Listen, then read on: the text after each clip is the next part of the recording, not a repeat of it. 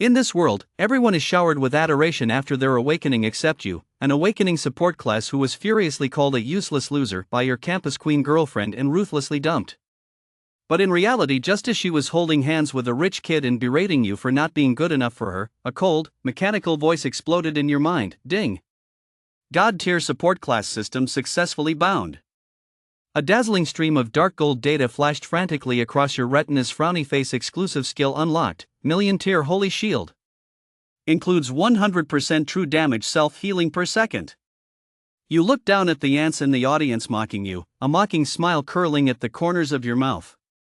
In this post-apocalyptic era where the highest boost for a support class is a mere 0.1%, a healing spell you cast offhand could empower a level 1 child to crush a dragon's skull. Without hesitation, you turned and stepped onto Dragon Nation's red-coated secure line. Commander, I'm turning myself in. Because of my awakening into the lowest tier support class. My campus queen girlfriend called me a loser. So I turned around and handed myself over to the state. The moment I unleashed my skill, the entire Dragon Nation leadership was stunned. Because it was simply too insane. As everyone knows, the support class is a profession not even a dog would choose. That's because currently, support classes in Awakening only have a 0.1% stat boost, making it arguably the most useless class. Yet I awakened as a support class during the Awakening ceremony. The former Golden Boy became the target of everyone's ridicule and scorn overnight. My girlfriend, the school beauty, even ruthlessly dumped me on the banks of the river. You're not good enough for me now. But she doesn't know that the support class 1 awakened is divine tier. A single heal can grant 1,000,000 shields. And it can even restore 100% health per second. If skills like these were used in a team fight, they'd be game changers. With me as the healer, even a level 1 noob could take on a dragon solo. Right now, I'm practically a national treasure. Chapter 1, The Awakening Ceremony, Ascending to the Heavens. There are so many people here today. I'd say more than half of the major factions and conglomerates from District 9 are here to witness the ceremony. Yeah. Once you awaken a powerful pathway, the major factions will be scrambling to snatch it up. That's a surefire way to skyrocket to the top. Just being able to awaken is a blessing in itself. Most people only get one chance. Do you really think everyone's like that freak Sue, who has 10 awakening opportunities? District 9 High School, Ascension Plaza. 1,000 top-performing students sat in the center of the plaza, their bodies tense and their hearts filled with trepidation. All around them, the air was thick with the buzz of voices. The crowd was teeming with people, whispering to one another. Teachers and students had gathered here, along with reporters from all sectors of the media. Even high-ranking figures from transcendent factions had arrived early. All had come to witness this grand event with their own eyes. I traveled to this world 18 years ago. I never imagined it would be so terrifying. All kinds of demons and dire beasts frequently descend upon it. Ordinary people with even a bit of bad luck can lose their lives in all sorts of accidents. In the center of the square, Sue looked up and scanned the crowd, gazing at the influential figures whose silhouettes were obscured by the aura of terror. A flicker of fervor couldn't help but appear in his eyes. 10 chances at awakening. I absolutely must awaken a powerful pathway. That's right. Sue was a transmigrator. After arriving in this world, he discovered just how hostile it was to ordinary people. You might be sitting on the toilet, scrolling through your phone, when suddenly, a dire beast with a mouth full of sharp fangs bursts out from next door, glaring at you menacingly. Without any warning whatsoever. And then you'd be torn to shreds. Without even a moment to let out a scream. Incidents like this were far from rare. Therefore, being able to live safely in this world until the age of 18 was already a stroke of immense luck. This also led everyone to pursue the extraordinary. Because only by achieving the extraordinary would one be qualified to take control of their own life. However, stepping into the realm of the extraordinary was as difficult as climbing to the heavens. For support classes requiring a reflection crystal, one must, in the long river of history, touch upon the traces left behind to unlock their own mysterious pathway. A single reflection crystal is worth 100 million. Even though the chances of awakening are dismal, they're still beyond the reach of most. However, after years of exploration, humanity has managed to grasp some of the patterns of awakening. The higher one's spirituality, the greater the chance of awakening, and the broader the pathway to awakening may be. However, spirituality is part of one's innate aptitude and cannot be accurately measured. One can only indirectly gauge the strength of one's spirituality through personal performance. Therefore, as long as you excel at school, you have a chance to qualify for awakening. Whether it's academic performance or basketball, as long as you stand out and surpass the average, you're in the running. Under these extreme circumstances, Sue, who had been an average student in his previous life, poured his heart and soul into his studies in this one, securing first place in all 10 subjects. Combat studies, materials and mechanics, dire beasts analysis, liberal arts comprehensive, science comprehensive, and even math. It just goes to show that when pushed to the limit, people are capable of anything, even solving math problems. It was precisely by ranking first in all 10 subjects that he earned the incredibly precious 10 opportunities for awakening. Sue, relax a little. With your talent and circumstances, you'll definitely succeed in the awakening. The speaker was a long-haired girl sitting next to Sue Ivy. She had a slender, well-proportioned figure and hair like a waterfall bathed in sunlight. She looked as if she'd stepped right out of a manga. Not only was she beautiful, but she also came from a powerful family and had outstanding academic performance. She was the undisputed school beauty of District 9 High School. This time around, she even held 5 awakening opportunities. Just as Sue was about to reply, a sour, ill-timed voice rang out from beside him. Awakening isn't like a regular exam, it involves a huge element of luck. Throughout history, there have been plenty of seniors with 5 awakening opportunities who ended up as nothing special. Hearing this, Ivy couldn't help but furrow her delicate brows slightly and glare at him. Cole, if you can't speak properly, just shut up. Seeing the school's top beauty looking a bit annoyed, a tall, well-built teenager with sharp eyebrows and bright eyes stepped in to smooth things over. Xingwei, don't get angry. What Cole said might have been a bit harsh, but it's the truth. None of us here are 100% certain we'll succeed in our awakening today, don't you agree, Sue? Of course. Cole, you shouldn't shake everyone's confidence right now. After all, we're all in the same class. If our awakening succeeds, we'll need to support one another in the future. After the awakening, I'll be in charge of a supernatural club, and I hope everyone will have the chance to join. Zach's tone was neither arrogant nor impatient, and Cole kept nodding in agreement, looking like a total sycophant. But Sue could still see in his eyes that sense of superiority he was struggling to hide. While he was saying that others might not be able to awaken, his words revealed a blueprint for his own future after awakening. However, the students present who had a chance to awaken were all top-tier geniuses, so a bit of superiority was actually normal. Besides, Zach had every right to say that. If Sue hadn't ranked first in all 10 subjects, outshining everyone else, Zach with his 8 chances to awaken would likely have become the undisputed top student in history. Add to that his family background. His family owns a cleanup company in District 9, involved in every aspect of the dire beasts industry: hunting, transportation, and sales. He commands hundreds of transcendents under his command. Even if this awakening attempt fails, he could simply throw enough money at it to force his way into becoming a transcendent. But for someone like Sue, from a commoner's family, it's a different story. If he fails to awaken today, he might never have another chance in his entire life. It's true, whether awakening succeeds or not depends largely on luck. We won't succeed just because someone says so, nor will we fail just because someone says so. Sue replied calmly. It was as if he injected a shot of adrenaline into the commoner students present. It swept away everyone's inner anxiety, and their eyes once again shone with determination. That's right. We are all top students. Our spiritual aptitude is undoubtedly up to par. If even we cannot awaken, then how many others could possibly succeed? Ladies and gentlemen, the 18th awakening ceremony of District 9 High School is now officially underway. Suddenly, a booming voice echoed across the venue. It carried an air of inescapable authority, forcibly silencing the clamor of tens of thousands of voices in the square. In the center stood a 3-meter-high ascension platform. Its surface was engraved with intricate, esoteric patterns. 5 towering figures took their seats, exuding such overwhelming auras that everyone present couldn't help but feel their own insignificance. From below, Sue recognized these 5 influential figures at a glance.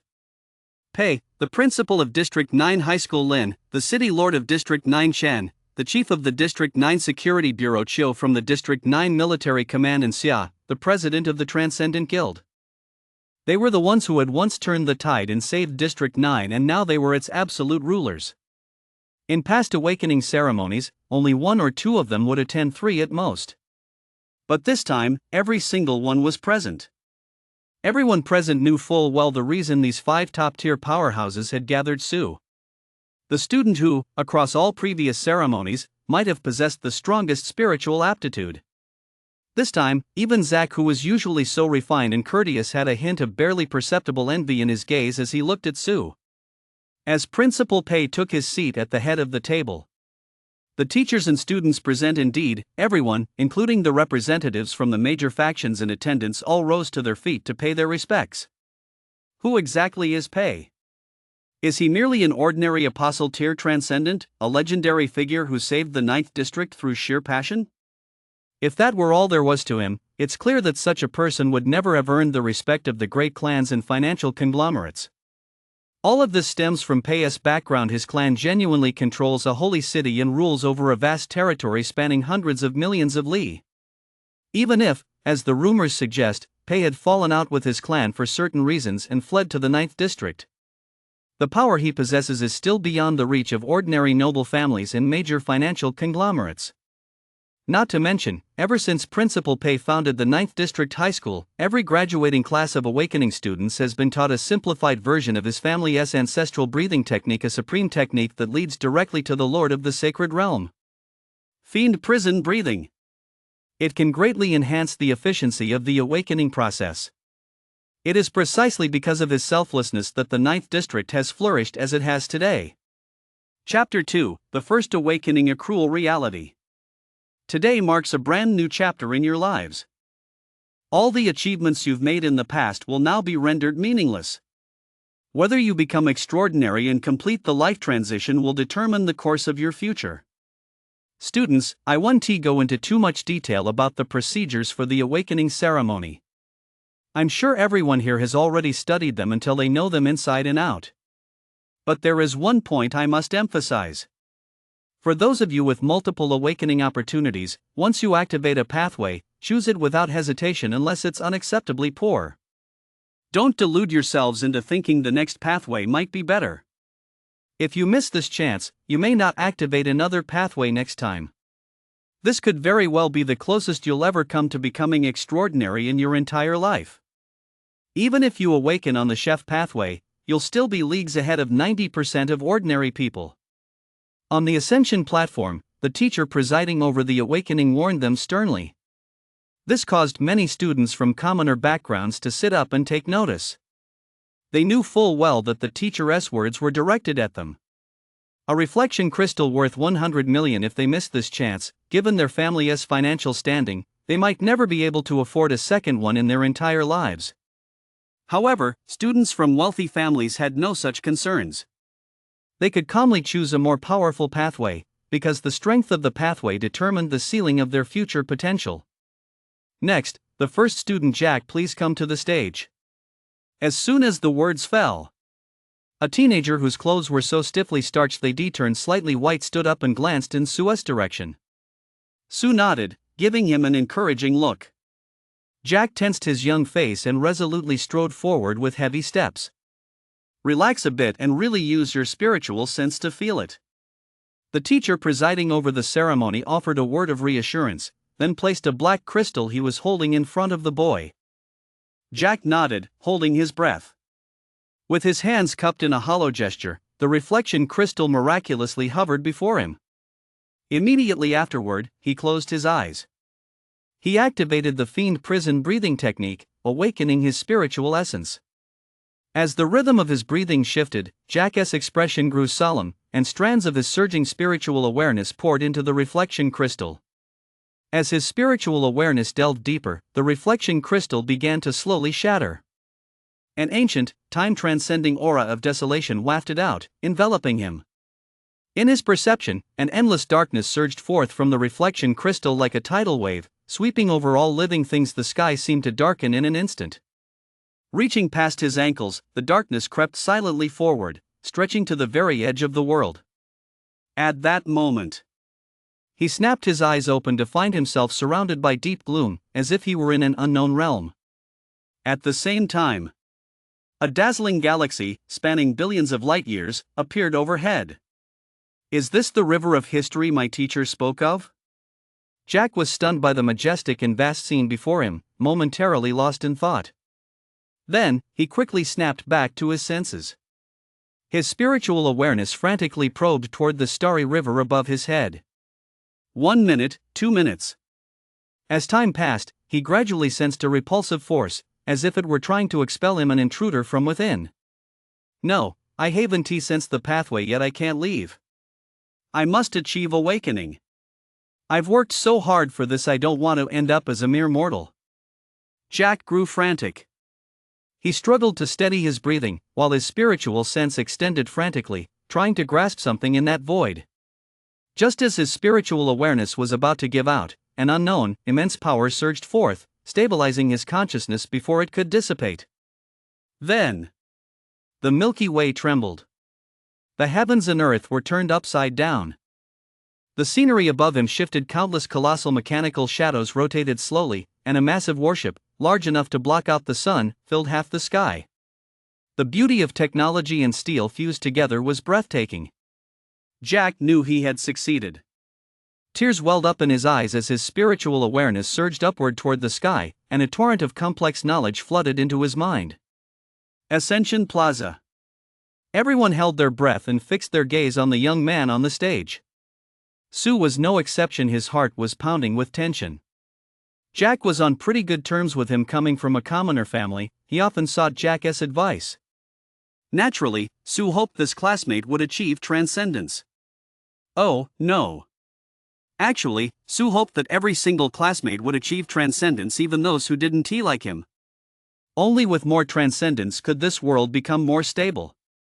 Soon, Sue sensed a subtle change in Jack on stage. His seemingly frail body grew straighter, and an indescribable aura descended upon him. He let out a long breath. Is it going to work? Ivy noticed Sue's concern and said with absolute certainty, yes, it should have worked. Achieving transcendence, no matter which pathway it is, even the life pathway, the body will still be baptized by the river of history. Sue smiled sincerely, knowing Jack as he did. He figured that person would probably burst into tears any moment now. Sure enough, he hadn't guessed wrong. The moment Jack's consciousness returned, he looked around in bewilderment.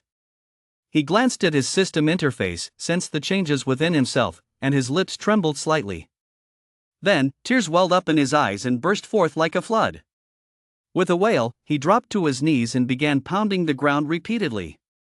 Wah, I did it. I've awakened the mechanical pathway. Wah. This scene instantly moved everyone present. Even the teacher presiding over the ceremony let him weep uncontrollably. As someone who'd been through it himself, he knew all too well just how difficult it was for a teenager to achieve such an extraordinary feat. The 5 bigwigs seated on the divine platform were also deeply moved. City Lord Lin turned his head toward Pei and said, "Big brother, this awakening ceremony has gotten off to a great start. It seems to foreshadow that more powerful warriors will emerge from our 9th district." Pei nodded, his gaze resting on Sue below the stage, and he smiled with satisfaction. Let us hope so. On the surrounding elevated platforms, representatives from various mecha corporations and interstellar companies had their talent development teams on standby. As soon as Jack's evaluation report was released, they would immediately allocate a budget and send people to make contact. 3 minutes passed. Jack regained his composure and followed a school teacher to undergo his ability assessment. Before long, the evaluation results were in. Jack, mechanical pathway, ability leaning toward stellar technology, ability rating, level C, vitality index, 3. The ability rating is based on the magnitude of the ability he obtained upon his first passage through the reflection crystal. The vitality index relates to the enhancement gained from the Tao baptism for non-combat awakened individuals. The score rarely exceeds 10 during their first baptism. He is likely to pursue a career in scientific research. Jack's successful awakening also gave the other students awaiting their own awakening a glimmer of hope. After all, although Jack's grades were good, they were still slightly lower than theirs. However, the subsequent failures of 3 students in a row cast a shadow over their confidence once again. How could my awakening fail? My grades were so good, and I worked so hard. What? My parents have been scrimping and saving, counting on me to awaken and become a superhuman. How am I supposed to face them now? Faced with the students' tears and commotion, the teachers present offered only a few perfunctory words of comfort. They had seen scenes like this far too many times. The path to superhuman abilities is inherently this cruel. Chapter 3, A Troubled Fate, An Unparalleled Pathway. Li Shun, awakening failed. Fan Donglin, awakening failed. Zhong Meihong, awakening failed.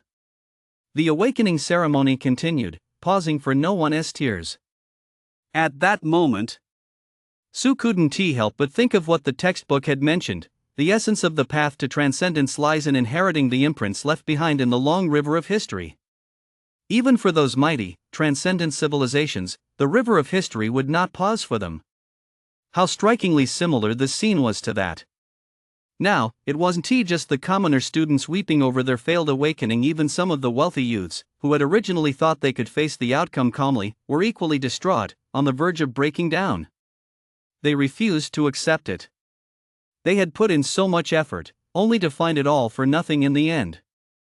Even if their families could continue to support them on the path to transcendence, the risk of failure still remained.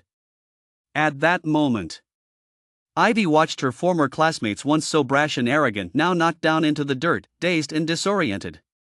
Even though she usually maintained a cool, aloof demeanor and never let her emotions show, her eyes couldn't help but redden slightly at that moment. Su, I feel so terrible. What should I do? Su fell silent for a moment, unsure how to comfort her. After all, even he himself, with 10 chances at awakening and the confidence that he could reach the transcendent realm, still faced the risk of failure. If he failed, who would be there to comfort whom later?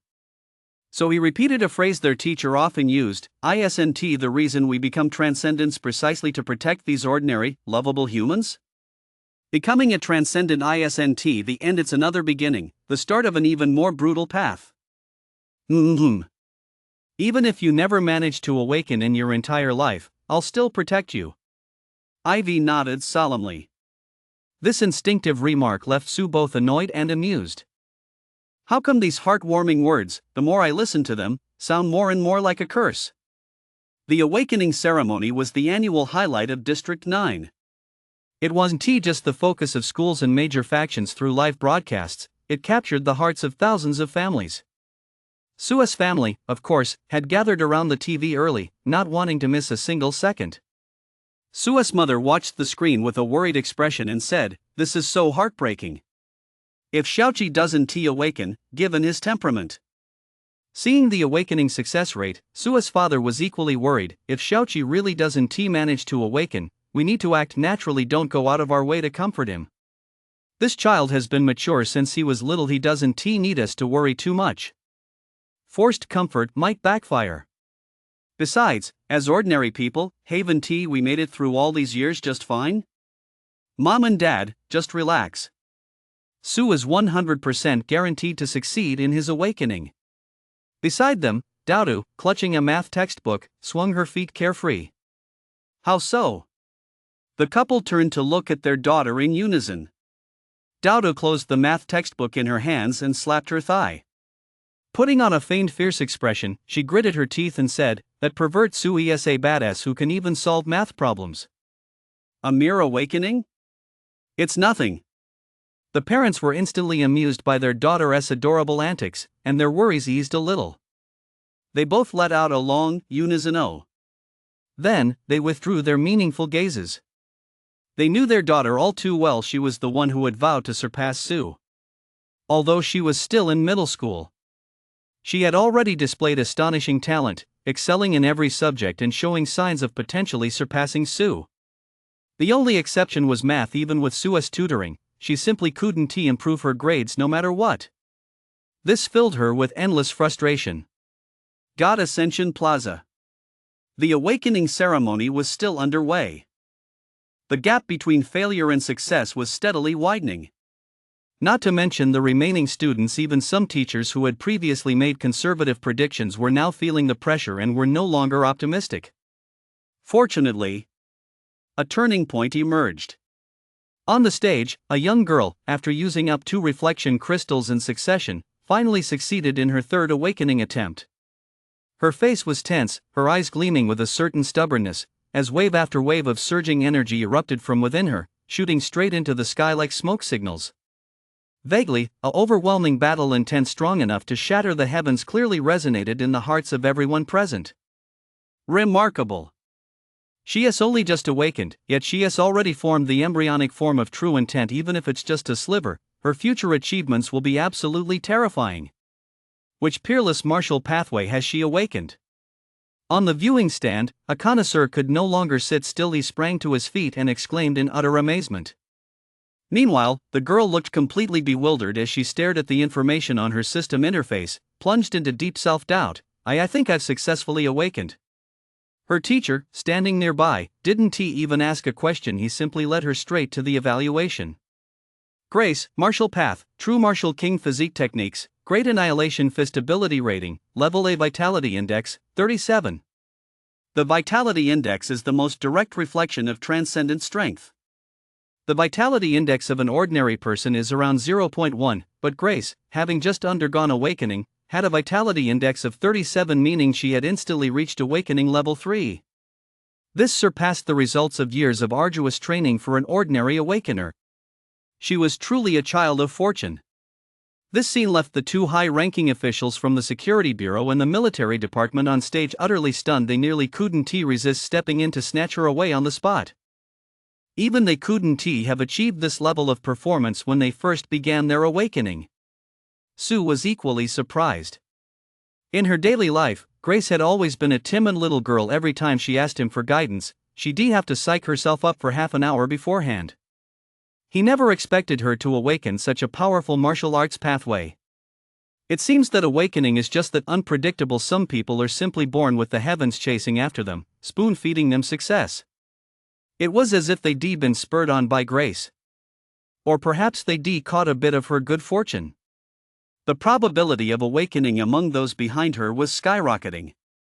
So much so that the students further back in line were growing impatient. They, too, wanted to ride the coattails of the big shot's luck. In contrast, Sue watched calmly, constantly calculating the awakening probabilities in his mind. Students with 3 awakening opportunities outnumbered those with just 1 by a full 30%. Therefore, students with 5 awakening opportunities should outnumber those with just 1 by 50%. Soon enough. Although more and more students were awakening, Sue's theory was confirmed. However, there were exceptions. One of the commoner students with 5 awakening chances seemed to trigger a pathway on his first attempt but didn't make a choice. On his next 4 attempts, he failed to trigger a pathway again. This caused him to instantly lose his mind, and he began screaming frantically on stage, No, teacher, I've awakened. I'm a transcendent. I'm extraordinary. What a, he. This scene served as a wake-up call for the remaining commoner students. They kept telling themselves, you must hold back at all costs. Don't be greedy. Even if the pathway is just a little lacking, as long as it's acceptable, choose it without hesitation. Some rejoiced, while others grieved. The joys and sorrows of human life were played out to the fullest on this vast ascension plaza. Time passed, and the number of students undergoing awakening continued to grow. Nearly two-thirds of the students successfully awakened, a ratio similar to previous years, though transcendents from the life sciences department made up a significant portion of that group. Finally, it was time for the last three top-performing students to take the stage. They were Ivy and Zach, each with 8 awakening attempts, and Sue, who had 10. Next up, Ivy, please come to the stage. In an instant, everyone's gaze turned to this breathtakingly beautiful young woman. Ivy, however, remained calm and composed, showing no hurry to stand up. Instead, she clenched her small fist and held it out toward Sue. Sue was taken aback. He hadn't expected Ivy to make a gesture, one they usually reserved for private moments of encouragement right there in front of everyone. But since Ivy showed no hesitation, he didn't hold back either. He naturally extended his fist and tapped hers. Good luck. Chapter 4, The Illusion of History, the Peerless Female Sword Immortal. Ivy strode onto the Divine Ascension platform on her long, slender legs, dressed in a white skirt. Her neat, lustrous hair cascaded down her snow-white neck, radiating youthful vitality. Her calm, youthful, and pretty face showed no signs of excessive nervousness. With 8 awakening opportunities at her disposal, coupled with the Jiang family's strength, achieving extraordinary greatness was practically a foregone conclusion. The only thing left to consider was selecting a powerful and mysterious pathway. As she nodded, the teacher presiding over the ceremony placed a reflection crystal before her. As she channeled her breathing technique and probed with her spiritual sense, the reflection crystal dissolved. A primal, vast aura rippled outward. This girl from the Jiang family is truly gifted. She has activated a mysterious pathway on her very first try, murmured a tycoon from the audience. At that moment, whether the students had succeeded or failed in their awakening, upon witnessing this scene, they all couldn't help but reveal looks of envy. The 5 elders on stage also made no attempt to hide their admiring gazes, hoping this young girl would bring them a pleasant surprise. Soon, Ivy's body began to transform. A sharp energy pulsed through her, emitting a snow-white radiance that made her appear ethereal and elegant. What? This girl from the Jiang family is going to confirm her mystic pathway on her very first try. She clearly still has so many more awakening opportunities. There is absolutely no need to rush into confirming her mystic pathway. A wave of puzzled murmurs immediately erupted from the audience, with all eyes turning toward the Jiang family's section. In attendance for the ceremony were Ivy's second uncle and several of her cousins. One of Ivy's cousins couldn't help but speak up. Qingwei is really acting recklessly. With her talent, the family would certainly not hesitate to nurture her. Why make such a rash choice? Our little sister probably just wants to save the reflection crystal for her little lover, Ivy's cousin said with a raised eyebrow, adding fuel to the fire. Instantly, upon hearing this, a sense of foreboding suddenly welled up within Ivy's second uncle. A fierce glint flashed in his eyes, and his massive hand trembled slightly. The Jiang family was vaguely aware of the delicate relationship between Ivy and Sue. They hadn't interfered much. After all, Sue's achievements were simply too dazzling. If he could awaken a powerful pathway, he would naturally be worthy of Ivy. But if he failed to awaken, they would no longer be in the same world. Faced with such a cruel reality, the young girl's feelings would be no match for it. Naturally, there would be no need for them to interfere. But if Ivy were to recklessly choose a mysterious pathway just to save on reflection crystals, given the temperament of his god of slaughter younger brother Ivy's father, he'd likely tear that young man apart with his bare hands. Even he. Right now, he was tempted to give Sue a full-on skin and bones treatment. Everyone, be quiet. Qingwei has always been level-headed. She has her own plans. With the authority of an elder, Ivy's second uncle spoke up to put a stop to the younger generation's baseless speculation. But even he wasn't entirely sure. After all, when a girl falls in love, some of her actions can be completely irrational. At that moment, Sue had no idea he'd already caught the eye of a certain big shot. He remained fairly confident in Ivy's choice. Looks like this little girl must have triggered some pretty impressive mysterious pathway. She is really lucky. Sure enough, just as he had expected, On the stage, Ivy's phoenix-like eyes flashed open, and a dazzling sword energy shot skyward, so brilliant that it even scattered the clouds in the sky. At the same time, a phantom figure materialized behind her. A peerless female sword immortal, her features indistinct, hovered in midair, her robes fluttering in the wind, ethereal and otherworldly. The sword path, a historical illusion. This young girl is truly extraordinary. This to be blessed with a historical illusion right at the beginning of the awakening. Such a phenomenon has likely only occurred by chance among the rarest of super-level geniuses within the holy city. In an instant, the entire venue erupted in excitement. Everyone was stunned by Ivy's talent. Ivy's second uncle's tiger-like eyes widened sharply in the blink of an eye. His imposing figure appeared on the ascension platform. An unparalleled, fierce aura surged forth. A layer of gray mist instantly materialized around the ascension platform, within which lightning serpents as thick as arms slithered, a truly terrifying sight. Principal Pei, please forgive my rudeness. On behalf of Qingwei, I thank Principal Pei for his guidance. However, might I be permitted to take Qingwei away early? There is no need for you all to conduct the evaluation for now. The Jiang family will certainly express our most sincere gratitude later. Pei didn't seem to mind much. He simply replied indifferently, all right.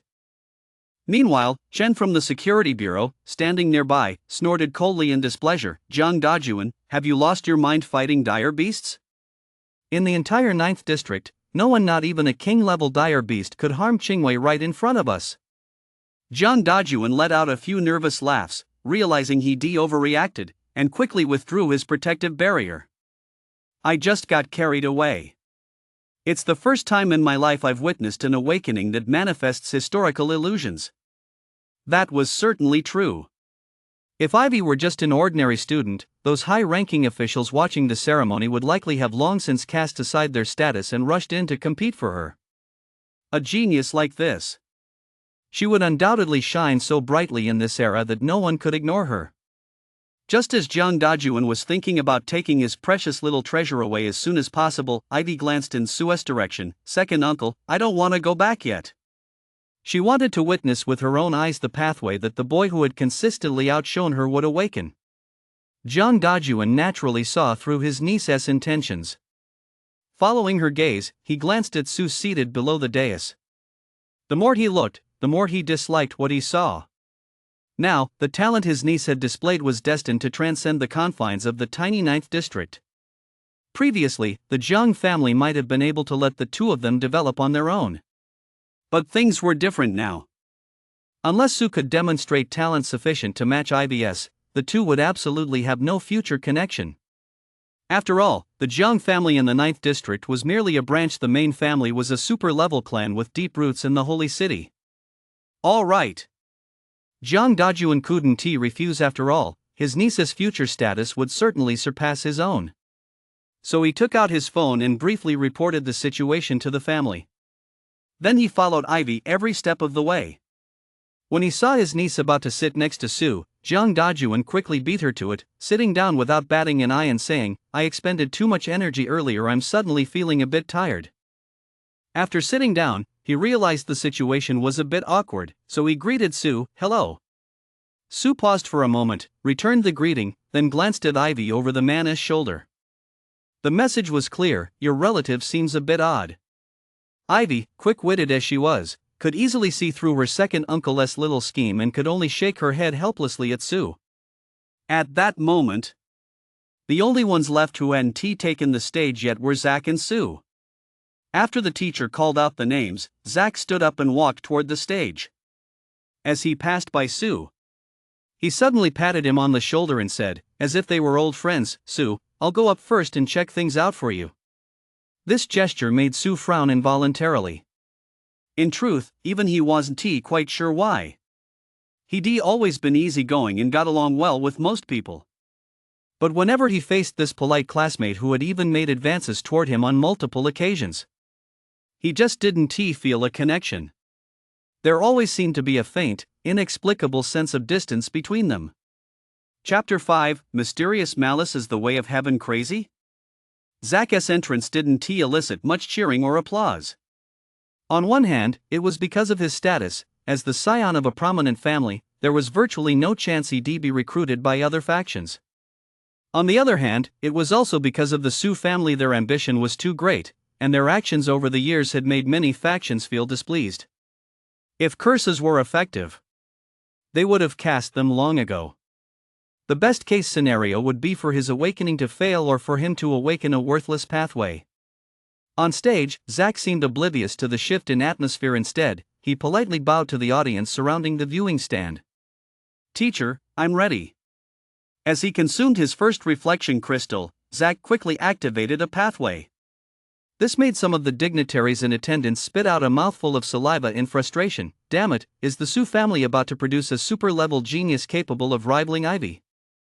However, just as some were seething with resentment, Zack interrupted his awakening and shook his head with a hint of disappointment. "The Shield Warrior pathway. Too bad it doesn't really suit me." As soon as the words left his mouth, it made some of the students whose awakening had failed feel even worse, and they couldn't help but clench their fists. This was a combat-oriented pathway, something they had always longed for, yet some people treated it as if it were worthless. He consumed 4 more reflection crystals in a row. Each time, Zack managed to activate a mysterious pathway, but he never made a choice. This kid activates a mysterious pathway every time his spiritual aptitude is on par with IVS. That's right. Even if his awakening fails, with the Su family's financial backing, he'll definitely be able to unlock a terrifying mysterious pathway. While others looked on with envy, the Su family members were secretly growing anxious, even considering taking Zack back home right then and there. They didn't want this kid to act on impulse and rashly choose a pathway. And Zack was indeed getting a bit anxious, watching as his reflection crystals dwindled with no powerful mystic pathway in sight. From a rational standpoint, he shouldn't have been anxious after all. He had the backing of a powerful family behind him. But today, on this stage where all eyes were upon him, he truly didn't want to lose to that person again. It had been 3 years. He wanted to win just this once. Otherwise, even if he were to awaken a powerful pathway in the future with his clan's help, he would still remember how he stood there today like a lowly minion, slinking away in disgrace. He refused to accept that. Whether it was due to Zack's resolve, which ran deep to his very bones, or the favor of destiny. Finally, as he consumed the reflection crystal for the 7th time, he saw, in the river of history, a massive fist shrouded in flames being swung. That all-consuming, domineering power drew him in deeply. His divine consciousness connected, history resonated. Boom! A sudden transformation occurred on the ascension platform. A ferocious dragon formed of flames burst forth from beneath Zack's feet and coiled upward. The fire pathway, though it hasn't manifested a historical phantom, it has triggered an elemental phenomenon, placing it among the very best. Sigh, this boy is still too reckless. I told him long ago to use the reflection crystal awakening within the clan first, but he refused outright without even giving it a second thought. With his talent, coupled with the clan's full support, he might very well unlock an even more powerful pathway. The Su family members in the viewing stands shook their heads and sighed one after another. Had Ivy not appeared, they might have thought Zack had made the right choice with this pathway. But with this precedent in mind, their inner desires only swelled further. Soon, Zack's evaluation results were announced. Fire pathway, ability, Lava Lord, ability rating, level A+, vitality index, 44. This meant that, having just awakened, he had already reached awakening level 4. After the 5 elders on stage offered words of encouragement, Zack heard the sparse cheers around him and instinctively clenched his fist. It wasn't until he returned to the audience that he once again felt his classmates' envy, and only then did Zack resume his usual polite and refined demeanor. Although Su felt their relationship with Zack was a bit lacking, as a classmate of 3 years, he still offered, "Congratulations."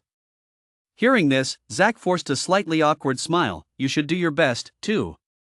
Then, under Ivy's encouraging gaze, Su stood up and took a deep breath. He walked resolutely toward the divine ascension platform. In an instant, thunderous applause erupted. Cheers rang out non-stop. It was inevitable nearly half the people in the audience had come specifically for Sue. A commoner student. Unconnected to any major factions, yet his grades towered above the rest. Such a figure was the perfect candidate, sought after by all factions. Once he awakened to a remarkable pathway, invitations would pour in like snowflakes. At this moment, Sue's heart was racing with excitement, and a lightning-like flame flashed deep in his eyes. This damn world where you're eating hot pot at home, singing songs, and still have to worry about dire beasts breaking through the walls. It had actually forced a veteran of the lying flat lifestyle to become a top student. The feeling behind that was easy to imagine. 3 years of hard work, 10 awakening opportunities. He hoped to awaken a good pathway. The first reflection crystal. He activated the fiend prison breathing technique. Sue had put in a great deal of effort to master this simplified version of the breathing technique. As his divine sense activated, the reflection crystal shattered continuously, and the mysterious energy that spilled out enveloped Sue's entire body. The next moment, Sue snapped out of his state of contemplation. His eyes were filled with shock, and he was gasping for breath.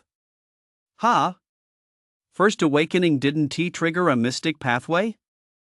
That was way too fast. Normally, even if a mystic pathway isn't triggered, one's spiritual awareness would linger for a while within the projections of the river of history. The audience in the stands immediately began whispering and discussing the matter in hushed tones. Meanwhile, Principal Pei, seated on the ascension platform, asked with concern, "Sue, did something unexpected happen?" No. Sue shook his head decisively. The pathway was too weak, so I simply severed my divine consciousness. Upon hearing Sue's explanation, the audience finally understood and fell silent once more. However, there were still some well-informed individuals who didn't believe Sue's words. Among them was his classmate, Cole. Standing beside Zach, Cole flashed a mocking smile. Does he really think we're all idiots? Who could possibly activate the mystic pathway and make a choice in less than a few seconds? He must not have activated the mystic pathway at all. He just withdrew early to cover up his lack of spiritual aptitude. Zach didn't reply, but the gentle smile on his face grew even brighter. But Sue wasn't lying. He had indeed seen a certain pathway. He just didn't dare say so. Because what he saw was the figure of someone from his past life, holding a microphone and performing a ritual on stage. It terrified him. He didn't dare linger for even a second. He immediately severed his spiritual connection and withdrew, afraid of being tainted even the slightest bit. How is this possible? According to the textbooks, so-called mystical pathways are powerful entities that once existed, leaving an indelible mark on the long river of history. To be comprehended and inherited by us. Then why, in his case, did a grand sorcerer going berserk on stage appear? Sue couldn't believe the world would be so coincidental as to have ever produced such a freak. Not to mention, what right did such a freak have to leave a mark in the annals of history? Something must have gone wrong. There's a problem, a major problem. He racked his brain. Perhaps the problem was himself. Sue was suddenly struck by a jolt of realization. Chapter 6, Playing Chess with the Way of Heaven, Shouldering the Continent of Arad. The more he thought about it, the more convinced he became. The reason this kind of out-of-place situation had arisen is most likely because, to this world, he is a complete outsider. He is probably unable to resonate with the historical imprint of this world. At that thought, Sue nearly lost it, and ended up using 4 more reflection crystals in a row. Without exception, he exited each one as if fleeing within seconds. Damn it!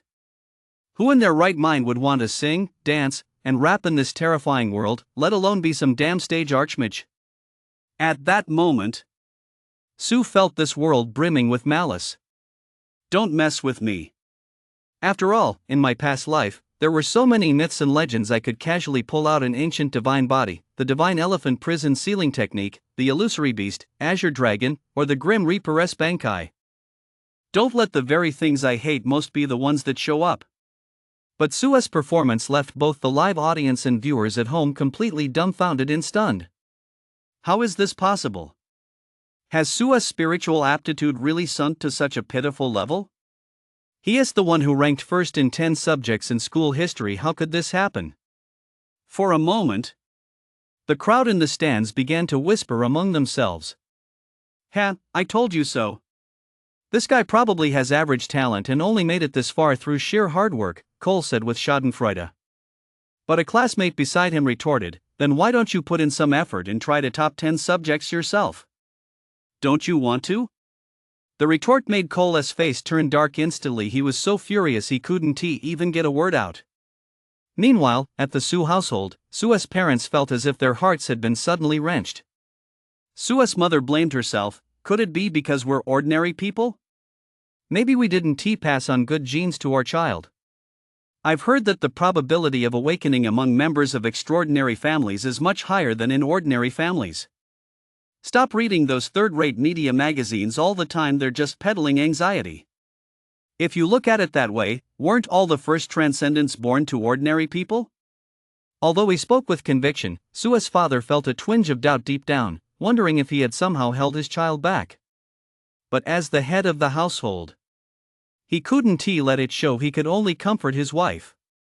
Meanwhile, Daudu, carefree as ever, muttered under her breath, that weirdo Sui didn't really put all his talent points into math, did he? Ascension Plaza. A commotion broke out. So much so that Pei had to unleash a powerful aura to silence the murmurs. He hadn't expected that this year's failure would be the student everyone had held in the highest regard. What a shame. Just then, Jiang Dajuan turned his head and muttered, "Qingwei, your little boyfriend doesn't seem to be up to much." Ivy glared back at him fiercely. "Second uncle, our relationship isn't what you think it is." Good, Jiang Dajuan couldn't help but let out a sigh of relief, seeing that second uncle seemed to have misunderstood her words. Ivy didn't feel like explaining. That's right. She and Su weren't officially dating. To be precise, it was more of a one-sided crush on her part. Back then, during an extracurricular activity at the test site, a dire beast appeared out of nowhere, and all the students were so terrified they scrambled about, covering their heads. Even she was so scared she froze on the spot. For ordinary people facing those dire beasts weighing several metric tons, the sheer despair was simply indescribable. But Su was the exception. Even though he was just an ordinary person, he stood right in front of her, staring intently at the dire beasts. At that moment, Ivy seemed to understand the defiant look in Sua's eyes. It was as if he were saying, "Big guy, don't you have any self-awareness? If you're ugly, don't go running around scaring people." A rather crude interpretation. But it seemed only such crudeness could capture even a fraction of that transcendent confidence. That scene was deeply etched into her mind. She still couldn't forget it to this day. Even now that she had awakened a peerless pathway, she still had no reason to believe it. That man, he would definitely do even better. On the ascension platform, Su consumed 3 more reflection crystals in quick succession. Once again, he was flooded with scenes from his past life, filled with resentment. Only this time, he didn't rush to exit. Instead, he stared at the projection of the river of history above his head. It was as if he sensed a faint, all-seeing gaze from the heavens and earth, watching and coveting. He gritted his teeth. "You blind, obtuse Tao of heaven, you can't even tell the difference between an invader and a guardian. You deserve to be invaded by the 10,000 realms. I've already time-traveled here and you still want to let me have my fun? Looks like you've never been beaten up by a time-traveler before." This time, whether the Tao of heaven understood or not, it instantly expelled Sua's divine consciousness with even greater ferocity. Back in reality, far from being angry, Su was delighted. Through the test just now, he discovered that communication might actually be possible. This wasn't mentioned in any textbook. Could it be because he was a transmigrator? Su didn't waste any time. He took the 8th reflection crystal directly from his teacher's hand, preparing for his 8th awakening. To the others, this scene looked exactly like a gambler who lost his temper. Many people sighed and shook their heads. Even the supervising teacher couldn't help but speak up. Sue, why don't you take a break for now? Your situation seems a bit unusual. We can ask Principal Pei and the others to help figure something out. He really didn't want to see such a promising student go to waste, and he believed the principal felt the same way. Sue calmly declined, "Don't worry, teacher. I know what I'm doing." Indeed. He didn't think Principal Pei could be of much help. This was now a matter between him and the Tao of Heaven. Furthermore, in this contest against the Tao of Heaven, he was confident he would prevail. In his past life, Sue had been nothing more than a slacker, not some bitter woman cooped up in a secluded room, and there were only a few things he couldn't stand. He just needed to clear them away. After all, based on past experience, the same pathway would never reappear in the projection of the river of history. As the eighth reflection crystal faded away, the projection of the river of history emerged once more. Sue looked up. His eyes immediately lit up with excitement. That series of familiar, imposing figures, even though they were blurry, he recognized them instantly. That burly figure bearing a cross on his back. That brutal, defiant figure with bloodshot eyes. That unyielding stance, standing proudly with one hand on the hip. And the endless line of apostles stretching out behind him, obscuring the sky. He recalled the scene from when he left Celia. "I'm sorry. Continent of Arad, I no longer have the means to protect you." This time, he actually rolled the pathway of the Arcadia continent. Sue's heart leapt with joy. However, he quickly came to his senses. In his past life, when 8 million warriors banded together to issue demands, forcing the dog game designers to grind for months to level up and craft top-tier gear. During that holy war, Sue, in a fit of rage, melted down all his gear, deleted his character, and ran away. That incident definitely ranked high on his list of grievances. Phew, looks like I won after all. Sue let out a long breath, his gaze firm, and without hesitation, he chose to fuse the pathway. Any pathway from the continent of Arad was capable of standing up to the first apostle, of being so powerful that no material or method could destroy him. This time, Sue had hit the jackpot. Boom! On the ascension platform, the scene changed abruptly. A golden halo burst forth from Sue's body. It kept expanding. It spread across the entire plaza, lifting everyone's spirits. Immediately afterward, a sacred radiance shone through his body, strengthening him from the inside out. He did it! The top genius of this high school class has finally awakened a mysterious pathway. Judging by the spectacle, it seems to be quite impressive. That was no easy feat. Thankfully, he hasn't lived up to his reputation as the top genius. The countless spectators on the grandstand instantly erupted in excitement. Even the 5 top-tier figures from District 9 standing behind Sue broke into smiles, as if a heavy burden had been lifted. Sue carried the hopes of so many people. Chapter 7, Angelic Wings, The Path of the Apocalyptic One. Long ago, many factions had extended olive branches to him, expressing confidence in his future. But he had focused all his attention on the awakening, unwilling to be tied down too soon. Now, with Sue's successful awakening and his attainment of extraordinary power, as long as his pathway isn't too poor, he'll immediately become the subject of fierce competition among various factions. What a shame he actually managed to succeed in his awakening. But since it was such a struggle, I doubt his pathway is anything to write home about. Cole remarked from the audience, his tone laced with bitterness. In truth, he didn't have any major beef with Sue. The reason he always had a bone to pick with Sue was because of Zack. Others might not have noticed, but Cole had sensed Zack's hostility toward Sue. Although he had no intention of competing with Sue after all, the gap between them was so vast it was practically hopeless. But Zack was different. His academic performance was right on Sue's heels, and he had his family's backing. Someone like that had no reason to tolerate a commoner's son riding roughshod over him for long. Therefore, he often made various veiled jibes at Sue in front of Zack. Zack, for his part, would issue a few half-hearted rebukes. This only strengthened his conviction that this was a prime opportunity to curry favor with the Sue family. Su remained oblivious to all this. Or rather, he didn't want to waste time delving into it after all, his entire focus was on his awakening to the supernatural. In this world, strength reigns supreme. Any political maneuvering, in the face of absolute power, would be swept into the trash like fallen leaves in an autumn wind.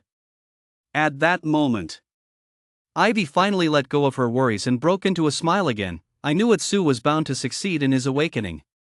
Standing nearby, Jiang Dajuan, having witnessed the overwhelming might Su had displayed, remarked without batting an eye, actually, the two of you would make a pretty good couple. At the same time, the three members of the Su family also jumped for joy. Thank heavens, though there were some twists and turns, the awakening was successful after all. If Su knew that, he'd probably turned to stone on the spot. Thank heavens, indeed. If he hadn't interfered, the awakening would have succeeded long ago. On the ascension platform, as Su opened his eyes, his gaze grew even more profound, shining as brilliantly as the stars. His already exceptionally handsome features became even more refined. His skin was as smooth as jade, delicate and flawless, faintly radiating a sense of transcendent sanctity, giving the impression that he was to be admired from afar but not approached lightly. Even Ivy, with her stunning beauty, momentarily felt a pang of self-consciousness.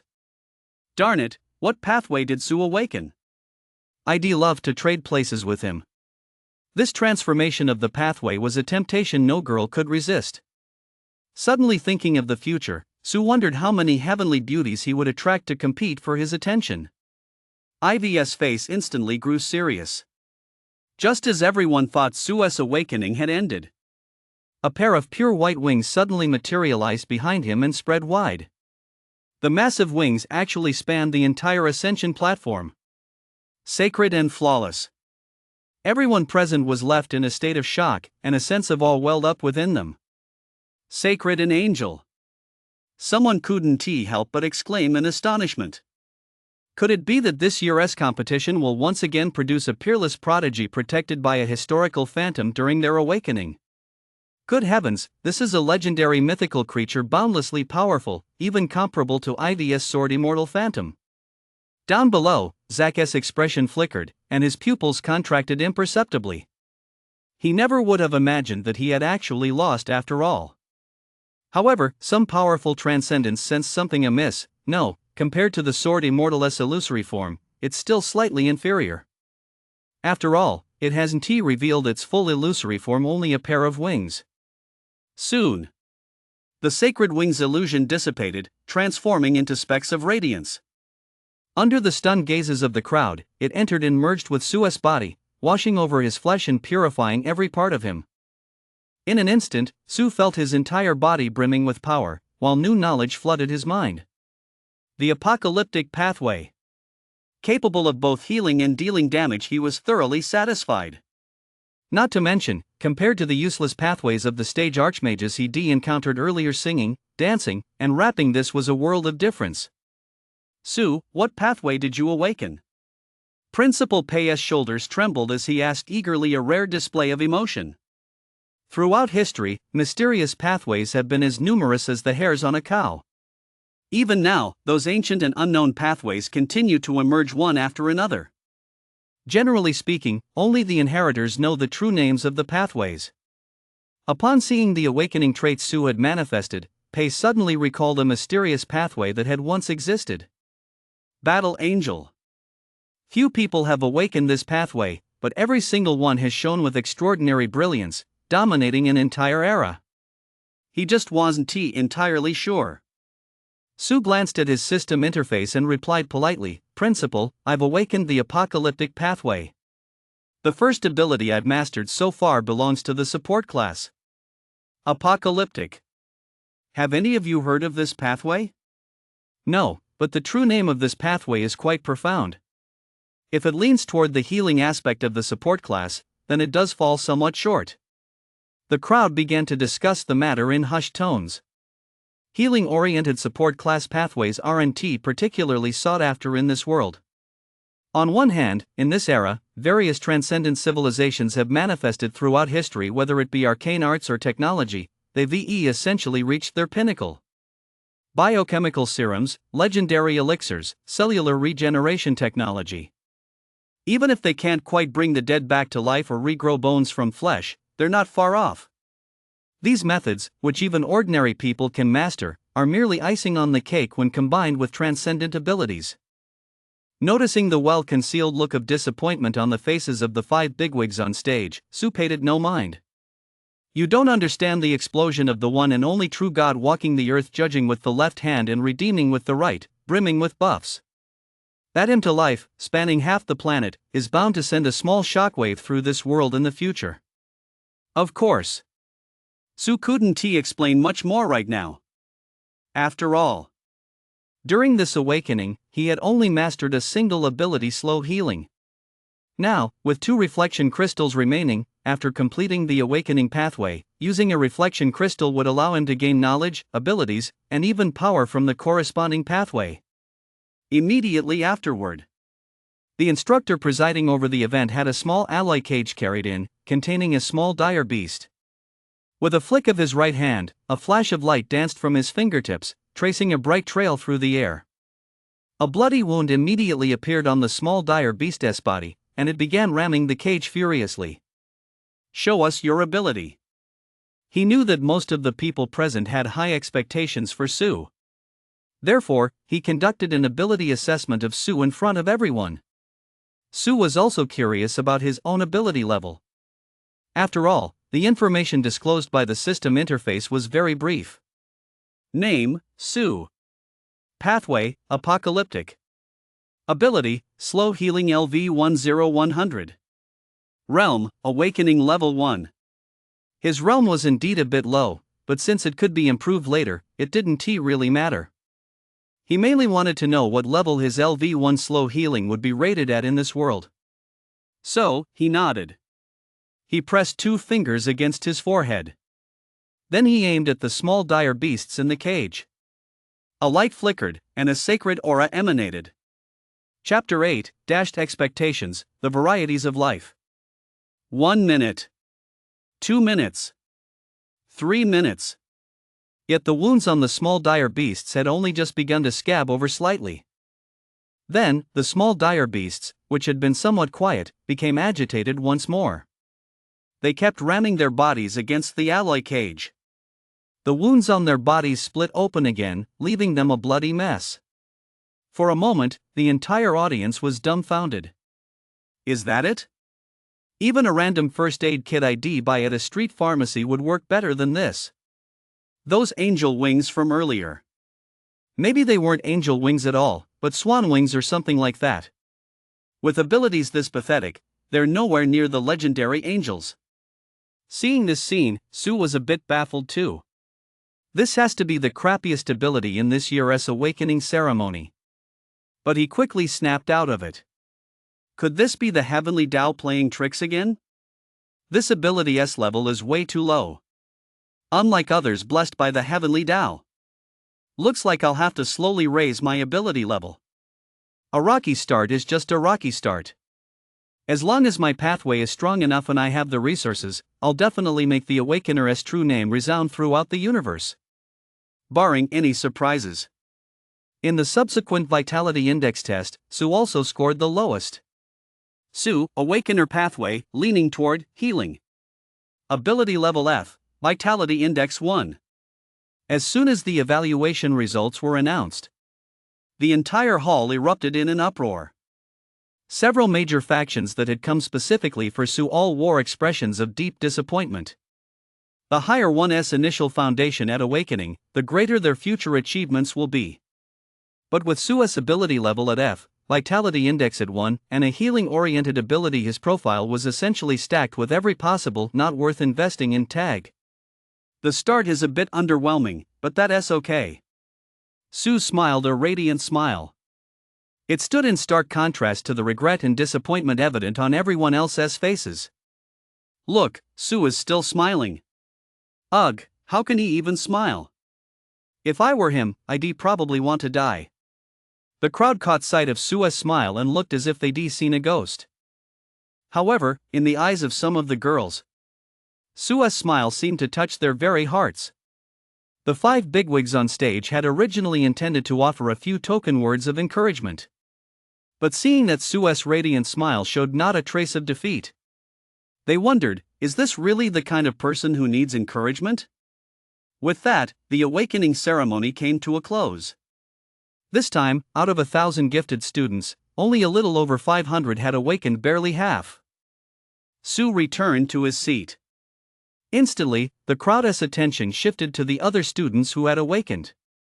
Some of the factions that had previously reached out to Sue now pretended not to recognize him. What good are good grades? Being a transcendent is all about your pathway and abilities. Cole, who had successfully awakened, shouted loudly without holding back. He kept his eyes fixed on Sue's facial expressions, as if trying to find the despondency of a loser.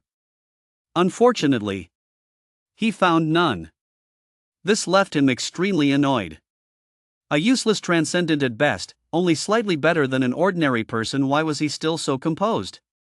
He couldn't understand it. Zach's smile was as radiant as ever. 3 years. He finally won once. And this time, this victory would last a lifetime. Sue. This guy, who had once weighed him down so heavily he could barely breathe, would ultimately fade into obscurity. And he, on the other hand, was bound to shine brilliantly in this era. Sue, what I said before still stands.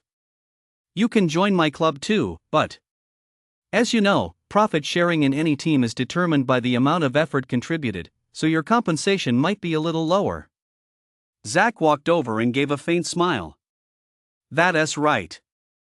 Based on the skills you've shown so far, you wouldn't stand a chance of winning over the conglomerates. It's only because Brother Sue values our old school ties that he is willing to give you this opportunity, Cole chimed in haughtily. Sue couldn't be bothered to take Cole's blatant contempt seriously. But Ivy, being incredibly sharp, immediately spoke up in Sue's defense. No need. Sue Awakening's pathway is a perfect match for me. From now on, I'll handle hunting dire beasts, and you'll heal me. How about that? As soon as those words were spoken, a stir went through the room. Ivy, a peerless transcendent, was actually going to help Sue level up. That was the stuff of envy. Being able to team up with a powerful transcendent, even a dog would see a staggering improvement. Zach and Cole's faces turned ashen. They looked as though they'd swallowed a fly. Back in the day, both had outstanding academic records and good looks. Even with a slight disparity in social status, they could be described as a perfect match. But now, one is a pathway of the awakening, a peerless sword immortal and the cherished daughter of a prominent family. The other is a transcendent from an ordinary family, unremarkable in every respect. The gap between them is simply incomparable. Still, many believed this was merely Ivy not wanting to come across as too cold-hearted, or simply helping out of old friendship to save the day. Because they simply couldn't imagine a future where these two could ever stand side by side. Faced with Ivy's party invitation, Sue simply replied, "Thanks." The two exchanged a smile, their eyes free of any calculation of self-interest. It wasn't until Sue took his leave that Ivy's second uncle finally stepped forward. "Xingwei, what you said earlier that your relationship with him isn't what we imagined, does that still stand?" "Uncle." Ivy stomped her foot in frustration and shot her uncle a withering glance.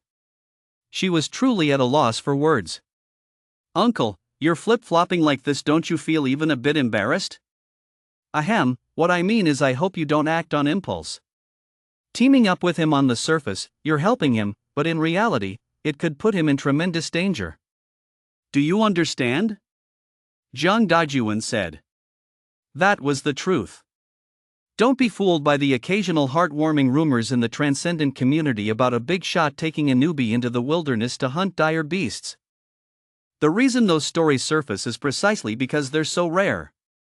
Once or twice, people might even praise that big shot for looking out for newbies and mentoring the next generation. But in reality, if a big shot teams up with a newbie for an extended period, others would gradually start wondering, why take him and not me? This would lead to all sorts of malicious speculation, eventually resulting in most transcendents ostracizing that newcomer. Some ambitious individuals would even go so far as to secretly sabotage the newcomer just to get invited to team up with that big shot.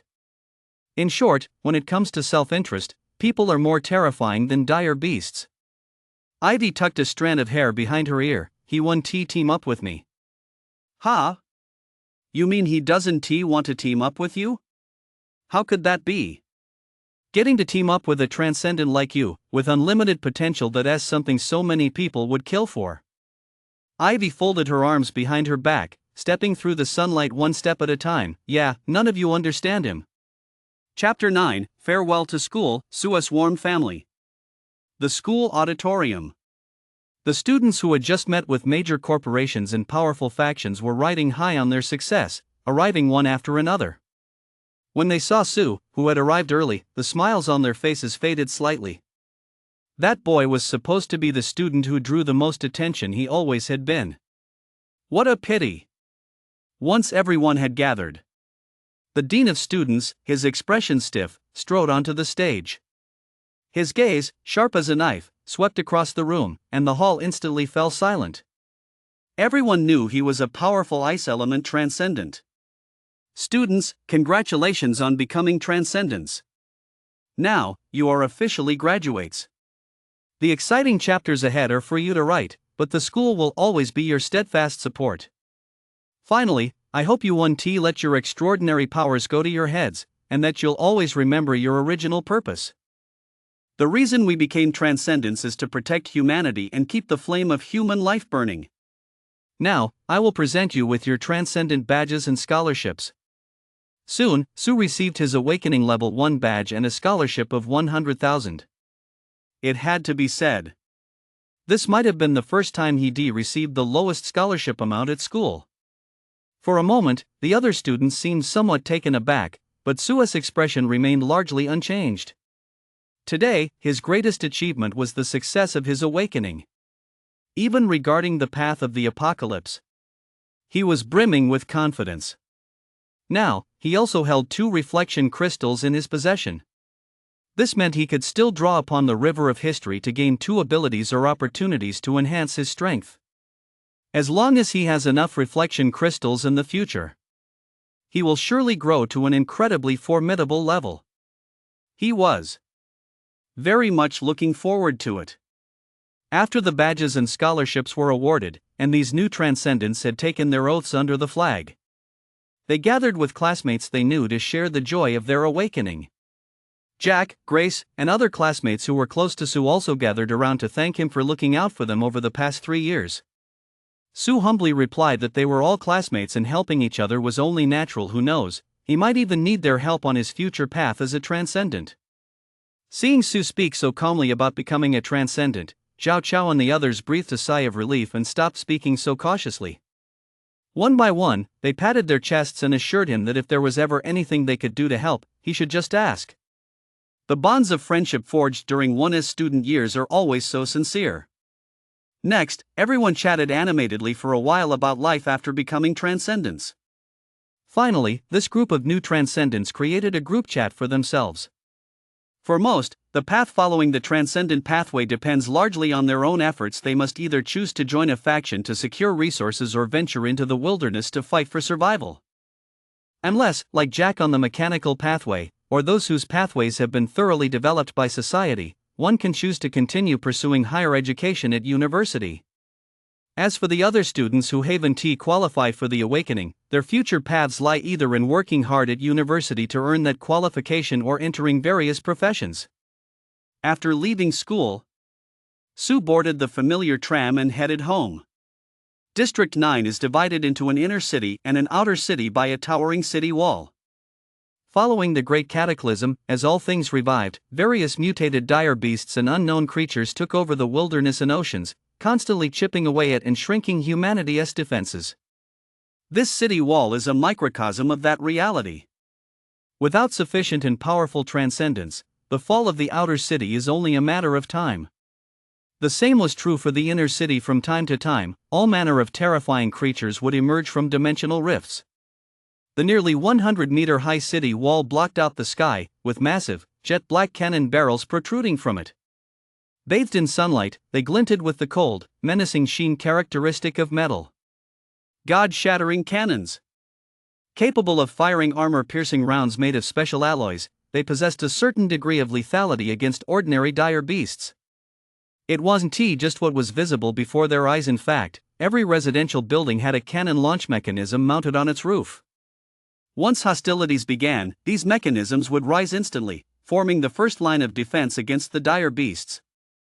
Furthermore, virtually every household possesses heavy weapons issued by District 9. This is what it means to have the entire population prepared for war. It can't be helped. District 9 is located in a remote area and, in theory, is a territory left to fend for itself. The main reason is that this city, with a population of tens of millions of level residents, has yet to produce a single Calamity Tier transcendent. Calamity Tier. Vitality Index exceeding 10,000. A single person can hold a city in check. 20 years ago, when the beast tide erupted, if it hadn't been for an Apostle Tier transcendent emerging from the Holy City to turn the tide and prop up the crumbling edifice, District 9 would likely have long since been consigned to history, with tens of millions of people left homeless and displaced. That person is none other than the current principal of District 9 High School. Pay. Awakening, mastery, overlord, apostle, destruction. I will definitely reach them all. Su cast aside his distracting thoughts, his mind clear and serene. The evening sunlight streaming through the train window seemed to form a golden halo around him, making his already striking features appear even more ethereal and otherworldly. This drew frequent glances from some of the girls on the train. However, none of them could muster the courage to sit next to him. Back in the densely populated public housing complex, as soon as he arrived home, Su caught a strong, savory aroma of meat. "Mom, what delicious dish are you cooking? It smells so good." Hearing her son's voice, Su's mother poked her head out from the cramped kitchen, a smile on her face. "This is star-spotted beast meat your dad bought especially for you, top-grade quality. Be sure to eat plenty of it later."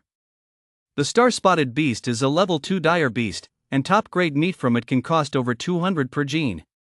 For a working-class family like Su's, this was an extremely luxurious delicacy. In the living room, his elderly father, holding a bottle of wine, was beaming with joy. "It's not worth much. Shao-Chi has become a transcendent now. From now on, we'll be bringing home whole dire beasts.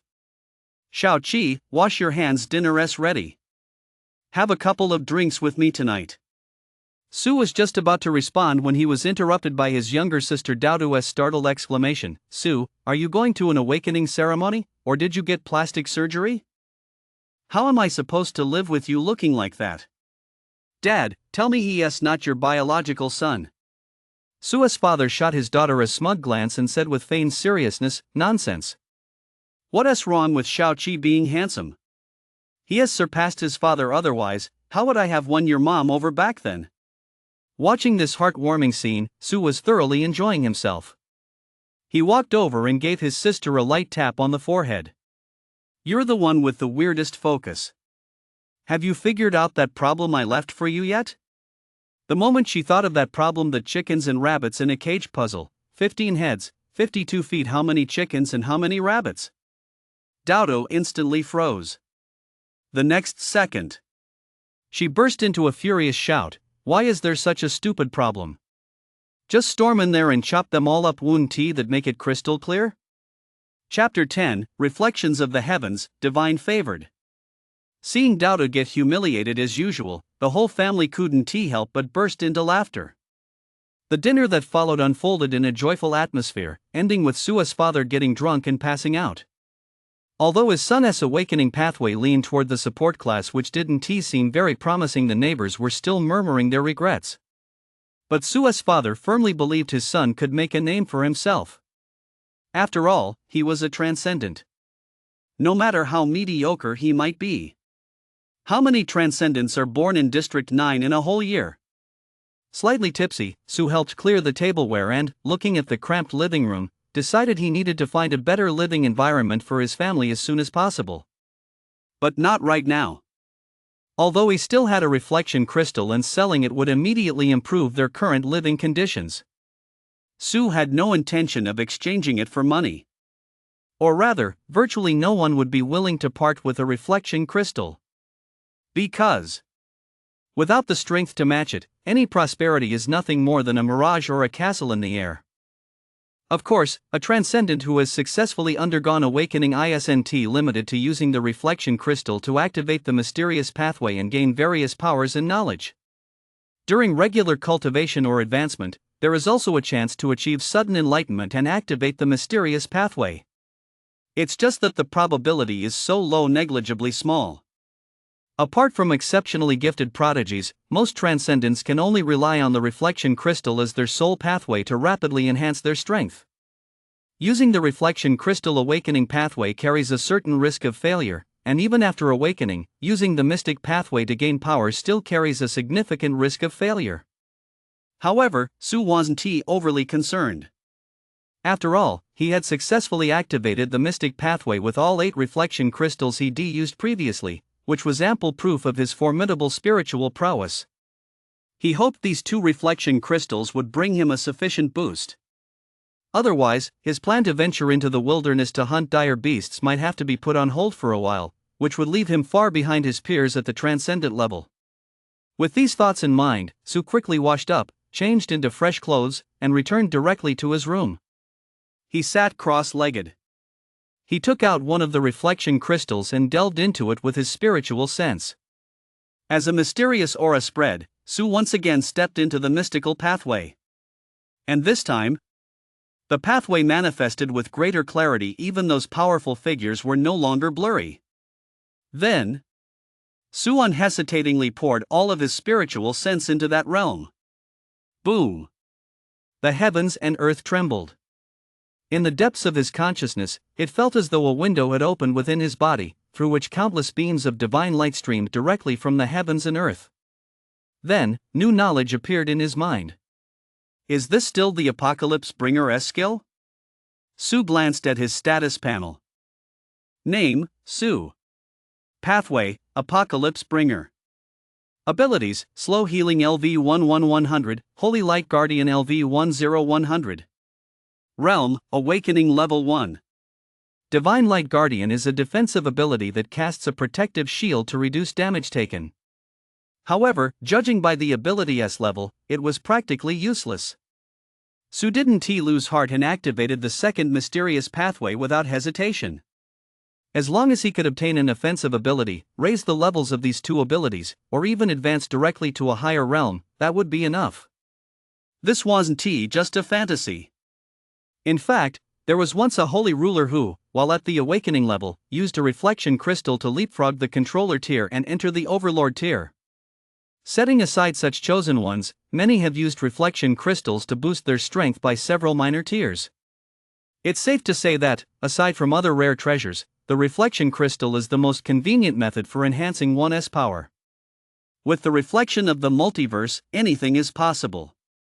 The last one. Su didn't hesitate. He used the reflection crystal once more to open the mysterious pathway. Within the mysterious pathway, a blinding golden light suddenly burst forth from the brow of the colossal phantom belonging to the apocalyptic one. It shone upon Su's divine consciousness. In an instant, he felt refreshed and invigorated as the golden light swiftly sank into his divine consciousness. Suddenly, he felt a sense of tranquility unlike anything he had ever experienced. No more hesitation, no more anxiety, only peace and joy remained. He even had the illusion that he might ascend to immortality at any moment. Divine favored God level. Su's expression shifted slightly. He noticed that the ability he had acquired on his interface had no proficiency level listed. Instead, it was labeled God level. Could it be? I've actually obtained a max level ability this time. At this thought, Su couldn't help but gasp. Had his luck finally turned for the better? So, he eagerly searched his mind for information about this ability. Soon, Su gained a deep understanding of this ability. The so-called Divine Favored. It was a status-type ability. It allowed him to temporarily gain the insights and understanding of a true God-level being, minimizing the energy cost of his abilities while maximizing their effects within his current level range. In other words, Once he entered the divine favored state, every aspect of his capabilities except for his raw power would be instantly elevated to the true God level. It was as if he had become a true God on earth, holding back his true power. This was simply terrifying. No offensive ability or realm advancement could even come close to this one. At that moment, Su could no longer contain his excitement. He leaped to his feet, eager to put this ability to the test. Divine favored.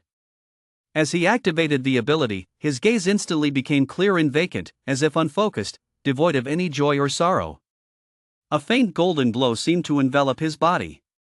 In that instant, his breathing changed. The simplified version of the divine demon breathing technique he had been practicing was abruptly forced to shift its frequency and rhythm. This new breathing pattern seemed even more mysterious and profound than the legendary supreme breathing techniques. At the same time, Su's mind became clearer than ever before, his thoughts racing with unprecedented vitality. A single thought arises, and 10,000 rivers and mountains appear. A single thought vanishes, and the sea turns to fields. He suddenly experienced a wondrous sensation. The world before his eyes had transformed. It was as if he could see various secret energies drifting through the void, and the interwoven laws behind them. It was like a blind man who, one day, suddenly beheld the heavens, the earth, and all living beings. Indescribable, unnameable. Su carefully contemplated everything around him. With each inhale and exhale, every pore in his body opened wide, like profound black holes. The light attribute's secret energies all around him surged toward him with frenzied intensity. Oh, no! Even other types of secret energies were transforming into light attribute energy.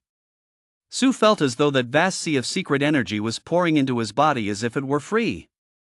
This caused both his power and cultivation realm to rise at breakneck speed. Awakening level 2. Awakening level 3.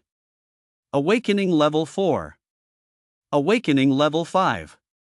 The cultivation level on the system interface skyrocketed. It's important to note that transcendents typically rely on breathing techniques to absorb various energies from the air, consume rare treasures, or even draw upon the elemental energy from dire beast cores to improve themselves. Apart from drawing energy within the pathway, no one has ever experienced such a rapid rise in cultivation level in just a few breaths, as effortless as eating or drinking. Su's eyes shone brightly, and a sense of heroic resolve welled up within him. It is our duty to uphold the glory of the crossers. Chapter 11, A Divine Miracle Descends, Baptizing the Entire City. This state doesn't seem sustainable for long, probably only about 5 minutes. Su's gaze grew stern as he sensed a kind of fatigue, not physical, but mental. It seemed that enhancing his mental strength was of particular importance. While there was still some time left, Su pressed both hands against his forehead and immediately activated slow healing. He wanted to test just how far this ability could be enhanced while in the divine favored state. Hum. A soft hum. An intense golden radiance surged from his body, washing over his limbs and bones. His entire being felt as though immersed in a divine furnace, brimming with boundless energy. His eyes blazed with such intensity that they resembled a blazing sun crashing down upon the earth. At the same time, a barely perceptible ripple radiated outward from him, spreading endlessly. Su stared blankly in the direction of the ripple, his gaze piercing through the mists of time and space, cutting through every obstacle. It was as if he could see his parents fast asleep. Their breaths seemed to grow longer, the wrinkles on their faces had faded considerably, and their complexions had visibly improved. His younger sister in the next room, who knew what she was dreaming of, had her furrowed brow smoothed out by this ripple, and her sleep once again became sweet and peaceful. However, this ripple continued to spread, as if enveloping the entire 9th district. At that moment, Su saw countless people. For some, the faintly white strands of hair regained their vitality. For others, wounds sustained from battles with dire beasts were healing at an astonishing rate, and for still others, their bodies, once ravaged by severe illness, were completely cured. Su was utterly stunned. The slow healing cast while in the divine favored state was simply too insane. Was this even slow healing anymore? It wouldn't be an exaggeration to call it heavenly dew descending from the sky. It could directly influence the very fabric of others' lives. Furthermore, since he was now viewing the world from that supreme perspective, his understanding of the slow healing ability was rapidly improving. On his stats panel, the proficiency value for slow healing was also fluctuating wildly. It had jumped directly from LV1 to LV736-700. Just by unleashing the ability once, his mastery of it skyrocketed instantly. If he did it a few more times, Su couldn't help but swallow hard, then gazed intently at the pitiful Holy Light Guardian, whose proficiency stood at 0. If the way of heaven shows no mercy, I'll rely on the favor of the Arcadia continent. What is this? Some latent injuries within me, it seems. A divine miracle. The transcendents of the 9th district were particularly sensitive to various forms of energy. Some of the strongest among them had even sensed the energy fluctuation before it swept over them, but it came and went so quickly. They hadn't had time to react. It wasn't until they felt the changes within themselves after undergoing a sort of baptism that they belatedly realized what had happened. For a moment, whispers spread, and across District 9, incredibly powerful auras surged skyward one after another. It was as if they were probing for the source of the fluctuation. District 9 High School, the Academy of Elite Talents. It housed a group of frail and decrepit transcendents, all in their 40s or 50s, with withered appearances and disheveled, unkempt looks. They were all once formidable warriors at the height of their glory. Heroes who, under the leadership of Principal Pei, defended District 9 against the beast hordes. However, back then, supplies were scarce, and in order to squeeze out every last drop of combat strength, they were forced to consume excessive amounts of dire beast meat, causing an overaccumulation of corruption within their bodies. You must understand. As early as the onset of the Great Cataclysm, when dire beasts invaded, human social order collapsed, and productivity plummeted. Humans began hunting and eating dire beasts to supplement their nutrition. However, the meat of many dire beasts was inedible. Research revealed that dire beasts contain large amounts of corruption, and long-term consumption would cause irreparable damage to bodily functions. Later, through gradual exploration, they discovered that the closer the meat was to the beast cores, the less corruption it contained. Humans classified beast meat into 5 tiers based on edibility, with low-grade meat representing the minimum standard for consumption. Meat falling below this standard was prohibited. But during the beast tide, these transcendents didn't even know if they survived the day, let alone worry about corruption. It wasn't until the beast tide had subsided that the cruel aftereffects began to surface one after another. Of the more than 300 brothers who once stood together, fewer than 100 remain today. Of course, if they had refrained from tapping into their inner energy and allowed the corruption to erode them, they could have survived. But then they would have become inhuman outcasts, completely devoid of reason. They would have brought instability and disaster to Sector 9. For this group of heroes who once protected the 9th district, that was something they'd rather die than do. And so, in the final moments when they could no longer hold on, they would all choose to end their own lives. Now, Principal Pei, City Lord Lin, Security Chief Chen, Military Chief Chiu, and Transcendent Guild Master Xia, all 5 have gathered here because an old friend feels he can't hold on much longer. What else with all the long faces? Can't you just send an old friend off with a bang? Xiu, I remember you once said that if I dared to die before you, you'd dare to dance on my grave. Why not do a little dance right now? Or have you been in charge of military and political affairs for too long to bring yourself to do it? In the wheelchair, a man draped in a black blanket, on the verge of death, quipped in a faint, threadbare voice. Beneath the blanket, his right elbow, which the fabric couldn't fully conceal, was marred by a hideous, jagged bone spur protruding from the elbow. Xiu's eyes were bloodshot, his whole body trembling uncontrollably. He bit his lip hard, not daring to utter a word. He was terrified that the moment he spoke, his tears would burst forth like a bursting dam. The thought that he now held such high rank and power, while his best friend was wasting away in the prime of his life, caused him excruciating pain. It felt as if a million ants were gnawing at his heart, and he nearly broke down. However, just as the 5 elders were consumed by grief, they suddenly sensed an unknown disturbance approaching. Xiu's tiger-like eyes snapped open. He never imagined that some foolhardy creature would dare disturb the final moments of his old friend's life. The boundless pain in his heart instantly transformed into seething rage. The next moment, his figure materialized outside the courtyard, hovering in midair. Which fool dares to show his face today? Does he want to be flayed and dismembered? A furious roar, like a thunderclap, echoed throughout the heavens and earth.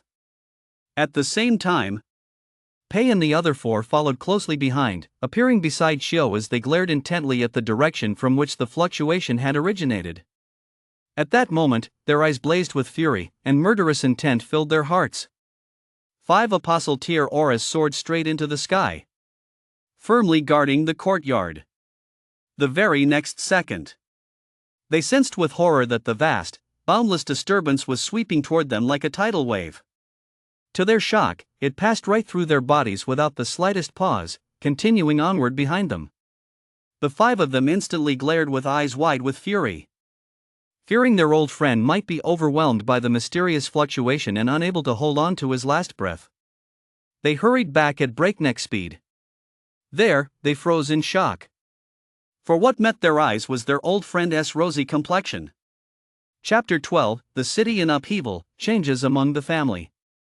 Wang Xian, what is going on here? Xiao stared in disbelief at his old friend in the wheelchair. Just a moment ago, his breath had been as faint as a thread, yet now a hint of color had returned to his pale face. I don't know. Don't ask me. A mysterious fluctuation swept through just now. I feel like I can hold on for a while longer. Wang Xian, in the wheelchair, was equally baffled, his eyes filled with shock. His life had been hanging by a thread. The prolonged conflict between his internal energy and the corruption had already left his body overwhelmed and riddled with wounds. The moment he failed to suppress the corruption's erosion, it would snuff out his life force. But he never could have imagined this. As that mysterious fluctuation swept over him, he actually felt a comfort long lost, and his body once as lifeless as rotten would suddenly burst with renewed vitality. The energy within him seemed to have been stimulated by something, once again suppressing the corruption's erosion. He wasn't the only one. Virtually every superhuman here whose body had been in a state of decay seemed to have been given a new lease on life. Me too. I feel better than I ever have. That's right. I feel so much better all over. It's like I just took a breath of an elixir. It's nothing short of a miracle. Damn it, that mysterious fluctuation faded way too fast. Give me another half hour, and I'd probably be bouncing around tomorrow, ready to take on the dire beasts. The elderly transcendents within the Academy of Heroes were now overcome with excitement. With everyone chiming in, the air was filled with chatter and commotion. It was a scene they hadn't witnessed in years. The 5 elders of the Pei clan couldn't help but feel tears welling up in the corners of their eyes. It felt as if they had been transported back 20 years. Could it be that the spirit tide has erupted once again? Chen from the Security Bureau froze on the spot. No. When the spirit tide erupts, it triggers a dazzling evolution in all living beings. The more powerful the transcendent, the greater the benefit. But this mysterious fluctuation is exactly the opposite, Xia analyzed with absolute certainty. Pei closed his eyes, recalling the subtle sensation he felt when the mysterious fluctuation had swept past him just moments ago. He sensed nothing more than a faint sense of comfort. After some thought, Pei's eyes sparkled with astonishment as he said with certainty, "It must be some kind of rare treasure emerging from the earth. And one capable of suppressing the corruption." No sooner had the words left his mouth than the other 4 exchanged glances, each seeing intense fervor in the other's eyes. A natural treasure capable of suppressing the corruption. Didn't that mean there was hope for all of them, these old brothers? A storm of emotion raged within them. Their eyes turned red, and intense killing intent radiated from their bodies. If such a rare treasure truly existed, they were determined to claim it. Whoever tried to steal it would die. In an instant, countless orders rained down like snowflakes, rushing out from this small courtyard. In addition, some major factions, having sensed the mysterious fluctuations, had already sprung into action. Especially the great clans of the older generation of transcendents, whose time was running out, were acting with frenzied urgency. Tonight, forces from all corners of the Ninth District sprang into action at this very moment, all seeking to uncover the source of the mysterious fluctuations. Meanwhile, Su, the instigator of this entire affair, fell sound asleep immediately after raising his Guardian of Holy Light ability to level 15. Maintaining the divine favored state was still somewhat taxing on his current mental energy. The next day, gentle sunlight streamed in, and Su opened his eyes, feeling refreshed and energetic. Although the divine favored status had drained a significant amount of his mental energy, it seemed to have subtly enhanced his resilience. As a result, his mental energy recovered exceptionally quickly, and after a good night's sleep, he felt full of vitality. He had just stepped out of his room, ready to wash up, when he heard his mother's startled exclamation, "Oh my goodness, what has happened to me? Was the game meat I ate last night too nourishing?" Su's mother, who had woken up late, was in the bathroom, scrutinizing her reflection in the mirror. Looking at herself in the mirror, she seemed to have suddenly grown much younger. The traces of age and life on her face had vanished overnight. Her complexion was radiant, almost as youthful as when she was in her 30s. "Let me take a look too." Mr. Su, who had come running at the sound, was so stunned by his wife's transformation that his mouth dropped open. He hurriedly squeezed his way to the mirror. "It seems all my gray hair has vanished too. I'm bursting with energy from head to toe. I feel absolutely full of life." As Mr. Su described how he felt, he pinched his wife's cheek, as if to make sure he wasn't dreaming. Mrs. Su swatted his hand away and said irritably, "You're a grown man. The kids are already up. I need to hurry and get breakfast ready." Just then, Daudu burst out of her room in a flurry, phone in hand, and shouted excitedly, "A miracle! A miracle happened in District 9 last night. Lots of people saw it. Darn it, I went to bed too early and missed it." Just as she was gritting her teeth in frustration, her gaze fell on the changes in her parents' appearance, and she was instantly dumbfounded, her little mouth gaping wide. It was almost big enough to fit an egg. Then, indignant, she shouted, you all went and got plastic surgery behind my back, didn't you?" "You didn't even take me along. Am I not your little cutie anymore?" Seeing her sister's puffed up, indignant expression, Su suddenly felt amused and couldn't resist teasing her. "Tsk. Looks like a miracle fell from the sky, but it left our very own Daudu behind. I wonder if it's because her math is so terrible." The mere mention of math and seeing Su's aura seemed to rise to a whole new level made Daudu instantly fly into a rage. "Su, I'll fight you to the death." With that, she lunged at Su like a furious little kitten. Fortunately, even ordinary people in this era found it easy to accept the changes brought about by this so-called miracle. After all, ever since the Great Cataclysm, the multiverse had invaded. It had long since become commonplace to see human transcendents flying through the skies, burrowing through the earth, setting mountains ablaze, and boiling the seas. Even if a deity were to descend to the mortal realm one day, people would merely exclaim, "Oh, a deity." Meanwhile, Su's mother busied herself preparing breakfast, while Su's father grabbed his overcoat and hurried off to clean up at the office before heading to work. He was full of energy now. He could just grab something on the way to tide him over. After the Great Cataclysm, the carcasses of dire beasts became a valuable resource. From the beast cores containing secret energies to the scales and claws on the dire beasts' bodies, everything was excellent material. Furthermore, most dire beast carcasses possessed contaminating properties. If left to rot and decompose, they could easily become new sources of pollution, leading to further mutations in other dire beasts. Over time, a unique entity emerged, the Cleanup Corporation. On one hand, the Cleanup Corporation signs revenue-sharing contracts with Transcendent. On the other, it cuts and sorts the collected materials, shipping them in a steady stream to major processing plants. Butchering dire beasts is backbreaking work. Moreover, prolonged exposure to these carcasses, even with proper protective measures, inevitably leads to some degree of contamination, causing various physical symptoms to manifest. Su's father had been butchering dire beasts for over a decade, and late at night, he always felt as though his physical functions were severely impaired. But whenever he thought of how his family depended on him, he had no choice but to persevere, day after day. Now, overnight, a miracle had occurred. All the hidden ailments plaguing his body seemed to have vanished completely. Add to that the fact that his son had become a transcendent. And naturally, he was on top of the world. Truly, it was a blessing from above. Chapter 13, Embarking on a New Journey. An invitation from Ivy. The family of 3 was having breakfast.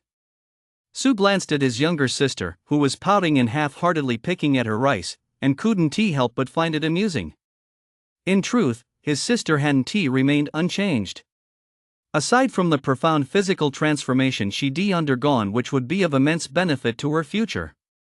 Upon closer observation, her outward demeanor had also improved. It was just that her boisterous personality easily wiped that refinement away completely, making it even harder to notice. And then there was this. Since Doudou was already quite attractive to begin with, the changes weren't as striking compared to her parents' dramatic transformations. On top of that, now that Sue had undergone her awakening, her appearance and poise had risen several levels. One thing led to another. Doudou began to feel as though she had been abandoned by the miracle. While eating breakfast and scrolling through her phone, Sue finally realized just how much of a stir she'd caused the night before. The slow healing that spread throughout the city had brought benefits, big and small, to many people. Overnight, she was hailed as a miracle by the entire city. This led to numerous factions vying for her attention and sparked heated discussions throughout the city. It even led many people to stretch the truth, attributing all sorts of strange occurrences to the miracle. For example, my old sow gave birth to 20 piglets last night, half as many again as usual. If that's not a miracle, what is? No wonder. Last night, my husband, unlike ever before, kept me going for a full 10 minutes. I hope a miracle like that happens every day. Reading these comments, delivered with such conviction, Sue's face fell, and he screamed inwardly. Stop spreading rumors. My ability doesn't work that way. In short, these days, everything can be a miracle. Whenever even the slightest good thing happens, it's bound to be credited to a miracle. Even in the class level group, some classmates who had just awakened and boosted their cultivation levels by taking elixirs attributed their progress to the miracle. In the blink of an eye, miracle became the day's sole trending topic. While astonished by the immense power of the divine favored state, Sue couldn't help but grow wary. With all this attention and scrutiny from all sides, he'll have to be careful about the scope when performing slow healing in the future. He can't cause such a commotion again. Although, if he were to step forward and claim credit for the miracle right now, it would undoubtedly cause a massive upheaval and instantly make him a hot commodity in the eyes of major factions. But that's not what he wants. Even though he's desperately short on resources right now. In the past, Sue had turned down numerous offers from various factions. On one hand, it was due to his personality. On the other hand, his investigations had revealed that nearly all commoner transcendents recruited and trained by these factions experienced explosive growth in the early stages thanks to a flood of resources. Yet as time went on, they increasingly faded into obscurity. Although this path could be classified as the way of the transcendent one that grows increasingly difficult as one progresses, Sue saw it from a different perspective. Although these major factions were eager to uncover promising transcendent prospects to bolster their own strength, who could guarantee that, after pouring resources into their training, they wouldn't betray them? The most trustworthy, without a doubt, were those of the same bloodline. Therefore, for any commoner transcendent aspiring to reach the very pinnacle, joining those grand clans or major conglomerates is, to a large extent, like putting on a set of shackles that bind them. Of course, before he had obtained the divine favored ability, Sue as a healer would naturally have been best off joining a faction. But things are different now. Even without joining any faction, based solely on his current rate of advancement, as long as he goes to the Transcendent Guild for certification, he'd likely receive a substantial reward of resources. After breakfast, Doudou said goodbye and dashed out the door for school. Sue helped clear away the dishes. Then he continued scrolling through the group chat on his phone, constantly mapping out his future path in his mind. The group he was currently browsing was organized by transcendents at school who had just undergone their awakening, to facilitate communication among them. In addition to discussions about divine miracles, There were also updates from some of his classmates. For example, Jack, who had awakened on the mechanical pathway, had decided to pursue further studies and had secured a special admission spot at a certain university. Grace, one of the top super-level geniuses, had also joined a powerful faction. In addition, some transcendents who hadn't been recruited by the major factions had spontaneously banded together, preparing to hunt dire beasts in the wilderness to improve their abilities. Quite a few of them extended invitations to Sue. After all, he was quite well liked at school. Even though, in the eyes of his classmates, his current strength might be seen as holding the group back. Now that they just graduated, even though some were being pragmatic, they still went through the motions of extending invitations. Sue, however, politely declined each one. He wasn't in a hurry to venture into the wilderness. Now that he possessed the divine favored ability, he felt it would be wiser to raise his cultivation level first. Although he could hunt some low-level dire beasts to practice, the wilderness was a battlefield. It was entirely possible that the moment he finished killing a level 1 dire beast, a level 8 dire beast would suddenly appear behind him. At that moment, Ivy might have been lurking in the background. She sent Sue a private message. "Sue, I might be leaving District 9 for a while in a couple of days. Do you have time to accompany me to the wilderness to take a look around?" Sue replied with a few questions. He learned that Ivy's talent had caught the eye of a Calamity tier elder from the Jiang family in the Holy City, who intended to personally train her for a while, though she hadn't responded yet. Just a few simple sentences. Sue immediately guessed what Ivy had in mind. Ivy probably wanted to take Sue under her wing before she left. However, Sue didn't want to hold her back.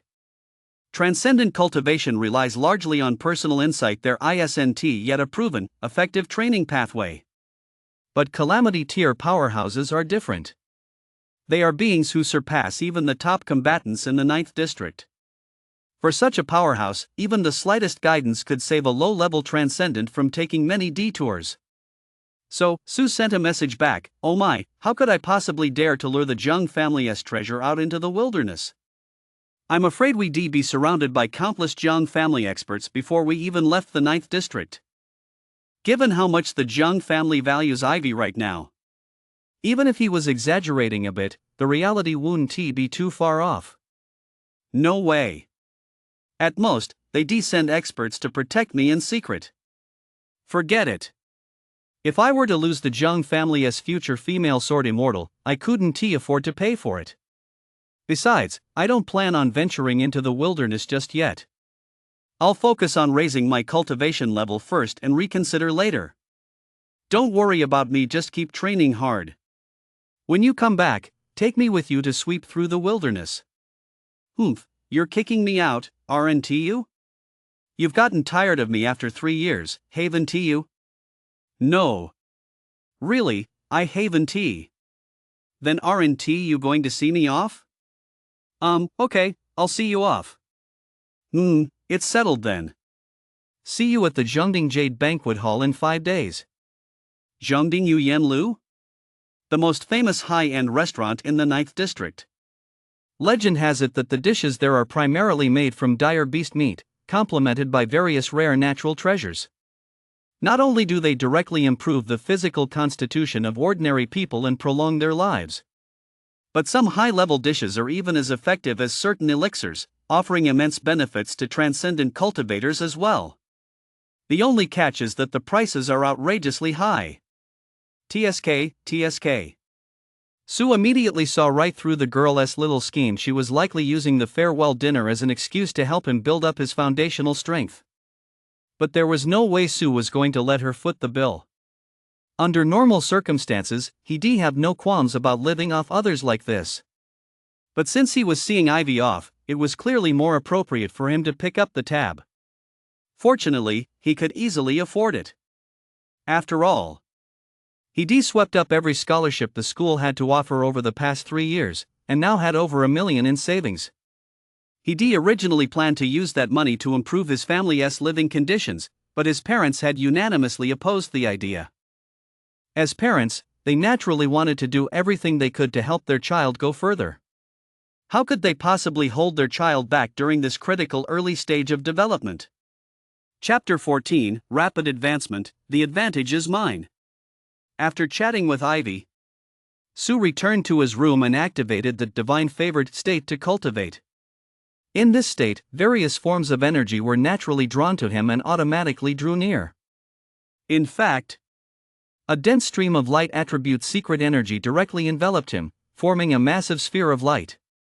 If he hadn't deliberately restrained himself, the resulting spectacle would likely have caused another huge sensation. Sue closed his eyes, and his breathing pattern shifted. Immersed in a unique state of realization, his entire body glowed with golden light, and every fiber of his being was nourished by the light attribute's secret energy. This allowed his cultivation to grow ever deeper. The cultivation level displayed on the system interface also jumped to Awakening Level 8. Sue furrowed his brow. My efficiency seems to have dropped a bit, probably because the various energies in the air are too stable. It looks like, to maintain my cultivation efficiency, I'll still have to rely on the secret energies from various dire beasts' beast cores.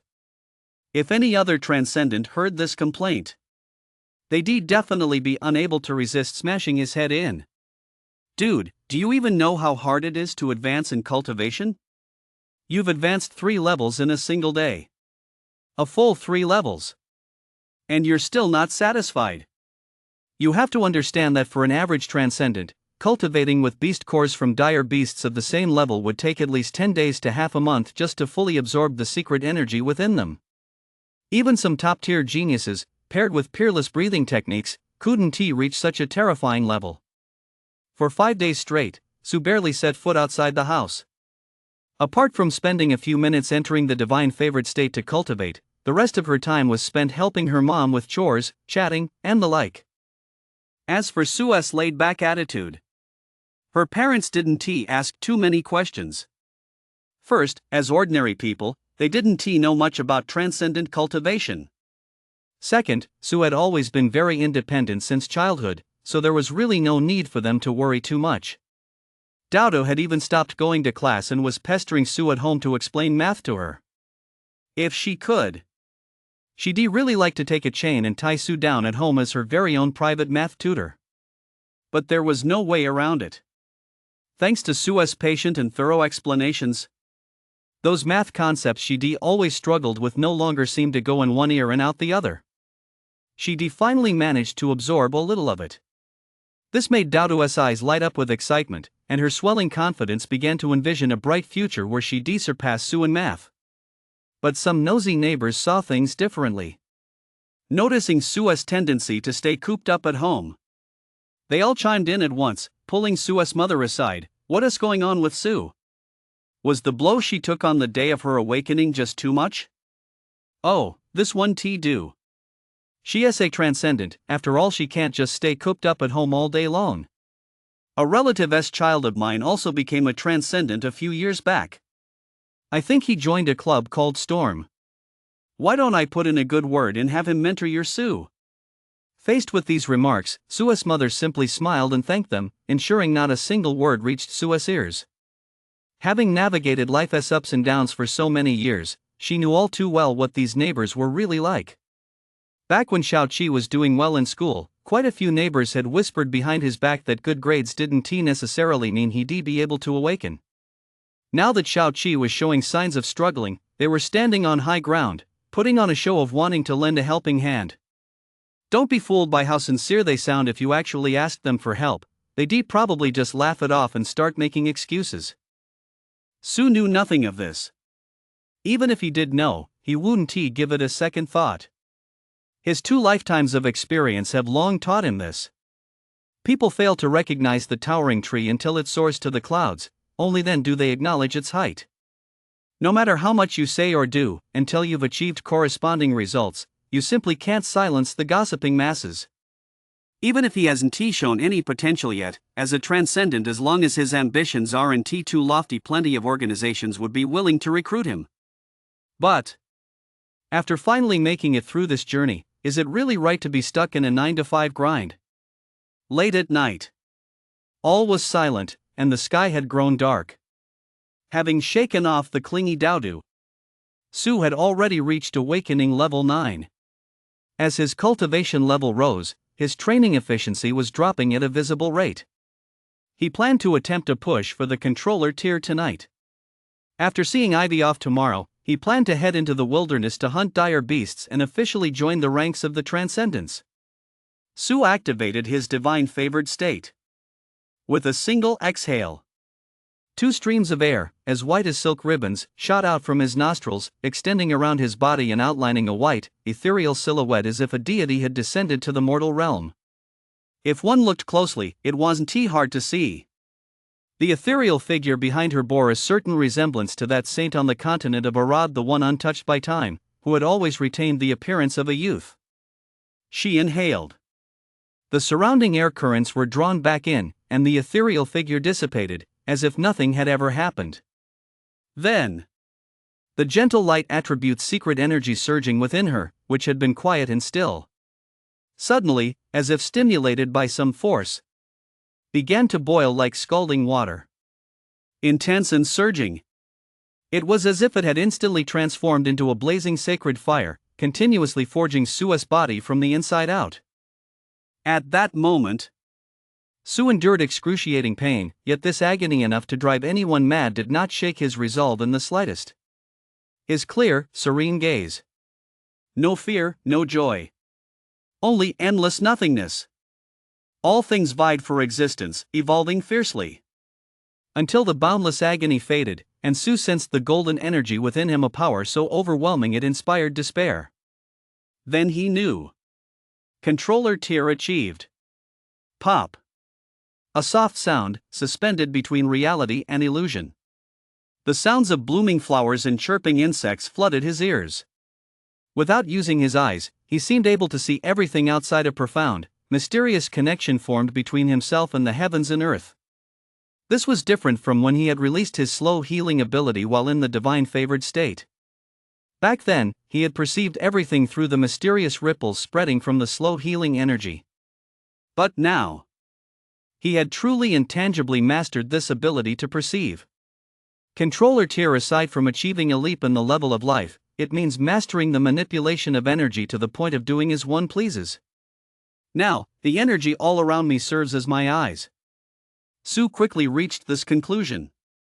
This discovery brought a smile to his lips.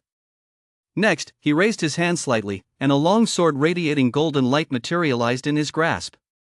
Looking at the sword, he couldn't help but remark, "This is still more of a showpiece than anything else." Su was well aware that, for the time being, he was merely an enhanced support class transcendent.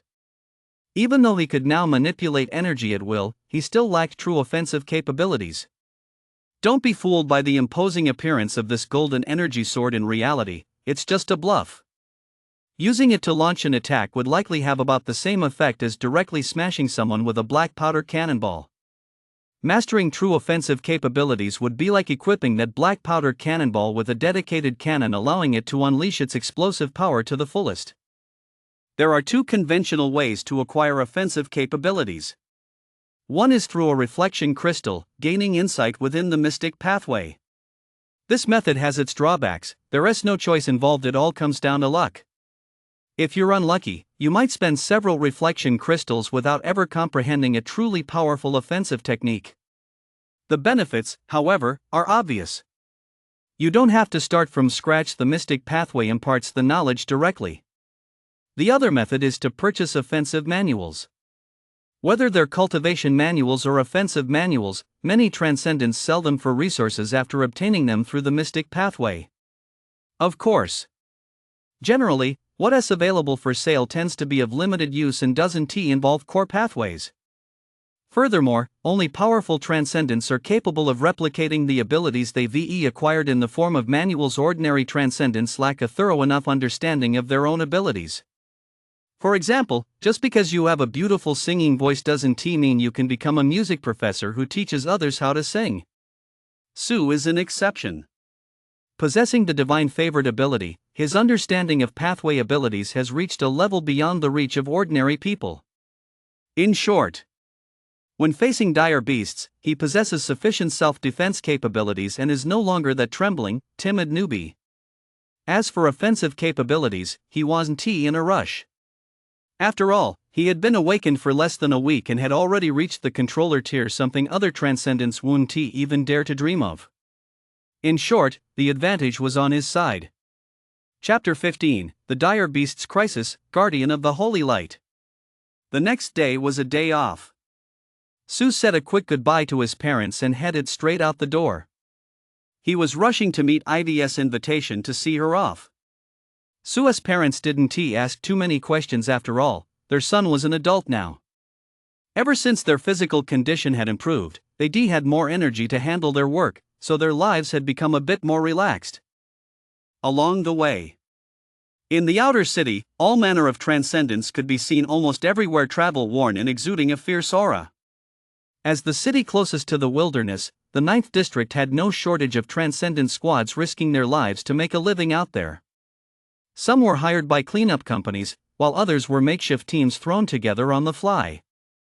Hunting dire beasts to amass wealth every day, all sorts of get-rich-quick myths unfold here. Once inside the inner city, transcendents became a rarer sight. On the one hand, transcendents settled in the inner city were generally either far more powerful or so weak that they spent most of their time training. On the other hand, the inner city's oversight of transcendence was much stricter. After all, the first law of the new covenant for transcendents is that they are forbidden from harming ordinary people. Especially within the inner city, where the security bureau exists, this law is enforced even more rigorously. The reason this law exists is that during the early days of the Great Cataclysm, some transcendents who had just awakened, their power swelling, placed themselves above the law and trampled on the lives of ordinary people at will.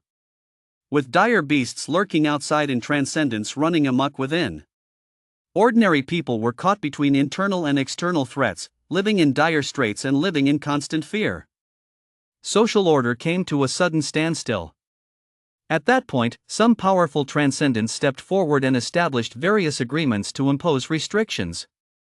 Otherwise, once ordinary people lost their sense of security, they would cease to reproduce, leading to a sharp decline in population. The number of transcendents born would also drop dramatically, plunging society into an endless vicious cycle. And so, the current situation came to be. The Security Bureau may turn a blind eye to the bloodshed among transcendents, but the moment it spills over into the slaughter of ordinary people, it will face a combined assault from all forces. Now that I've reached the controller tier, I should find a place for my parents in the inner city as soon as possible. The outer city is still relatively chaotic. Su made up his mind. He got off the train and headed toward the Zhongning Yuyanlu. Woo! A sharp, piercing alarm suddenly blared. Dire beasts! The residents of District 9 were all too familiar with this alarm. Su looked in the direction of the sound. Roar! Almost the instant Su looked over, a roar like a thunderclap exploded in his ears. In the distance, a milk tea shop had been smashed to pieces, and a rift to another realm had appeared inside it at some unknown point. A massive, pitch-black creature thrust most of its body out of the rift, its head crowned with a single horn 5 or 6 meters long, its enormous eyes a ghastly jade green, and its eyes blazing with crimson flames. Its entire body was covered in cold, eerie glowing scales, and its mountain-like spine was studded with massive, glinting bone spines. From a distance, it looked exceptionally ferocious. As it opened its blood-red maw and roared, its terrifying body struggled relentlessly to break free. It seemed as though it would step completely out of the rift at any moment. After a brief moment of stunned silence, the restless crowd erupted into piercing screams, and everyone scrambled frantically to get away. Although the dire beasts were still nearly 100 meters away, most people's fear of them ran deep in their bones. The mall was in utter chaos, with screams and cries ringing out non-stop. Even Su found herself caught in the crowd, constantly jostled from all sides. Hurry, save Bauer! 20 meters away from the milk tea shop, a beautiful woman's voice trembling and hoarse shouted as she shoved her bodyguard with all her might. But the bodyguard stood as still as a stone pine, not moving an inch, his grip firmly clamped around the woman's wrist. Madam, you mustn't act rashly. This dire beast, codenamed Balong Shou, has an abnormally high vitality index estimated to be level 10 or higher. It's a true commander-level creature. The young lady. The bodyguard's gaze fell beneath the table, where a girl of 6 or 7 was huddled, clutching her head and trembling uncontrollably. Tears streamed down her face as she bit her lip tightly, afraid to make a single sound. Just a moment ago. The moment the dominant dragon beast tore open the dimensional rift, it sensed the presence of a transcendent. The bodyguard bore the brunt of the attack. As a result, in the collision, the controller tier bodyguard was instantly knocked 20 meters away and he only had time to save the beautiful woman closest to him. This is the power of the dire beasts. Even if their life tier matches that of a transcendent, they can still utterly overwhelm a transcendent. For example, if the life level of an ordinary human were to match that of a tiger, barring a few exceptional individuals, no more than 10 people could possibly stand a chance against it. Not to mention creatures like dire beasts, which weigh several metric tons. As the commander-level dire beast espale, massive eyes swept downward. The beautiful woman immediately covered her mouth, her eyes bulging with terror, wishing she could switch places with her daughter. The bodyguard knew they probably wouldn't make it in time for the security bureau to arrive. So, he steeled himself. Letting go of the woman, his body shot forward like a cannonball, leaping to the upper right of the dire beast in the blink of an eye. He was trying to distract the dominant dragon beast. This was the only solution in the current situation. He sensed several transcendent auras in the vicinity, but they had chosen not to intervene. Presumably, they weren't powerful enough. He used himself as bait to divert the dominant dragon beast's attention, praying that a transcendent might seize the opportunity to rescue the young lady. However, he also knew that the chances of that happening were almost non-existent. After all, this was a commander-level dominant dragon beast with a vitality index exceeding 100. Who would be willing to put themselves in such danger for a girl they didn't even know? So, the bodyguard shouted, "This is the daughter of the Su family of the Zhongning Yuyan Pavilion." No sooner had he finished speaking than the dominant dragon beast locked onto him, its monstrous arm lashing out violently. The bodyguard knew full well he couldn't let himself be caught. Despite dodging with all his might, he was still struck by the dragon beast. It felt as if he'd been hit head-on by a truck. Half his body went numb in an instant, and he was flung backward at a speed even faster than he'd come, crashing heavily onto the ground. Blood trickled from the corner of his mouth, and a searing, tearing pain in his chest made him realize that several of his ribs must have snapped. Yet, disregarding his injuries, he moved with blinding speed, reappearing above and to the right of the dominant dragon beast. Seeing her bodyguard's actions, the beautiful woman finally snapped out of her shock. Struggling to calm her panic, she pleaded with a trembling voice, "I'll offer 5 reflection crystals. Please, save my daughter." As soon as she spoke, the transcendents who had been watching began to stir. Reflection crystals were the hard currency among transcendents. 5 of them were worth 500 million. Even with money, they might not be able to buy them. After all, hunting a commander-level dire beast fetched a price of just over 500,000. However, these transcendents began to hesitate once again. The condition was to save the girl from the Su family. Without 100% certainty, what if something went wrong along the way? They would undoubtedly incur the Su family's grudge. To rescue an ordinary person from such close proximity to the dominator dragon beast, it would likely require a powerhouse far surpassing the controller tier. Seeing no movement around her, the beautiful woman grew even more panicked, and tears of self-reproach streamed down her face. The inner city was too peaceful, so peaceful that she let her guard down and failed to bring along bodyguards with greater power. At that moment, half of the dragon tyrant's body struggled out of the fissure, casting a shadow that completely engulfed the rickety wooden table below. Beneath the table, the little girl felt a shudder run through her very soul, her eyes filled with terror. At this critical moment, the onlookers, all transcendents, felt their hearts clench in anguish. Just then, Su finally pushed through the crowd and approached the scene. When he saw the man in bodyguard attire being knocked back time and again, and the trembling little girl beneath the dire beasts, his mind raced, and he instantly assessed the situation. That man was about to collapse. Once he was no longer there to distract the dire beasts, the little girl's plight would be immediately detected by them. Given the Security Bureau's response time, it would likely take a minute or two for them to arrive. There wasn't enough time. He had to find a way to save the little girl. But I only have 2 support class abilities right now. How can I? That's it, Holy Light Guardian. Almost instantly, Sue came up with a rescue plan. As he raised his finger, a dazzling golden glow burst forth from his body.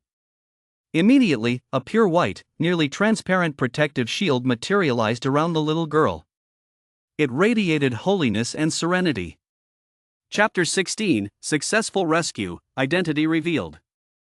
Idiot! How dare he so carelessly release energy fluctuations onto the little girl? He doesn't really think this flimsy protective shield can protect her, does he? Once the tyrant dragon detects it, he'll be the one to blame for her death. The onlookers among the Transcendents, upon seeing Sue's actions, couldn't help but burst into a torrent of abuse. What the little girl needed most right now was to avoid the dominant dragon beast's detection or get far out of its attack range. But this young man, who had no idea how dangerous the situation was, had created an energy shield that would likely send the little girl to her doom. Soon, their suspicions were confirmed.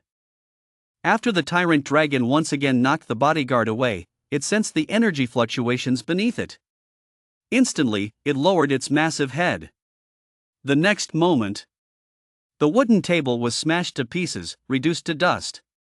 The little girl was completely exposed right under the tyrant dragon's nose. Upon seeing this, the beautiful woman froze in shock, as if her soul had been ripped from her body in an instant. Everyone closed their eyes in horror. They could already imagine the gruesome scene that was about to unfold. But there was nothing they could do. That hothead he'd better brace himself for the Sue family's wrath. The little girl also realized what was happening at that moment. She could even feel the dominant dragon beast's heavy breathing and the foul stench of its blood-stained maw. A chill suddenly rose from the base of her spine and exploded at the back of her head. 2 silent tears fell. Her little head twisted backward unconsciously, over and over, mechanically. Sue's gaze hardened. He knew that when a person is overcome by extreme fear, they can be consumed by it, creating a death drive. The moment the little girl faced her fear head-on, she would collapse instantly. It was somewhat similar to the inexplicable urge ordinary people feel to jump off a tall building. Don't look back. Look at me. Stand up. Sue's gentle voice seemed to possess a kind of magic, guiding the little girl's movements. Since the little girl was already in a dazed state, Sue's voice, now the only sound in her mind, effortlessly took control of her actions. That's right, keep walking forward. Sue didn't even glance at the Dragon Lord. His entire focus was on the little girl. 1 step. 2 steps. Behind her, the Dragon Lord tilted its head, observing the strange movements of this fragile life form beneath it. Soon, the contracting force emanating from the fissure made it impatient. It writhed, let out a roar, and unleashed a powerful sonic blast. Its gaping maw, like a blood-red maw, lunged straight toward the little girl. Thud! Far from piercing the protective shield surrounding the little girl, its prized fangs, which it took such pride in, actually shattered several teeth due to the recoil from the immense biting force. What? How is that possible? This protective shield actually withstood an attack from a commander-level dire beast with ease. This ability is just too overpowered. The Transcendent who witnessed all this felt his scalp prickle with shock and began shouting in disbelief. Support class Transcendents are already rare. And a support class ability capable of effortlessly withstanding the Dragon Lord's attacks would certainly not go unnoticed. But why did this young man look so familiar? Meanwhile, a squad of Security Bureau members had rushed to the scene upon hearing the alarm. Upon seeing this scene, they froze in shock. A little girl, only 6 or 7 years old, was fending off the attacks of a commander-level dire beast with nothing but a protective shield. It was simply unbelievable. Suddenly, a captain-level member of the Security Bureau's face turned pale. Oh no, the tyrant dragon has been thoroughly enraged. The tyrant dragon let out a mighty roar. Sharp, icy blue light suddenly flared from the patterns on its body, and a terrifying aura spread out. Boom! Boom! Boom! In the blink of an eye, a barrage of attacks erupted like a sudden storm. The ceaseless shadows of its claws seemed to fill the sky, their savage energy so overwhelming it made one's very soul tremble. Countless attacks struck the holy light shield, shaking the very ground. With attacks of this magnitude, even an overlord tier transcendent might not dare to take them head-on. Just as everyone thought the little girl was doomed right there on the spot. The dust cleared. A corner of the pure white protective shield slowly came into view. Everyone looked as if they'd seen a ghost, staring in disbelief and swallowing hard. The little girl, who had been terrified out of her wits, was unscathed, seemingly completely unfazed by the dire beast's attacks. Instead, she obeyed the gentle voice in her mind and walked forward slowly. Su flashed a confident smile. Over the past few days, he hadn't just been advancing his cultivation realm, he'd also been frantically leveling up his abilities. In particular, he'd boosted his Holy Light Shield ability all the way to level 20. Su was confident that, against attacks of the same level, he wouldn't be easily defeated anytime soon. He estimated the dragon beast's attack range. He took a step toward the little girl. Very cautiously, he cast a holy light shield around himself. Once the little girl was out of the dire beast's attack range, Su held out his hand. "Come on, give me your hand." The little girl blankly placed her small hand in Su's palm. The adult and the child slipped away calmly, right under the dire beast's noses. Smack! The captain of the security division squad slapped one of his men across the face. "What are you standing there for? Go kill that dominant dragon beast for me." No sooner had the words left his mouth than the security division members, snapping out of their daze, sprang into action. They charged toward the dominant dragon beast. In an instant, behind Su, energy intertwined as explosions, roars, and the sound of fists striking flesh erupted with a thunderous crash. But he didn't turn to look. Although the appearance of the dominant dragon beast through the dimensional rift caught the security bureau off guard. Once they reacted, a mere commander-level dire beast posed little threat to the inner city. Otherwise, District 9 would likely have fallen countless times by now. It wasn't until the little girl was returned to the beautiful woman that the girl's tense nerves suddenly relaxed, and she fainted. Only then did the beautiful woman realize her daughter was safe. She immediately broke down in tears, clutching her daughter tightly as she wept loudly. After a fierce battle, the Security Bureau squad quickly eliminated the dire beasts. Having lost its life force, the dragon beast was powerless to keep the dimensional rift open. Its body was severed in half, leaving only the upper half of its corpse. "Hello, my name is Wu Feng. Thank you for coming to our aid in saving this little girl. May I ask your name?" The squad leader from the Security Bureau walked over slowly and said sincerely. Su tapped his own shoulder 3 times with his right hand and said calmly, "For humanity." Seeing this, Wu Feng's expression grew solemn. He stopped in his tracks, brought his feet together, and mimicked the gesture, "For humanity." The two exchanged a smile. There was no need for further pleasantries. "Are you Su?" A voice filled with surprise and doubt rang out. The beautiful woman, having calmed herself slightly, cradled her unconscious daughter and scrutinized Su closely. Su? It really is you. I knew I'd seen you somewhere before." Prompted by the woman's remark, Wu Feng slapped his thigh and instantly recognized Su as well. "A few days ago, you were the one who awakened that, what was it? The guy with the swan wings who was grinning like an idiot." My sister watched the citywide livestream. She was so heartbroken. As he spoke, the squad leader's expression suddenly turned strange. His mouth gaped wide open, and he couldn't close it. Wasn't that just a few days ago, she had just awakened? Chapter 17, Shocking Secrets. Arrival at the Zhongning Yuyan Pavilion. At that moment, Wu Feng's mind was in turmoil.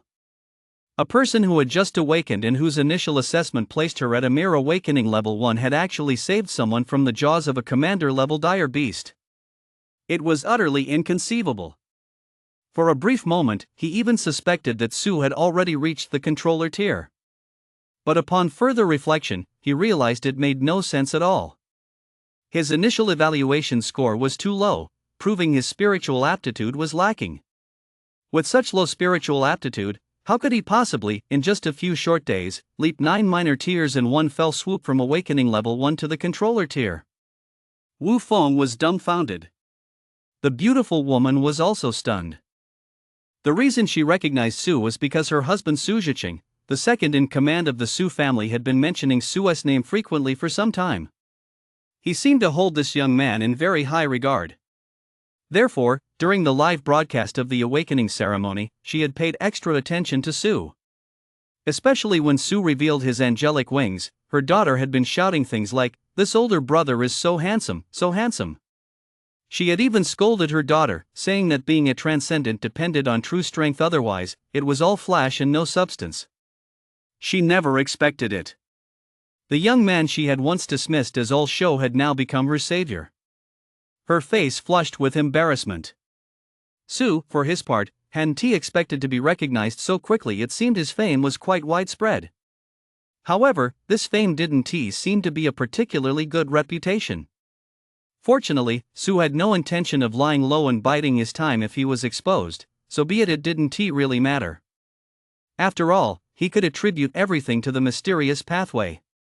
As a true time traveler, how could he possibly languish in the shadows? Still, it was wise to keep a few cards up his sleeve. No transcendent would willingly lay bare their true strength. So, he admitted outright, "It was me. Actually, my initial assessment upon awakening wasn't level 1. To fend off recruitment offers from major clans and avoid unnecessary trouble, Principal Pei helped me cover it up a bit. Plus, that dominant dragon beast expended too much energy prying open the rift, and I took advantage of that to successfully rescue the person." "Oh, right. Captain Wu, do you think you could keep my situation under wraps?" "Of course. If that is not convenient for you, I'll speak to the principal myself." With just a few short sentences, Su had crafted for himself the image of a solitary figure who wished to avoid political struggles and was solely focused on advancing further on the path of the extraordinary. He also subtly hinted that a peerless powerhouse from District 9 was secretly backing him. This wasn't exactly a lie. After all, the dean of students had said that the school would always be their backing. He just hadn't expected to have to rely on that backing so soon. After hearing Su's words, squad leader Wu Feng instantly had a lightbulb moment. Everything that had happened today suddenly made sense. He was also thrilled to have heard such inside information. Lord Pei, a true hero of District 9. He had even joined the security bureau to follow in Lord Pei's footsteps. As for covering up the evidence, such a minor matter. If he were to trouble his idol over something like that, he truly deserved to die. So, Wu Feng promised with unwavering resolve, "Rest assured, covering up the evidence is a piece of cake. Many transcendents have made requests like this before. We're professionals." At the same time, he didn't forget to sternly warn the beautiful woman, "Mrs. Su, I hope you won't let this get out. After all, it involves." "Of course. Su is my daughter as savior, and I will certainly comply with his request." Seeing that the matter had been resolved perfectly, Su didn't linger any longer. "Thanks for your help, Brother Wu. Since there is nothing else, I'll be on my way." With that, he turned and left, ready to rush to his date with Ivy. "Wait a minute." The beautiful woman called out to Su. Holding her daughter in one arm, she frantically fished a black gold card out of her purse with the other. She pressed it into Su's hand. "With this black gold card, you'll enjoy the maximum discount at any of the Su family's businesses. This is a mother's token of gratitude. I hope you won't refuse it." The moment the black gold card touched his hand, Su felt its substantial weight. He couldn't tell the exact material, but guessed it must contain some special alloy. Standing nearby, Wu Feng's eyes widened instantly upon seeing the card. A Su family black gold card. In the entire security bureau, he had only accidentally learned that Director Chen possessed one. Rumor had it that with this black gold card, any purchase at any Su family business regardless of the amount would be charged to the house. Of course, it was also a symbol of status. After all, only core members of the Su family and those of the highest standing could obtain this card. Such individuals would never stoop to using it recklessly. Given Mrs. Su's status, it was likely very difficult for her to reissue such a card once she'd given it away. Su noticed the change in Wu Feng's expression and surmised it must be something valuable. He nodded and casually slipped it into his pocket. The Su family. It sounded somewhat familiar. He'd look into the card's purpose later. Wondering if Ivy might be waiting anxiously, Su didn't linger. He turned and walked away briskly. This caused the beautiful woman, who had just been about to mention the 5 reflection crystals, to immediately hold her tongue. It wasn't that she didn't want to keep her promise. Rather, even for her, using 5 reflection crystals required going through certain procedures. Moreover, with her daughter now in a coma, she was eager to take her for a full medical examination. She was terrified of any potential aftereffects. The Yun family's once cherished daughter had suffered psychological trauma from a dire beast attack as a child. Even now, as a transcendent, she still dared not face dire beasts head-on. Now that she knew Su's identity, she could arrange to send them over at any time. What she didn't know was that Su, while rushing over, hadn't even heard her promise of the 5 reflection crystals. If he'd known about this reward, he would certainly have made Ivy wait a little longer. After all, 5 reflection crystals are still extremely important to him at his current level. There's a high chance he could acquire offensive capabilities from the mysterious pathway. The Zhongding Yuyanlu is located in the bustling inner city. Those who dine here are either wealthy merchants of considerable means or powerful transcendents. As Su walked into the lobby of the Zhongding Yu banquet hall, a waitress with both striking looks and graceful poise came over to greet him. He gave her the location Ivy had sent. The waitress then smiled politely and escorted Su up to the 3rd floor. The Zhongding Yu banquet hall was decorated in a classic, antique style. At a window-side table on the 3rd floor, Ivy was wearing a sky blue knee-length dress, and quite a few men were surreptitiously glancing at her out of the corner of their eyes. As Su strolled over, Ivy smiled and waved at him. "It's our first date, and you stood me up for half an hour. You're really hard to get a hold of." Su could tell, of course, that Ivy wasn't actually complaining, so he smiled and said, "Sorry about that.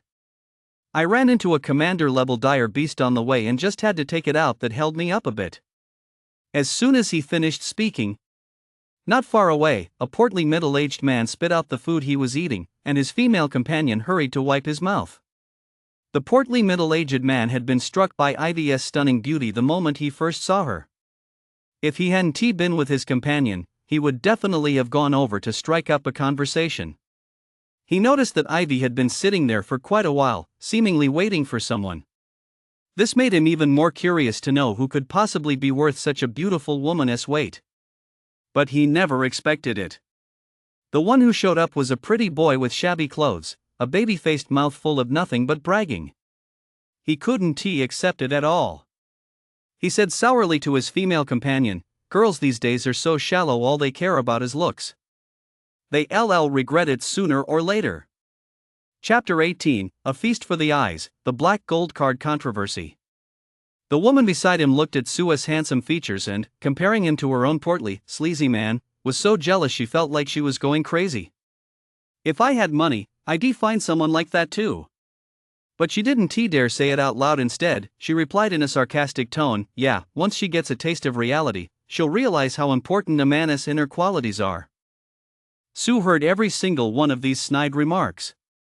It seemed that having overly powerful spiritual perception had its drawbacks. So, to avoid letting it ruin his mood, Su chose to control the range of his spiritual perception. After all, he couldn't very well drag someone out and beat them up just because they said a few words.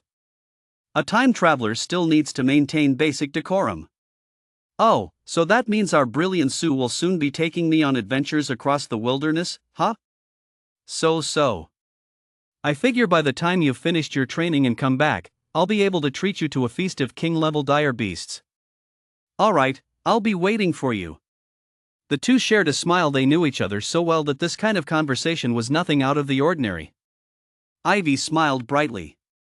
She didn't care whether there was any exaggeration in Su's words. What mattered to her was seeing Su regain that the best confidence he'd had back in his student days. She was genuinely happy for him. The others, however, felt quite differently. The diners around them were so embarrassed by Sue's boasting that they could have dug out a 3-bedroom apartment with a living room from their toes. One moment he was saying he'd just taken down a commander-level dire beast, and the next he was declaring he was going to catch a king-level dire beast for ingredients. Is bragging really all it takes to pick up girls these days? What was most infuriating was that pretty girl actually seemed to believe him. The overweight middle-aged man who'd been watching them the whole time was utterly flustered, and he couldn't help but scream inwardly, "Wait, are young girls these days really that easy to fool? When it comes to bragging, I could do that too." For a moment, the atmosphere in the restaurant turned eerie. Ivy didn't notice the strange looks from those around her. She was completely lost in the sweetness of their private world. "Sue, take a look and see what you want to eat. Some of the ingredients here are incredibly nourishing for transcendence, you know." "You're testing my knowledge of dire beasts, aren't you?" "Not at all," Ivy said, sticking out her tongue. "You order. As long as it tastes good." Sue pushed the menu back. Now that he had reached the controller tier, the meat from ordinary level beasts didn't offer much benefit to his growth, but the meat from beasts at the commander level and above was prohibitively expensive. So, he figured it was best to just let Ivy order whatever she wanted. Ivy, however, thought Sue was just being modest. So she ordered some meat ingredients that would be particularly beneficial for someone at the first level of the awakening tier. For a transcendent, higher-level beast meat isn't necessarily more beneficial. For a lower-level transcendent, the efficiency of absorbing nutrients from higher-level beast meat decreases. Sue looked at the dishes Ivy had ordered and realized she thought he was still at awakening level 1, but he didn't correct her. After all, it just so happened to save a bit of money. Before long, a line of strikingly beautiful waitresses began serving the dishes. The rare delicacies were steaming hot, their aroma filling the air. Just the scent alone was enough to whet one's appetite. Zhongding Yuyanlu truly lived up to its reputation. He'd have to bring his family here for a meal when he had the chance. Sue thought to himself, then motioned for Ivy to dig in. Sunlight streaming through the floor-to-ceiling windows cast a golden silhouette around Ivy, making the fine downy hair on the side of her cheek and behind her ear look especially soft and delicate. He had to admit, the combination of a beautiful woman and delicious food really did whet one's appetite. Unlike Ivy, who ate with grace, Sue wolfed down his food in big mouthfuls, his way of showing respect for the food. This place is great. Dodo, that glutton, would definitely love it. But Sue's boorish manner caught the eye of an obese middle-aged man, who couldn't help but sneer. "Just look at that pretty boy, he is clearly from the lower class. That clueless girl's definitely going to foot the bill later." He made a bold bet with his female companion. After polishing off an entire table of dishes, Sue wore a look of satisfaction. Seeing this, Ivy raised her hand to call the waiter over to settle the bill. Unexpectedly, Sue stopped her, saying, "It's a farewell dinner, of course I'm treating." "But there's no but about it. Or are you saying that once you return from the holy city after completing your studies, you won't be willing to treat me?" Ivy hesitated for a moment, but seeing how insistent Sue was, she had no choice but to give in. The waiter brought over the bill and announced the total, 130,000. A single meal cost as much as his awakening scholarship, but it was worth every penny. Besides, now that he'd reached the controller tier, this amount of money was nothing to him. As he reached into his pocket for his credit card, a heavy-set middle-aged man nearby looked on in astonishment. This was completely different from what he'd expected. A pretty boy who spouted nothing but lies and ate like a pig was actually offering to pay the bill. Just as he was reeling from the shock, the waiter noticed another card in Sue's hand, and his expression immediately changed. "Sir, may I take a look at that card?" "This one?" Sue pulled out the black gold card the waiter was pointing at and handed it over. The beautiful woman earlier had said that spending at any of the Sue family's businesses would entitle him to the maximum discount. Could it be that the Zhongding Yuyanlu was actually owned by the Sue family? What a coincidence! The waiter held the black gold card and examined it closely, then said cautiously, "Sir, this is our most prestigious VIP card. We'll need to take it to verify it." As he spoke, The waiter, trembling with fear that the guest might take offense, quickly added, "Please don't misunderstand, I'm not questioning your identity. It's just that every use of a VIP card is logged in our system." Sue nodded and let the server take the black gold card. After all, that beautiful woman didn't seem like the type to give him a fake even if it turned out to be unusable. It was only worth a little over 100,000. The moment Sue produced the black gold card, a flicker of surprise crossed Ivy's eyes. She recognized this card her grandfather had won just like it, the highest level VIP card issued by the Sue family. When had Sue become connected to the Sue family? The thought flashed through her mind and vanished just as quickly. Ivy quickly regained her composure. She wasn't one to pry. Meanwhile, the server, holding the black gold card, hurried over to find the manager on duty. Every black gold card has a unique serial number. The manager recognized this one at a glance. "Is the lady here for dinner?" "Just go check her in." "It's not the lady." "Oh? If it's not the lady, then who is it?" "Could you please finish your sentence?" the manager asked, puzzled. The waiter was breaking out in a cold sweat as he gritted his teeth and said, "It's a young man. I don't know if he might be the lady's." Smack! The duty manager slapped the waiter on the forehead, cutting him off before he could finish. "Don't think I don't know how you lot gossip about the lady behind her back. It's one thing to joke about these things in private, but if you bring them out into the open, do you want to be blacklisted in District 9? The waiter couldn't help but grumble inwardly. "It wasn't my fault. The lady is in her 40s now, yet she still looks like a girl in her 20s. When she comes here with second master Sue, they look more like father and daughter. They've been married for 20 years, and it was only a few years ago that they had a daughter. It's hard not to let one's imagination run wild. On top of that, the young man holding the lady's exclusive VIP card is drop-dead gorgeous. I just wasn't sure, so I came to report it to you," the waiter said, looking aggrieved. The duty manager saw how earnestly the waiter was acting. He shot him a disdainful glance, then walked out carrying a fruit platter. Soon after, when the duty manager returned, he couldn't help but feel a storm of emotions churning inside him. This young man's looks. Even someone as mature and composed as he was believed that only a face like that was worthy of the lady. "Don't make a fuss. I'll check with the second master," the duty manager warned the waiter with a stern look before dialing the phone number of his boss, Sujachung. "Boss, I need to confirm something with you. Has the lady lost her black gold card?" Chapter 19, Wild Speculation When Giving Gifts, Go All Out. The black gold card is lost? I don't think so. I haven't heard her mention anything about it. What is going on? Sue Group, CEO's office. A deep, resonant voice exuded an intimidating aura of authority. Su Zhicheng had just finished a several-hour-long executive meeting and hadn't even had a chance to take a sip of water when he received a call from a duty manager at one of his subsidiaries. With his keen intuition, he sensed something was amiss. Normally, these managers reported matters through his office assistant. It was rare for them to contact him directly.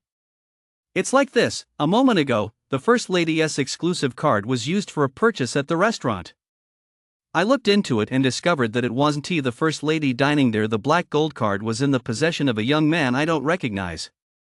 The on-duty manager chose his words very carefully, sticking strictly to the facts. A young man? Su Zhicheng was somewhat puzzled. His wife wasn't in the habit of lending out her black gold card, so could it really have been lost? With that thought in mind, "Hold on a moment, I'll look into it." Su Zhicheng hung up the phone, took out his personal cell phone, and prepared to call his wife to ask about the situation. But he didn't consider that possibility. After all, the bond between him and his wife was incredibly deep. He unlocked his phone and discovered that his wife had called him dozens of times in a row just an hour ago. He hadn't answered any of them because he'd been in a meeting. After connecting with his wife, he learned that their daughter had been attacked by a level commander-class dire beast. Su Zhicheng instantly flew into a rage, like a raging lion. It wasn't until he heard that his daughter had been rescued and was unharmed that he finally calmed down. After comforting his wife, Su Zhicheng asked about the black gold card. It turned out that his wife had given away the black gold card to repay the favor of that transcendent. Su Zhiqing said helplessly, "Oh, it's true that the Su family always repays kindness, but giving away the black gold card was a bit rash. Besides the core members of the Su family and our allied partners, having one more black gold card holder now is bound to spark speculation. Not only did I give away the black gold card, but I also promised 5 reflection crystals. If you knew who that person was, you'd realize just how worthwhile it was." On the other end of the line, his wife's voice sounded mysterious.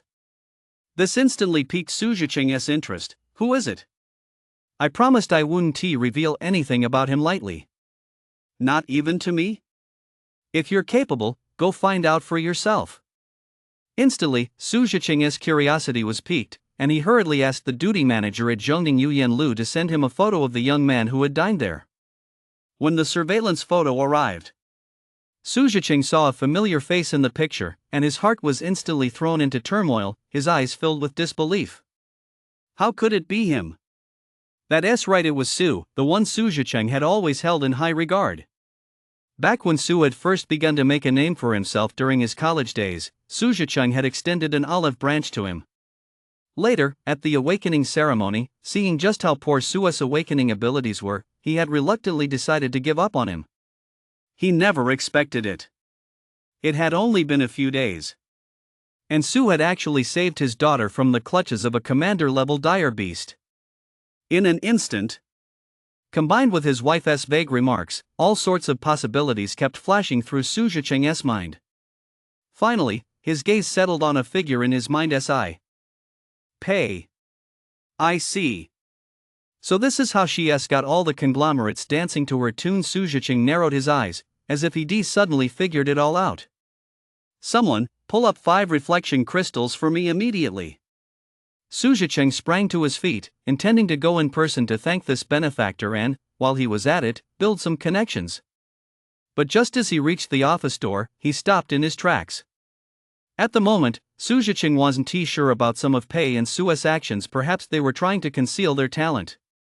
If that were the case, rushing to recruit them might backfire. With that in mind, Su Zhiqing sat back down and sent someone else to deliver the 5 reflection crystals. This was for the best. It avoided making a big fuss. He wouldn't offend anyone, yet he could still build an exclusive relationship with Su. With the benefactor connection in place, Su probably wouldn't be on such high alert. Over at the Zhongding Yuyanlu, the duty manager received instructions to keep the young man occupied at all costs. Someone would arrive to handle the situation within 3 minutes. This instantly sparked the duty manager and the waitstaff's imaginations, conjuring up a scene straight out of a family drama, as if they were about to witness second master Su giving the mistress a thorough beating. They hurried out to reassure the young man. "Sir, please wait a moment. Since you hold a black gold card, Zhongdingyu Banquet Hall will be presenting you with a gift shortly." This left Su a bit baffled. He was getting a gift just for having a meal? Fortunately, neither Su nor Ivy were in a hurry to leave. After all, once they parted ways, who knew when they'd meet again? The overweight middle-aged man, who had been watching them the whole time, detected a hint of mockery in the glances exchanged between the duty manager and the server, and couldn't help but wonder. Could there be something wrong with that card? "I told you so. How could Zhongding Yuyanlu's VIP card possibly be any different from my own?" Thinking there might be a show to watch, the overweight middle-aged man wasn't in a hurry to leave either. "Speaking of gifts, I have one to give you as well." Ivy took a box with an antique-looking pattern out of her purse and handed it to Su. "Open it and take a look." Su paused for a moment, took the box, and lifted the lid. She was instantly stunned. 5 jet black crystals, each the size of a pigeon's egg and shimmering with a lustrous sheen, were neatly arranged inside the box. Reflection crystal. This was simply too precious. Su couldn't help but offer a wry smile. "Qingwei, you've gone and prepared your dowry ahead of time." Put. Even Ivy, who was used to Su's frequent nonsense, couldn't help but feel a faint blush rise to her cheeks at those words, spreading to her ears in the blink of an eye. That innocent blush shattered the hearts of every boy in the dining hall. Originally, Su didn't want their relationship to be tainted by too many practical considerations, but this gift was simply too important to him. With these 5 reflection crystals, once he rolled an attack-type ability, it was simply outrageous. Before he could recover from his shock, 3 burly, imposing men in black exuding an overwhelming sense of menace made their way straight to Su's table, guided and fawned over by the duty manager. Under the duty manager's astonished gaze, one of the men in black produced a box with an antique-looking pattern. It was, to Su's surprise, the exact same model as the one on the table. "Hello, Mr. Su. Thank you for saving our young lady. This is a small token of appreciation from the Su family. Please don't refuse it." With that, the man in black opened the box and placed it in front of Su. Another 5 reflection crystals. This time, not only the others but even Ivy and Su were stunned. Su snapped out of it and joked, "How did you manage to make your gift boxes so uniform? It's not the gift itself that's a problem, it's when even the gift boxes match." Ivy was taken aback, then gently kicked Su under the table. "They hand-picked these with great care, you know." The overweight middle-aged man standing nearby was instantly thrown off balance, his expression shifting rapidly. He originally just wanted to watch this low-class young man make a fool of himself. But he never expected the world to become this unpredictable. The low-class person turned out to be himself. Furious and humiliated, he flung a bank card on the table to pay the bill and stormed off in a huff. "I'm done with this. This world is way too unfriendly to the lower classes." Chapter 20, 10 True Crystals, The Trembling of the Mysterious Pathway. As for the Su family's generous gift, Su accepted it much more readily. These days, if you don't even take handouts from wealthy families, are you even a real person? Facing Ivy's confusion, Su briefly recounted the ins and outs of encountering commander-level dire beasts on his way there. Now, it was Ivy's turn to be shocked. Su had mentioned this right after he arrived, and at the time, she thought he was joking. She never expected he was actually serious. That meant Su had possessed the ability to fend off commander-level dire beasts less than a week after his awakening. Even if he expended most of his power to pry open the dimensional rift, and the commander-level dire beasts hadn't fully materialized, it was still beyond the super level enough to send shockwaves through the mortal world, wasn't it? Lately, many people have been telling me how spiritually gifted I am and how fast I'll grow in the future. But I've always believed that you'd catch up to me one day. I just didn't expect that day to come so soon. That's just like you. After Ivy's round of praise, Su felt a bit embarrassed. He glanced at the 2 boxes of reflection crystals on the table. It seems I'm not. In any case, with these 10 reflection crystals, Su's strength would see a dramatic boost, which was undoubtedly crucial for him as he prepared to venture into the wilderness. Let us get started. Let us see if I can gain a powerful offensive ability. Su had long coveted the apocalyptic's various brutal offensive techniques, so without further hesitation, he immediately activated the reflection crystal. Boom! The first one, Gift of Courage, a strength-enhancing ability. The second, Blessing of Dawn, another enhancement ability. But this ability can temporarily enhance the target's combat awareness, pierce through the enemy's weaknesses, and deal true damage. The third one is Secret Energy Infusion from the Mysterious Pathway. Feeling a stream of pure energy from the heavens and earth coursing through him, Su felt as if he consumed some peerless elixir. His vitality, energy, and spirit surged to their peak. In an instant, Su's entire body glowed.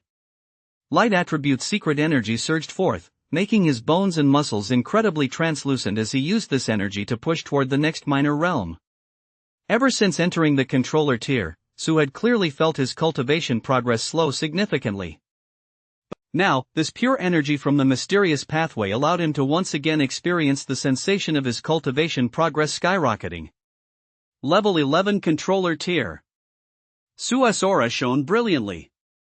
After a moment's reflection, he could sense the immense vitality stored within his physical form. For a transcendent, the body is merely a vessel. The stronger the body, the more terrifying the amount of energy it can contain. Conversely, the more energy the body contains, the more it nourishes and strengthens the physical form. The fourth one. Su wasted no time and picked up another reflection crystal. Heavenly melody. A restorative ability compared to slow healing, it also restores energy expenditure. The fifth one, experience from the gift of courage. This ability will be useful once my level reaches LV7. It's a bit of a waste. I'd be better off spending a day entering the divine favored state to cultivate this ability. It would yield much greater gains. But there's no other way. Using a reflection crystal to trigger cultivation along a mysterious pathway is a real thrill. Sometimes it leads to some strange and unexpected insights. For example, there was once a sword path transcendent who, after using a reflection crystal, gained insight into a calligraphy type ability, imbuing his calligraphy with the rugged vigor and sharpness of the sword path, though, relatively speaking, it was still rather useless. The sixth, pure white blade, an enhancement ability that summons divine light to enchant a weapon, greatly improving its quality and elemental damage. The seventh, guardian's blessing, an enhancement ability that temporarily boosts the target's defense. The eighth, purification, which removes abnormal statuses from the target. The ninth, Cross of the Falling Sky, a divine weapon manifestation ability that summons the phantom of a divine weapon within the mystic pathway. The 10th, Sacred Spear, an offensive ability that condenses a light spear imbued with divine power, striking an enemy deals massive damage. The longer the charge, the greater the power of the Sacred Spear. With 10 reflection crystals in a row, the mystic pathway trembled under his barrage. Su's eyes welled up with tears. 10, a full 10 reflection crystals. He had finally managed to force out an offensive ability through sheer determination. It had been no easy feat. Fortunately, on the path of the apocalyptic one, no matter how many enhancement abilities there will always come a day when they're all exhausted. Sacred Spear. The only offensive ability Su possessed. Naturally, his daily cultivation while in the divine favored state was essentially devoted entirely to this ability. As for the others, they could be set aside for now. It wasn't that he wouldn't cultivate them, he'd just give them a cursory pass. After 5 days of cultivation, Su's realm hadn't changed much, but his actual strength had grown substantially. Name, Su. Pathway, apocalyptic. Abilities, slow healing LV 2086,000. Holy Light Guardian LV 2514 8500. Gift of Courage LV 1825,000. Blessing of Dawn LV 13 2500. Heavenly Melody LV 15 3500. Pure White Blade LV 1934 5500. Guardianess Grace LV 1612 4000. Purification LV 1046 1000. Cross of the Falling Sky LV 1332 2500. Sacred Spear LV 25862 8500.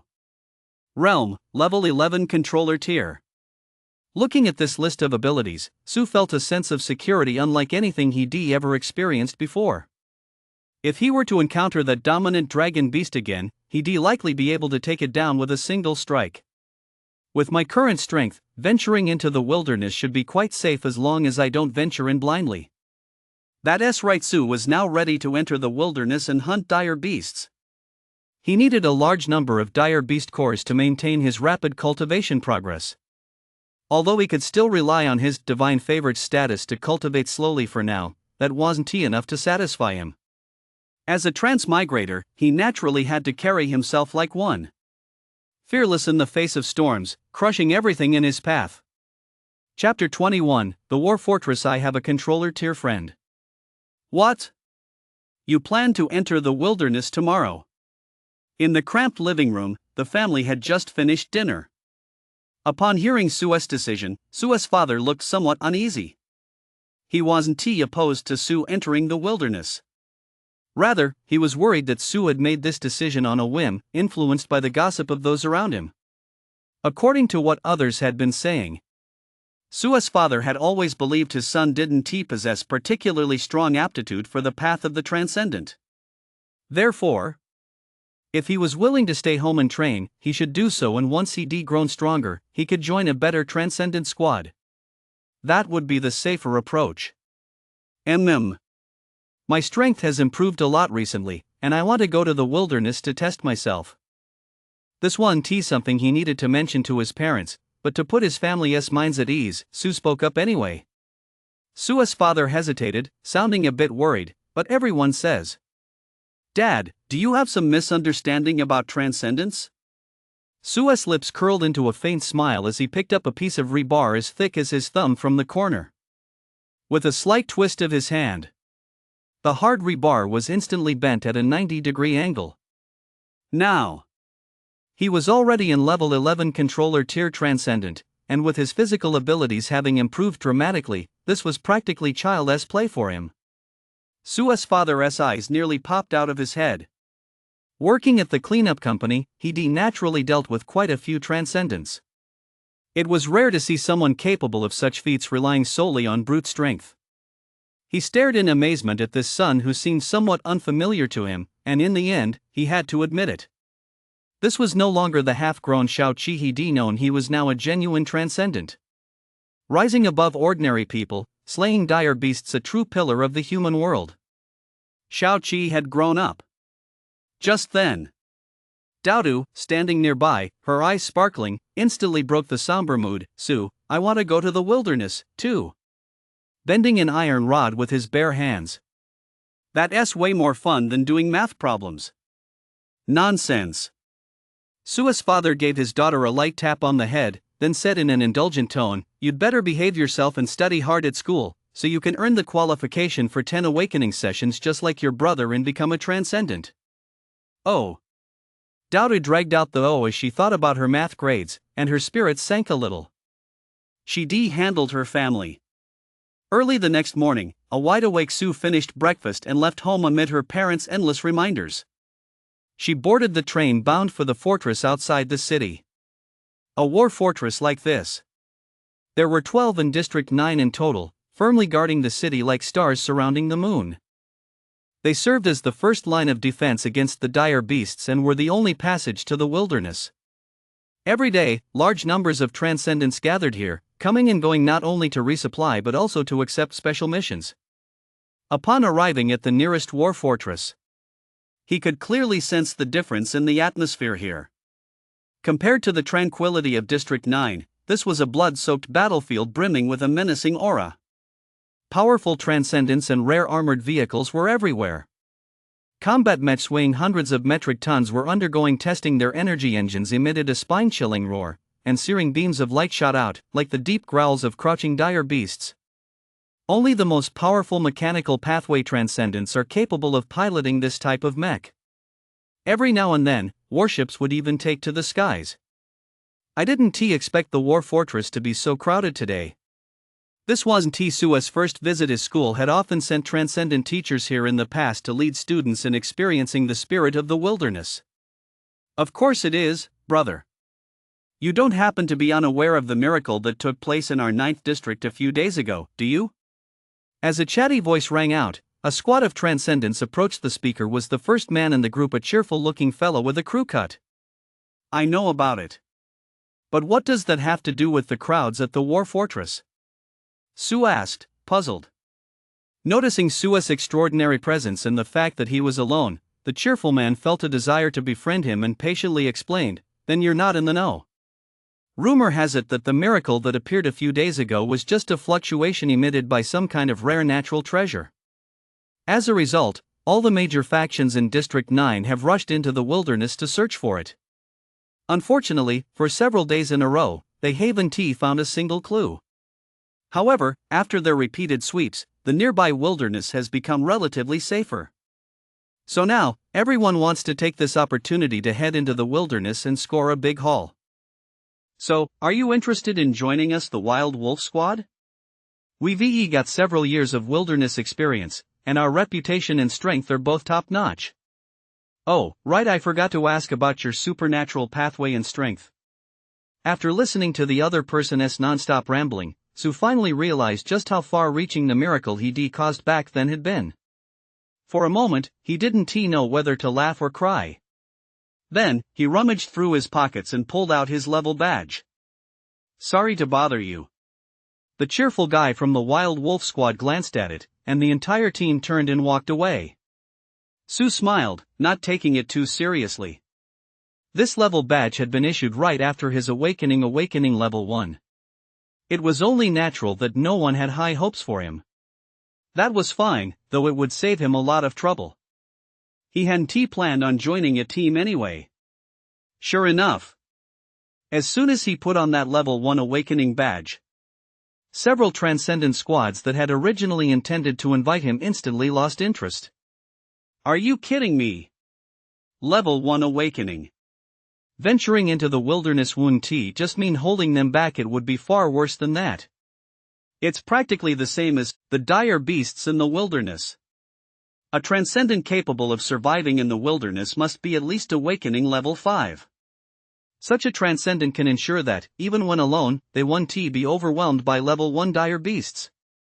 At the registration desk, after waiting in line for nearly 20 minutes, it was finally Sue's turn.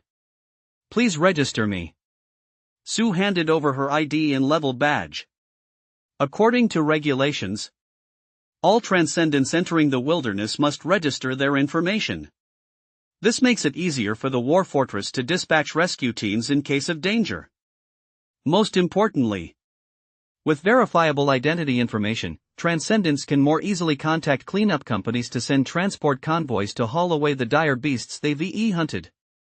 After all, dire beasts range from several hundred gene for the smaller ones to several metric tons for the larger ones. All of this requires contacting a professional cleanup company to dispatch a convoy to collect them, thereby improving hunting efficiency. There have been instances where unscrupulous transcendent gangs deceived cleanup companies into sending convoys, only to ambush and kill them to extort compensation. Registering one's identity can also effectively prevent such situations from occurring. Awakening level 1. How dare you venture into the wilderness? The young woman in charge of registration couldn't help but raise her voice several notches the moment she saw Sue's badge. Soon after, she seemed to realize she had been impolite. When dealing with transcendents and those of higher levels, she had always held them in high regard. After all, the wilderness was forbidden territory that humans dared not easily venture into. But Sue's cultivation level was simply too low. She hurriedly explained in a low voice, "I'm sorry, I didn't mean to. Your level is really too low. Why don't you focus on training first to improve your strength? That way, entering the wilderness will be a bit safer." Although the young lady tried to make amends right away, her voice still drew quite a few stares. "So," someone said in a hostile tone, "daring to enter the wilderness at just level 1 of awakening? That's really looking down on the dire beasts, isn't it?" "Ha, back when I was at level 5 of awakening, I barely survived entering the wilderness. It was a near-death experience."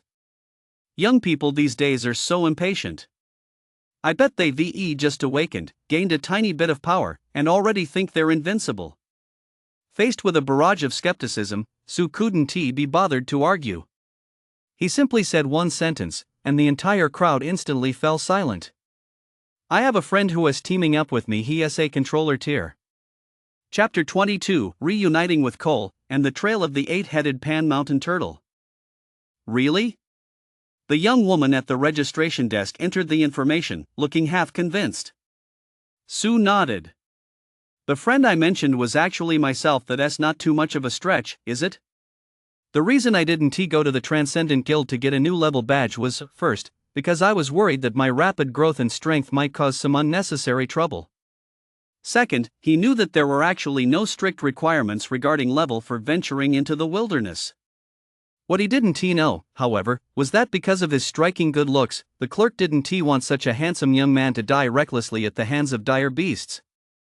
That would be such a waste." After registering his information, Sue received a backpack and a communicator. The backpack mainly contained some common tools and a tent. The communicator, on the other hand, was quite valuable. In the wilderness, ordinary cell phones were essentially useless. Communication could only be maintained through this special device. Not only could it track location and send distress signals, but it also stored the latest data on various dire beasts, including their attack patterns, habits, and weaknesses, making it almost a full replacement for a cell phone. Basically, every transcendent registering for the first time received a kit like this. It was a small perk provided as an official subsidy. Having sorted everything out, Sue was just about to head outside when he suddenly ran into an acquaintance. It was Cole, the guy he'd had some friction with back in school. At that moment, Cole was returning with a squad. He also spotted Sue, so he said to a scar-faced man beside him, "Brother Yang, I've run into an old acquaintance. I'm going over to say hi." Then he walked straight up to Sue. "Sue, I didn't expect to run into you here," Cole said, his tone somewhat condescending. The Cole of today had shed some of his former naivety and gained a touch of ruthlessness. It seemed the wilderness truly was a place where transcendents were forged. "You're not here alone, are you? Where are your teammates?" Sue replied nonchalantly, "What? I don't think the wilderness has a rule against going in alone." "Ha, you're still just as cocky as ever," Cole sneered. "As a classmate, let me give you some advice. Sometimes you've got to know your limits. Otherwise, overconfidence can get you killed out here in the wilderness." "Thanks." Seeing that Sue wasn't having any of it, a barely perceptible flash of anger flared across Cole's face. "Have you seen my teammates? They're all controller tier masters, and there are even some who are far more powerful than you could ever imagine. They're members of the club founded by Zach. Not only did he manage to set up a transcendent club right after graduation, but he has also received massive investments of reflection crystals and various resources from his family. He is currently in seclusion, pushing himself to break through to the controller tier. Some people are just born with a higher starting point than us, so you'd better know your place." "So what?" Sue couldn't be bothered to argue with someone like this. "Why don't you pass along my congratulations for me?" With that, he turned and walked away. No point in wasting words on someone you don't click with. As for this classmate, Sue could clearly sense that the person harbored ill will toward him, though he wasn't sure exactly where that hostility stemmed from. Logically speaking, they both came from commoner families. Even if they couldn't become close friends, there shouldn't be such deep-seated prejudice. If it were simply jealousy over his good grades at school, that wouldn't make sense either. After all, there were plenty of commoner students who outperformed Cole academically. Cole stood rooted to the spot, staring intently at Sue's retreating back. In his eyes, an unnameable rage seemed to be raging. "Why are you always so composed? Even after awakening that worthless pathway, you're still so composed. Are you mocking me? Mocking me for being a sycophant who kowtows to the powerful and climbs the social ladder? But what choice do I have? I don't want to either. But my family has doomed me to this path. It's the only way I can reach higher levels." Just then, Cole's teammates approached.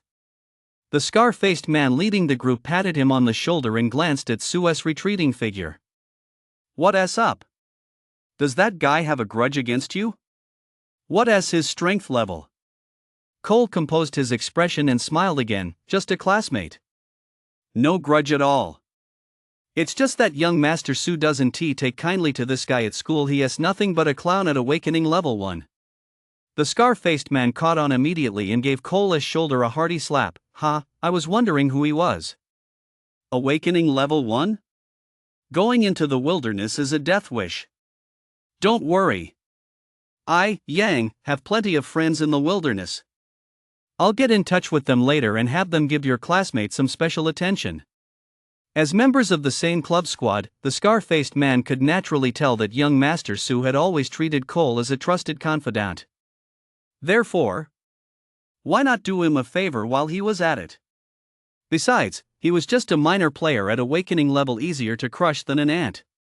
"Come on, this trip to the wilderness has been pretty fruitful. I'll take you somewhere to unwind. It'll be a top-tier experience you've never seen before." Meanwhile, Sue didn't give Cole a second thought. When it came to guys who weren't quite right in the head, it was best to keep his distance. If this guy insisted on running into him, he wouldn't hesitate to set aside any sense of camaraderie. Conflicts between transcendents and ordinary people might be somewhat mitigated by the existence of the supernatural laws. But when transcendents clashed with other transcendents, the results were almost always extremely brutal. After wandering around for a while, Sue arrived at the side hall of the war fortress. What met his eyes was a massive light screen and a dense crowd of transcendents. Many Transcendence squads would come here to gather information right before venturing into the wilderness. That's because the massive light screen displayed a map updated in real time, showing the area extending 1,000 kilometers deep into the wilderness. Although communicators also provided timely updates on map information such as the distribution of dire beasts in the wilderness, they were nowhere near as detailed as this massive screen. Su's mind instantly sprang into overdrive as lines and patterns began to take shape in his imagination. If anyone knew he intended to commit this entire map to memory, they would surely laugh at him for wasting his time. Most people only need a general understanding of dire beast and terrain distributions. Once in the wilderness, they simply cross-reference it with the simplified map on their communicator, and that would be that. Besides, what kind of mental capacity would it take to memorize such vast and complex information? But Su could do it. His top rankings in all 10 subjects weren't achieved through sheer hard work alone. Coupled with his frequent use of the divine favored state over the past period, his mental power had evolved to an unimaginable degree. The reason he was doing this was because of the first thing the dean had said when leading students into the wilderness: in the wilderness, nothing is reliable except your own self. Especially so-called high-tech equipment.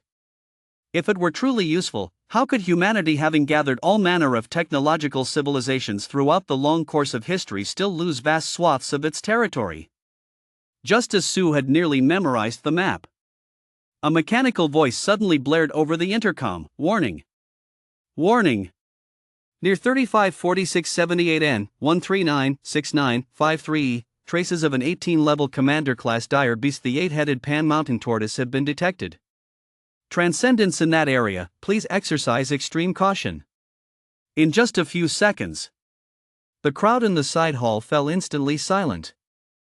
Immediately afterward, a fierce roar of cheers erupted. One by one, the Transcendence eyes turned red as they panted heavily. They looked exactly like starving wolves that hadn't seen a beautiful woman in 8 or 10 years. Chapter 23, A Race Among Rivals, The Odd Couple. Generally speaking, Level 18 Commander Tier Dire Beasts are already approaching the level of War Tier Dire Beasts, equivalent to Overlord Tier Transcendence. An ordinary Controller Tier Transcendent would barely have time to dodge. There's no way they'd be acting like they've been injected with adrenaline, as they are now. This is because the dire beast codenamed 8-headed pan-mountain tortoise is different from other level 18 commander tier dire beasts. It attacks slowly, moves slowly, and has extremely high defense. It's practically a living target.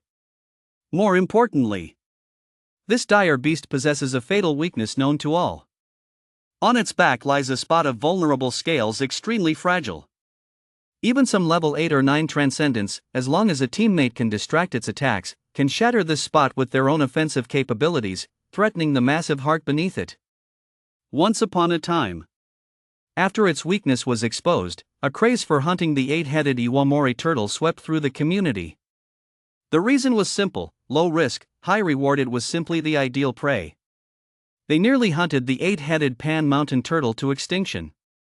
Now, another 8-headed pan-mountain turtle has been spotted. This is undoubtedly another feast. Guys, this 8-headed Iwanami turtle is definitely ours, the Storm Gang's. Holy shit, the last one showed up half a year ago. It was less than 3 kilometers from my place, but someone beat me to it. I couldn't fucking sleep for a whole month. Level 18 dire beasts, beast cores and beast meat materials. It's practically free. Hurry, hurry, hurry. Anyone still without a party, join us now. A controller tier big shot is leading the charge. As long as you can draw some fire away from the 8-headed pan-mountain turtle, you'll get your share. One after another, teams of Transcendents raced off toward the reported coordinates. Some controller tier solo players didn't want to be left behind either, quickly forming parties. They accepted almost anyone. All they needed were Transcendents capable of sharing the firepower. Of course, there were exceptions.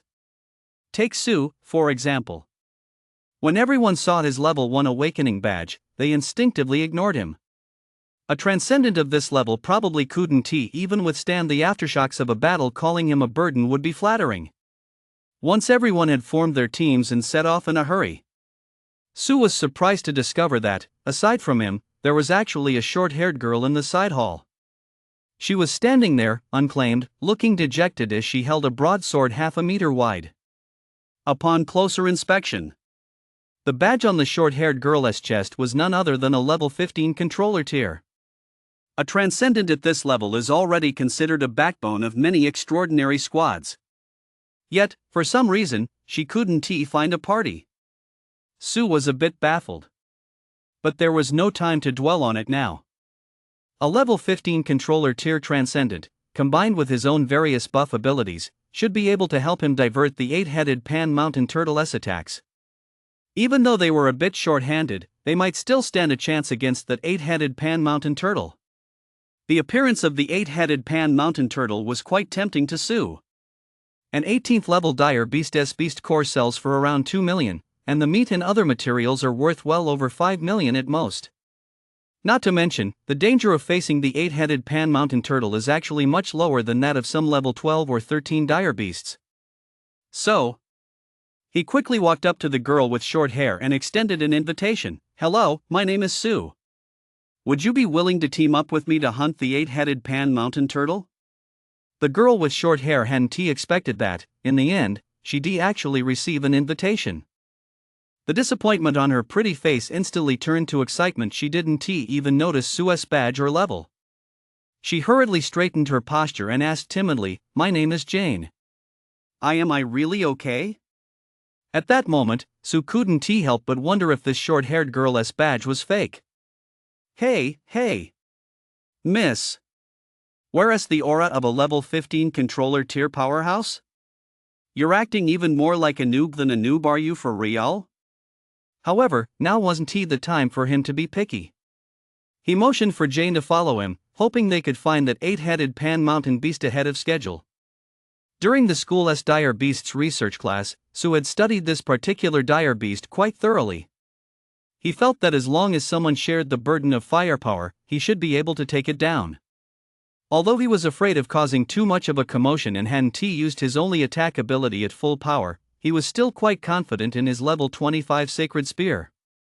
As the two passed through the War Fortress lobby, the receptionist caught sight of this pair and instantly felt her scalp prickle, her eyes nearly popping out of her head.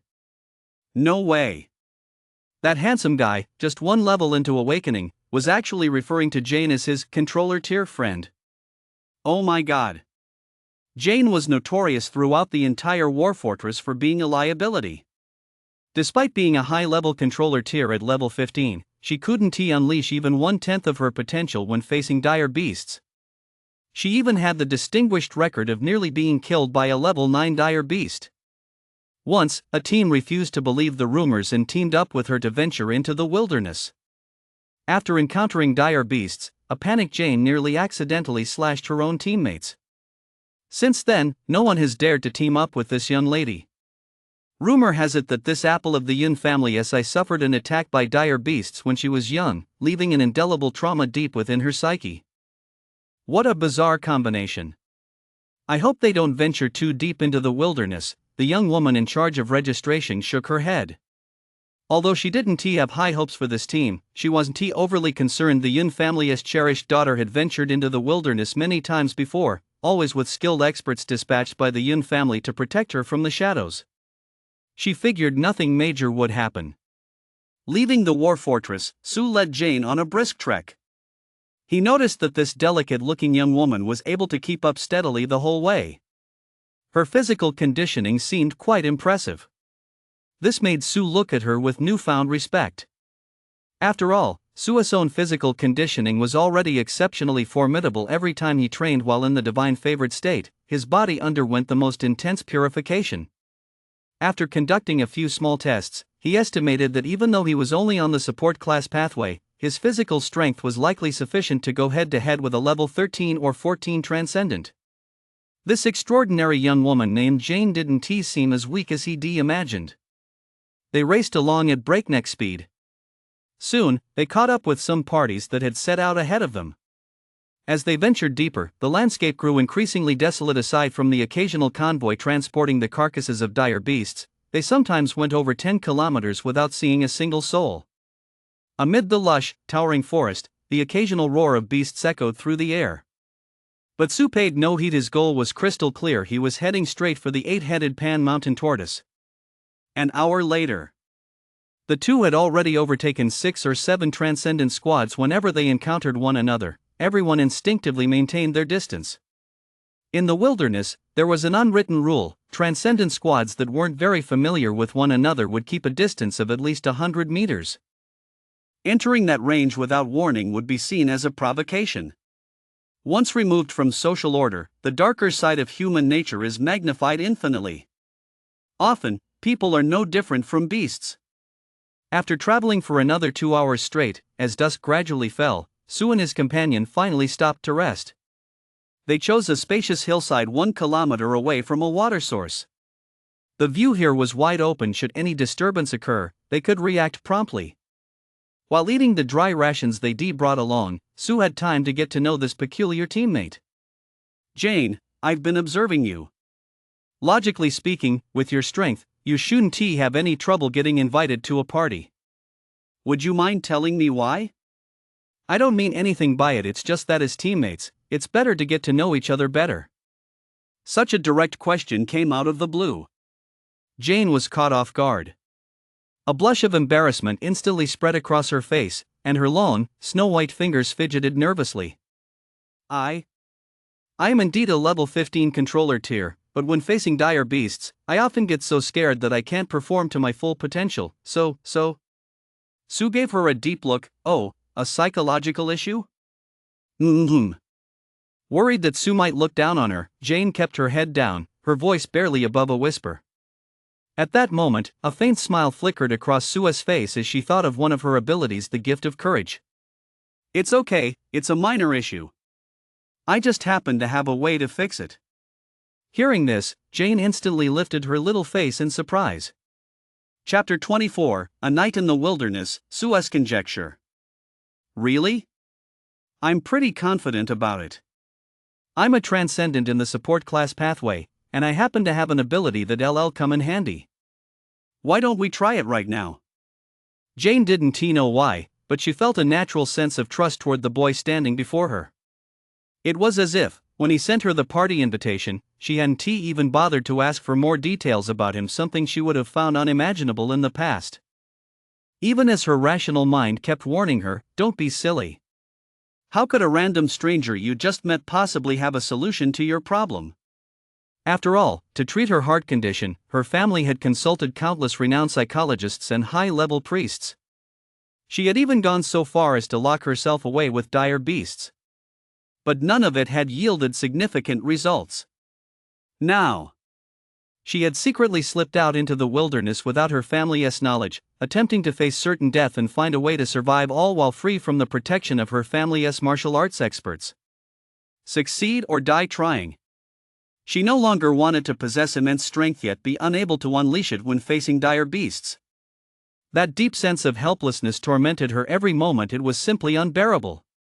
Jane clutched her half-meter-wide broadsword, her gaze fixed on Sue with deep conflict, as doubt and trust tugged at her heart in a constant tug of war. Where on earth did this unfounded trust come from? Was it his looks? A guy this handsome probably wouldn't lie, right? Sue seemed to sense her inner conflict and smiled brightly. "No rush. I still need to prepare a few things." Oh, a hint of disappointment flashed in Jane's eyes. Sue offered no explanation. What he needed to prepare, of course, was to raise the level of his gift of courage ability. Over the past few days, most of his training time while in the divine favored state had been devoted to improving his soul offensive ability. As a result, the ability level of divine favor was currently only LV18. Sue discovered that the higher an ability's level, the more incredible effects it would bring. Take slow healing, for example. Originally just a healing ability, when used in the divine favored state, it could even purify the very essence of life. Of course, he couldn't possibly use divine favored recklessly right now to cast the blessing of courage buff on Jane. That would be too wasteful. After all, this was the wilderness, where danger could strike at any moment. As his ultimate trump card, he naturally wanted to conserve divine favored as much as possible. Besides, one must always be on guard. Even if Jane seemed harmless, he wouldn't reveal his trump card lightly.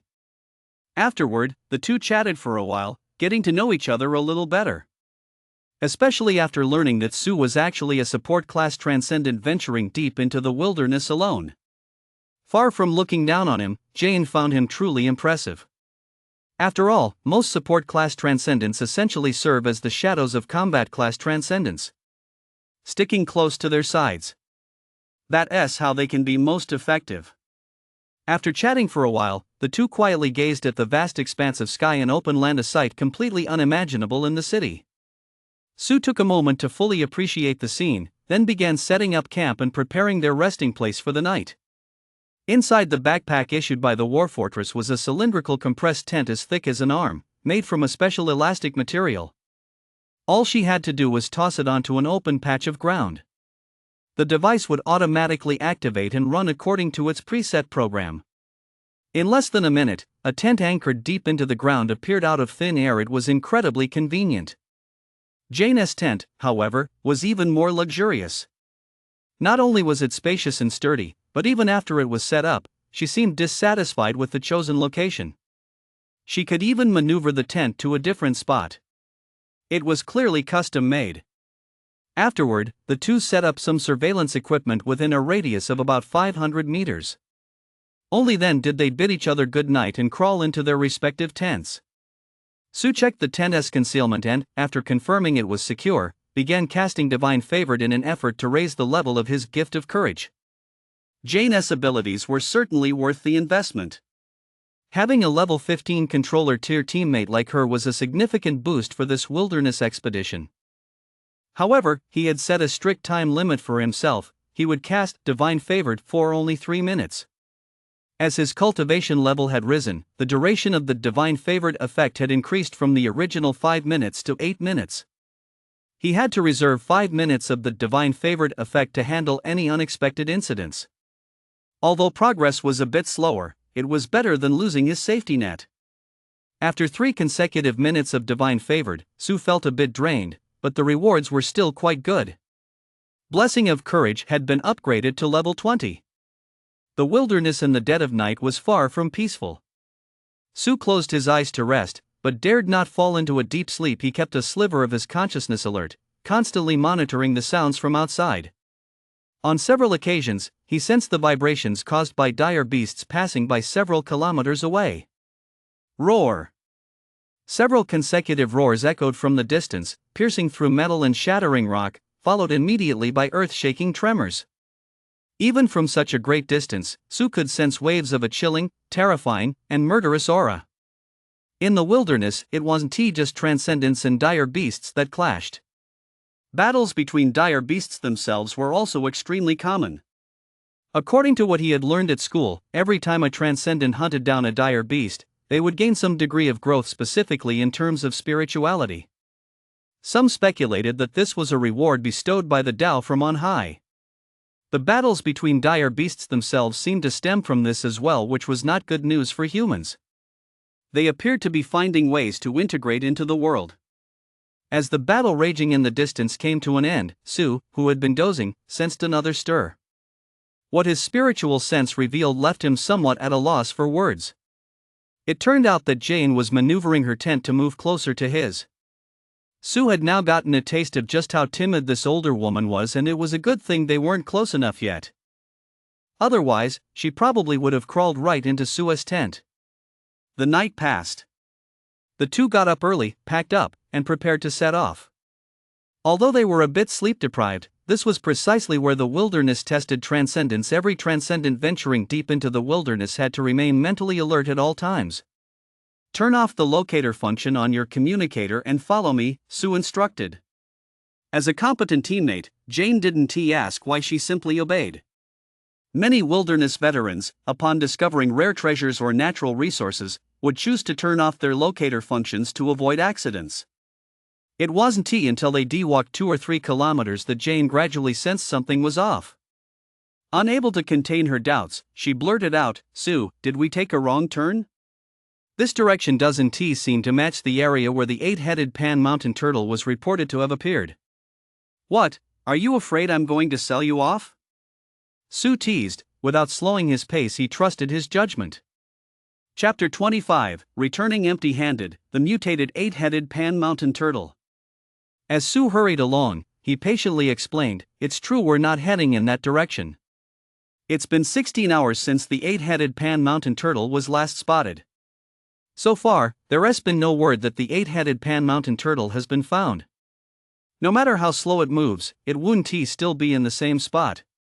Judging by the routes most superhuman teams have taken, I suspect you assumed the eight-headed Pan Mountain Turtle prefers water and would head for the nearby marshlands. Is there something wrong with that?" Jane asked, puzzled. "It's certainly a possibility, but the probability is too low. What time of year is it now?" "June." "Exactly. June is the eight-headed Pan Mountain Turtle's breeding season. They feed on a specific exotic fruit to ensure a successful birth. And near the coordinates where its trail was last detected, there's a valley that happens to be marked with this very fruit." Jane was secretly amazed by Sue's extensive knowledge of dire beasts, but she still couldn't help asking, "What if we're wrong?"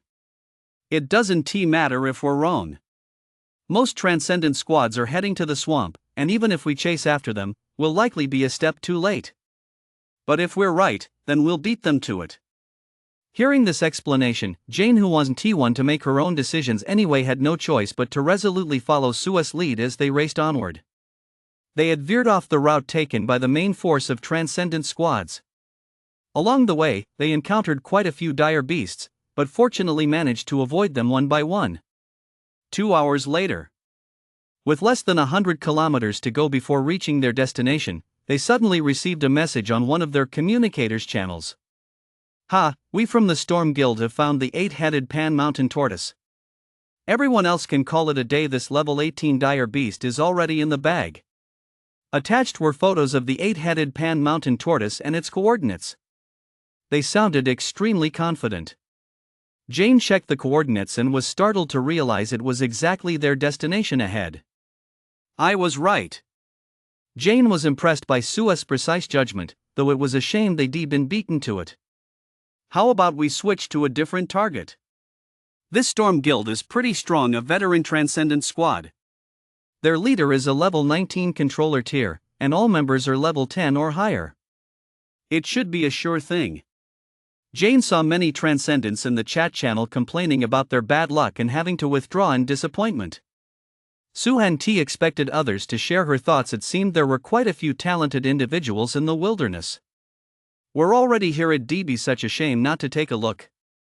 Right now. Their current location was less than a 10-minute journey from the area where the eight-headed Stone Mountain Tortoise had appeared. If they hurried over now, they might still catch a major battle. For Sue, who lacked combat experience, this was quite appealing. Besides, the exotic fruits that grew in abundance in that valley were quite valuable. If they could gather some, it would make the dash worth it. Although most transcendents chose to head back, a small number of transcendent squads shared Sue's line of thinking. 7 minutes later, a panicked message flashed across the chat channel. "Trouble! That eight-headed Pan Mountain Tortoise has mutated. It has no reverse scales on its back. Its attack frequency has skyrocketed. The Storm Guild has suffered heavy losses. Even level 19 Jai Bin, after a prolonged assault, was wounded by the eight-headed Pan Mountain Tortoise, which had finally broken free." This explosive news instantly sparked a heated debate in the chat channel. Some transcendents beat their chests in regret for having retreated early. Others remained remarkably calm. An eight-headed Pan Mountain Turtle with no weaknesses was a genuine level 18 commander tier dire beast, far beyond their reach. Opinions flew thick and fast. Still, many transcendents, their eyes burning with eagerness, raced toward the valley where the eight-headed rock turtle had appeared. They were hoping to snag a lucky find or get a piece of the action. At that moment, Sue and his companion had already arrived at the valley where the eight-headed Pan Mountain Turtle had appeared. In the gently sloping area of the valley, a ferocious giant beast stood towering like a small mountain, its scales gleaming menacingly, its furious roar deafening. Its 8 massive heads moved in unison, whipping up and down. Within its blood-red maw, spheres of light rapidly coalesced. Blinding beams of light shot out one after another, crisscrossing in the air. The solid ground was blasted into a wasteland, with swaths of scorched earth plowed over time and again. Chaos reigned in the valley. The scene was utterly devastating. The 20 or 30 transcendents tasked with diverting the firepower dared not face the assault head-on. They could only scramble about, covering their heads. Drawing on their past experience, they lured the attacks of the 8-headed pan-mountain tortoise. Their goal was to buy time for the powerful transcendents circling around to the 8-headed pan-mountain tortoise's rear. Now, behind the dire beasts, several immensely powerful transcendents were growing increasingly desperate. They frantically unleashed a barrage of devastating attacks, focusing their fire on a patch of scales on the 8-headed pan-mountain turtle's back. If they could just shatter that patch of scales, they could directly threaten the 8-headed pan-mountain turtle's life. Unfortunately, despite nearly 10 minutes of relentless bombardment by one level 19 and several level 17-18 transcendents, they had only managed to leave a few dents on that section of scales. Is the mutated 8-headed pan-mountain turtle really this strong? Sue frowned, not rushing to intervene. Instead, he remained halfway up the mountain, carefully observing the tactics of this dire beast. Beside him, Jane's eyes gradually lost their sparkle, her body trembling uncontrollably. Her mouth felt parched, and she felt as if she'd been struck by lightning. There was no trace left of the momentum she'd had while charging toward it. Can't we break through its defenses yet? We can't hold out much longer.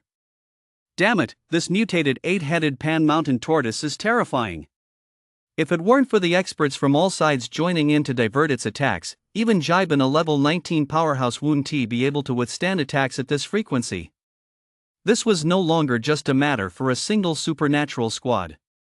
Experts arriving one after another rushed into the fray, surrounding the 8-headed pan-mountain tortoise from all directions.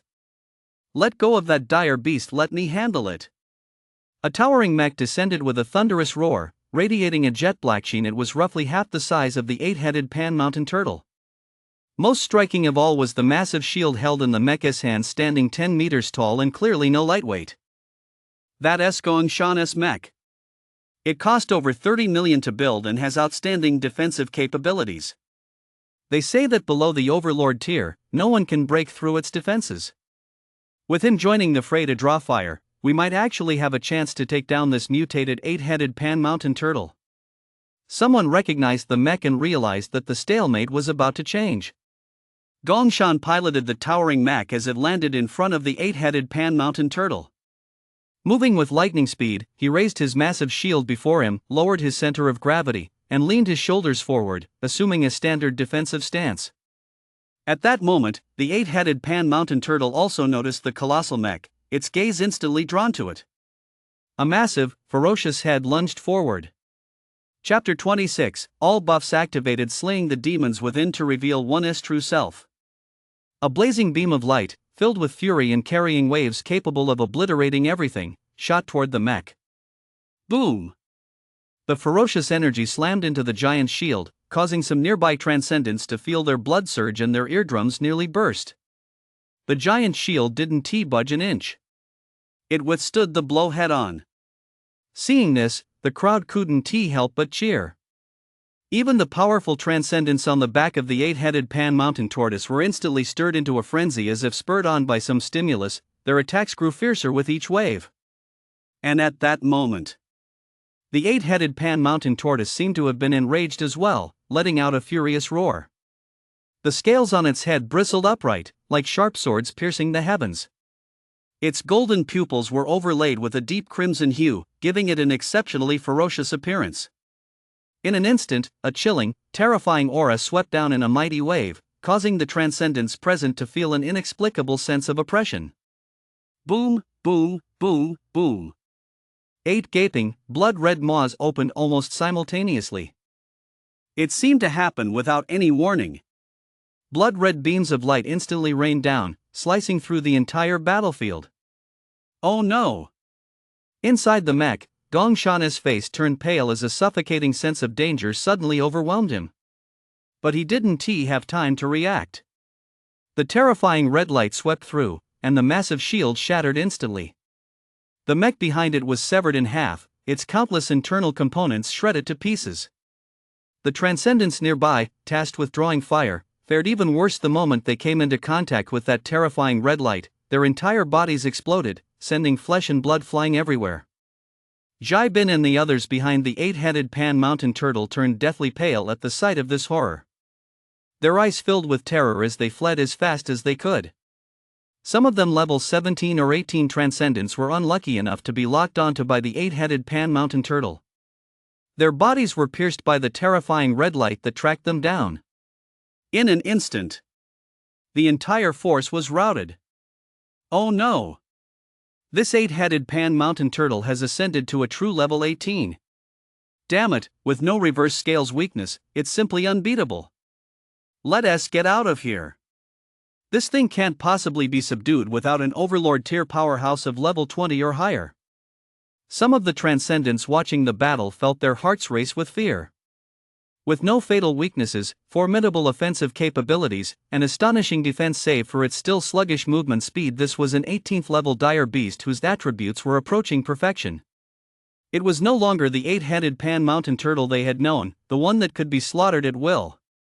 Su stared at the 8-headed pan mountain turtle as it wreaked havoc all around, his blood boiling as a terrifying aura erupted from him in an instant. It's our turn. Upon hearing this, Jane, standing nearby, had long since lost control of her body and couldn't even take a single step.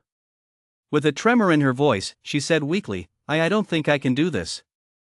Su's lips curled into a faint smile, and he said with absolute certainty, don't worry. If I say you can do it, you definitely can. The next moment, Su raised a finger. A dazzling white light instantly enveloped Jane. Gift of Courage LV20. In an instant, Jane's gaze changed. She felt that all the anxieties within her, those long-buried, untouchable fears were, as if bathed in sunlight, instantly soothed by a gentle, mysterious force. Even the roar of the 8-headed pan mountain turtle in the distance no longer disturbed her in the slightest. Jane was stunned, staring at the boy before her in disbelief. Is this everything you said true? Su didn't answer. Another series of buffs as if they were free rained down on Jane one after another. Guardian of Holy Light. Guardian's Blessing. Pure White Blade. Blessing of Dawn. For a moment, Jane felt more powerful than she had ever been before, a power that radiated from the inside out, encompassing her entirely. It was as if someone who was terrified of snakes suddenly given a full-body exosuit. Facing that fear head-on again would feel incredibly easy. Jane was enveloped from head to toe in a dazzling white light. Her demeanor transformed instantly, as if she were a deity, and an unimaginable sense of security wrapped tightly around her. Go. Go see the most perfect version of yourself that you can imagine, Su said with a smile. Jane's eyes immediately welled up with tears. 1,000 words swirled in her heart, but in the end, they dissolved into a single, tearful Yet this hint of a sob was different from before. It seemed to contain boundless resolve. Boom! A burst of power erupted from beneath her feet, leaving a trail of afterimages in her wake. Like a flash of cold steel, precise and fierce, she sliced through the air, charging at the 8-headed pan mountain tortoise with her broadsword raised. At that moment, even if Su had told her to die, she would have obeyed without hesitation. Because that man had given her a new lease on life, even if only for a fleeting instant. What? Someone actually dares to attack this mutated 8-headed pan mountain tortoise. In the distance, some transcendents who had been about to leave suddenly stopped in their tracks, their eyes wide with disbelief. They couldn't fathom that anyone would dare step forward after the 8-headed pan mountain tortoise had revealed its true power. That looks like... Someone seemed to catch a glimpse of a familiar figure amidst the dazzling white light. A moment later, their pupils contracted. It's that little brat, Jane. My God, how could it be her? That girl Jane, every time she faces a dire beast, she is so scared she freezes in place. How dare she attack the mutated 8-headed pan mountain turtle now? Just as everyone was buzzing with speculation, the 8-headed pan mountain tortoise also noticed Jane charging toward it. It hadn't expected yet another pesky fly to disturb it, and instantly roared in fury. 8 terrifying red beams intertwined, attempting to completely seal off all of Jane's escape routes. However, in the very next moment, a scene that left everyone speechless unfolded. There, Jane remained unflustered and utterly calm, skirting the terrifying red beams by the narrowest of margins like a dancer gliding along the edge of a blade, and effortlessly evaded them. Swift as a bolt of lightning, she closed in, leaping upward. The broadsword in her hand, radiating a pure white light, erupted in blazing flames as she swept it upward in a sweeping arc. Whoosh! Blood spattered everywhere. A trail of blood was drawn across the chin of one of the 8-headed Pan Mountain Turtle's heads. Everyone looked as if they'd seen a ghost. They simply couldn't believe it. Someone had actually managed to wound the 8-headed Pan Mountain Turtle. And it was that little girl who always underperformed when facing dire beasts. What the hell kind of joke is this? Tell me I'm dreaming. Even Jane herself hadn't expected her strike to be so effective, though she suspected the pure white light on her broadsword was imbued with some mysterious power. But that wasn't all. Her mind was now crystal clear, and her combat instincts felt as natural as if she'd been born with them. With every move, she maximized the damage dealt. Is a transcendent in the support class really this insane? Oh no. He's the one who is insane. At that moment, she fully realized just how insane Sue's abilities were. But she didn't have time to dwell on it now. Stimulated by the intense pain, the 8-headed Iwamori turtle flew into a rage instantly, its already ferocious face becoming even more contorted. Fueled by boundless murderous intent, it spun around and launched a frenzied assault on Jane. In that instant, Jane clearly sensed the endless killing intent emanating from the dire beasts, but there was not a trace of fear or dread in her eyes, only absolute composure. Meanwhile, faced with such a golden opportunity, Sue had already sprinted ahead to position himself behind the 8-headed Pan Mountain Turtle. His entire body was similarly layered with various buffs. He instantly activated the divine favored state. His right hand formed a loose fist, and a golden spear materialized out of thin air, emitting a chilling aura. Who is this brave warrior? Is this a guard sent by the Yun family? No, it doesn't look like it. He is way too young. Holy crap, the light radiating from him is blinding like a little sun. He looks kind of familiar. The crowd was filled with astonishment and doubt, their gaze instantly drawn to the two figures on the field. Chapter 27, Sacred Spear. Can we have a few more of those? With all his buffs activated and in the divine favored state, his body was bathed in a golden glow, as if enveloped by a dazzling sun. He was frantically channeling energy into the sacred spear in his hand, priming it for action, while those heart-stopping fluctuations continued to rise. Clearly, he intended to deliver a one-hit kill to this 8-headed Pan Mountain Tortoise. After all, there was a 7-small-level gap in vitality in. Gripping her broadsword with both hands, she swiftly slashed out a series of phantom-like, blazing sword energies. Flames blazed, and the air was filled with boundless fire. Blazing sword, tornado. Jane let out a sharp cry as she swung her broadsword with all her might.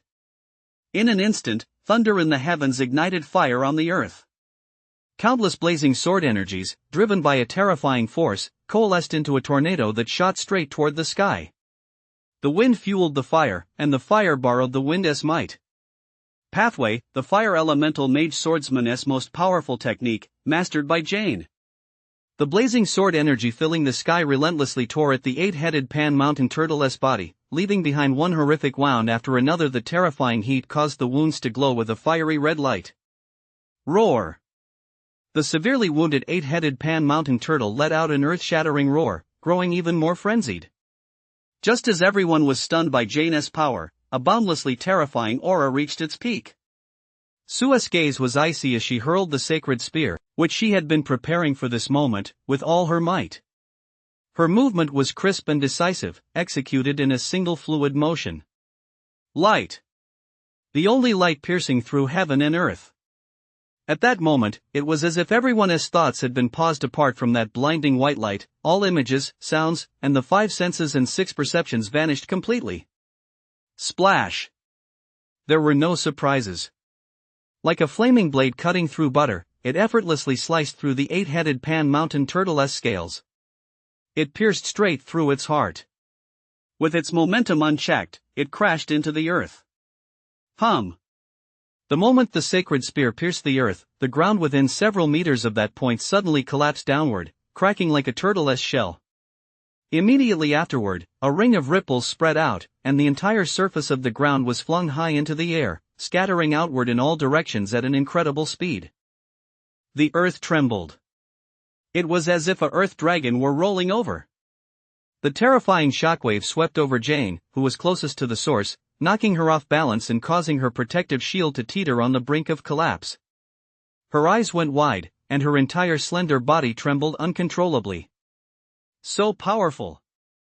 So fast. So incredible. Is this really a power that a human can control? This was supposed to be a support class pathway. How could it be even more devastating than her own top-tier combat pathway? Jane was stunned. She realized that the more she thought she understood this man, the more mysterious he became. The aftershock stretched for several li, carrying countless clumps of sand and rocks as they surged forward like ocean waves, engulfing the distance. Not far away. The Transcendents who had stopped to watch the battle hadn't even had time to react before they were sent flying. Quick, quick, take cover! A powerful figure shouted at the top of his lungs. Some Transcendents, their minds blank from the shock of the breathtaking scene before them, felt a chill run down their spines and sprinted at top speed toward nearby mountain hollows and boulders. They were still being battered senseless by the aftershocks. Silence. A deathly silence. No one could have imagined. The 8-headed Pan Mountain tortoise, which everyone had considered unbeatable, had actually been instantly killed so easily. And it happened while they weren't even paying attention. An effortless, instant kill. Holy shit, that's just insane. Damn it, for a split second, I thought I heard Tainai calling out to me. Damn it! I didn't even get a shot of that earth-shattering moment. What a huge loss. The group of Transcendents, still shaken, vented their inner fear as they watched Su and the lifeless 8-headed Pan Mountain turtle at his feet from a distance. They didn't even dare take a single step forward to speak to him. The gap between them was simply too vast. Some people were destined to be admired from afar, never to be approached. Jaibin, the leader of the Storm Guild, was equally shaken to the core and couldn't help but speak up. This must be an Overlord tier Transcendent and not just any Overlord tier. But I've never heard of the 9th District having an Overlord tier powerhouse of that age. Yeah, could it be a young member of one of the great families from the Holy City who has come out here to train? Sigh, the gap between one Transcendent and another is just too vast. At that age, I was still struggling at the awakening level. In an instant, whispers and speculation filled the air. Everyone was filled with curiosity about Su's identity. After slaying the 8-headed Pan Mountain tortoise, Su immediately exited the divine-favored state. With just 3 minutes of charging, the sacred spear can unleash such power. If fully charged for 8 minutes, its power would rise by several levels. After roughly estimating his peak combat strength, Su was thoroughly satisfied. Fortunately, this was the wilderness. If he'd been in the city, he wouldn't have dared to unleash his full power. At the same time, from the depths of the void, a mysterious fluctuation descended upon the two of them, nourishing their souls. Instantly, their senses sharpened, their hearing and vision became keener, and they felt a deeper connection to the world around them. Su knew this was a result of his spiritual essence being enhanced after hunting dire beasts. As for the extent of the enhancement, it depended on the vitality index of the dire beasts they'd slain. If the hunt was completed as a team, the benefits would be distributed according to each member's contribution. I'd like to keep this dire beast's beast cores for myself. I'll sell the other parts to a cleanup company and compensate you for them. Su looked at the carcass of the 8-headed Pan Mountain tortoise and began dividing up the spoils. Upon hearing this, Jane quickly waved her hands. No, the slaying of this dire beast is entirely thanks to you. I've already benefited from it and seen a boost in my spiritual essence. You can handle the rest. Besides, just being able to muster the courage to face a dire beast head-on is more than enough for me. If you don't mind, could you give me a few more shots? Chapter 28, Whereabouts Exposed, the Yun family in shock. Su paused for a moment, then quickly caught on. Once the courageous blessing buff wore off, the timidity deeply ingrained in Jane's very bones began to resurface. If it weren't for that broadsword propping up her limp body, she probably. Hey. Miss Yun, you weren't like this just a moment ago. You're so weak right now it really takes away my sense of accomplishment. No rush. Let us stay in the wilderness a little longer so you can adjust properly. It shouldn't be a problem. Su couldn't help but press his hand to his forehead. Okay. Jane was only too happy to agree, nodding rapidly. As long as it let her stay in that state from earlier, she'd do anything. The battle was over. The other transcendents dispersed one by one. Since the 8-headed Pan Mountain Tortoise had already fallen into someone else's hands, they had no choice but to shift their focus and continue hunting other dire beasts. Actually, the wilderness wasn't quite as peaceful as it seemed. Murder, robbery, and the looting of spoils, such heinous acts unfolded almost constantly in obscure corners. But the young man had displayed such terrifying power. Even if they had the desire to steal, they didn't have the guts to do it. If they stayed any longer, who knew who would end up robbing whom? Knowing Jane had no objections, Su set about handling the 8-headed Pan Mountain Turtle on his own. He began by splitting open the dire beast's skull and extracting a green beast core. He waited briefly in his hand, sensing the secret energy contained within, and felt a surge of joy. It seemed his cultivation progress would return to what it had been back then. Just thinking about it filled him with excitement. Next, he pulled a device from his backpack and gently pressed a button. Micromechanical bees flew out of the device, buzzing and emitting streaks of blue light as they circled the 8-headed Pan Mountain Tortoises, scanning data such as their dimensions. At that moment, War Fortress. A group of transcendents with powerful auras arrived in a hurry, looking anxious. It was none other than Yun Rohai, the head of the Yun family, who had lost track of his daughter. Upon arriving, he immediately sought out the commander of the War Fortress. Old Jean, hurry. Help me check Jane's entry and exit records and her location.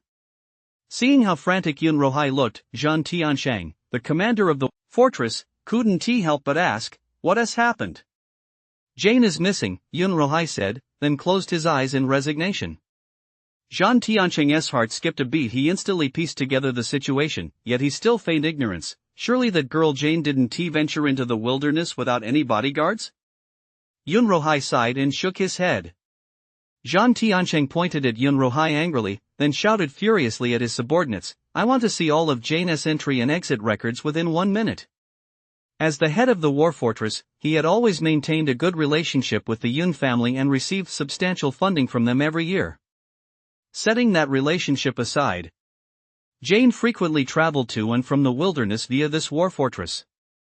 Although the girl suffered from a heart condition, her indomitable spirit had won Jean Tianshang's deep affection. One could even say that Jean Tianshang regarded Jane as a daughter of his own.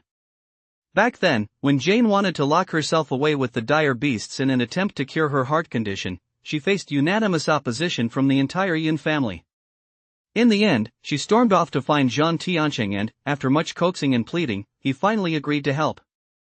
Although the results were less than ideal, Jean Tianshang remained convinced that, with Jane's temperament, she would sooner or later overcome her heart condition and become a transcendent who would shake the wilds to its core.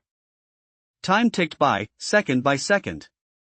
The atmosphere in the office grew increasingly stifling, and Jean Tianshang finally couldn't hold back any longer. He erupted into a tirade, Yun Rohai, is this how you act as a father? You don't even understand your own daughter. I think you'd better step down as head of the family. Do you have any idea how desperately she longs to become a transcendent who stands tall and proud? Yet you keep saying it doesn't matter if she is afraid to face the dire beasts, that the Yun family has no shortage of transcendents. Is that supposed to be comforting? If you'd paid even a little attention, things wouldn't have come to this. Yun Rohai was at a loss for words in the face of the scolding. Over the past few years, he had indeed neglected his daughter's feelings to some extent, and he couldn't refute it.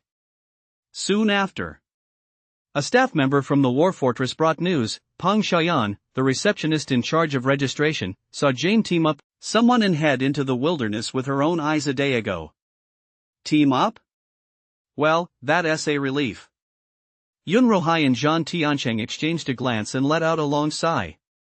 It seemed the girl still knew her limits. However, the staff member's timid follow-up instantly startled the two bigwigs, causing them to jump to their feet. The person she teamed up with is a level 1 transcendent named Su.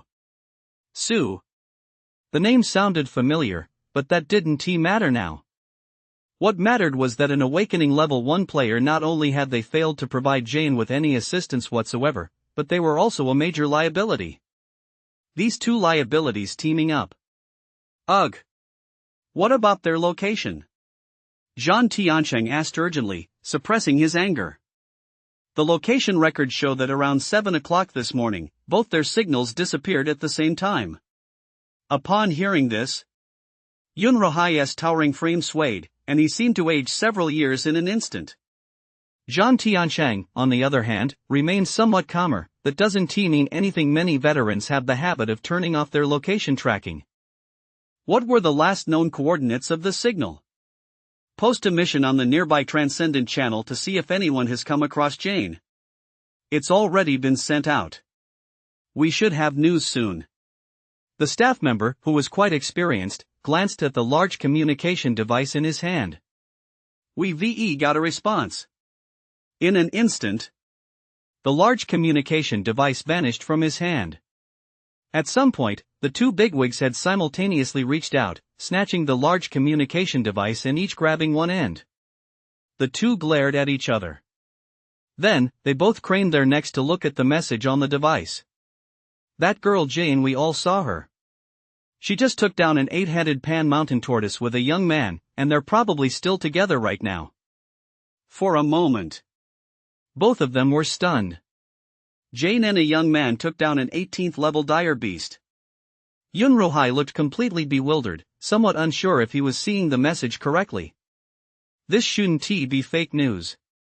We received more than one report.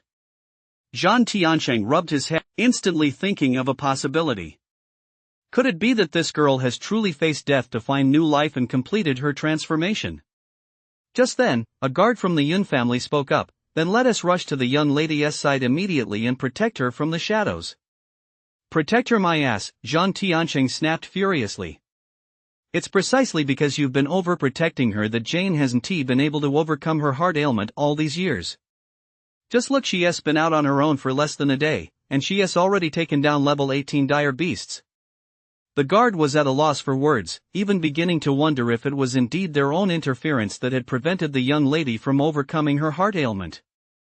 Having confirmed his daughter's condition, Yun Rohai felt a weight lift from his heart. His eyes reddened slightly as he said with relief, "My child has grown up. Let her go out and make her own way." Although he was still deeply worried about his daughter, he knew what she needed most right now. But what about that guy Su, was it?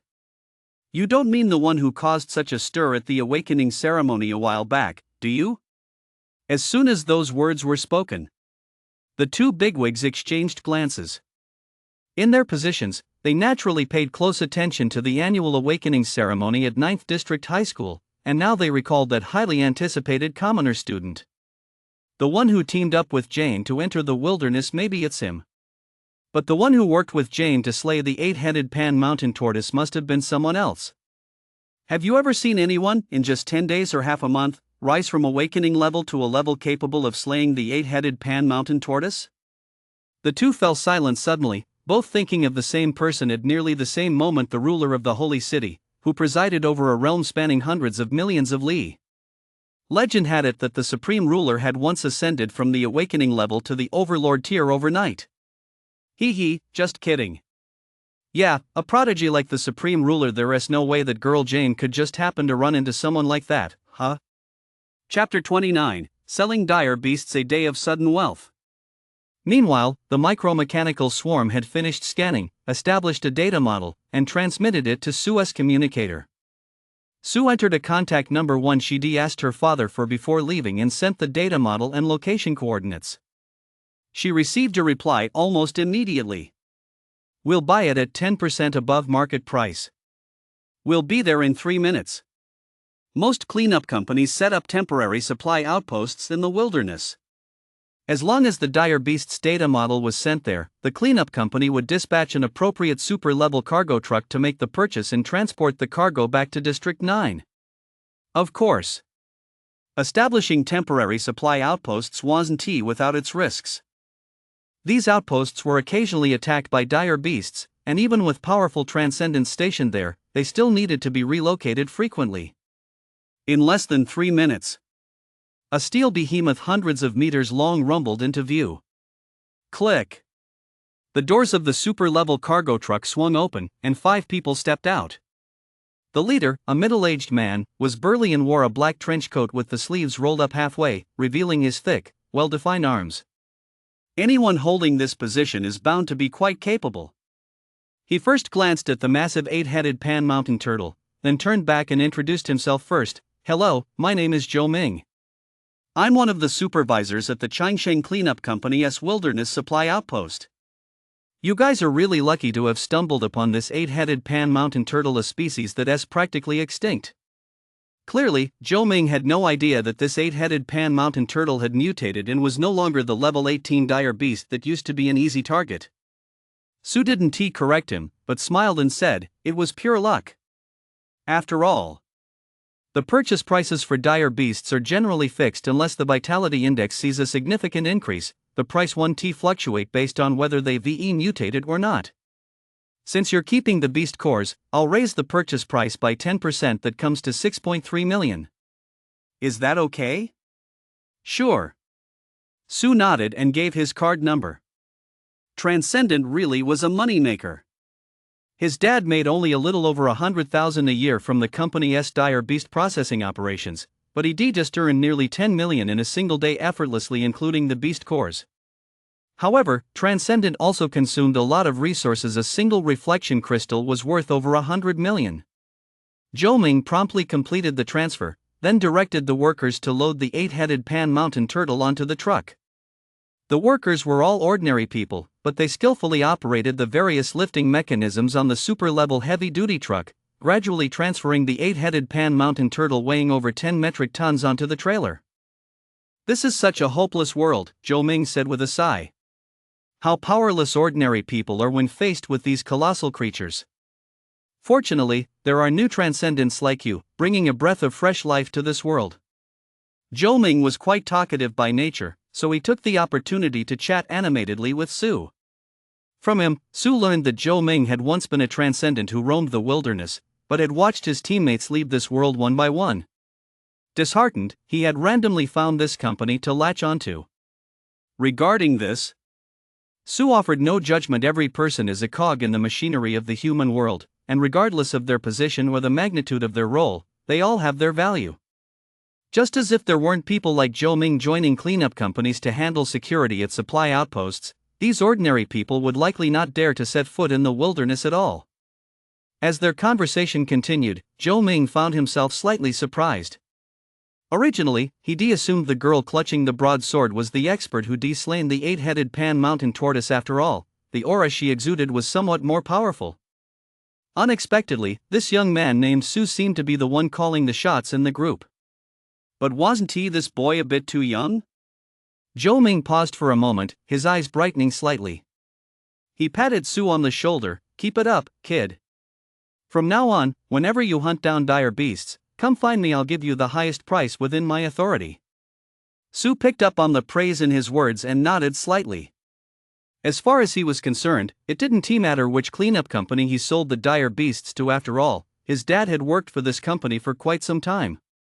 Once the 8-headed pan mountain turtle was loaded onto the truck and secured with special steel cables, a regular worker came running over with a big smile. "You must be Su Peidong's son. Old Su often talks about you to his co-workers. I've even seen your photo." Su Peidong was Su's father's name. He hadn't expected to be recognized by an acquaintance out here in the wilderness. "Old Su really has a great son. He used to talk a lot about your grades in school, but I haven't heard him mention you much lately. So you've actually become a transcendent. Hey, I guess he was keeping it under wraps, afraid we ride your coattails."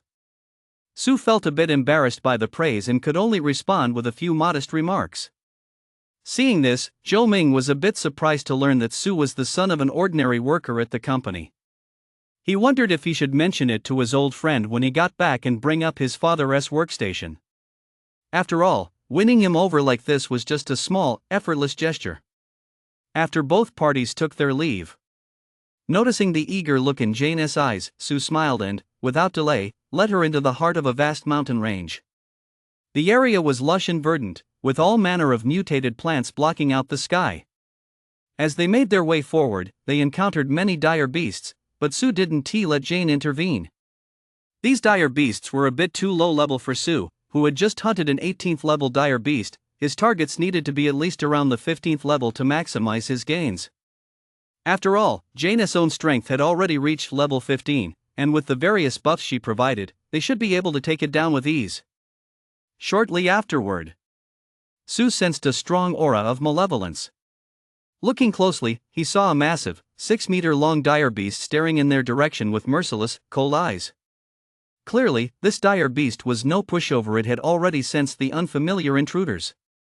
A level 16 Kanglan saber-toothed tiger, that's the one, Su confirmed her target.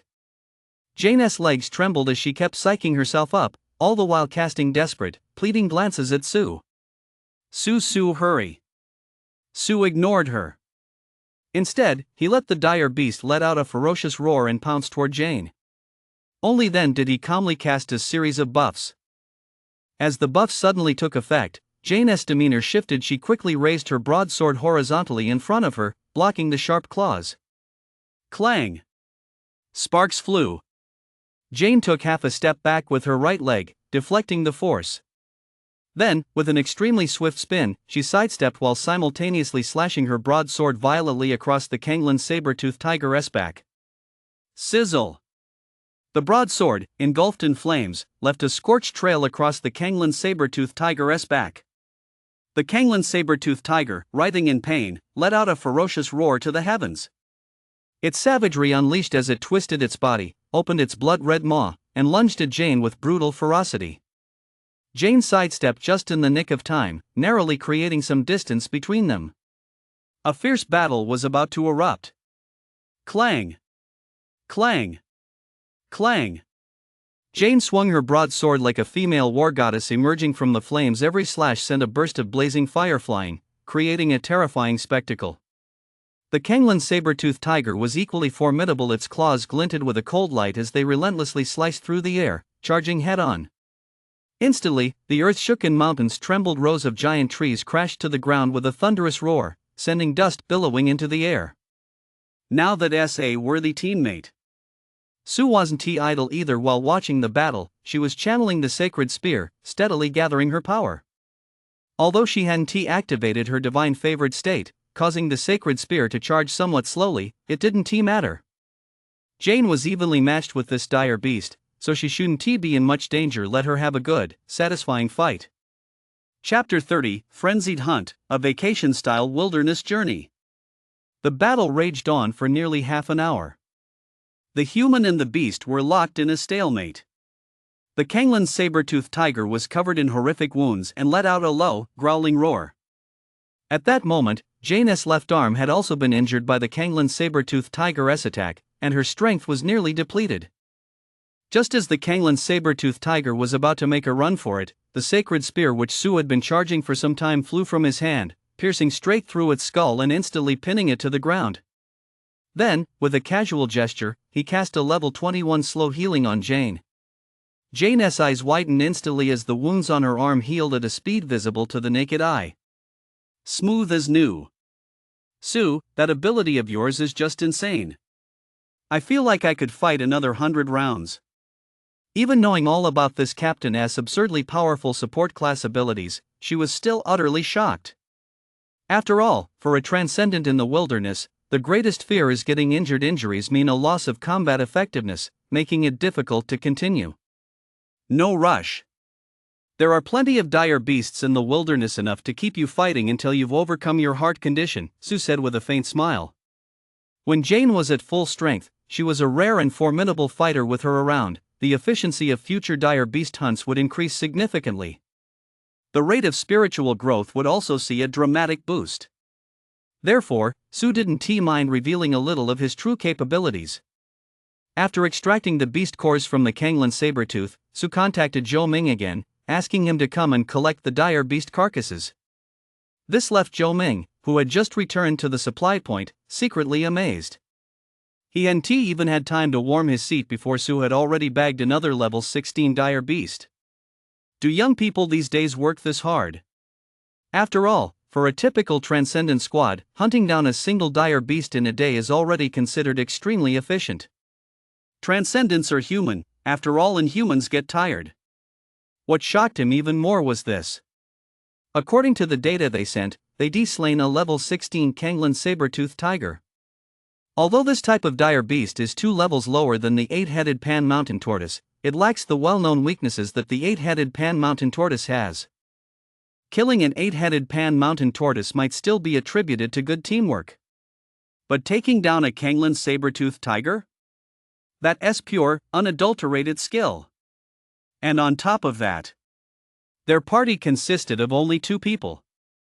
When Zhou Ming rushed over in a flurry, Jane's single remark knocked him off his feet. "Oh my, uncle, you're a bit slow.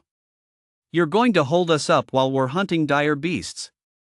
Why don't you join our chat channel and arrange for a dedicated convoy to follow us?" What? From the sound of it, this girl seemed intent on continuing to hunt dire beasts.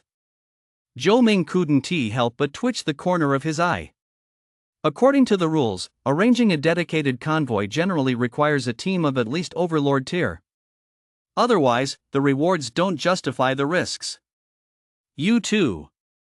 As he spoke, Zhou Ming glanced at the 2S level badges. Earlier, his attention had been completely absorbed by the 8-headed Pan Mountain turtle, so he hadn't noticed their level badges. He hadn't realized it until he looked, and what a shock! One was a level 15 controller tier. The other, Awakening level 1. Are you kidding me? These badges must be just for show. Zhou Ming stared blankly, his mind racing with sarcastic thoughts. Su, standing nearby, simply smiled and didn't press the issue. "It's fine. We'll just treat this waiting time as a rest." Jane thought about it for a moment. He was right. Although Su's healing abilities were astonishing, high-intensity combat still took a mental toll. Hearing this, Zhou Ming's mind was in turmoil. Oh, you two must have a misunderstanding about what rest means. After the transaction was complete, Su effortlessly pocketed another 3.5 million. At Jane's urging, they set off again in search of dire beasts. Watching their retreating figures, Zhou Ming couldn't help but swallow hard, a faint, unlikely possibility surfacing in his mind. Could it really be that they're going to assign a dedicated convoy to follow them? Supernatural squads at the Overlord tier and above are entitled to dedicated convoy services because their daily transaction volume exceeds 30 million, ensuring the convoy's profitability. In just a few short hours, these two had already generated 10 million in transactions. Soon, Zhou Ming's suspicions were confirmed. In 5 hours, Su and Jane transformed into killing machines, successively slaying 5 dire beasts, one level 17, the rest all level 16. They took down one nearly every hour. That efficiency was simply outrageous. Slaying the 8-headed Pan Mountain tortoise, a dire beast with obvious weaknesses, could be chalked up to luck. Slaying the Kanglan Sabertooth tiger could be attributed to a burst of power. But slaying 5 dire beasts one after another, what on earth was that? Setting aside the fact that Su's level 1 awakening tier badge didn't match her actual strength, even that young girl's power was definitely far beyond level 15 controller tier. These two, even if they weren't Overlord tier transcendents, were infinitely close to the Overlord tier. At that moment, Zhou Ming's gaze shifted. He no longer dared to treat them with casual regard, and his tone began to grow humble. Overlord tier transcendents are powerhouses capable of battling war tier dire beasts. And war tier dire beasts, as the name implies, are terrifying entities capable of influencing the outcome of a small-scale war through their own power. His own company had employees who had nurtured such geniuses, yet he knew absolutely nothing about it. Damn it! I'm sorry. I take back what I said earlier. You two certainly deserve for our supply outpost to arrange a dedicated convoy. Furthermore, our supply outpost is willing to relocate with you. If you have any other needs, our supply outpost will do everything in our power to see to them. Su remained largely unmoved by Zhou Ming's overtures. In the wilderness, strength reigns supreme. Rumor has it that some supply outposts can even provide special women to powerful superhuman squads out in the wilderness. Su didn't refuse Zhou Ming's proposal. Having a supply outpost follow them forward would not only greatly improve their efficiency in hunting dire beasts but also allow them to access more resources. For example, the few bottles of alcohol Zhou Ming had brought along.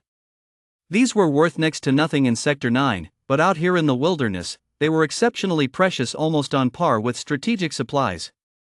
After all, each transcendent could only carry so much, so naturally, they fill their packs with weapons and gear to boost combat effectiveness, or healing potions and the like. The sky was high and the clouds clear. Su and the others lit a campfire. Under Jane's skilled hands, the fresh game meat sizzled as fat dripped from it, filling the air with a mouth-watering aroma. It had to be said Jane's grilling skills were truly impressive. Munching on the grilled meat Jane handed him and sipping the drinks Zhou Ming had given them, Su felt utterly content. This journey through the wilderness didn't seem nearly as grueling as the rumors had made it out to be. Just casting a few buffs behind Jane to keep things under control, he easily raked in tens of millions.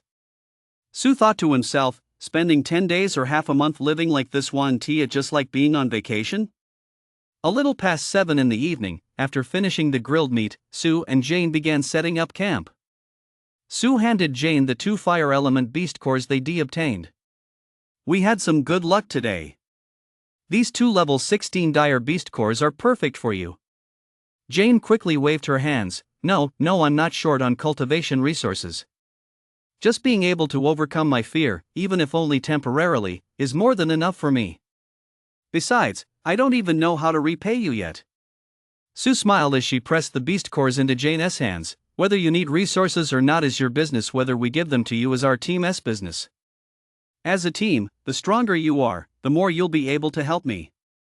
Jane couldn't think of a rebuttal on the spot, so she had no choice but to accept them. She thought to herself that once they returned, she'd give Su a few reflection crystals as a token of gratitude. Her family probably wouldn't object, would they? Inside the tent, Zhou Ming's supply outpost is set up not far from here. They've deployed various early warning systems and are watching out for one another, so they can provide mutual support if danger arises. Zhou Ming is quite capable, and there are some exceptional supernatural level fighters at the supply outpost. Combined with Jane's full buff strength, we should be very safe. Su concluded. So, feeling at ease, he began his cultivation, clutching the beast cores and immediately activating his divine favored state. Today, his divine favored state still had 5 minutes remaining. Since there aren't many people around, I'll make a little pledge. If I can't make everyone go wild with excitement over the next 40 chapters, I'll furiously write 100,000 words of backlog. Chapter 31, A New Pathway, Enlightenment of the Extreme Speed Hurricane Fist. 5 dire beast cores floated around Su. 1 was level 18, 1 was level 17, and 3 were level 16. His luck was a bit off, none of them were light attribute beast cores. But it didn't matter. Under the divine favored state, once the secret energy was absorbed into his body, Su could convert it into light attribute energy. That's just how powerful it is. At most, he'd lose a small portion. However, compared to his terrifying absorption efficiency, that was negligible. So he didn't waste any time. He'd exchange them for light attribute beast cores once he returned. After all, out in the wilderness, every bit of increased strength meant one more guarantee of safety. Boom! The moment the divine favored state activated, the secret energies contained within the 5 dire beast cores suspended in the air were instantly drawn out. Deprived of their secret energies, the beast cores immediately crumbled into dust and rained down. The various forms of secret energy intertwined, resembling a nebula, dazzling and brilliant. Su, meanwhile, seemed to transform into a black hole, devouring it all in the space of just a few breaths. This even created a brief energy vacuum, causing all manner of energy and matter drifting within a radius of dozens of li to surge in. This energy fluctuation. Could it be that a dimensional rift has been forcibly opened? In the distance, Zhou Ming, who was on night watch, furrowed his brow and instantly became fully alert. As a level 16 controller tier transcendent, Zhou Ming was highly sensitive to energy fluctuations, but this one had come and gone in the blink of an eye. It seems somewhat different from the energy disturbances caused when dire beasts tore open dimensional rifts. Team leader Zhou, what's wrong? Is something going on? A member of the supply outpost accompanying the patrol, noticing Zhou Ming's sudden halt, quickly lowered his voice to ask. Zhou Ming glanced in Su's direction and said casually, "Nothing. Maybe I'm just being too sensitive.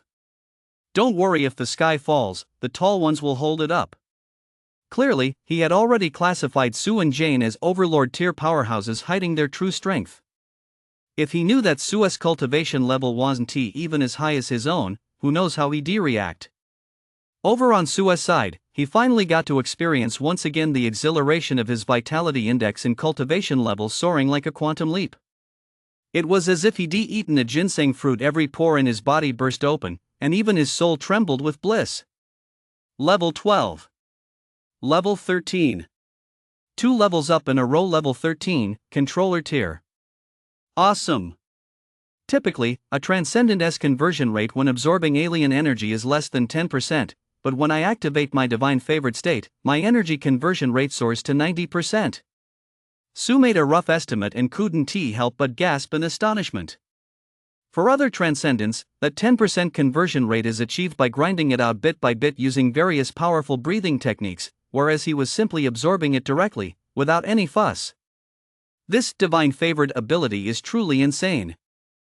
Deep down, he had a feeling that if he could maintain the divine favored state indefinitely, he might not be far from becoming a true deity. Perhaps it was because energy conversion held secrets that pointed directly to the great Tao. It was as if a mysterious stream of data were flowing through Su's eyes.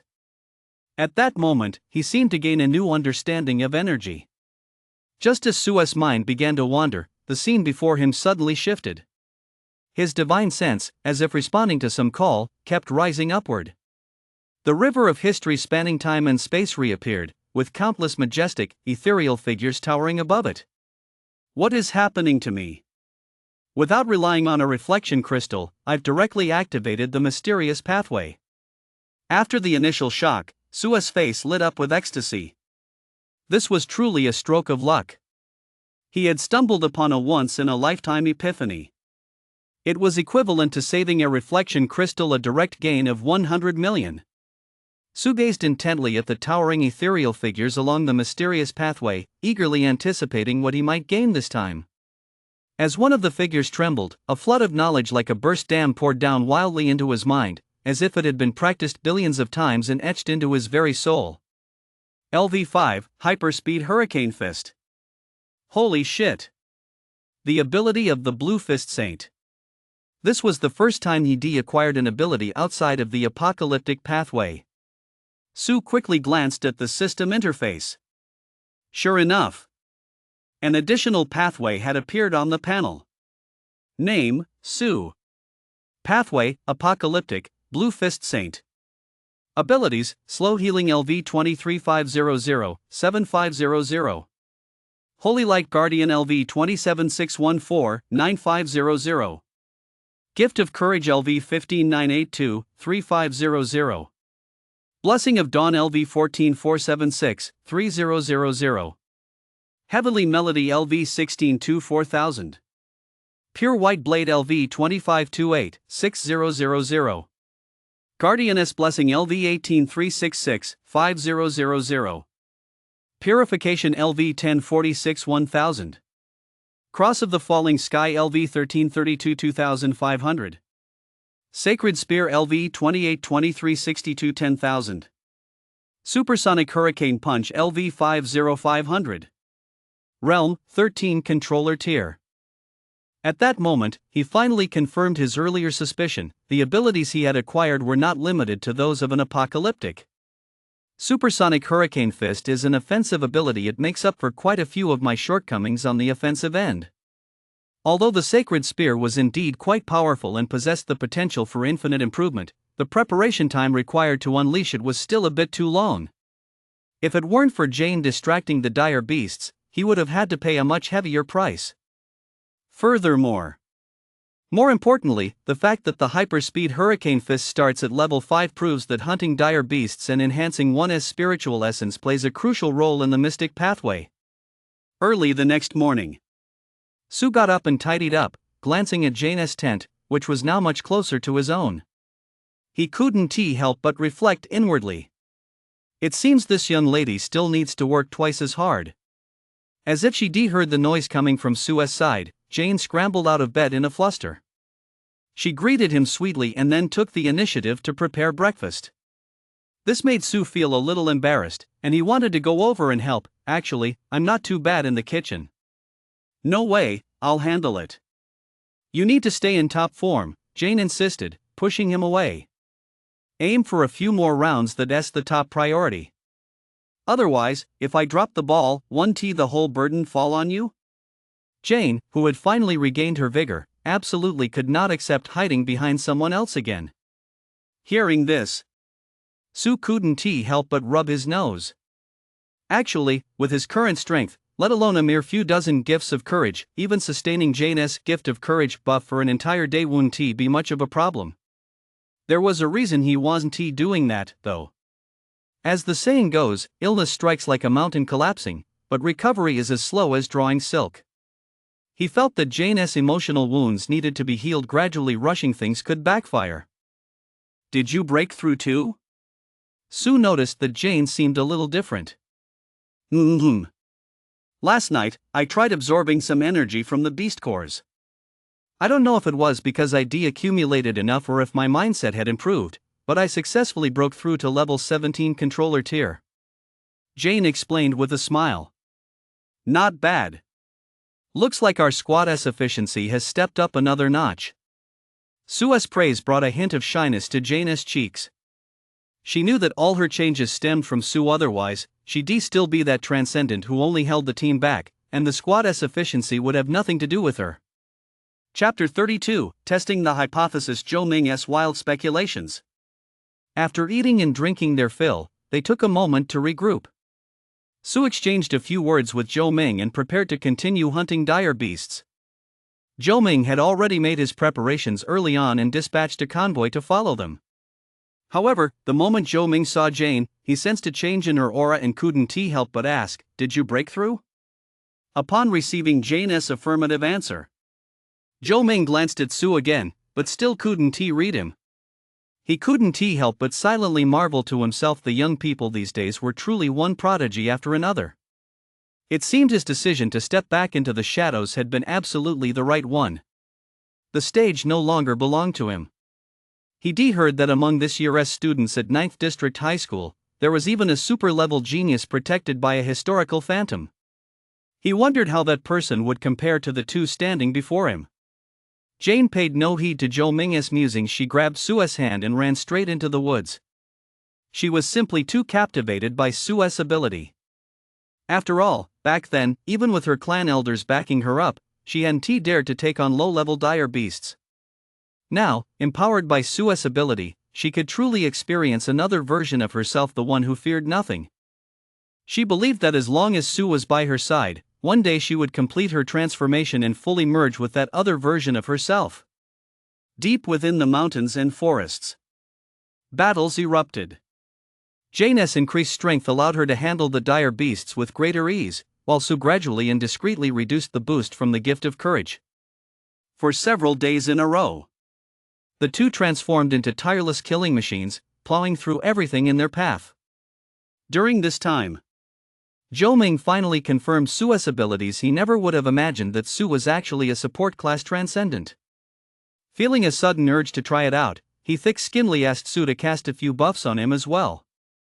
Sue was more than happy to oblige. After all, when hunting dire beasts in a party, spirituality was distributed according to contribution. He wanted to experiment by gathering a larger group to see if he could earn more spirituality.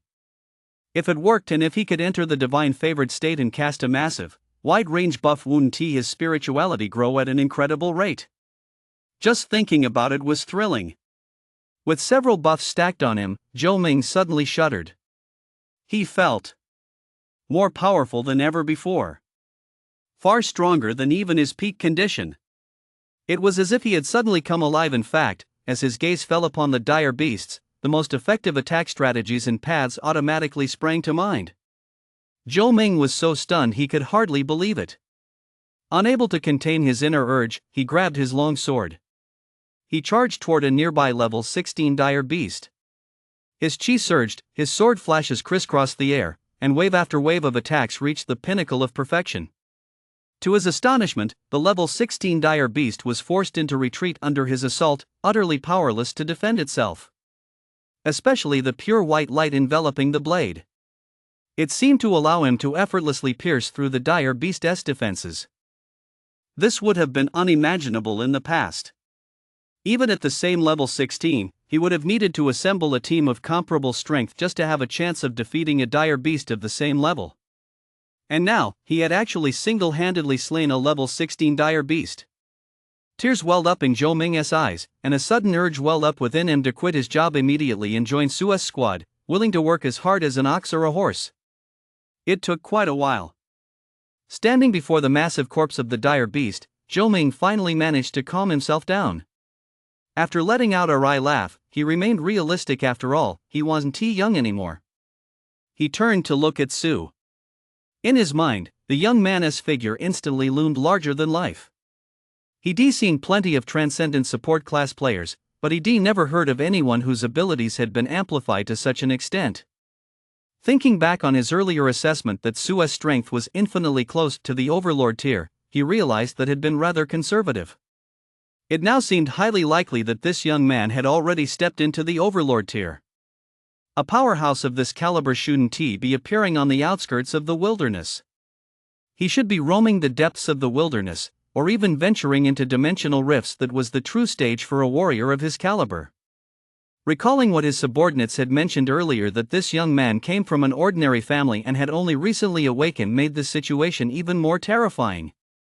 If he wasn't mistaken, someone like this was undoubtedly a top-ranked contender on the Hidden Dragon list. The list was filled with peerless geniuses poised to break into the apostle tier. Only with the protection of the city lord's mansion and the investment of vast resources could one reach such a realm while remaining relatively unknown. He had originally intended to extend an olive branch and win her over. Now, that intention was completely gone. The company's temple is too small, he's not worthy. His gaze then fell upon the young girl wielding a broadsword and locked in combat with the dire beasts, and a look of envy involuntarily flashed in his eyes. It seemed he had found the answer in his heart. It appears even heroes can't resist a beauteous charm. No wonder this young man had ended up on the outskirts of the wilderness. This young girl must have accumulated merit over countless lifetimes. Meanwhile, having received his share of the spiritual energy gained from hunting the dire beasts, Su had roughly confirmed his suspicions. However, seeing Zhou Ming standing there dumbfounded, he couldn't help but ask, "How does it feel?"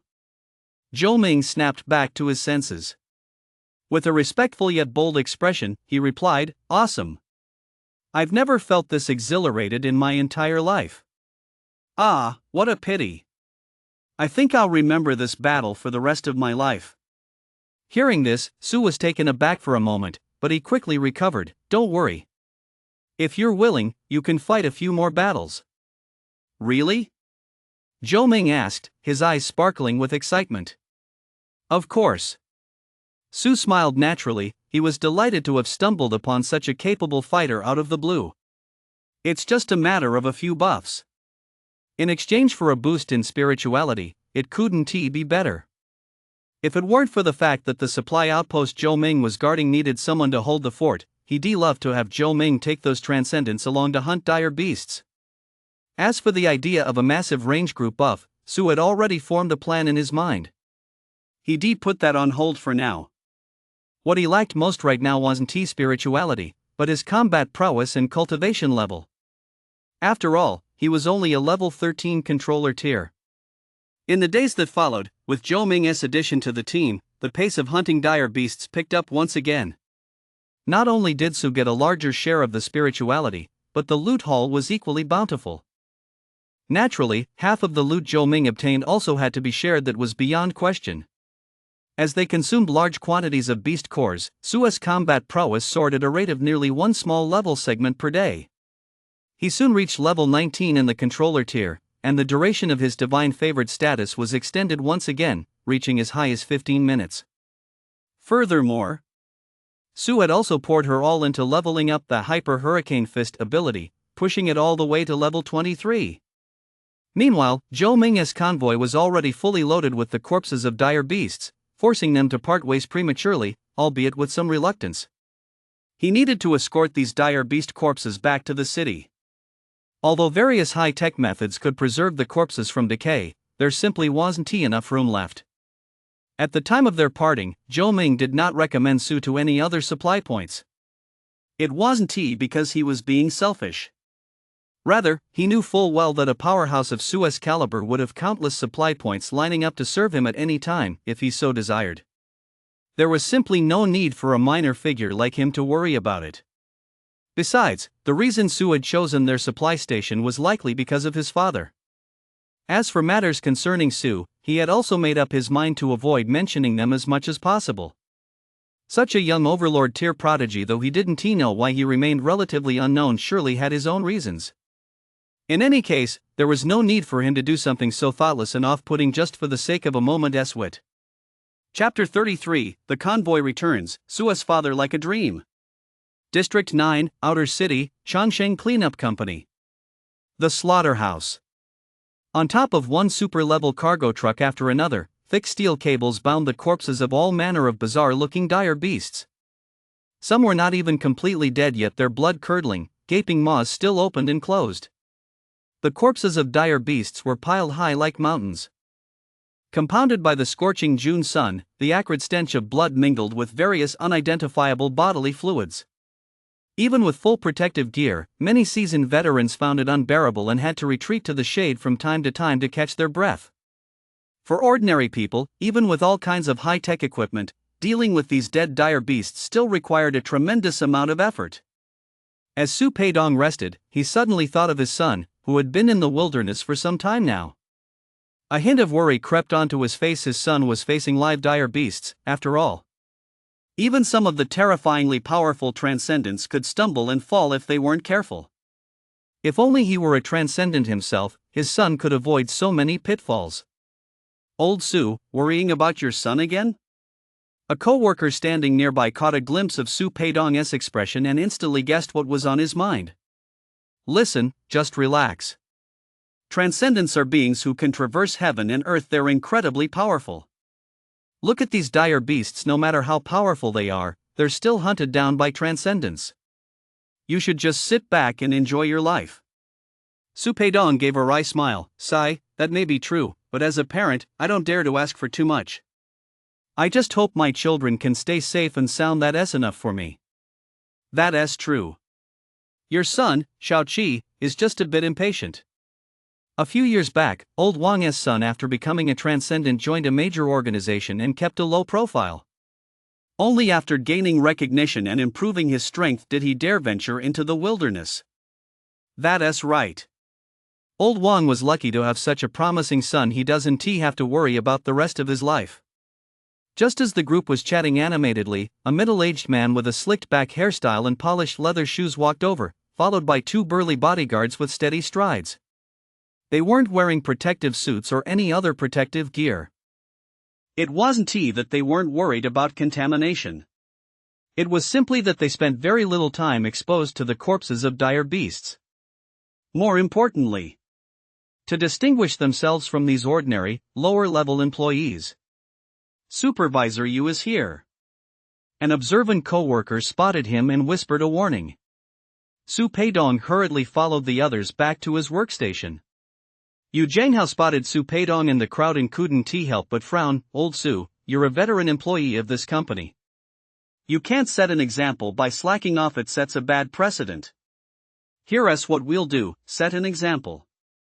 Work a little harder today and butcher 3 more dire beasts.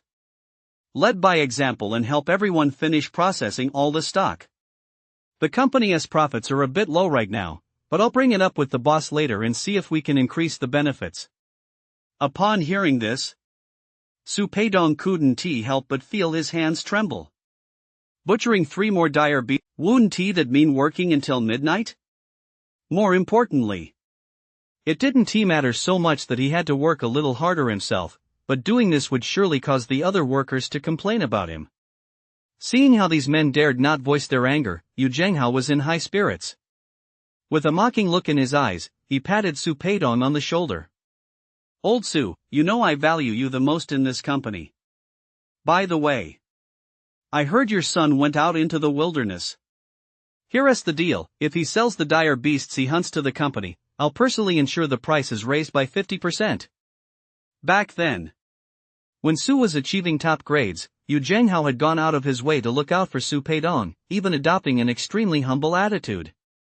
But upon learning that Su's awakening pathway was trash and that his cultivation realm was stuck at the pitiful single level of awakening level, his attitude did a complete 360-degree turnaround. Whenever he thought back on how, over the years, a manager had actually groveled before one of his own employees, the sheer humiliation nearly made him explode with rage. Just as he suspected.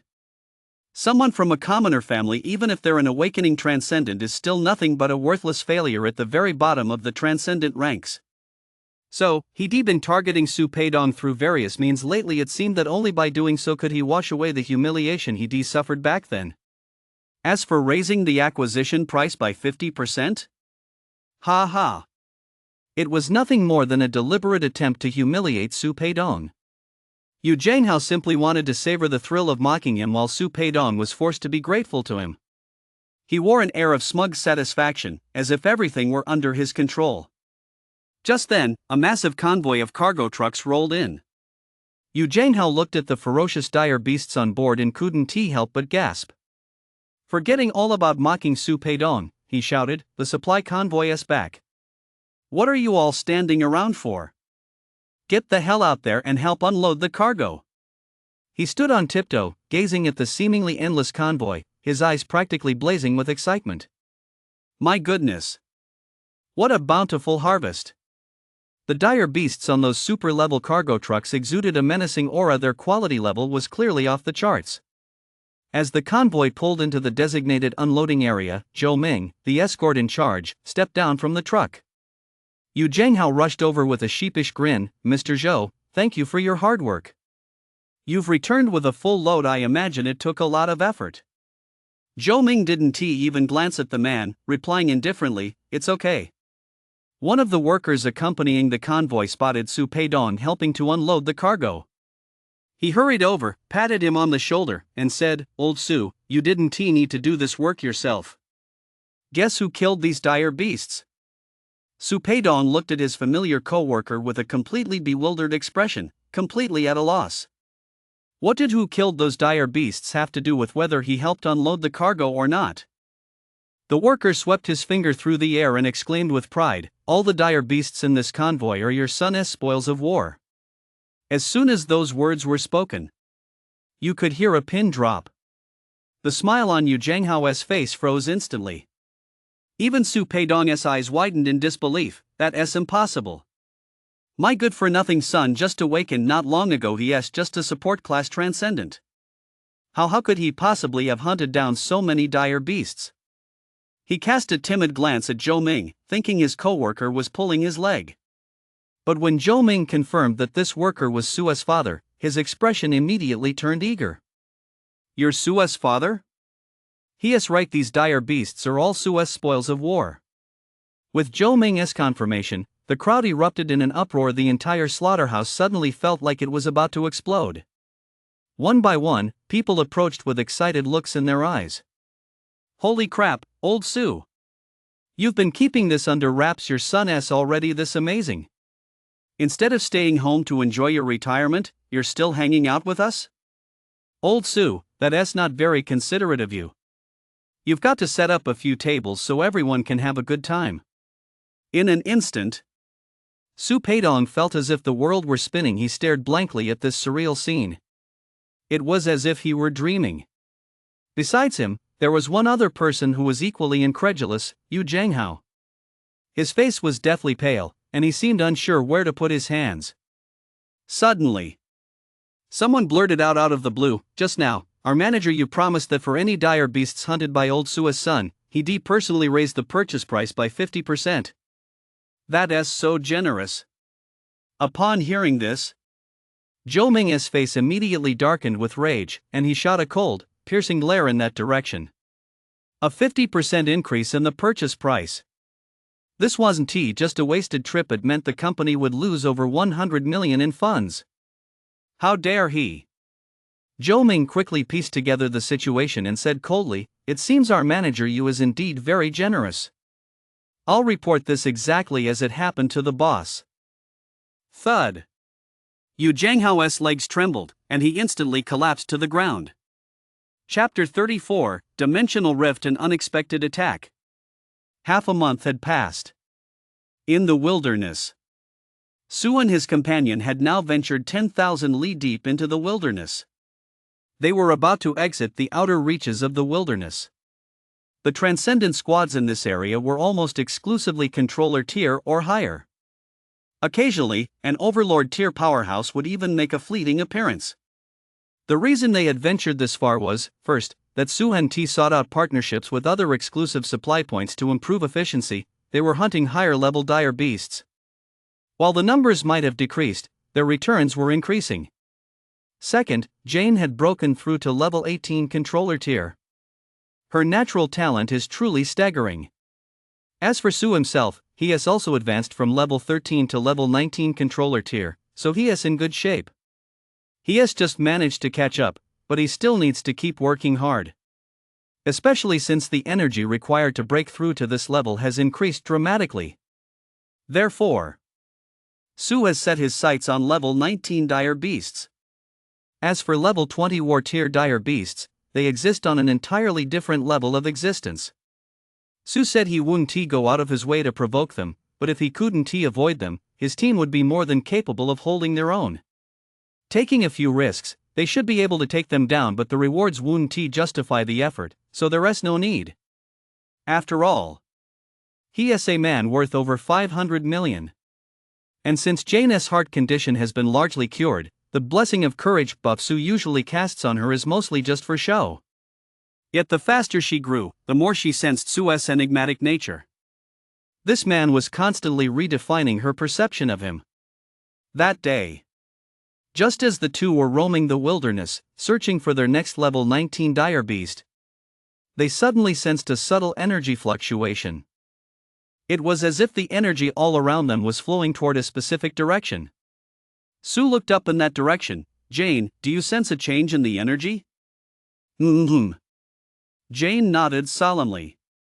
"I first noticed it that night we killed the 8-headed Pan Mountain tortoise. It happens almost every night, but since it's always so brief, I didn't think much of it.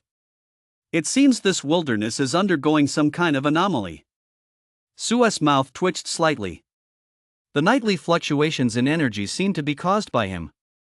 Jane held out her palm, as if sensing the energy in the air flowing through her fingers, to the northeast. "Should we go take a look?" Su pondered for a moment, then suddenly considered a possibility. He couldn't help but blurt it out. Could a new dimensional rift be forming? Upon hearing this, Jane turned pale with shock. She, of course, knew all about dimensional rifts. A dimensional rift is different from a dimensional fissure. A dimensional fissure occurs when spatial instability at a specific moment weakens the world's barrier, allowing dire beasts to tear it open, a situation that is usually repaired very quickly. A dimensional rift, however, occurs when two worlds collide unexpectedly in spacetime, forming a long-term or even permanent passage. Once such a passage is formed, creatures from both worlds can travel back and forth through it. If the other dimensional world isn't highly aggressive, it's manageable. Otherwise, the area within 10,000 li will become a new forbidden zone. However, danger and opportunity go hand in hand. When a dimensional rift first forms, it creates a peculiar phenomenon, an energy gradient. It acts like a funnel, causing nearby energy to converge in one spot, just like water flowing down a slope. Jane also realized this matched the rumors about dimensional rifts perfectly, and her eyes lit up instantly. I've heard that any transcendent who arrives there can cultivate with twice the efficiency or even make rapid progress in a single day. That's not all, Sue added. When a dimensional rift forms, the collision of two worlds washes up reflection crystals.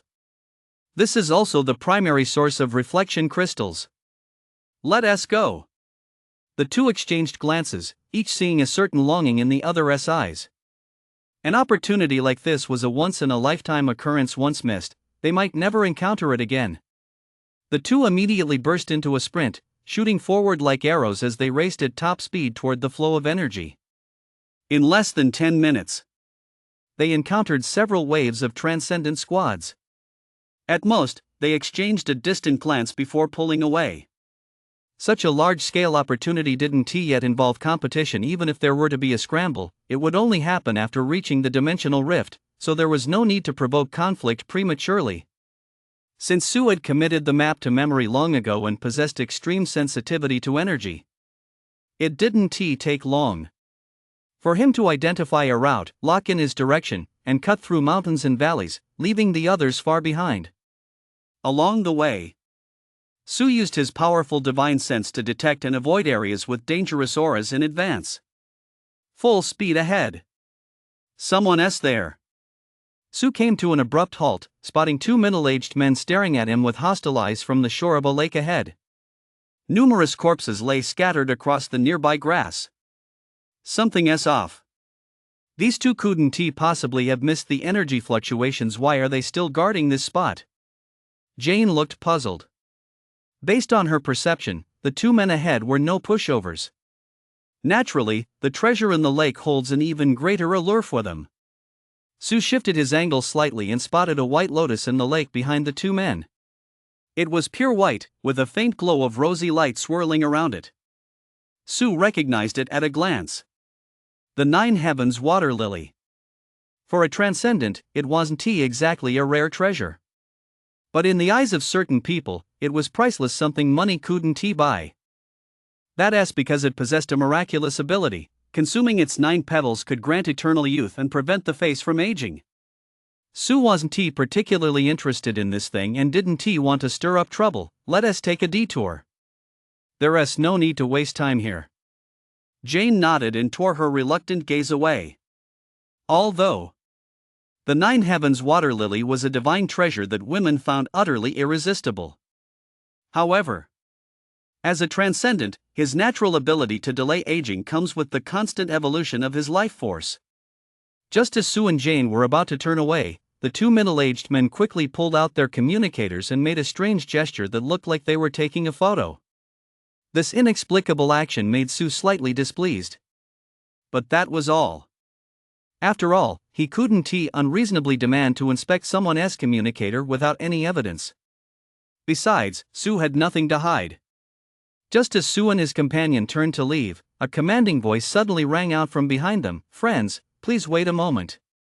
Sue's expression hardened. He clearly sensed the barely concealed malice radiating from the two men. Sure enough, out in the wilderness, some transcendents had absolutely no boundaries. Their behavior was no different from that of dire beasts. He never imagined, however, that merely casting an extra glance would land him in such trouble. Let us go. Sue hated trouble, especially trouble that came out of nowhere. So, pretending not to hear them, he grabbed Jane and retreated at full speed. He had thought, as long as he left, the two would naturally fall back, sparing him an unnecessary confrontation. However, to his bewilderment, even after he and Jane had walked several hundred meters away, the two men actually abandoned the Nine Heavens water lily they'd been guarding for so long and gave chase, accelerating to close the distance. This is too strange. Even murderers and robbers would weigh their strength against theirs. Why do these two act as if they've already got us in the bag? So, Sue decided he wasn't going to keep running. Chapter 35, High-Speed Hurricane Unmasking the Mastermind. Sue suddenly stopped and turned around, only to see the two middle-aged men behind him burst forward with explosive force, shooting toward him like arrows. One of them wore a ferocious expression. His iron-like hand, curved like a hook, tore through the air, aiming straight for Sue's throat. Almost the instant Sue came to a halt, Jane, who had been his partner for nearly a month, instantly understood Sue's intentions and stopped in her tracks as well. She spun around, her broadsword blazing with fire as she swept it horizontally. The movement was seamless. In an instant, she forced the two attacking middle-aged men to retreat. You guys are being way too petty. Just for catching a glimpse of the nine heavens water lily, is it really necessary to go all out like this? Jane held her broadsword horizontally before her and couldn't help but shout. Though she was usually as gentle as water, a hint of anger now flared across her pretty face. One of the middle-aged men, his knuckles white with tension and a cold smirk on his lips, glanced around before saying slowly, "Miss Yun, if you're not in any trouble, you may leave, but he must stay. It's time for a personal vendetta." Hearing this, Sue froze for a second. He had always been kind to others and hadn't done anything to provoke any powerful or vicious figures. You must have the wrong person. I don't recall ever meeting either of you, Sue said. We're not mistaken. Sue, the transcendent who just awakened at 9th District High School, with awakening level strength, the other man said calmly, as if he knew everything about Sue. He licked his upper lip cruelly, his gaze sharp and menacing, as he crouched low. His entire body was taut, like a predator ready to strike. You've made it this far, likely thanks to this young lady from the Yun family and the guards behind her. I wonder if you should consider yourself lucky or unlucky. Lucky that you've managed to befriend such a figure, but unlucky that this figure apparently can't protect you. At this distance, I could slaughter you 10 times over. Even with the Yun family escorts, they won't be able to stop me. Sue was both shocked and furious. She was shocked that, out here in the wilderness, a stranger knew everything about her. She was furious that she hadn't even realized someone was out to get her. Sue's expression instantly turned cold. Your strength is at most level 17 or 18. Good eye, but so what? What I mean is, you're even easier to kill than dire beasts. No sooner had the words left his mouth than Sue unleashed all his buffs at once. Pure white light swirled around his fists as the scorching, sacred energy within him surged violently, like a volcano that had been building to its peak, erupting in an instant. Supersonic Hurricane Fist, level 30. The ultimate killing move of the Divine Fist. Sue's highest level ability at the moment. Boom! The very air was shattered. The pure white fist blade tore through the air, emitting a piercing screech that left the two men across from him momentarily dazed. Not only did they fail to react, but even Jane, who was closest to Sue, didn't have time to strike. Oh no! Feeling the speed of Sue's punch, the two middle-aged men's faces paled. In a panic, they raised their arms to block the blow. Crack! Two faint sounds of cracking bones. Sue's fist struck both men almost simultaneously. The violent force exploded outward, instantly reducing their arms to a bloody pulp. How is this possible? Cold sweat poured down the two middle-aged men's foreheads as they writhed in pain after the initial shock. They were overcome with utter horror. According to the boss's intel, wasn't Sue just a rookie transcendent at the awakening level? How could he have crippled them with a single blow? That level of power is almost on par with the boss himself. Just as the thought of retreating flashed through their minds, they suddenly saw a swarm of fist shadows filling their entire field of vision as they descended upon them like a deluge. Boom! Boom! Boom! Fast! Faster than the limits of human speed. In an instant, their cheeks, shoulders, chests, abdomens, every part of their bodies was struck simultaneously. Their pupils dilated. It wasn't that they didn't want to fight back. It was that they simply couldn't. The deluge of attacks seemed to suck the very air out of the space around them, forming a peculiar force field that pinned them firmly in place, leaving them unable to move. They were like ragged rag dolls hanging in the air, battered beyond recognition by the storm of punches. Their chests caved in. Ribs snapped. Horrifying fist marks were left all over their bodies. Arms and thighs. Under the ferocious force of the attacks, they were twisted to an absurd degree. In just a few short minutes, these two middle-aged men had taken hundreds, even thousands of punches, their minds screaming in fury. You've never hit anyone in your life, have you? Boom! The punch erupted at the very last moment. The two men were sent flying as if struck by a cannonball, crashing heavily to the ground. Blood kept gushing from their mouths and noses. Their bodies convulsed uncontrollably. This scene instantly stunned Jane, who was standing nearby. She'd been teamed up with Sue for so long, though she knew he was strong, she'd never seen such a ferocious side of him before. With his skills, he'd be just as capable of navigating the wilderness on his own. But why did he choose to team up with me? Could it be that? Jane thought of a possibility, and her face flushed with embarrassment as her heart began to race. Sue didn't notice his teammate's unease. After venting his anger, his mind cleared, and he felt refreshed. Unfortunately, he hadn't yet unlocked telekinesis, otherwise, his speed and power would have risen to a whole new level. He walked slowly toward the two men. Come on, let us talk about what kind of personal grudge we have against each other. Although he'd been seething with rage moments ago, Sue had controlled his strength and hadn't killed the two men outright. Spare me, don't kill me. One of the men, his eyes filled with terror, struggled to open his mouth and pleaded for mercy in a faint, gasping voice. Sue's face remained expressionless. He suddenly stomped down on the man's mangled knee. Ah! The man instantly let out a blood-curdling scream. Get to the point. Sue's gaze was icy, like that of a god of death. I'll tell you. Someone paid 10 million to buy your life. This has nothing to do with me. The excruciating pain finally snapped the man back to his senses, making him realize just how terrifying the figure he was facing truly was. Who? Sue's pupils contracted. He never would have imagined there was someone pulling the strings behind the scenes. I don't know. If you didn't know, why did you come to kill me? Lukai, don't beg him for mercy, he won't spare us. The man standing nearby seemed more defiant, his sunken chest heaving violently. In a final burst of defiance, he roared, anyone our boss sets his sights on will die a far worse death than we did. And your family. Boom! The moment he heard the threat against his family, Sue lost control and slammed a fist into the man's head, driving it into the dirt and shattering it. He saw the remaining man standing there with his mouth agape, unable to utter a sound. Sue suddenly remembered that the two men had seemed to be taking photos earlier.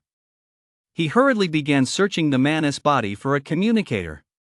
He found one quickly, though it appeared to have been smashed by his own blow. He then searched the other man's body. Luckily, this man had tucked his communicator behind his back, so it was relatively intact. Sue picked up the bloodstained communicator and quickly scrolled through the chat history. Before long, he found the answer in a channel named Blood Break Organization. In this channel, which had over 10 members, there were photos of Sue and Jane. An account labeled Boss had sent a message, confirmed it's him. Take him out immediately. As for the girl next to him, she's the Yun family's heiress, don't touch her. Just as Sue was about to continue scrolling through the chat history, the communicator in his hand buzzed. It was a call from the boss. Without a word, Sue pressed the answer button. Lukai, have you taken care of things over there? As soon as the 9 heavens water lily ripens, bring it over. The dimensional rift won't open for a while yet, I'll be waiting for you. Hello, why is it silent? They don't need to wait anymore. You'd better get ready to die. Upon learning their location, Sue crushed the communicator in his hand. Chapter 36, The Looming Catastrophe, Unconcealable Murderous Intent. In a valley 1,000 li away, colossal energy was converging so dense it was nearly visible to the naked eye. At its center, energy intertwined, gradually coalescing into a deep blue, portal-like vortex. Dozens of factions, clearly distinct from one another, were arrayed around the energy node, practicing breathing techniques to absorb and release energy as they awaited the opening of the dimensional rift. The nearby mountain peaks were also occupied by large numbers of transcendents, who dared not get too close and instead sat in meditation where they stood. Though the energy here was somewhat sparse, it was still better than losing their lives. Because only the most powerful transcendents were qualified to approach the energy node. Fuck this. The leader of the blood slaughter organization, the group closest to the energy node, a bald man with a shiny skull, suddenly erupted with a terrifying aura and smashed the communicator in his hand to smithereens. This action immediately sparked discontent among the crowd. Khan, what the hell are you doing? Do you want us all to have a showdown before the dimensional rift even opens? An elderly man, his face creased with wrinkles and looking as if he had one foot in the grave, snapped coldly. Khan, who had already been thoroughly pissed off after being threatened over his subordinate's communicator, was now even more enraged by the old man's rebuke. It was like pouring gasoline on a fire. Khan sprang to his feet, his murderous intent as sharp as a blade, and loomed over the old man. Old geezer. Just because others fear you doesn't mean I do. You're a worthless old codger stuck at the overlord tier at 80-something. Do you really think I want to fight you to the death, you old geezer? Being called old geezer left and right. The old man's pride was wounded. He stood up with a menacing expression, and swaths of sinister black flames instantly flared up around his hunched body. Go ahead and try. For a moment, the air was thick with murderous intent. Boss, calm down. Whatever's going on, let us handle it. The dimensional rift is about to open. There's no need to start a fight right now. Within the blood slaughter organization, a subordinate with strange tattoos on his face hurriedly grabbed Khan by the arm. This man held the second highest rank in the blood slaughter organization, just below Khan. He knew that not a single person present was to be taken lightly. At the same time, in another squad, a woman with a seductive figure also spoke up to calm the old man. Faye, why bother arguing with that roughneck, Khan? Once the dimensional rift opens and the reflection crystal is washed out, we'll have plenty of time to play with him, one Tiwi? Hearing this, the gaunt old man snorted coldly but also suppressed his anger, following the leader's lead. Longy cast a deep look at the woman and couldn't help but think to himself, that seductress from the Chu family is truly a menace. With just a few words, she has created a potential enemy for our blood break organization. Knowing the boss had a hot temper, he quickly lowered his voice to calm him down. Otherwise, who knows what kind of trouble might erupt, and that would be more trouble than it's worth. Boss, what exactly happened to make you so furious? Khan snorted heavily through his nostrils. Lu Kai and the others are dead. Upon hearing this, Long E's expression shifted slightly, and he exclaimed in surprise, weren't they supposed to be hunting down that awakening level guy? How could they have failed? Could it be that the Yun family's guards were behind this? They didn't care much whether those two were dead or alive. What they cared about was whether the Nine Heavens Sleeping Lotus had also been intercepted. It was, after all, a treasure that had once fetched a record-breaking price of 300 million. If they hadn't since the opening of the dimensional rift, they would never have missed the Nine Heavens water lily's ripening. Khan said angrily, the person who killed Lu Kai just left a threatening message, saying they're coming to kill me. At that, Long E also flew into a rage. Not letting Lu Kai and his men lay a finger on the Yun family's heiress didn't mean they were afraid of the Yun family. This was the wilderness. No matter who you were, once you were killed and dumped, not even your body would be found the next day. Not to mention, the reason they'd taken on the mission to hunt down Su wasn't just for the 10 million. It was to use this opportunity to forge a connection with the Su family. Long E narrowed his eyes. There is still some time before the dimensional rift opens, at least another 2 or 3 days. One day. No matter who it is, anyone who dares lay a finger on the Nine Heavens water lily, I'll bring their head to you within a day. Long E's eyes burned with boundless murderous intent. Since its founding, the Blood Slaughter Organization had never suffered such humiliation. Never mind the Yun family's mere guards, even the Yun family's heiress herself, he would kill without hesitation. As the others watched Long E lead several men away, they couldn't help but murmur among themselves. What's going on with the Blood Slaughter Organization? Just as the dimensional rift is about to open, another squad has left. Leaving at a time like this, what a waste of such prime cultivation time. Judging by how furious Khan looked just now, someone must have provoked him. Whoa. No way. The Blood Slaughter Organization is at the height of its power right now with 3 Overlord tier transcendents in a squad of 16. Who would dare provoke them? Just then, a strikingly handsome young man flashed a bright smile, revealing his pearly white teeth, and offered his analysis. I heard that the Blood Slaughter Organization recently acquired a human-faced black dragonfly. That creature is naturally drawn to the Nine Heavens water lily and has a special affinity for it. I suppose they must have found the Nine Heavens water lily, but judging by Connor's expression, something must have gone wrong. Maybe someone beat them to it. The man spoke in his usual tone, making no effort to lower his voice. He didn't seem the least bit worried about angering Con over there. The Nine Heavens water lily. For them to have found such a prized item, they really hit the jackpot. Yao spat out the words resentfully. It wasn't that she hadn't tried using the human-faced black dragonfly to search for the Nine Heavens water lily. It was just that the life cycle of this mutated creature was far too short, only a single month. They were also extremely expensive. If they failed to sense the Nine Heavens water lily before dying, the loss would be immense. She never expected the Blood Slaughter Organization to have such audacity and, crucially, they actually managed to find it. Brother Tianxian, little demon is also very interested in that Nine Heavens water lily, Yao said to the young man with the radiant smile in her uniquely crisp, tingling voice. It must be said that anything with even the slightest benefit to one's appearance holds a fatal allure for women. Then just follow Long Yi and snatch it, Zen replied with a smile. But I'd much rather you gave it to me as a gift. I don't want to. You don't want your little Xiao Yao to lose her beauty in the future, do you? It's no big deal. The dimensional rift might open any minute now, and if you get killed by accident, even a whole bunch of Nine Heavens water lilies won't do you any good. Zen! You damn male hormone freak. Don't slander my good name for no reason. You haven't even tried it. How do you know I'm a male hormone freak? After this little incident, the look some people were giving Con already carried a hint of ill will. With the Blood Slaughter Organization suddenly losing 2 Overlord tier figures, it seemed like a good opportunity to kick Con out. Although the number of people present didn't make much difference during this period when everyone was cultivating near the energy node. After all, the immense energy density here had already reached an astonishing level.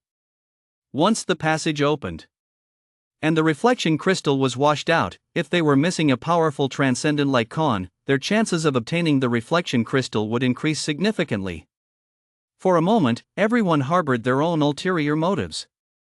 At that moment, Con also sensed the malicious glances from these people. He merely gave a slightly restrained snort and didn't take it too seriously. Long Yi and Feng Qingyong were both Overlord tier in strength and had never disappointed him. He was confident that once the two of them set out, they would quickly bring back the Nine Heavens water lily. The Blood Slaughter Organization would still be the most competitive team at this grand feast. Chapter 37, In it together he is a miracle in his own right. Elsewhere. After Su had dealt with the 2 men, he and Jane waited by the lake until all the petals of the Nine Heavens water lily had fully unfurled. Only then did he leap into the water to harvest it. Su, be gentle, don't damage it. Jane watched Su's rough handling, and a flicker of concern crossed her eyes. Is that all there is to it? Su gave it a few shakes to rid it of the water droplets, then tossed it to Jane. Only you women like this stuff. It's yours. Watching the Nine Heaven water lily being tossed her way, Jane frantically held out both hands to catch it. For me? Jane's previous lack of interest in the Nine Heaven water lily had been based on the context of dangerous battles. Now that it was essentially a free gift, things were naturally different. Actually, your heart condition is already mostly healed. There's no need to keep putting yourself in danger. Su had always wanted to share some of his spoils with Jane, but she had consistently declined. Now, this Nine Heavens water lily was just the right thing after all. She had put in quite a bit of effort.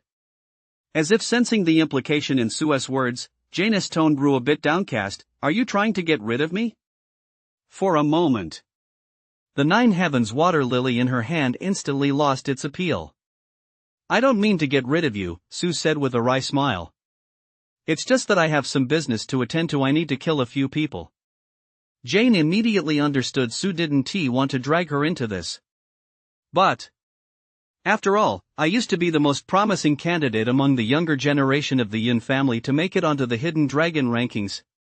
Jane sniffed hard and said firmly, I'm coming too. There's no need for that. This is just a personal vendetta of mine. But we're a team, and besides, didn't you say they're easier to kill than dire beasts? Jane retorted, her cheeks puffed out in a pout. Sue paused for a moment, then broke into a smile. Wading through the lake water, which didn't reach his knees, he walked up to Jane.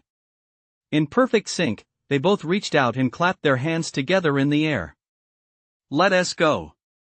Originally, Sue hadn't intended to drag Jane into this. After all, he was about to face what might be an overlord tier powerhouse or even more than one. But he had to face them. Because those two thugs had mentioned his family. Although the first law of the new covenant of the Transcendence can restrain most transcendence, that is only superficial. For some transcendents, dealing with ordinary people is incredibly easy. They could feign a slip-up or casually pin the blame on a scapegoat. It's impossible to guard against everything. But I can still handle it. As long as I nip all signs of danger in the bud, my parents' and sister's safety will be assured. Sue thought to himself, a sense of urgency in his heart. He quickly suppressed those thoughts, calmly opened his communicator, and posted a bounty for information on the Blood/organization on the Information Exchange channel.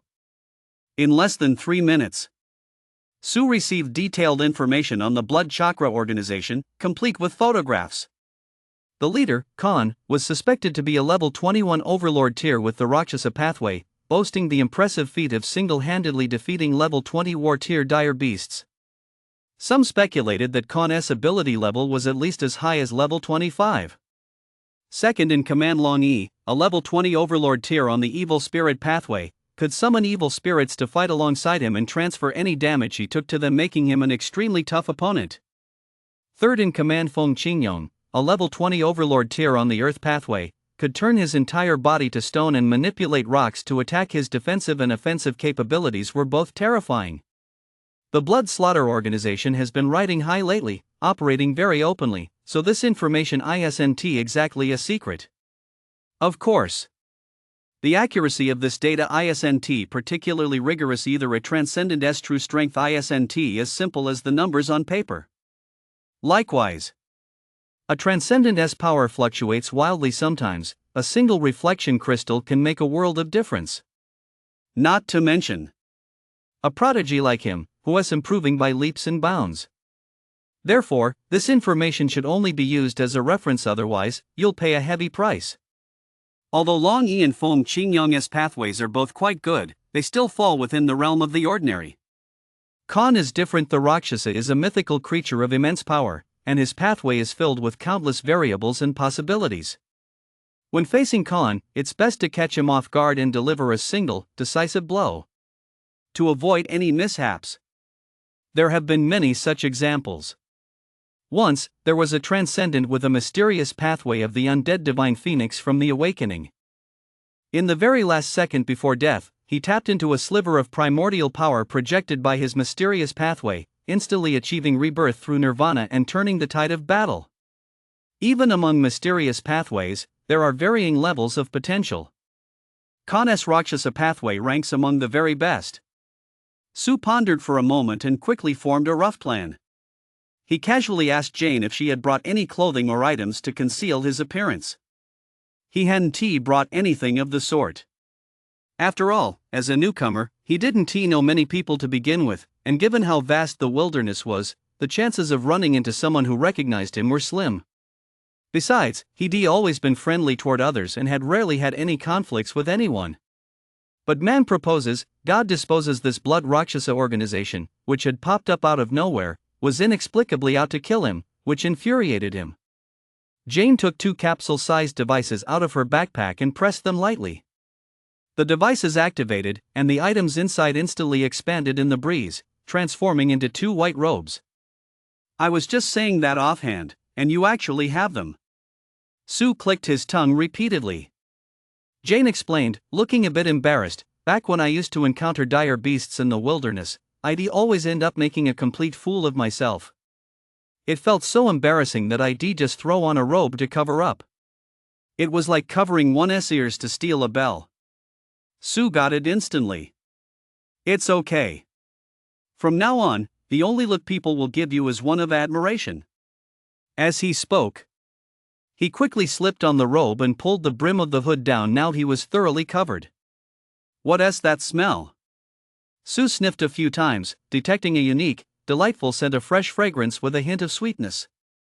He immediately realized it was Jane's distinctive scent. Jane's face instantly flushed scarlet. She frantically tugged at her robe and hood, her voice as soft as a mosquito's as she explained, "Don't mind it, I've worn that one before too." Sue awkwardly scratched his nose. He didn't mind after all. What man would mind something like that, right? On the way, Sue took a moment to briefly recount the information about the Blood Break organization to Jane. Jane was utterly stunned to learn that Sue was actually going up against a superhuman squad boasting 3 Overlord tier powerhouses. She was utterly speechless.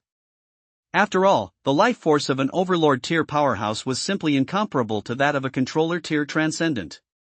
She had encountered quite a few Overlord tier figures within her family. Even the mere aura they emitted was enough to leave a Controller tier transcendent physically drained and unable to control their body. They wouldn't even dare to entertain the thought of resistance. But soon enough, Jane's expression returned to normal. After spending so much time together, she knew full well that Sue wasn't a reckless or impulsive person. On the contrary, his temperament was calm and decisive to a frightening degree. Once he made a decision, it meant he was absolutely certain of the outcome. As for where his confidence in taking on 3 Overlord tier opponents came from, Jane didn't ask. She knew that if she asked, Sue would most likely tell her the truth. Not asking didn't mean she wasn't curious.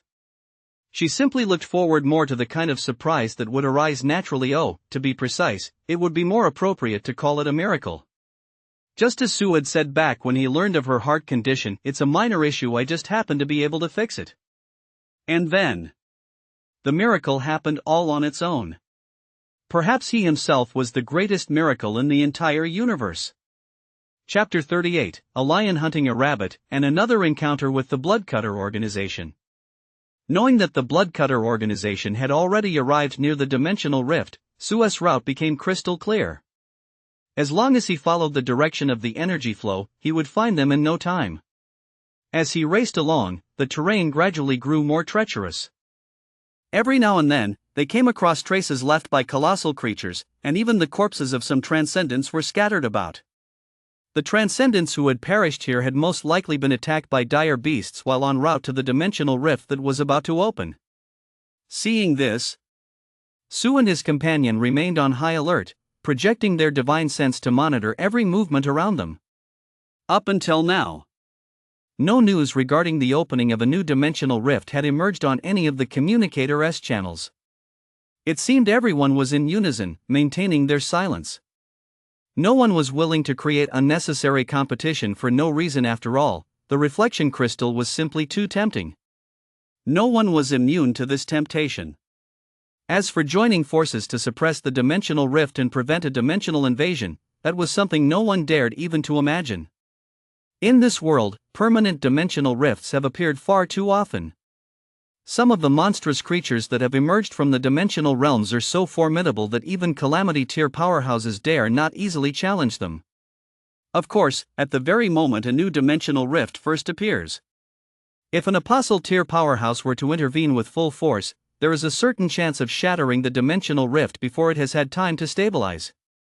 But doing so would mean they'd have absolutely no chance at obtaining the reflection crystal.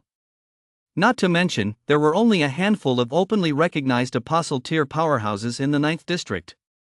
Therefore, maximizing their own interests was the truest reflection of these transcendents' innermost thoughts. Before long, a clamor of voices reached them from ahead, and Sue and his companion immediately stopped in their tracks, seeing a large crowd gathered in concentric circles. Almost at the same moment, Sue felt a faint, prickling sensation on his skin, like the prick of a needle. Someone had locked onto him. Sue sensed something was wrong. Glancing into the distance, he saw a circle of transcendents gathered ahead, among whom were several with powerful auras, their gazes piercing toward him like sharp swords. "It's the Blood Slaughter Organization. What should we do?" Jane recognized the figures up ahead. Su instantly took in the entire group, then calmly took a step forward, saying as he walked, "I don't see Khan. This might be a good opportunity to take them down one by one, but we also need to be on guard in case Khan is nearby." Judging by the nearby energy flow, this wasn't where the dimensional rift had opened. The fact that Long Yi and Feng Qingyong had appeared here at the same time was likely related to their elimination of those two blood slaughter organization members. At this distance, if Su wanted to escape, he could easily get away. But these people were clearly here to hunt him down. And as for himself, wasn't he, too, hunting them down? Under the cold stares of the Bloodcutter organization, Su slowly approached and gradually made out the arguments among the group. "What gives you the right to search our backpacks? Is the Blood Chakra organization really this high-handed? It's true you have two Overlord tier powerhouses, but we're no pushovers either. Unless you can wipe us all out, once our backers find out, your Blood Chakra organization had better be prepared to face retribution from every faction." Surrounded by a dozen or so teammates, one of them adopted an incredibly defiant stance and shouted harshly. These words instantly stirred the fighting spirit of most of the Transcendents. Every one of them craned their necks, filled with righteous indignation. Clearly, many had made substantial gains and feared that the Bloodbreak organization might harbor ill intentions once they discovered their loot. Despite their fierce outcry, not a single one dared to step forward. The gap between Controller tier and Overlord tier was simply too vast. Short of calling in their backers, they had no other recourse. Just then, Long Yi cast a glance at the glass jar held by a member beside him. Inside, the human-faced black dragonfly flapped its wings restlessly. The Nine Heavens water lily. It must be nearby. However, he didn't dare release the human-faced black dragonfly. The creature was incredibly fast, and even as an Overlord tier powerhouse, he wasn't confident he could catch up to it. A cold smile played on Long Yi's lips as he advanced at a steady, unhurried pace. Suddenly, the exposed black patterns on his arm swelled instantly, writhing wildly as they coiled around his entire arm, looking incredibly menacing. He swung a punch. In an instant, it slammed into the chest of the man who had been roaring arrogantly. Boom! Before the man could even react, a fist-shaped indentation caved into his chest, and a force as powerful as a surging river instantly pierced through his body.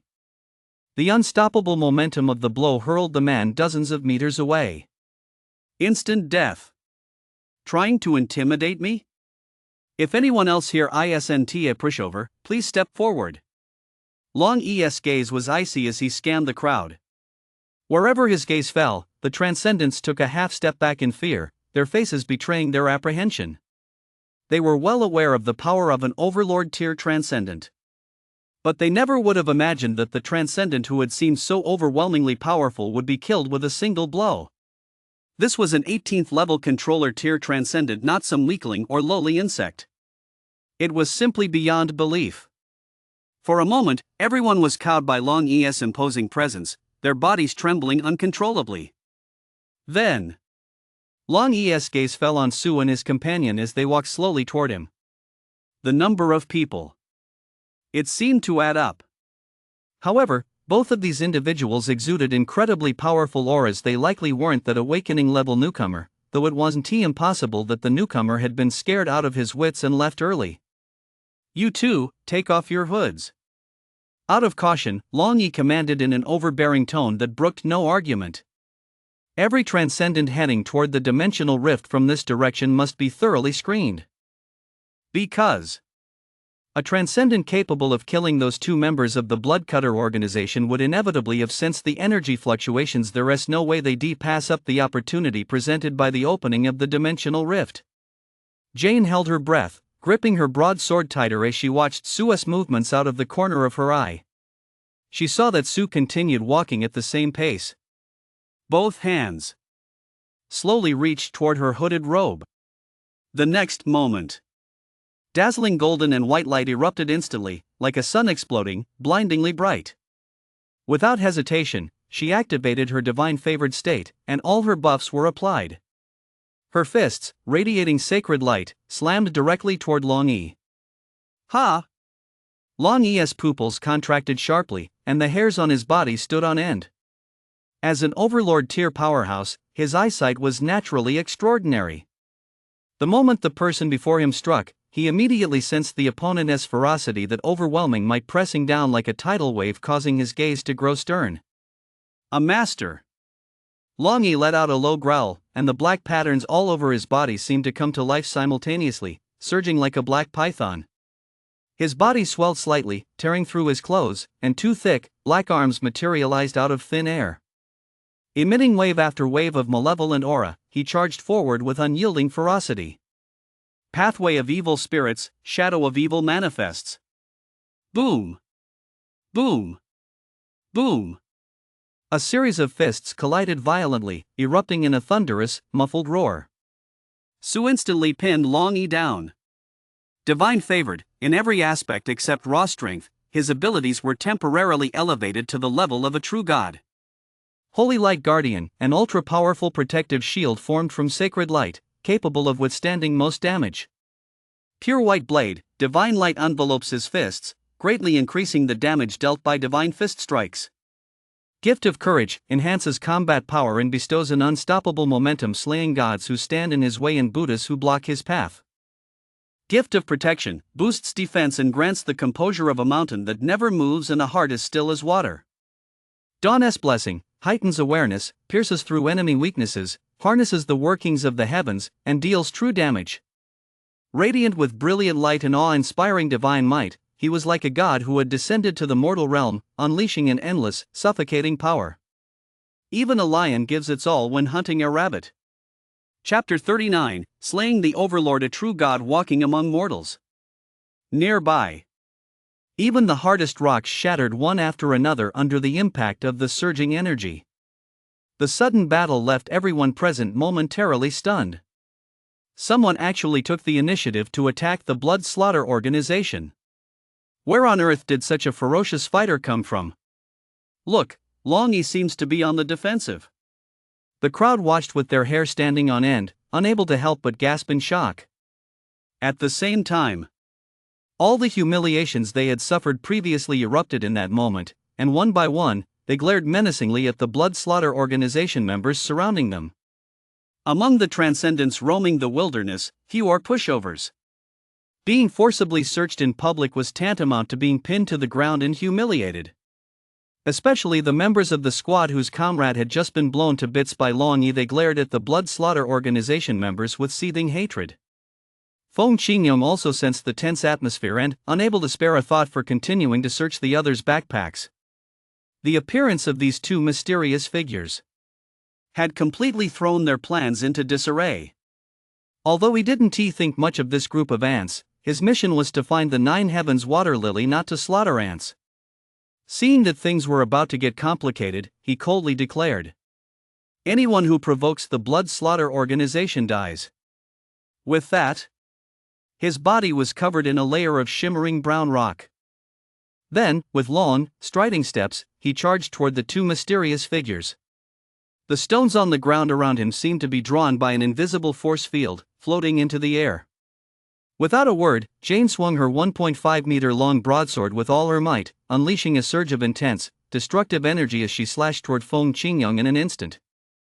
At that moment, she seemed to be just beginning to glimpse the true extent of Su's power. Countless buffs shone upon her, yet this time it felt different from before. If the abilities Su had bestowed upon her previously were like equipping a 5-year-old child with various weapons and armor, then now, it was as if her very essence had been forcibly elevated to a higher plane. It was as though a 5-year-old child had instantly grown into the world boxing champion. That level of power nearly caused her to lose control. Whoosh! The sword blade sliced through the air. Violent energy exploded outward, instantly leaving a charred gash on Feng Qingyong's massive rocky arm. How could this person break through my defenses so easily? After the initial shock subsided, Feng Qingyong hurriedly retreated, creating distance as he manipulated the rocks to launch a frenzied barrage of attacks. A barrage of rocks shot through the air, accompanied by a screech that tore through the atmosphere. A storm of pear blossoms. There was no way to dodge it. Jane remained utterly calm as she wielded her broadsword with lightning speed. Light and shadow intertwined, and every strike seemed to land precisely on the rock's weak spots, shattering them. I'll give it my all. We can't just sit here and wait to die. The other transcendents also grew restless. In their eyes, once Long Yi and Feng Qingyang settled the battle, they would once again find themselves in the same helpless situation as before. It would be better to seize the opportunity to break out and flee this place. After all, no one wants to let others dictate their fate. And so, a melee was about to erupt. These transcendents charged frantically at the other members of the Blood Slaughter organization. In an instant, beams of various energies crisscrossed the battlefield, and the killing intent soared to the heavens. Meanwhile, over on Long Yi's side, the situation was even more dire. Possessed by an evil spirit, he now had 2 heads and 4 arms. For any enemy facing him in this state, it was as if they were facing 2 Overlord tier versions of himself at once. As the saying goes, 2 fists can't fight 4 hands. In the past, he was the one who always dominated his opponents, but he never expected that today he would be completely overwhelmed from start to finish. This enraged him immensely, and he roared, "Who the hell are you? Haven't you been looking for me all along?" A faint smile tugged at Su's lips as his barrage of punches not only continued but intensified, each strike faster than the last, pouring down upon Long Yi's body like a tidal wave. Although it appeared that Long Yi was withstanding his attacks, he keenly observed that the sacred power's suppression of dark energy was causing the evil spirit's form enveloping Long Yi to gradually fade. In other words, even if Long Yi could transfer his injuries to the evil spirit to bear, even an evil spirit has its limits. It's you. You stole the 9 heavens water lily. No matter who you are, today, you're as good as dead. Long Yi's eyes bulged with fury. He abandoned his scattered defense and charged forward with ferocious, unstoppable punches, exchanging injury for injury. This was Long Yi's usual tactic. Relying on his ability to transfer his own injuries to the evil spirit, he would stop at nothing to deal a crushing blow to his opponent. But he had overestimated himself. That fist strike, charged to its absolute limit, struck Su, yet it merely caused the thin layer of sacred light shielding him to waver slightly. Impossible. How could you possibly be this powerful?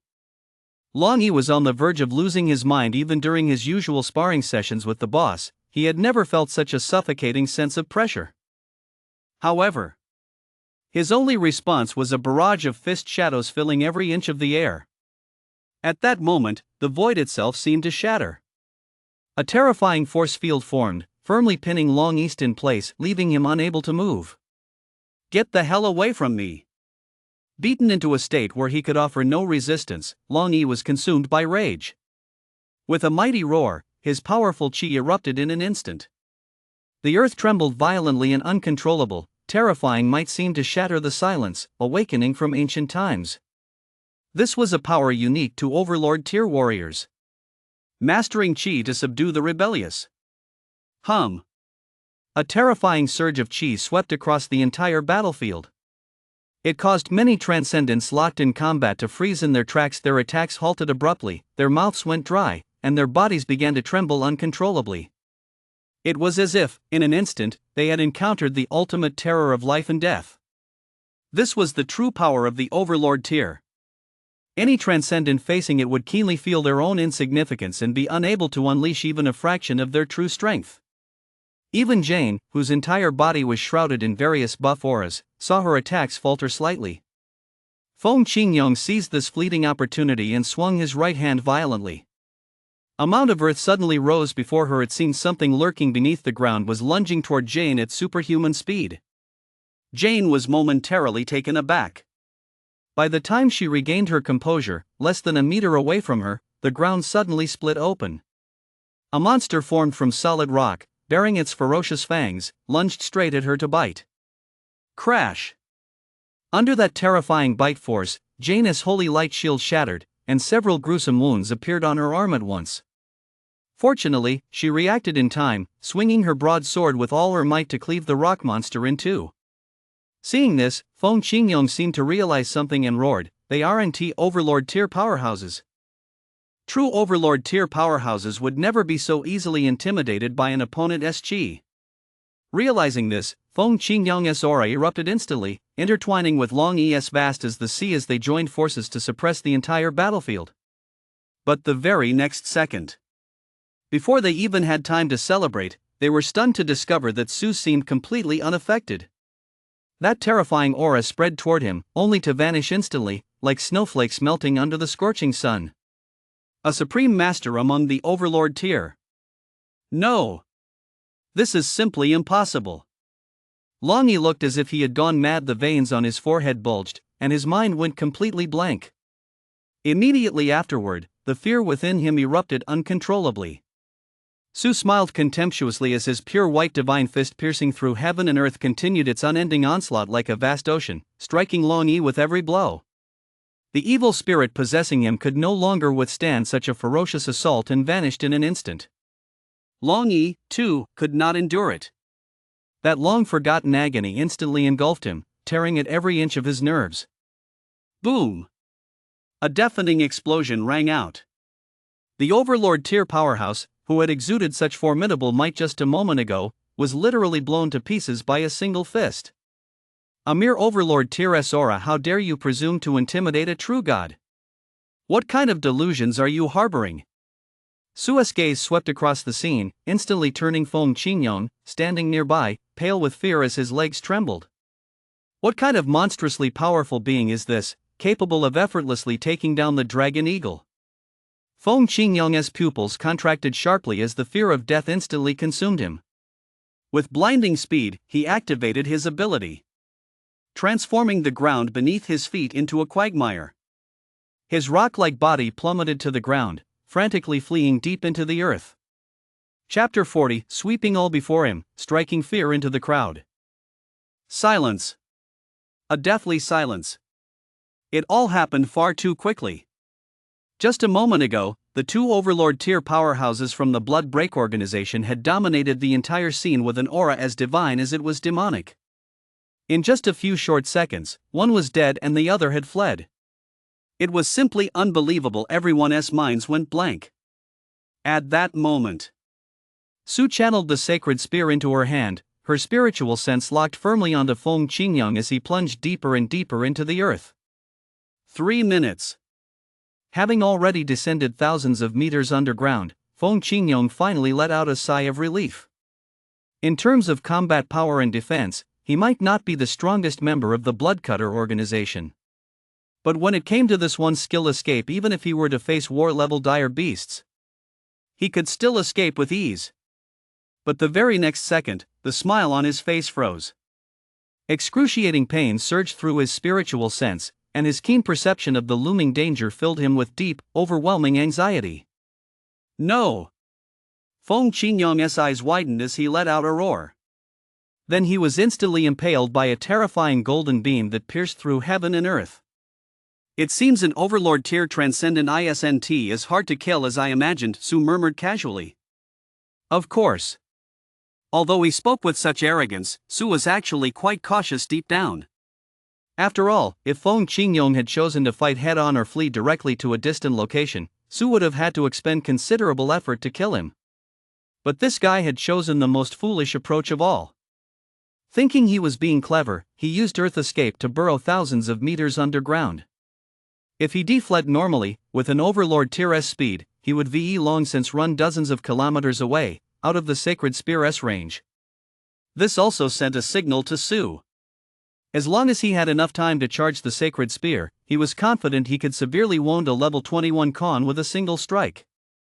The reason he chose this most brutal method, it was because, judging from the previous battle against a level 20 Dragon Eagle, the entire fight had lasted 10 minutes, meaning he'd spent a full 10 minutes of his divine favored time.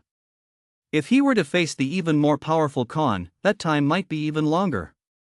It might even exceed the 15-minute time limit. That was absolutely unacceptable to him. Therefore, charging the Sacred Spear was the safest option. It would take only 5 minutes for the Sacred Spear to reach a terrifyingly powerful state while under the divine favored effect. The key was how to maintain the charge for 5 minutes. This required careful planning. Even Feng Qingyang, had he not been utterly terrified, might not have been able to sustain the charge for 3 minutes. One must never underestimate an overlord tier powerhouse's sense of danger. At that moment, everyone present froze in their tracks. They hadn't even managed to take down an opponent of comparable strength, yet this mysterious figure had just killed two overlord tier transcendents in quick succession. How terrifying was that power? The remaining Bloodcutter organization members, in particular, felt their scalps prickle, their minds went blank, leaving only a single thought. That was: run. Gather every last ounce of strength and run as fast as possible. Someone like this was simply beyond their capabilities. Perhaps only their leader, Khan, could match him. Sue watched the Blood Slaughter organization members scatter in all directions, then casually cast a slow healing spell on Jane. Seizing the final moments of divine favored, he charged after them like a cannonball. Fast. As fast as possible. So fast that no one's eyes could keep up with his speed, leaving only a stuttering afterimage on their retinas. Bang, bang, bang. He took down nearly one with every punch. Sue's gaze was icy, his combat prowess had reached an unimaginable level. How could these men possibly stand a chance? They were nowhere near as strong as Long Yi or Feng Qingyang. As the wound on Jane's arm healed at a visible pace, she immediately grabbed her broadsword and gave chase. The panicked Bloodcutter members, terrified by the power Sue had displayed, were like startled birds unable to muster any of their true strength. In just a few breaths, Sue and Jane had wiped them all out. Not only had these men accepted the mission to hunt him down, but they had even threatened the safety of his family. Sue had absolutely no reason to show them any mercy. Having dealt with the Blood Slaughter organization members, Sue cast a glance back at the Transcendents, then turned and walked away with Jane. That single glance nearly terrified the remaining Transcendents into collapsing to the ground. If these two gods of slaughter had even the slightest intention of targeting them, they would certainly end up with no place to be buried. Fortunately, those two gods of slaughter didn't seem to have much interest in them. The group of Transcendents stared in terror at the receding figures of Sue and Jane, their mouths going dry and their legs going numb. As if drained of all strength, they plopped down onto the ground. Those two are terrifyingly powerful. In just 10 minutes or so, they wiped out most of the Blood Slaughter organization. They must be peerless masters who emerged from the depths of the wilderness. I've heard those freaks can even survive out there for a whole year. It's just their bad luck that the Blood Slaughter organization crossed paths with such powerful beings.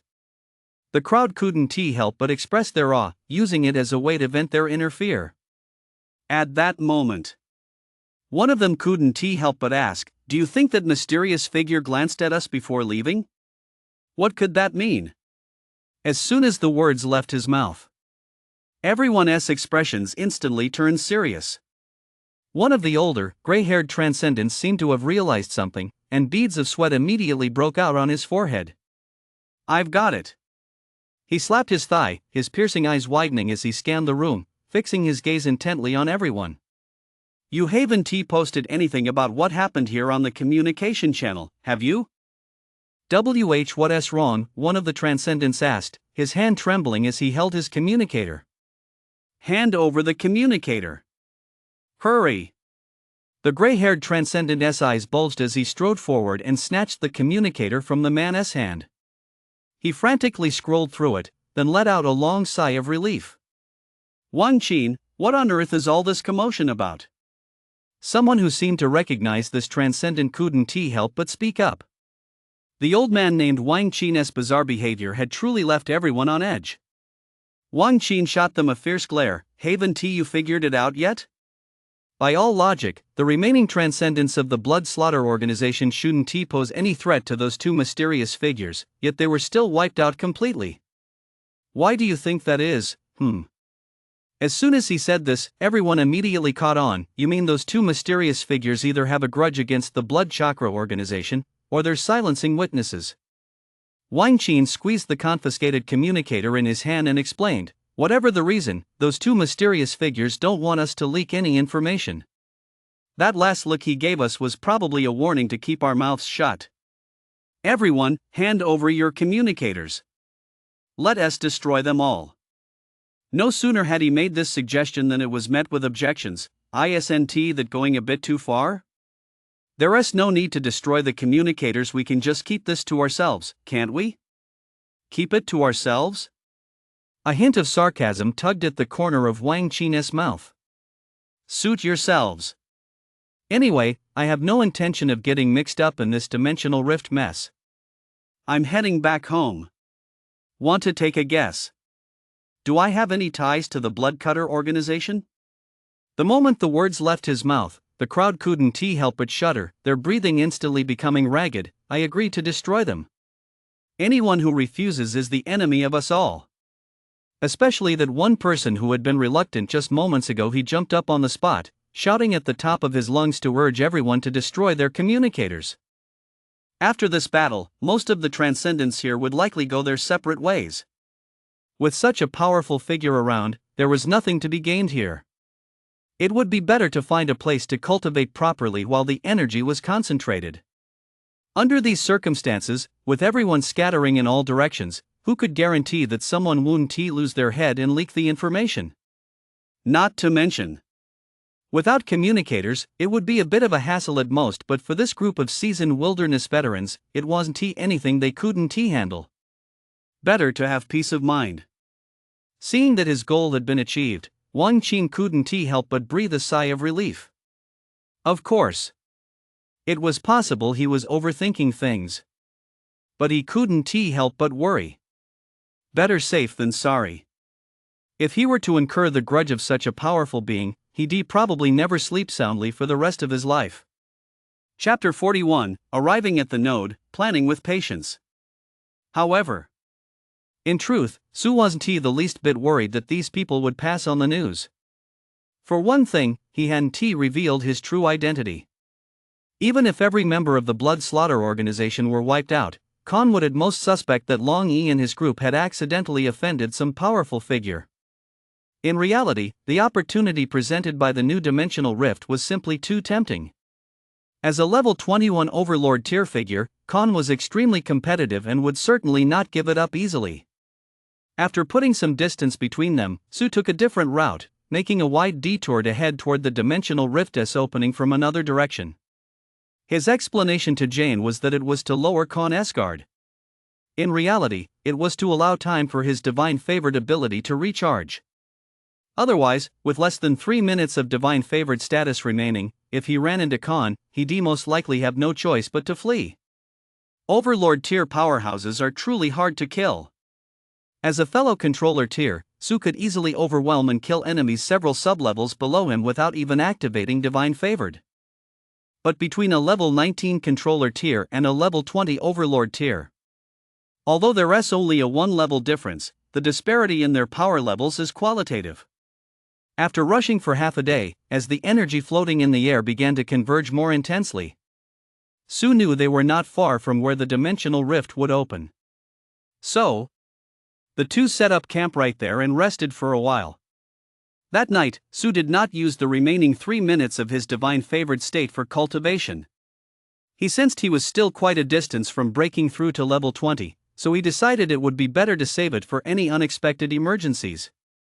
Fortunately, the night passed without incident. Now able to utilize his 15-minute divine favored state once more, Su felt an inexplicable sense of peace. His gaze fixed intently on the direction where the energy was converging, and a surge of resolve filled him. Today, he must leave Khan in the wilderness forever. Furthermore, he must pry from Khan the identity of the mastermind behind the bounty hunt. Otherwise, even if he returned to the 9th district, he would never be able to rest easy. Elsewhere, the deep blue, door-shaped energy vortex had almost solidified to the point of becoming tangible, signaling that a new dimensional rift was about to open. Once opened, all this dense energy would be completely absorbed, and the dimensional rift would simultaneously stabilize. The transcendents surrounding the energy node, each radiating brilliant divine light, were constantly absorbing and releasing various forms of energy. For a moment, energy intertwined, and a rosy glow billowed upward, resembling a celestial paradise. Oh, a satisfied snort echoed through the air, causing everyone present to blush and mutter curses under their breath. Yow, you little imp. If you're going to cultivate, just focus on it. Why make those weird noises and risk giving people the wrong idea? That said, this dense energy truly made everyone feel utterly at ease, their bodies trembling with excitement. 1 minute of cultivation here was equivalent to a week of arduous training on an ordinary day. It was absolutely incredible. However, there was one exception, Khan. His expression was grim, tinged with a hint of restlessness. Long Yi and the others had been gone all day, and there was still no word from them. With the dimensional rift set to open soon, Khan could already feel several hostile glances directed his way. Damn it! What the hell is Long Yi up to? He hasn't stumbled into some dangerous area, has he? Khan furrowed his brow clearly. He had never even considered the possibility that something might happen to Long Yi. After all, with 2 overlord tier powerhouses in the wilderness within this range, as long as they didn't go looking for trouble, they'd be practically unstoppable, or at least very close to it. On the nearby mountain peaks, a large group of transcendents watched the area near the energy node, unable to hide their envy. The cultivation speed in their current location was already unimaginably fast. Just how dense must the energy be near that energy node? What a pity! They didn't dare get too close. Without sufficient strength, rushing in recklessly would not only result in being blasted out and losing face, which would be a minor issue, but if they happened to cross paths with some big shot who took a dislike to them and dealt them a severe blow, the cost would far outweigh the benefit. It was just like the VIP and general admission sections at a concert. Here, the ticket of admission was strength. Before long, Su and his companion arrived at the scene as well, selecting a mountaintop from which to observe the situation. The first thing that caught their eye, naturally, was the energy node, which had almost taken on a physical form. With such immense energy, even if the dimensional rift wasn't a permanent passageway, it would likely persist for quite some time after forming. Meanwhile, Su was pondering. If he could absorb all of this immense energy, he wondered just how far his cultivation would advance. Of course, that was just a fantasy. Even in his divine favored state, his efficiency in absorbing energy was terrifyingly high. But he also knew that the strength of his meridians might not be able to withstand such a massive influx of energy. Why are they here too? Jane seemed to spot someone she recognized and instinctively pulled her hood down a bit. Friends? Not exactly friends, more like someone notable in our circle.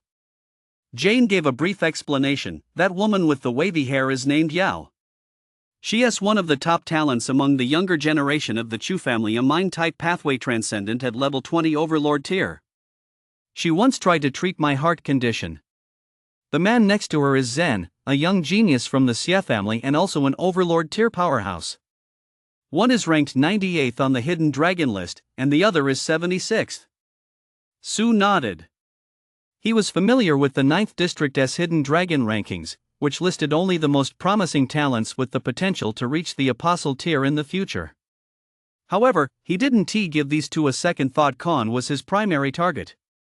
Even if it meant giving up the opportunity to enter the dimensional rift, he had to take this guy down. After just 2 or 3 seconds, Khan looked up in their direction. Su naturally averted his gaze from Khan, his heart sinking slightly. It seemed that powerhouses at the overlord tier possessed an exceptionally keen sense of any hostile threats. Don't look over there, Su warned. Jane nodded imperceptibly, though she didn't know what was going on. But she knew that following Su's instructions was always the right choice. Charging the sacred spear while in divine favored mode can indeed kill an overlord tier transcendent, but this distance seems a bit too short. There are at least 20 or 30 overlord tier transcendents near the energy node. If I launch the sacred spear from here, it might cause a misunderstanding, and other overlord tier powerhouses might intercept it. If I can't deal a direct, crippling blow to Khan, both Jane and I could end up in grave danger. What if I went straight to Khan's opposite side? Su silently weighed her options in her mind.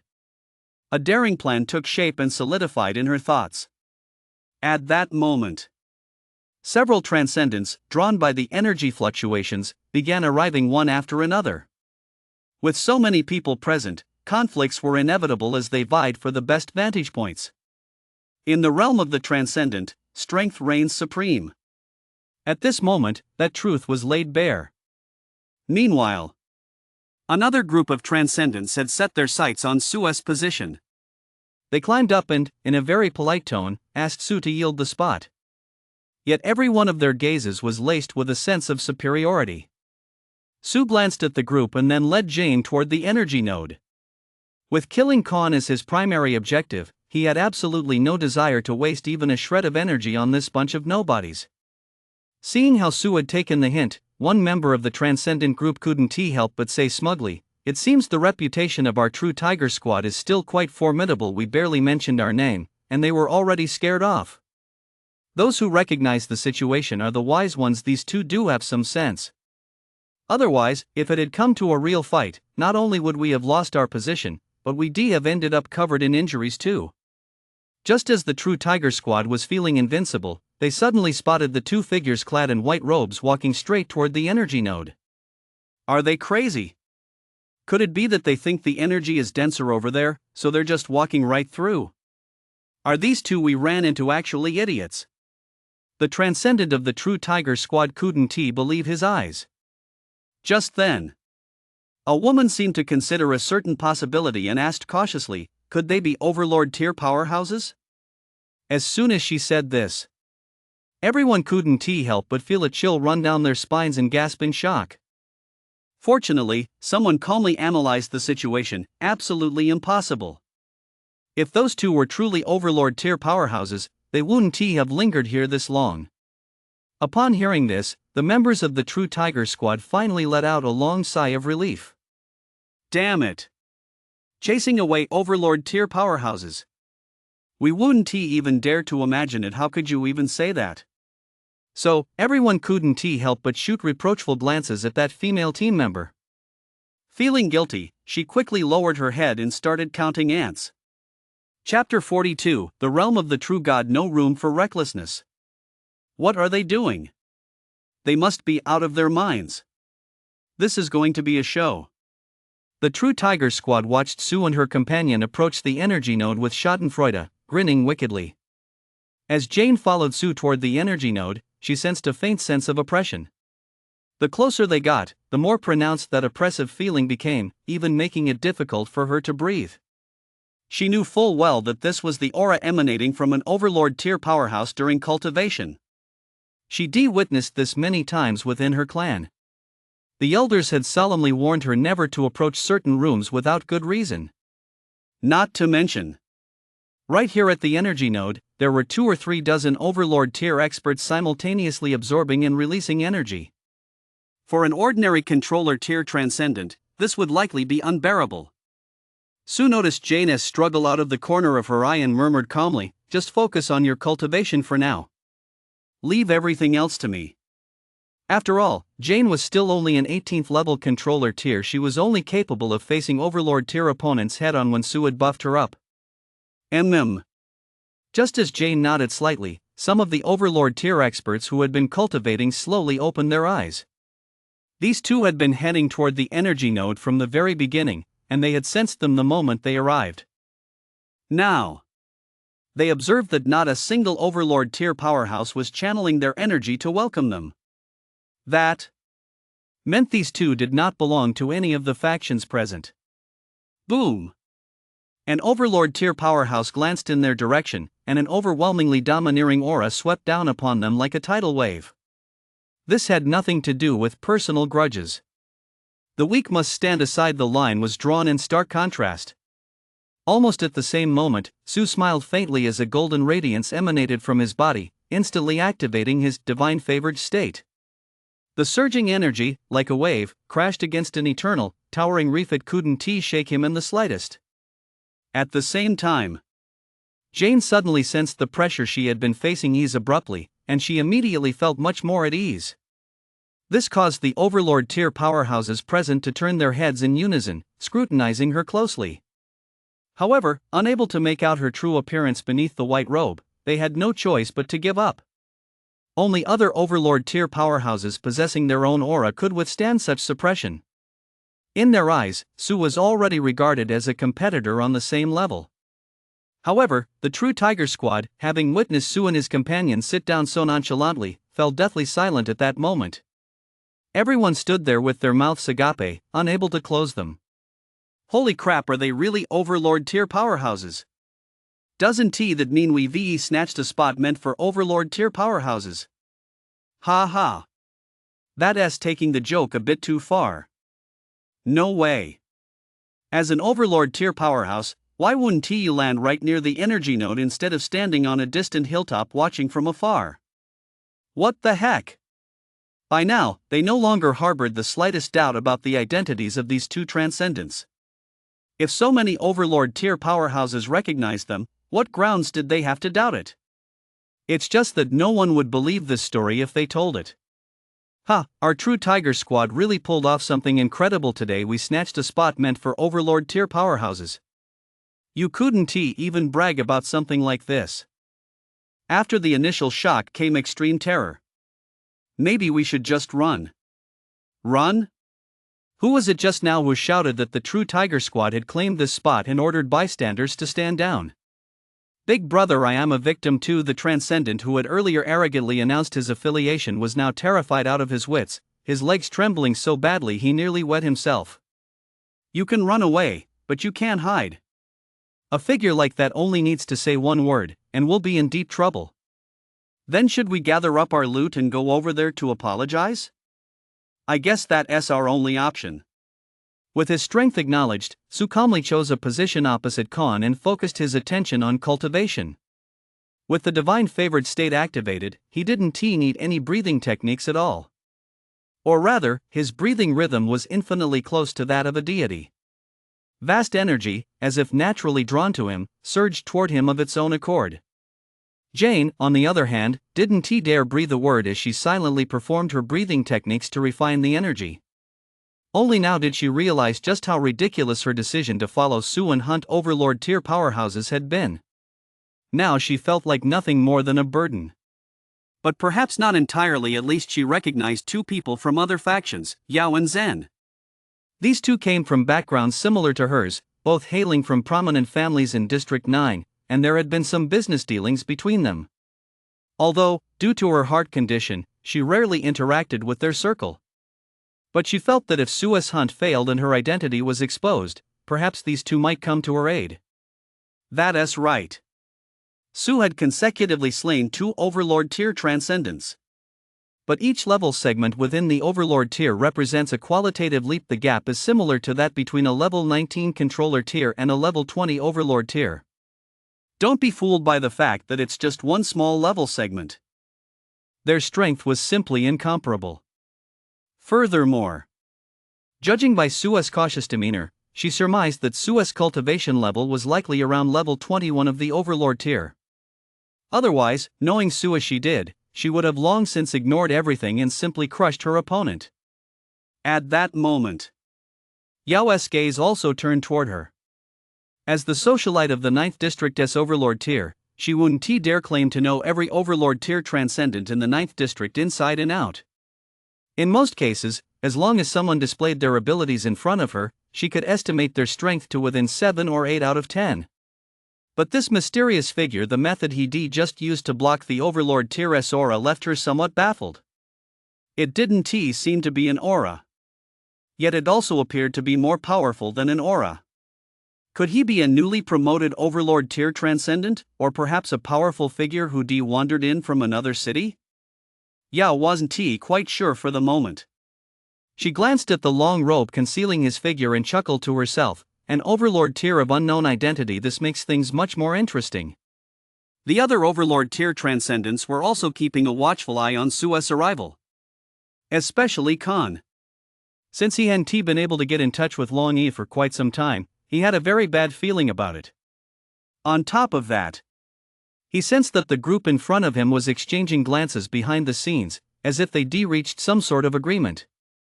Although he stood head and shoulders above the rest with his level 21 strength. But if this group were to band together and cause trouble, his competitive edge might not be as strong as he imagined. And this mysterious powerhouse who just arrived. Vaguely, he seemed to be exerting some kind of pressure on him. It appeared his strength was no joke. How about we try collaborating with him? This way, if Longy can't make it back in time, we can still secure the rewards once the dimensional rift opens.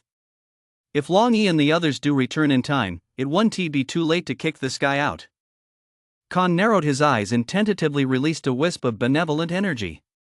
This subtle fluctuation naturally caught the attention of the other Overlord tier transcendents. Oh no! They never expected Khan, that arrogant bastard, to be so shameless as to send a signal of cooperation before even ascertaining the stranger's identity. But the very next second, they were instantly stunned. Because they sensed that the wisp of energy Khan had released had just come into contact with the golden light emanating from that mysterious Overlord tier powerhouse. It simply dissipated on contact. This is that powerful. After all, among Overlord tier transcendents, shattering another aura is tantamount to a provocation. Look, Khan's face instantly turned as dark as the bottom of a pot. So, the others followed suit, also releasing a friendly aura in an attempt to win this mysterious figure over to their side. A powerhouse whom even Khan wanted to win over was definitely worth partnering with. But without exception, every single one was shattered by the mysterious figure's golden light. Whoa! At that moment, everyone's gaze towards Su instantly changed. Su had no idea about any of this. He was still just a rookie who had only been awakened for a month, and no one had told him about these high-level unwritten rules. Even if he had known, the outcome might have been the same. After all, he still couldn't fully control every aspect of his divine-favored state, whether benevolent or malevolent. Any energy attempting to approach him would be shattered without exception. The realm of a true god tolerates no insolence. Woke up early this morning to the ding from Railgun San and scrambled out of bed to update. Chapter 43, Head-to-Head, Reverse Absorption. However, just as everyone was filled with astonishment and uncertainty, completely unable to fathom this mysterious powerhouse, suddenly, they saw the light emanating from this figure grow increasingly intense, its momentum overwhelming, pulling in surrounding energy like a black hole. What's going on?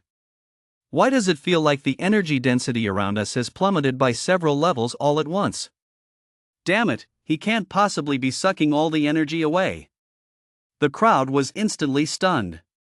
Once they snapped out of it, they frantically activated their breathing techniques and began scrambling to reclaim the energy.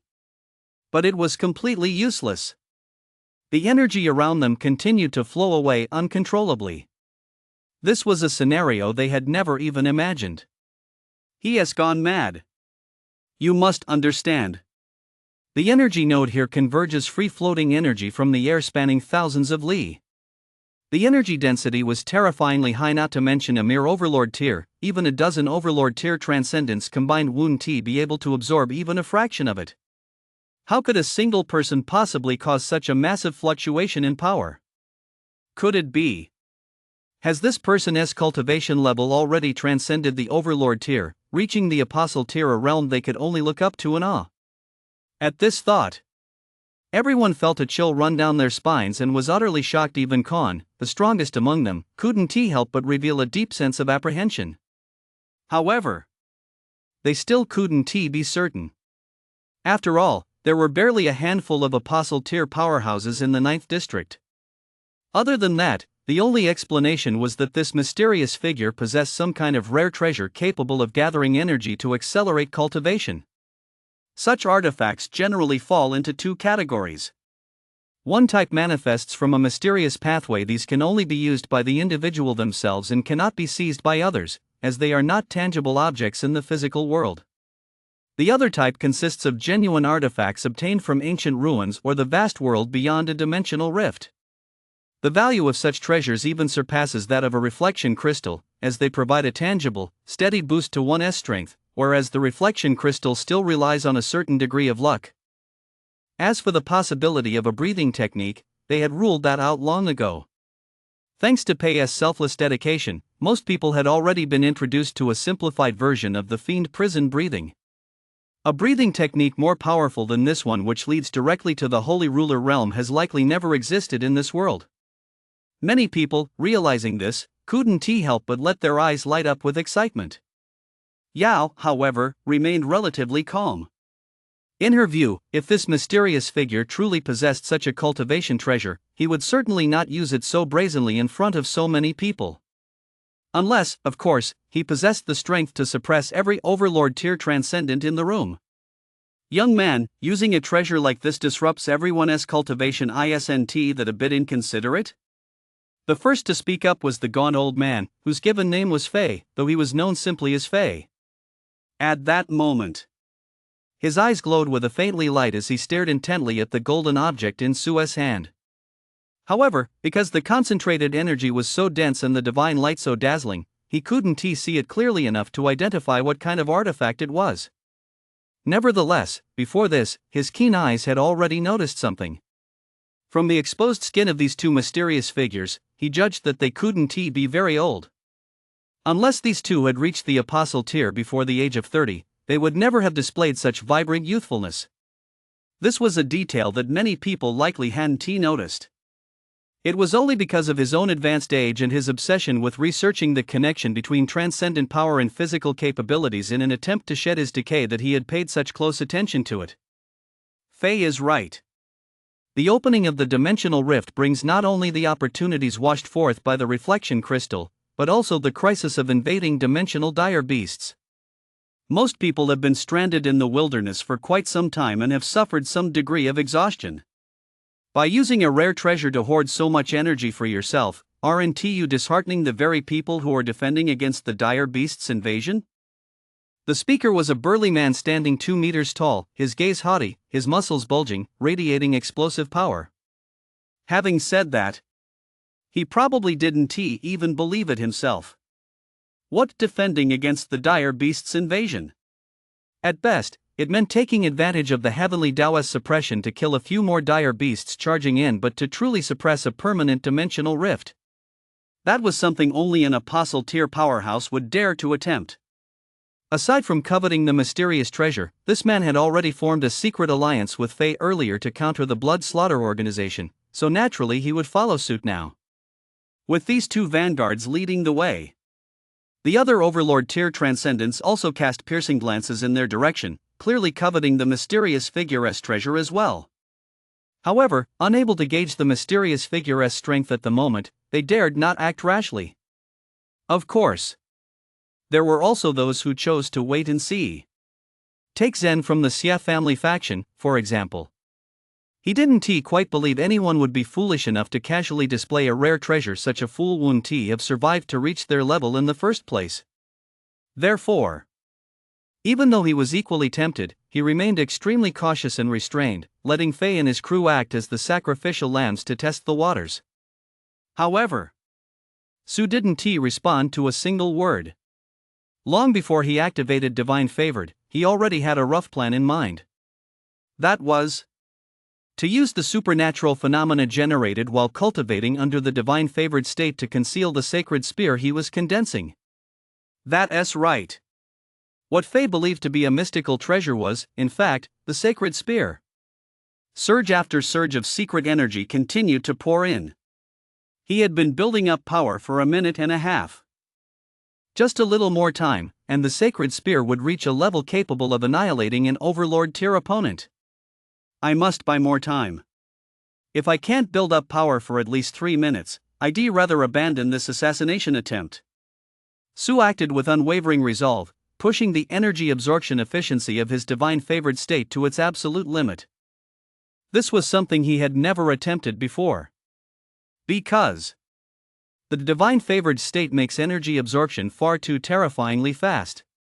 Under normal circumstances, absorbing the arcane energy from dire beasts' beast cores takes only a few breaths. There is simply no need to run at full efficiency. In his daily cultivation, the energy floating in the air is generally constant, so to avoid drawing attention to his cultivation phenomena, he doesn't need to push himself that hard. But now it's different. The energy density here was astonishingly high.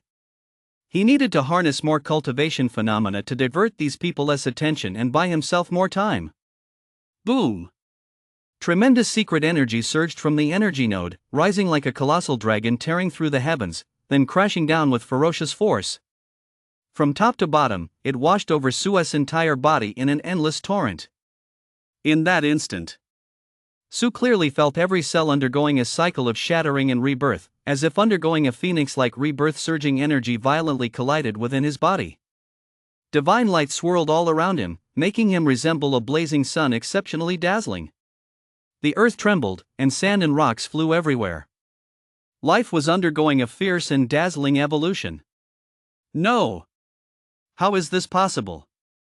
How could anyone, single-handedly, seize energy from a node that channels energy from thousands of li away? At that moment, an overlord tier transcendent let out a blood-curdling roar. If this mysterious treasure had been siphoning energy from right beside them, that would have made sense. After all, their previous actions were merely equivalent to setting up a dam at the river's mouth to intercept and draw the water rushing endlessly from the upstream source. But what was this mysterious figure doing now? He was going against the current, drawing energy back from the ocean itself. How utterly terrifying! Doesn't this mean that the gravitational pull of the mysterious figure's artifact is even more intense than the gravitational force generated at the point where these two worlds collide? The energy here is meant to solidify the dimensional rift connecting the two worlds. Everyone present's minds went blank instantly. They simply couldn't comprehend it, couldn't even imagine it.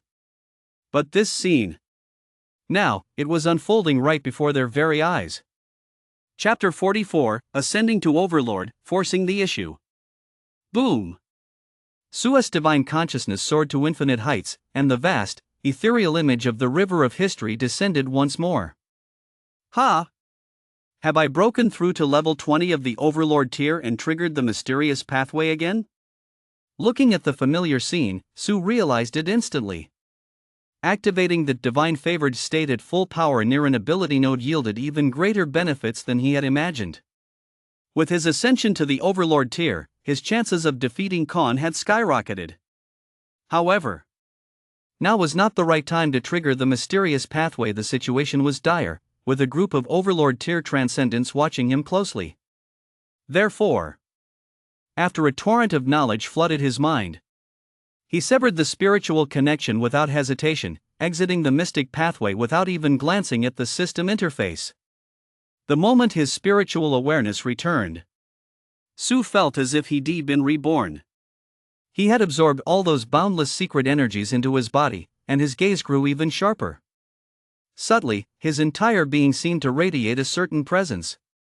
At that moment, he instantly realized that the G mechanism mastered at the Overlord tier was, in fact, a kind of presence that erupted from the communion between one's spirit once it had reached a certain level of power in the heavens and earth. Communing with the heavens and earth, commanding the great momentum. If other Overlord tier transcendents knew he had grasped this in a single second, their jaws would likely drop in shock. After all, it typically takes a transcendent months to even begin to grasp the basics upon ascending to the Overlord tier. However, Su knew this was the true power of a divine favored, seeing the big picture and drawing connections effortlessly. It's like a C-language programming master who, upon encountering any new computer language, can master it in an extremely short time. What is that?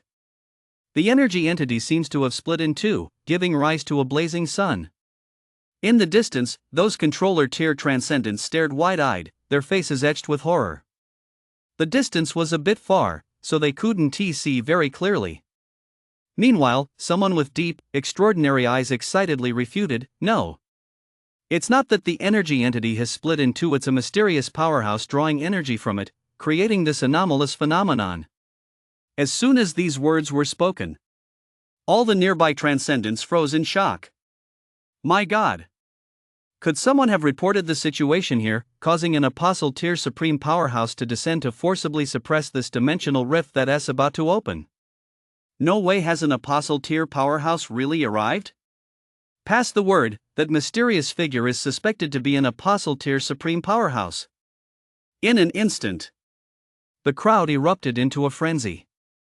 In their understanding, only an apostle tier being could suppress a dimensional rift. Therefore, anyone capable of causing an energy entity to split, even if not quite apostle tier, must be infinitely close to that level. An apostle tier. On a small hill not far away, the Jinhu squad heard keywords like mysterious figure and apostle tier. Suddenly, the sound of people swallowing their saliva echoed one after another, and everyone's faces instantly turned ashen. Pair after pair of eyes dimmed instantly, as if all light had been extinguished. I suddenly feel so tired, maybe we should just give up and let destruction take over. They had only just confirmed that their group might have staked out a hilltop previously occupied by an overlord tier powerhouse. Before long, someone told them that the mysterious figure might be a supreme apostle tier powerhouse.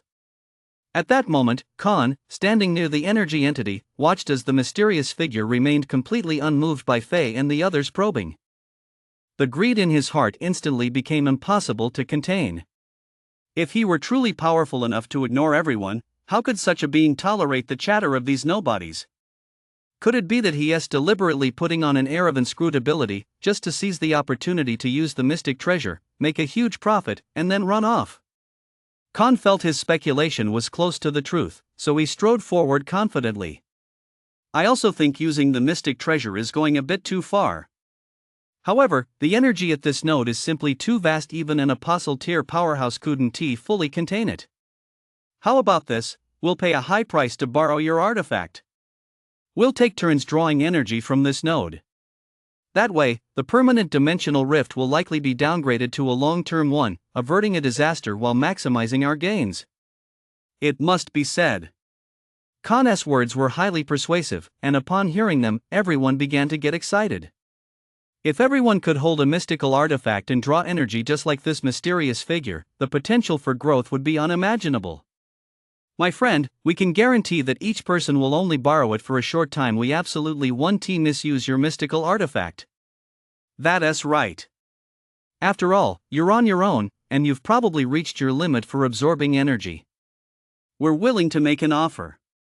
If you're truly willing to lend us the mystical artifact, we could join forces to quell this disaster and split the reflection crystals that are washed up. In an instant, the crowd grew frenzied. Khan's suggestion struck a chord deep within their hearts. Meanwhile, a barely perceptible flash of ruthlessness flickered in Khan's pupils. As long as he was certain the artifact wasn't the kind manifested by the mysterious pathway, he would stop at nothing to seize it. He knew full well that this mystical treasure held even greater significance than the opportunity presented by the dimensional rift. While the dimensional rift condensing an energy node was already a rare occurrence, this mystical treasure could gather energy at any moment to accelerate cultivation. Furthermore, the strength he had publicly disclosed was only level 21 Overlord tier, but in reality, he had already entered level 22 Overlord tier. Coupled with the overwhelming power of the Rakshasa pathway, he would still be a match even for a level 23 Overlord tier opponent. This was the true source of his long-standing arrogance. Su felt the soothing warmth radiating from the sacred spear, and his heart settled. He had been charging it for over 5 minutes now, but he was in no hurry to strike. His increased power had significantly accelerated the sacred spear's charging speed, so to be on the safe side, he continued to channel energy into it at full speed. I'm sorry, but I don't possess the mystical treasure you're referring to. Even if he did, he wouldn't be foolish enough to lend it out. He was still stalling for time. However, Faye Khan and his group couldn't afford to wait. Because the dimensional rift could open at any moment. Once that happened, the energy node would be sucked in to reinforce the passage. At that point, even if he possessed a rare treasure, its effectiveness would be greatly diminished. Immediately, dozens of terrifying energy auras surged forth, bearing down on him. It wasn't so much borrowing as it was forcibly coercing Su into handing over the rare treasure. Su paid them no mind, continuing to patiently build up the sacred spear's energy. Meanwhile, Jane, standing nearby under the scrutinizing gazes of the Overlord tier powerhouses, inadvertently panicked, and her finger twitched unnaturally. Khan noticed this subtle movement, and his mind raced instantly. This man's companion had panicked. That meant this man's strength was no match for everyone present. In other words, he'd been bluffing all along. At this realization, Khan's eyes flashed with murderous intent. A blood-red aura swirled around his body, instantly coalescing behind him into the blood-soaked phantom of a Rakshasa, as if an ancient mythical creature had returned to the earth, radiating a terrifying presence. This caused the surrounding Overlord tier transcendents to instinctively take a few steps back. Standing tall and imposing, with unmatched ferocity and an increasingly staggering aura, he said coldly, "Whether or not there's a rare treasure isn't up to you. Since you're so inconsiderate, I'll just have to go and take it myself." His tone was utterly domineering. This scene took everyone present by surprise. Watching Khan, his eyes blazing with ferocity, stride forward with overwhelming dominance. A faint smile tugged at Su's lips. He'd come here specifically to kill this man, and now, to his surprise, the man had actually stepped forward of his own accord. He'd really stacked up a full set of seeking death buffs. And so, Su ceased drawing energy and revealed the golden sacred spear in his hand, saying coldly, "You want this, don't you? Here you go." Boom! Overlord tier energy erupted, and various buffs instantly enveloped him. The golden sacred spear was coated with a touch of pure white, shimmering with a chilling radiance. At the same moment, Khan's hair stood on end, and an extremely terrifying sense of danger surged through his entire being. It was as if the heavens were collapsing. Chapter 45, Instantly Defeating Khan, Subduing the Heroes. Rumble. The earth shook violently as wind and thunder intertwined. It seemed as though some terrifying power had been swiftly awakened from its slumber. In the split second that Khan was caught off guard, a blinding golden beam tore through the void, covering the distance of over 10 meters in an instant. There was no way to dodge it.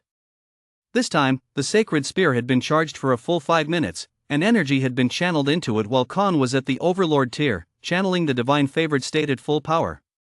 Its power was incomparable. A searing intent of destruction filled the entire world. At that moment, everyone felt an intense, suffocating sense of dread. No! Khan reacted with lightning speed, roaring frantically as the crimson hue on his body intensified, staining the surroundings so densely that it seemed as if malevolent demons and Rakshasas were truly emerging from it. His blood-soaked hands suddenly tore at his chest. To everyone's astonishment, he tore open a spatial rift. Through it, one could faintly make out countless malevolent spirits and demons struggling and sinking into the abyss, countless pale arms converging, each tugging at the next. They scrambled out of the rift at blinding speed, charging head-on against the peerless golden beam hurtling toward them. The Rakshasa pathway was never known for its defense. It relied on killing to stop killing. At that moment, Khan's eyes bulged with fury, and in a panic, he unleashed his most powerful technique, Abyssal Descent. He had used this move before to drag an Overlord tier powerhouse alive into an unknown realm. Boom! Boom! Boom! The moment countless pale ghostly hands made contact with the golden light, they all exploded. The corner of the Avicii hell he had torn open was instantly pierced by the sacred spear. His chest was impaled right through, and the explosive force tore his body apart. The wound spread rapidly, his internal organs sustained irreversible damage, and more than half his body was blown to pieces.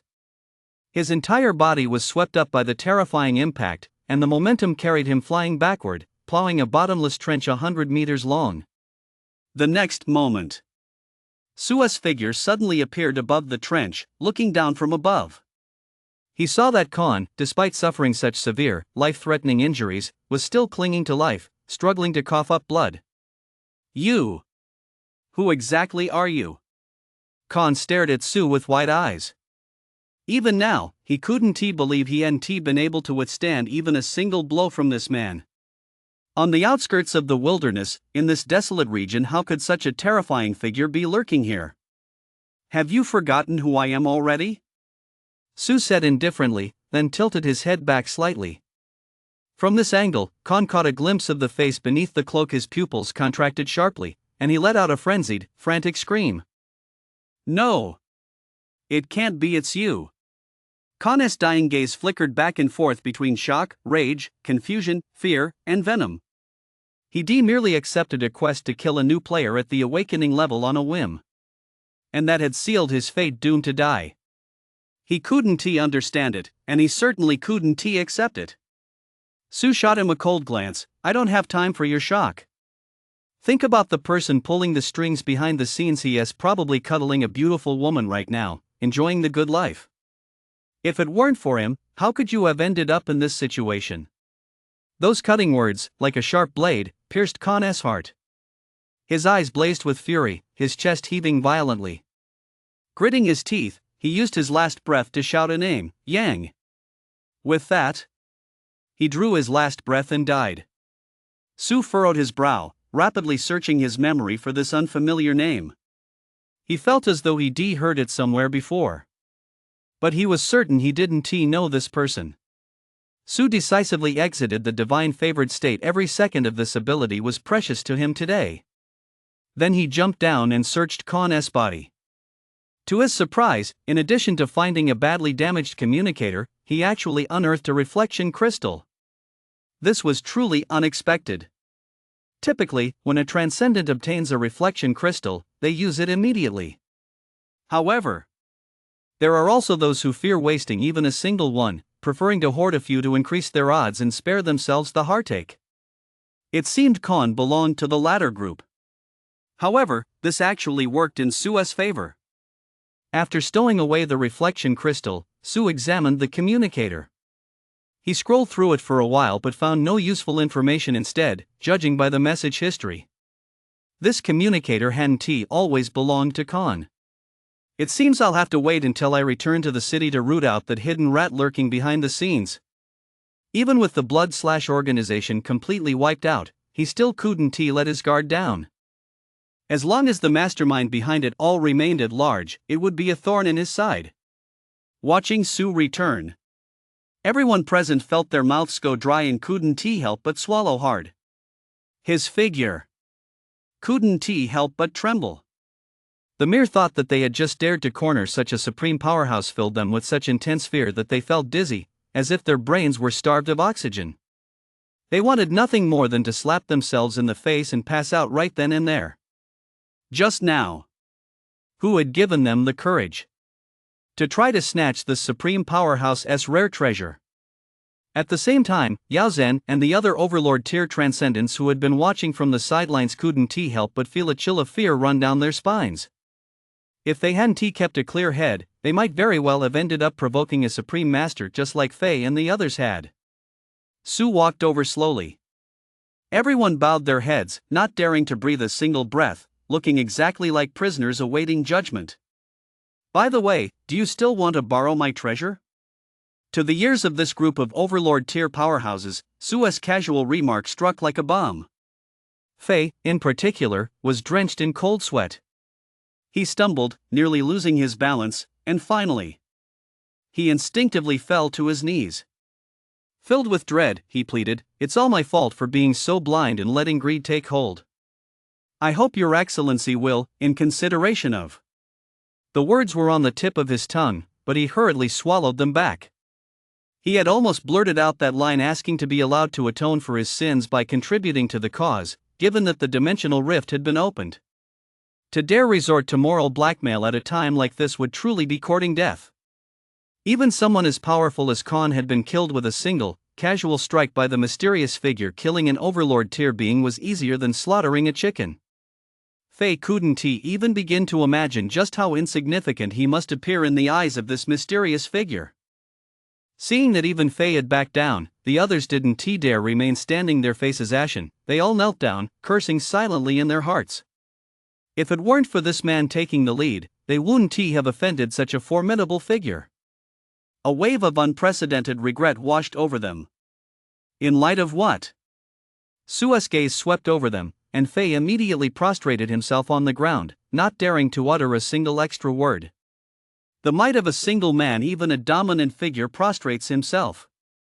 This sight made Yao, standing nearby, gaze at him with wide eyes, her slender body trembling with excitement. Even Jane, his own partner, couldn't help but stare in utter astonishment. Just how far could this man go? She didn't even dare to speculate anymore. It was pointless. No matter how far she stretched her imagination, it was repeatedly shattered. Had she saved the world in a past life, earning the blessing to walk alongside such a figure? For a moment, she found herself lost in a daze. In the distance, the Transcendent watched as row after row of powerful figures whom he had never dared to look at directly before knelt before the mysterious man. He couldn't help but feel his scalp tingle and suck in a sharp breath. Instantly killing an overlord tier powerhouse. Just how terrifying is this mysterious figure's strength? Could he really be one of the apostle-tier bigwigs from the 9th District? As for this, Team Jinhu didn't show much surprise, or perhaps they simply become numb to it. Oh, taking out an overlord-tier powerhouse in an instant, how awesome. As for me, I'll take over his territory. But just then, Su seemed to sense something and suddenly fixed his gaze on the energy node. He saw the deep blue, gate-like energy vortex, now half its original size, suddenly collapse toward its center. A sudden anomaly occurred. Near the energy node, all sound vanished instantly. The earth trembled silently, and countless fragments of rock and dust seemed to be drawn by some mysterious force, floating into the air. Immediately afterward, a profound starry sky materialized in midair, with ancient and majestic planets rotating slowly, exuding an aura of boundless mystery. A mirage, like a dream or a fleeting illusion. This utterly breathtaking scene struck a powerful chord with everyone's senses. Whether they were near the energy node or among the transcendents on the distant hilltop, all could sense that overwhelming grandeur. One by one, they were overcome by a sense of insignificance, as if they were mere ants. The great worlds collide, history converges. The dimensional rift is about to open. Chapter 46. The star domain manifests a source that sends chills down the spine. Even Su couldn't help but feel his heart race at that moment. This was the first time he had personally witnessed the opening of a dimensional rift. Previously, he had only heard scattered mentions of it online, and not even a single clear image had ever been recorded. This was because, during the initial stages of the collision, the vast majority of equipment would malfunction. Look! What is that? Someone cried out in astonishment, pointing toward one of the planets. Soon, many were astonished to see a tail extending from behind that planet, swaying slowly. In the blink of an eye, it lashed out and vanished. This sight instantly filled everyone with boundless dread. A dire beast as large as a planet. Could this? Did such a creature really ever exist? Fortunately, everyone knew this was an image projected by the historical convergence, not occurring in the same time and space. Otherwise, if such a creature were to truly descend upon them, who could possibly stand against it? Not even the legendary Lord of the Sacred Realm could hold a candle to it. It wasn't until the energy gradually dissipated and a pitch-black void formed that the crowd's fear subsided slightly, though their minds were still reeling. Yao gazed intently at the entrance to the dimensional rift, then turned his gaze to Zen. The latter shook his head ever so slightly. That's right. There were quite a few small groups like Yao and Zen's that had long since reached secret agreements to join forces against Khan and seize the reflection crystal together. However, Khan was dead. He had been replaced by a peerless powerhouse whom they stood no chance of defeating. It seemed these small factions no longer had a reason to exist, as they felt that even if everyone joined forces, they might not stand a chance against this mysterious figure. For a moment, the members of these factions exchanged glances, and eventually, their eyes settled on Su. Since this leader remained silent, no one dared to act rashly. Su, who had clearly become their leader, paused for a moment before saying, "Let each of you rely on your own abilities." With that, he motioned for Jane to follow him and stepped into the dimensional rift first. Next came Yao Zhen and the others. Finally, Fei and his group of overlord-tier powerhouses, who had been kneeling on the ground, saw this and exhaled as if a heavy burden had been lifted. They quickly stood up and rushed in hot on their heels. Over on the distant hilltop, a dark mass of controller-tier transcendents, their eyes equally gleaming, watched as all these major figures entered the dimensional rift. Many hesitated for a moment before following suit, entering the dimensional rift one after another. Indeed, in the presence of these overlord-tier figures, they simply had no standing to compete for the reflection crystals that would be washed out. But the opportunities within the dimensional rift weren't limited to reflection crystals. There were also the invading dire beasts. Now, as the dimensional rift opened, the suppression from the Tao of Heaven was at its peak. The more powerful the dire beasts, the greater the suppression they faced. In fact, even a dozen or so level controller tier transcendents might be able to single-handedly hunt down level 20 war tier dire beasts. Should we go in? At that moment, the female transcendent from the Jinhu squad belatedly asked her teammates. Everyone exchanged glances, then finally steeled themselves. Let us do it. We've already done things we shouldn't have, why worry about so much now? I doubt that Big Shot even cares about a small fry. Even if he decides to hold us accountable, where could we possibly run? The members of the Wild Wolf squad chattered excitedly, and in the end, they too decided to enter the dimensional rift for a fight. Upon stepping into the dimensional rift, Su was stunned by what he saw. The so-called passage wasn't, as the name suggested, a simple tunnel or path. What lay before him was a vast, boundless starfield. At that moment, it felt as though they were strolling through the starry sky, a sensation so surreal it seemed almost unreal. By traversing this starfield, will we reach another great world at some point? Su muttered to himself, his gaze stretching out into the distance. Jane, standing beside him, reacted much more spontaneously. Gazing at the dazzling, shimmering star clusters, she couldn't help but exclaim, "Wow, this place is so beautiful." "No matter how beautiful it is, it will still become a place of endless slaughter," Su cautioned. At that moment, the dazzling scene before Jane's eyes seemed to undergo a transformation. She instantly associated it with lurking danger and bloody carnage, and her whole being felt uneasy. So, in her heart, she silently labeled Su as a straight guy. The transcendents pouring in wave after wave were also deeply shaken by this scene, as if they'd been transported to another world. Of course, there were certainly those among them who had witnessed such scenes before. Take Yao Zhen and his group, for example. They had once followed the powerful figures of their clan, stepped into the dimensional rift, traversed star systems, and stormed into another great world. That nightmarish feeling still lingers to this day.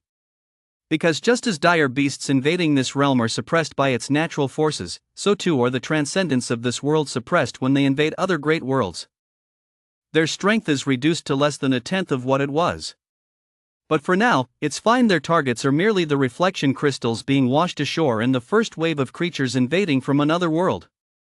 At this moment, everyone moved cautiously, glancing around curiously, all eager to see how the reflection crystal would be washed ashore. There was very little information available regarding the formation of the new dimensional rift and the emergence of the reflection crystal. The vast majority were only aware of the existence of this opportunity, but no one had ever mentioned exactly how it appeared or what precautions to take. It seemed as though the information had been forcibly erased by an invisible force. Even within Yao Zhen's own clan, where elders had witnessed the opening of a new dimensional rift, they remained tight-lipped about the specifics of the reflection crystal's emergence. It was as if it were some kind of taboo they were unwilling to touch upon. Yao, however, knew a little more. Relying on the favor of her clan's elders, she pestered them relentlessly until she finally received a single warning: when the heavens collapse, do not let greed control you. As time passed, since no abnormalities had arisen, the transcendents who had originally clustered closely around Su began to venture out more boldly to explore a wider area. As the saying goes, the bold get their fill while the timid go hungry. What if they were lucky enough to find a few reflection crystals? A swarm of nearly 1,000 transcendents scattered in all directions, searching this star system for traces of reflection crystals. Jane walked shoulder to shoulder with Su. This seemed to be their most leisurely moment since they'd set foot in the wilderness. However, she wasn't one for small talk, so she racked her brain for topics of conversation. As if a thought had occurred to her, she lowered her voice and said to Su, "By the way, I just remembered something. I remember when I was a kid, one of my uncles also encountered a new dimensional rift opening and brought back over 100 reflection crystals." Then what? Su spun around abruptly. This reaction made Jane realize that Su seemed to care deeply about this information. So she tried to recall the details and said, "After he came back, he seemed a little off." "How was he off?" "Well, let me put it this way. In my memory, that uncle had always been a gentle, even-tempered elder. But ever since he came back that time, he seemed like a completely different person. His gaze was particularly fierce, almost like a dire beast." "Is that important?" "Yes, it's very important." Su continued, "Regarding the details of the new dimensional rift opening, has your family discussed it or kept any detailed records?" Jane shook her head in confusion. Are those two related? I thought that Uncle was just as scared of the dire beasts as I was. Sue scrutinized the star system, a sudden, inexplicable sense of foreboding settling over him. All along, having set his sights on becoming a transcendent, he'd been deeply curious about the origins of the reflection crystal.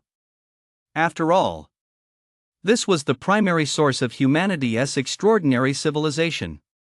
Logically speaking, even if there wasn't a detailed guide for acquiring such an important item, the key points to watch out for should at least have been widely shared. It shouldn't leave those who come after completely in the dark. One more reflection crystal might mean the birth of another transcendent, providing an extra layer of security for the human world. But quite the opposite was true. People knew very little about the origins of the reflection crystal. Even within the vast transcendent community, there was a striking, unanimous silence on the matter. This was truly bizarre. Sue had once thought that perhaps the transcendent leadership was deliberately concealing this information to maintain control over the source of transcendent births. But after hearing Jane's words, he suddenly felt that the matter might not be as simple as he had imagined. Crack! Boom! Just as Sue was racking his brain trying to make sense of it all, a crisp cracking sound echoed throughout the entire star system. At that moment, every transcendent looked up. Then, to their horror, they discovered.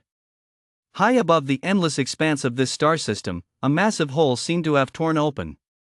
Yao stared blankly at the scene, his very soul shuddering involuntarily, and muttered absent-mindedly, "The heavens have collapsed." Chapter 47, The Collapse of History, A Bizarre Carnival. Above the star system. In the boundless heights. Like a mirror shattering, a gaping hole had burst open. A shower of light, dazzling to the extreme, erupted and poured down. Everyone stared up in stunned silence.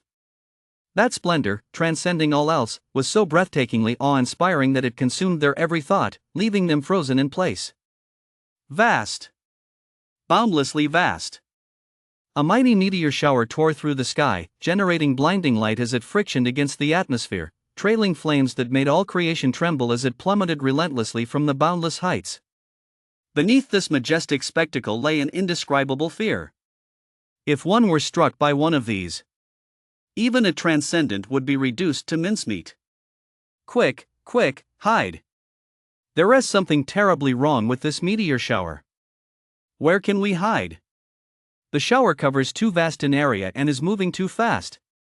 Across the star system, over 1,000 transcendents were thrown into chaos, letting out piercing screams as they frantically scanned their surroundings, but the star system was barren, offering absolutely no cover. At the same moment, strange, eerie sounds suddenly rang out from all around, as if gods and demons were wailing in grief, yet upon closer listening, they seemed like a mere illusion, utterly uncanny. Could it be that this time? Would everyone perish here? An overwhelming sense of despair, unlike anything they'd ever experienced, instantly welled up in their hearts. Even overlord-tier transcendents like Sue wore expressions of utmost gravity, their minds racing to calculate whether they could evade this meteor shower at full speed or simply brace for the impact. Soon, the massive meteor shower swept through the void, striking one after another. An overlord-tier powerhouse with exceptional eyesight seemed to catch a glimpse of something and cried out in shock, "No! Those are reflection crystals." No sooner had the words left his mouth than the other transcendents also began to realize, one after another, that amidst those streaks of light were, indeed, reflection crystals. They never would have imagined that reflection crystals would be unleashed in this manner. Could it be that every single meteor shower was a reflection crystal? Then, among these millions, tens of millions, and hundreds of millions of meteor showers, just how many reflection crystals were there in total?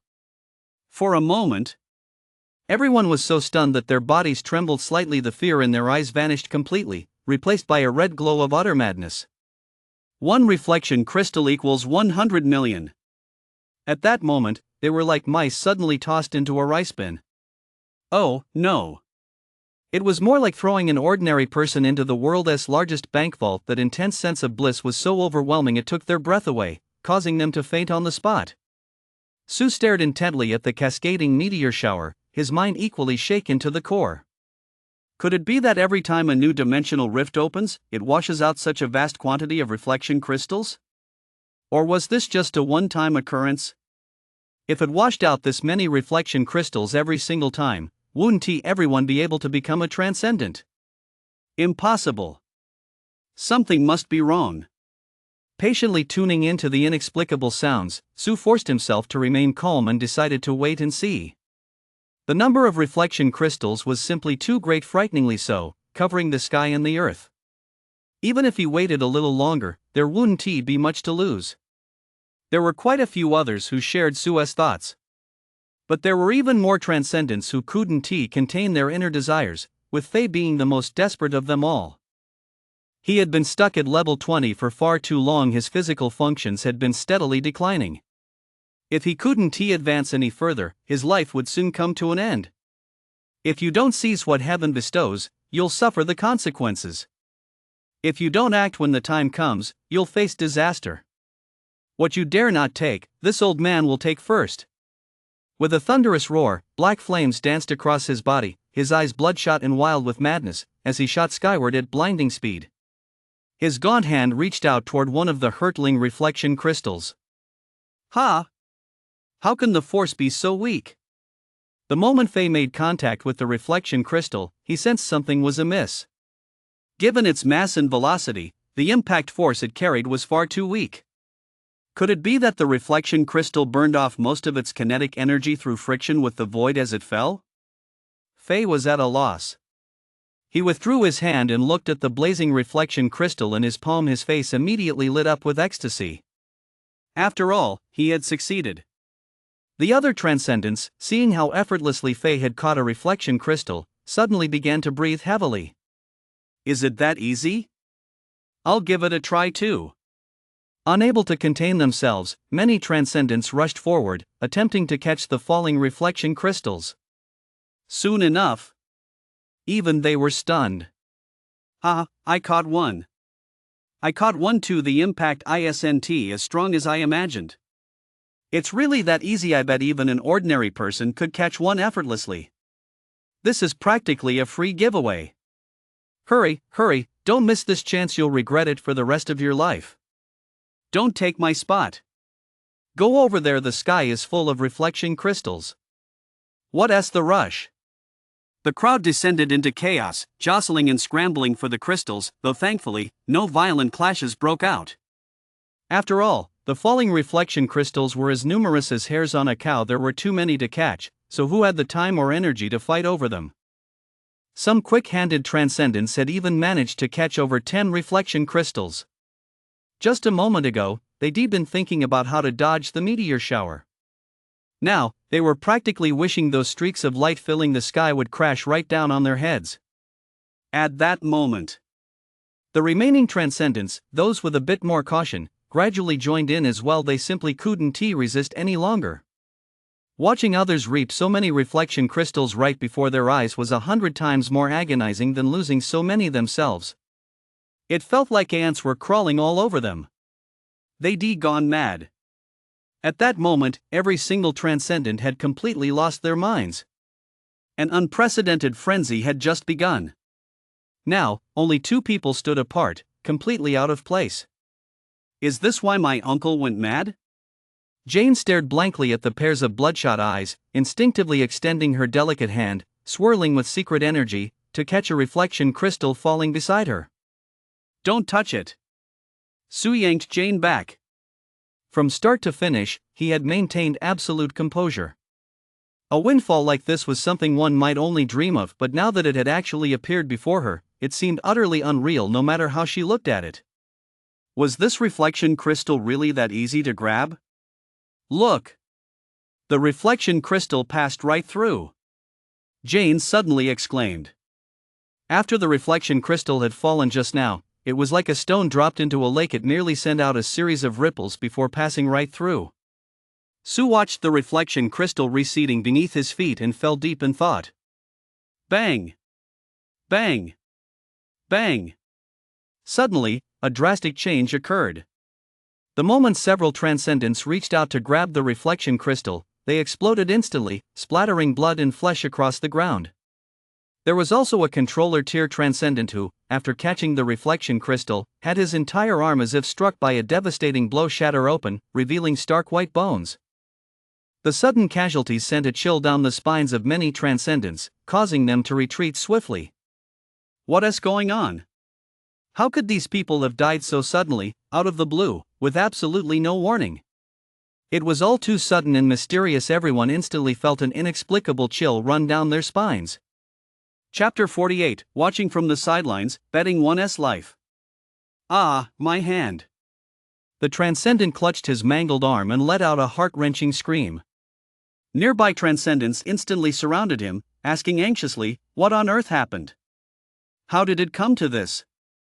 However, gritting his teeth in agony, the injured transcendent said, I don't know why, but there seems to be something strange about this reflection crystal. The moment I caught it, I sensed some kind of mysterious, immense power contained within it. My entire arm couldn't withstand it, it just exploded. Hearing this, everyone's gaze fell upon the reflection crystal, which was now almost embedded into the bones of the man's hand. Among them, an overlord tier powerhouse, ignoring the injured transcendent, forcibly removed the reflection crystal from his hand and began examining it closely. There is nothing unusual about it. I don't sense any great power emanating from it either. At that moment, Su also approached. Staring at the injured transcendent's arm, a sudden thought crossed his mind, and he mused, my friend, your injury. I have a way to heal it. I wonder if you'd be willing to let me treat you. Upon hearing that this top-tier powerhouse intended to treat him, the injured transcendent immediately began nodding rapidly, his expression filled with eagerness. Yes, of course I do. I didn't expect your excellency to be so skilled in healing. As for the fee. Clearly, this transcendent was savvy. He knew that in this world, nothing comes for free. Su held up a finger, one reflection crystal per treatment. Whoa! The crowd couldn't help but gasp. Wasn't this taking advantage of a crisis? Back home, using cellular repair technology to regrow a severed arm would cost no more than a few million. But when they considered this mysterious big shot's power, it seemed he didn't even need to take advantage of the situation. He could just rob them outright. Well, never mind then. The injured transcendent hesitated for a moment. Though it stung a bit, he ultimately chose to pay one reflection crystal to have his wounds treated. After all, in a place rife with danger, being held back by injuries could very well cost him his life right here. Besides, he acquired quite a few reflection crystals, a full 15 of them. At the very least, he could treat it as a way to curry favor with this mysterious big shot. Who knows? Maybe the big shot would remember him, and if something happened later, he might just lend a helping hand. Su took a reflection crystal and casually cast a slow healing spell. The injured transcendent immediately felt a tingling sensation in his arm, and the horrific wound began to heal at a speed visible to the naked eye. In just a few breaths, he was fully restored and could move freely again. Everyone stared wide-eyed at the scene, utterly shocked. The mysterious big shot actually possessed healing abilities. This reflection crystal was well worth it. With such a quick recovery, it seemed they could go back to catching reflection crystals right away. That is right. Even if there were casualties, it couldn't dampen this group of transcendents craving for reflection crystals. After all, the probability of getting hurt wasn't that high. They wouldn't necessarily be the unlucky ones. The frenzy continued. Some caught reflection crystals with ease, even catching several in a row. Others paid a terrible price just to catch a single one. And some were even crushed to death. After casting a holy light shield on himself and Jane, Su stood with his hands behind his back, watching this spectacle patiently as if he were an outsider. Unfortunately, he still couldn't discern the hidden patterns within the shower of light falling from the sky. It seemed to follow no pattern at all. It was all down to luck. As the number of casualties continued to soar, Su had collected over 50 reflection crystals, leading the pack. All it cost him was the repeated use of his slow healing ability. This money-making scheme was the envy of everyone else. Of course, if he were willing to take risks, his rewards might have been beyond imagination, but he held back. Until he could discern a pattern, he wouldn't rush into the fray. As a support class transcendent, it was naturally better to let others take the risks. Since these reflection crystals are dangerous, why don't we just wait for them to fall to the ground and pick them up then, someone suggested. But things didn't seem to be that simple. The place they were in didn't appear to be solid ground at all. They were actually in the midst of a starfield. When a reflection crystal fell, it would pass right through them. Everyone watched helplessly as one reflection crystal after another slipped away beneath their feet, their hearts aching with frustration. What a tragedy! It was supposed to be mine. Soon. Someone else came up with another idea. If catching them with bare hands was dangerous, why not use weapons, swords and blades to intercept them? After seeing someone succeed, the others quickly followed suit. However, more than 10 transcendents were still violently shattered, swords and all, by that terrifying force. Is this really the only way to trade our lives for them? Many transcendents were filled with both urgency and fear. Even Faye, who had already grabbed 8 reflection crystals, couldn't help but hesitate. He sensed that the immense power contained within each falling reflection crystal varied. It was impossible to tell them apart. One of them was so powerful that even he nearly failed to catch it. An overlord tier powerhouse seemed to have discerned some pattern. Acting with reckless abandon and blinding speed, he caught 2 reflection crystals in quick succession. Those who've been crushed to death are mostly controller tier. It seems they lack the strength to withstand this great opportunity. Just as he reached for the 3rd reflection crystal, his face beaming with elation, suddenly, a vast, overwhelming force surged up his arm and instantly coursed through his entire body. Boom! An overlord tier powerhouse. Without any warning, without any resistance, he burst open like a balloon. The flash of terror in everyone's eyes vanished in an instant, replaced by utter madness. Could this scare us off? No way. Here, strength doesn't matter, all are equal. Even an overlord tier powerhouse can fall, but I've collected more reflection crystals and lived longer. What does this prove? It proves that I am the chosen one. I am the one truly chosen by fate. Ha ha ha. Death, it seemed, added a touch of fear to this feast, but more than that, it sent a thrill through everyone's nerves. Life and death are predestined, wealth and honor are in the hands of heaven. Isn't that the truest portrayal of the wilderness? If you don't even have that kind of resolve, you might as well stay cooped up in the city as a wealthy old man, living a life of luxury and debauchery every day. Extreme madness, greed, viciously intertwined and taken to the extreme at this moment, an inexplicable change took hold within everyone's hearts. Witnessing all this, Sue was suddenly reminded of a question she'd seen online in her past life. If there were a button in front of you, and pressing it gave you a 50-50 chance of dying or winning 100 million, would you press it? How many times would you press it? Chapter 49, Heaven and Earth Destroyed, Human Hearts or Greed Itself. Is this the terror of what they call a great opportunity? Jane stared blankly at the eyes of the transcendents around her. They were almost identical to those of her clan uncle, hideous and terrifying. Although she hadn't succumbed and had kept her wits about her, she was still affected by the atmosphere here. If it weren't for Sue's occasional reminders, she might have become one of them. At this thought, Jane felt a chill run down her spine, and her admiration for Sue reached its peak. What kind of man could possibly restrain his desires in a scene like this? No. This is merely the beginning. Sue remained calm, clearly seeing further ahead than Jane had anticipated. This was only the beginning. The meteor shower was still ongoing, and there was an ample supply of reflection crystals. The transcendents' greedy gazes were merely being held captive by them for now. Once this feast ended, or if fear overcame greed in some of the stronger ones, would they turn their attention to the weaker ones? The answer was obvious. Wealth stirs the heart, and even more so when it comes to such a vast quantity of reflection crystals. Gradually, Sue began to understand why, within transcendent circles, the detailed process of extracting reflection crystals was kept so tightly under wraps. All beings are equal, and the chance for sudden, immense wealth lies right before their eyes. Will those hundreds of millions of ordinary people continue to go about their lives in peace, or will they be willing to gamble their lives on a single shot? By then, it's likely these ordinary people will go mad, scouring every corner of the land in search of new dimensional rifts. Why should you be the transcendence, high above the rest? Why must we spend our entire lives living in fear? Even without these ordinary people actively searching, some transcendents with ulterior motives might secretly drive them around, using them as bait to reel in those reflection crystals. It's quite possible that such cruel acts are unfolding right this very moment in some corner of the world.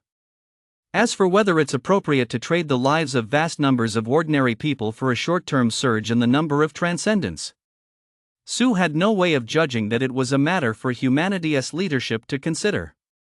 At that moment, the frenzy had reached its peak. Even as people around them died one after another, it didn't draw the slightest attention from the transcendents. Their gaze was fixed solely on the reflection crystals falling from the sky. With wild eyes and numb hands, they reached out to grab more reflection crystals. Zen! Stop this. Cut your losses while you're ahead, or you'll die right here. In the midst of the chaos, Yao's shoulder bone was shattered by a streak of light. The last shred of her sanity finally snapped back into place, and she immediately shouted at the top of her lungs. She ran over quickly and shook Zen's arm vigorously. She realized that among the elite fighters she brought from her clan, 1/3 had already perished. Even as a mental transcendent, if she didn't stop now, she feared she too would be completely consumed by greed. However, Zen simply shoved her away, her eyes bloodshot as she stared at a falling reflection crystal. As if she hadn't heard a word, she gasped for breath and muttered, "Just one more, just one more." Seeing this, Yao could only grit her teeth as pink mental energy spread like threads in all directions, enveloping everyone in her faction. "Everyone, stop this right now." The thread-like mental energy pierced the team members' minds like steel needles. Unexpectedly, some merely trembled slightly, completely ignoring her mental control.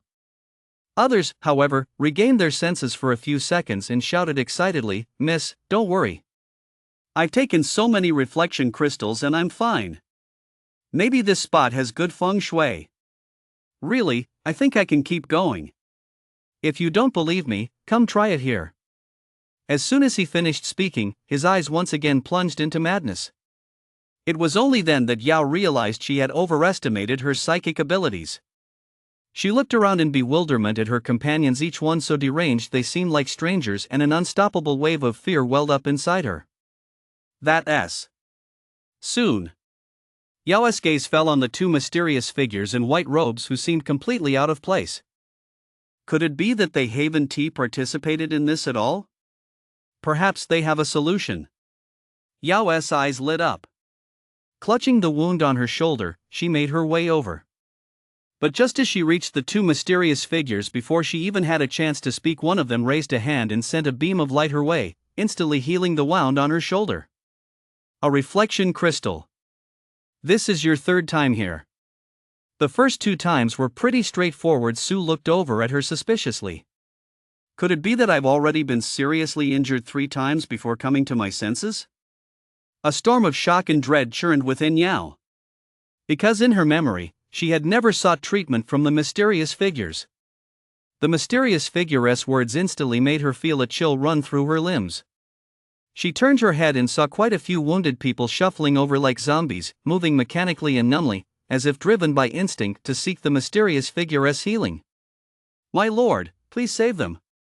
If they keep going like this, they'll all die here," Yao pleaded urgently. This took Sue by surprise. "Huh?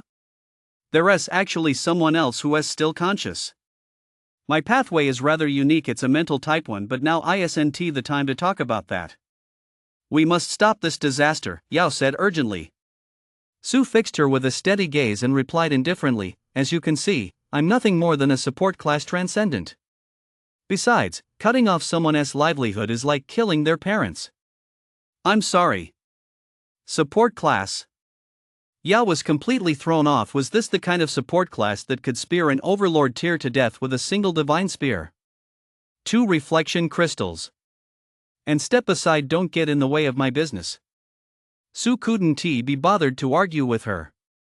Even if he had the power to fling these people one by one into the dimensional rift, once they came to their senses, they'd certainly not be grateful, they'd only harbor resentment. He had no interest in doing something that would require so much effort for so little reward. From the very beginning, it was they themselves who refused to snap out of their madness, otherwise, why hadn't he and Jane been affected in the slightest? 2-2? Why did the price go up again? Yao nearly jumped out of her skin. Su shot her a glance. I'm in a bad mood, so I raised the price. Got a problem with that? Yao was well aware of this mysterious figure's terrifying power, so she didn't dare to be too defiant. She could only reluctantly hand over 2 reflection crystals. Inside, she couldn't help but grumble, I'm so fed up. He could have just snatched them from us, yet he is going to all this trouble to heal us. Especially when she saw Su heal over a dozen transcendents one after another, raking in a huge handful of reflection crystals. She admitted it, she was jealous. This method, both safe and highly efficient. It was truly enviable. The meteor shower was drawing to a close. The 2 starkly contrasting atmospheres of death and revelry were, at this moment, intertwined in such harmony. An overlord tier had fallen. And a controller tier transcendent had collected over 30 reflection crystals. The scales of jealousy tipped further, and the balance was shattered. That overlord tier transcendent, Fei, let fear overcome greed. With a murderous glint in his eyes, he lashed out at the transcendent standing beside him. Hand over the reflection crystals, and I'll spare your life. Chapter 50, Restoring Order, Seizing Control. Not a chance.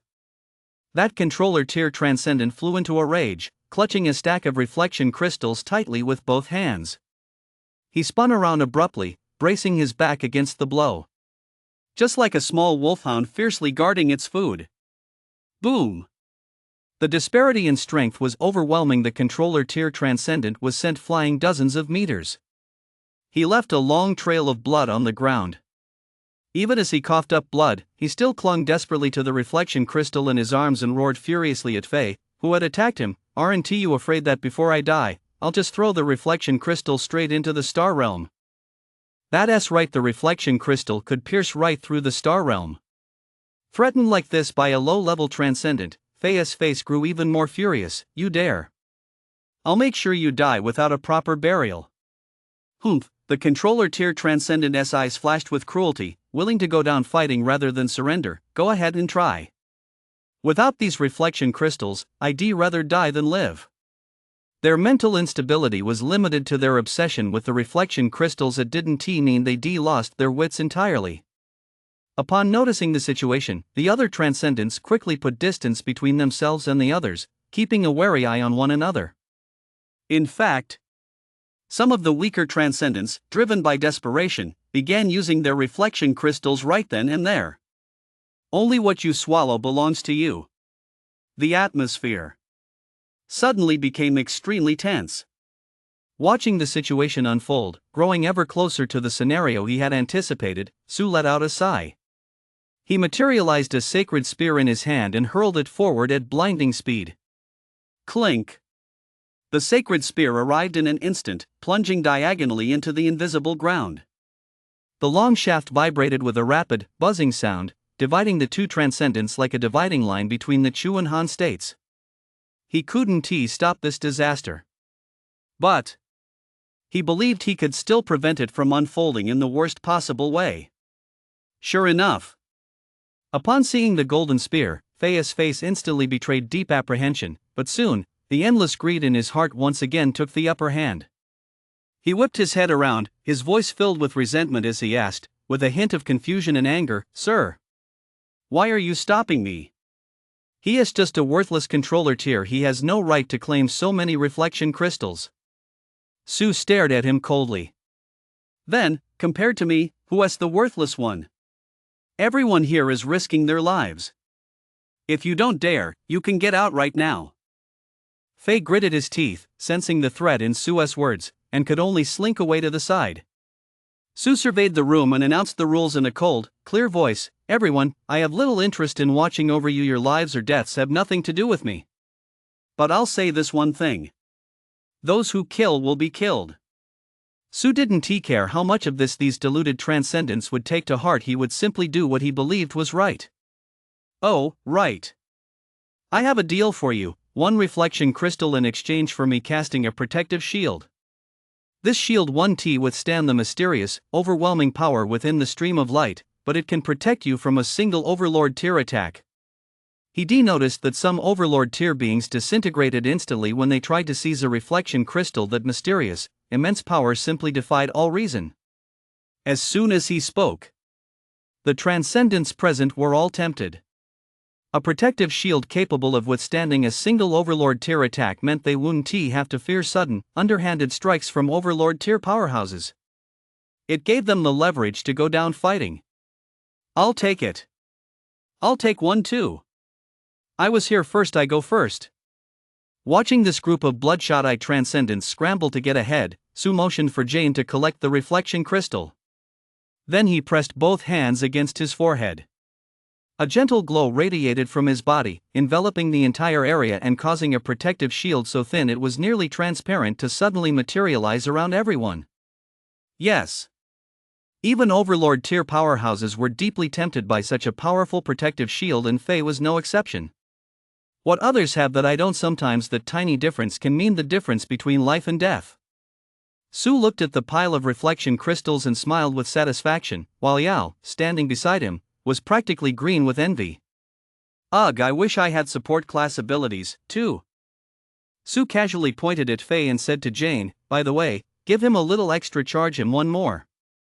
Why am I getting charged an extra one? Faye's eyes nearly popped out of his head, looking every bit the miser.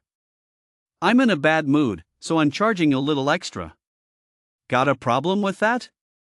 After this incident, Su had figured out the state of these transcendents. They were simply consumed by desire and had fallen into a state of obsession whenever reflection crystals were involved. Not only were they no different from normal people, but they were even shrewder. In short, these transcendents could no longer be simply judged by whether they were normal or not. They had all willingly reduced themselves to slaves of the reflection crystals. The meteor shower grew increasingly dense, as if erupting in a final burst of brilliance, playing its swan song. Su and his two companions had no choice but to dodge left and right to avoid the streaks of light. In stark contrast, the group of transcendents bathed in the dense shower of light. With a casual sweep of their hands, they could grab 3 or 5 reflection crystals at a time. One by one, they shed tears of excitement, as if on a pilgrimage. Their greed knew no bounds. Revelry danced with death, accompanied by bursts of blood splattering in the air. The two women couldn't help but turn their faces away and close their eyes. Su, however, watched this dazzling scene calmly. At that moment, he suddenly recalled the last lesson taught by Principal Pei. Students, suppose you become transcendents in the future. You encounter a situation where you must save an ordinary person, but you realize that forcing a rescue will inevitably put yourself in danger. What would you do? A student replied, of course, I'd risk everything to save them. Ordinary people are the cornerstone of the human world. The principal shook his head with a smile. Wrong. Let me teach you one last lesson. What is a transcendent? A transcendent transcends everything. Their individual power surpasses all things. Remember, when faced with a dilemma, you can't go wrong by choosing to preserve yourself. After all, only transcendence can lead humanity further. A single transcendent can hold a city. Only transcendence can bring about humanity's great counteroffensive. After class, Su sought out Principal Pei. It wasn't that he didn't agree with the principal, it was just that someone who, in order to save District 9, had been unable to enter the Calamity tier for so long, was espousing a philosophy that stood in stark contrast to his own actions. This left him feeling deeply conflicted. Principal Pei's answer, however, was simple. So, I'm destined to be a failure, then. That day, the principal smiled with a carefree ease. It wasn't until today that Su finally understood the meaning behind the principal's words. If you aspire to go further, you must, when necessary, have a heart as cold as iron and cast aside all constraints. Otherwise, your ambitions will remain unfulfilled.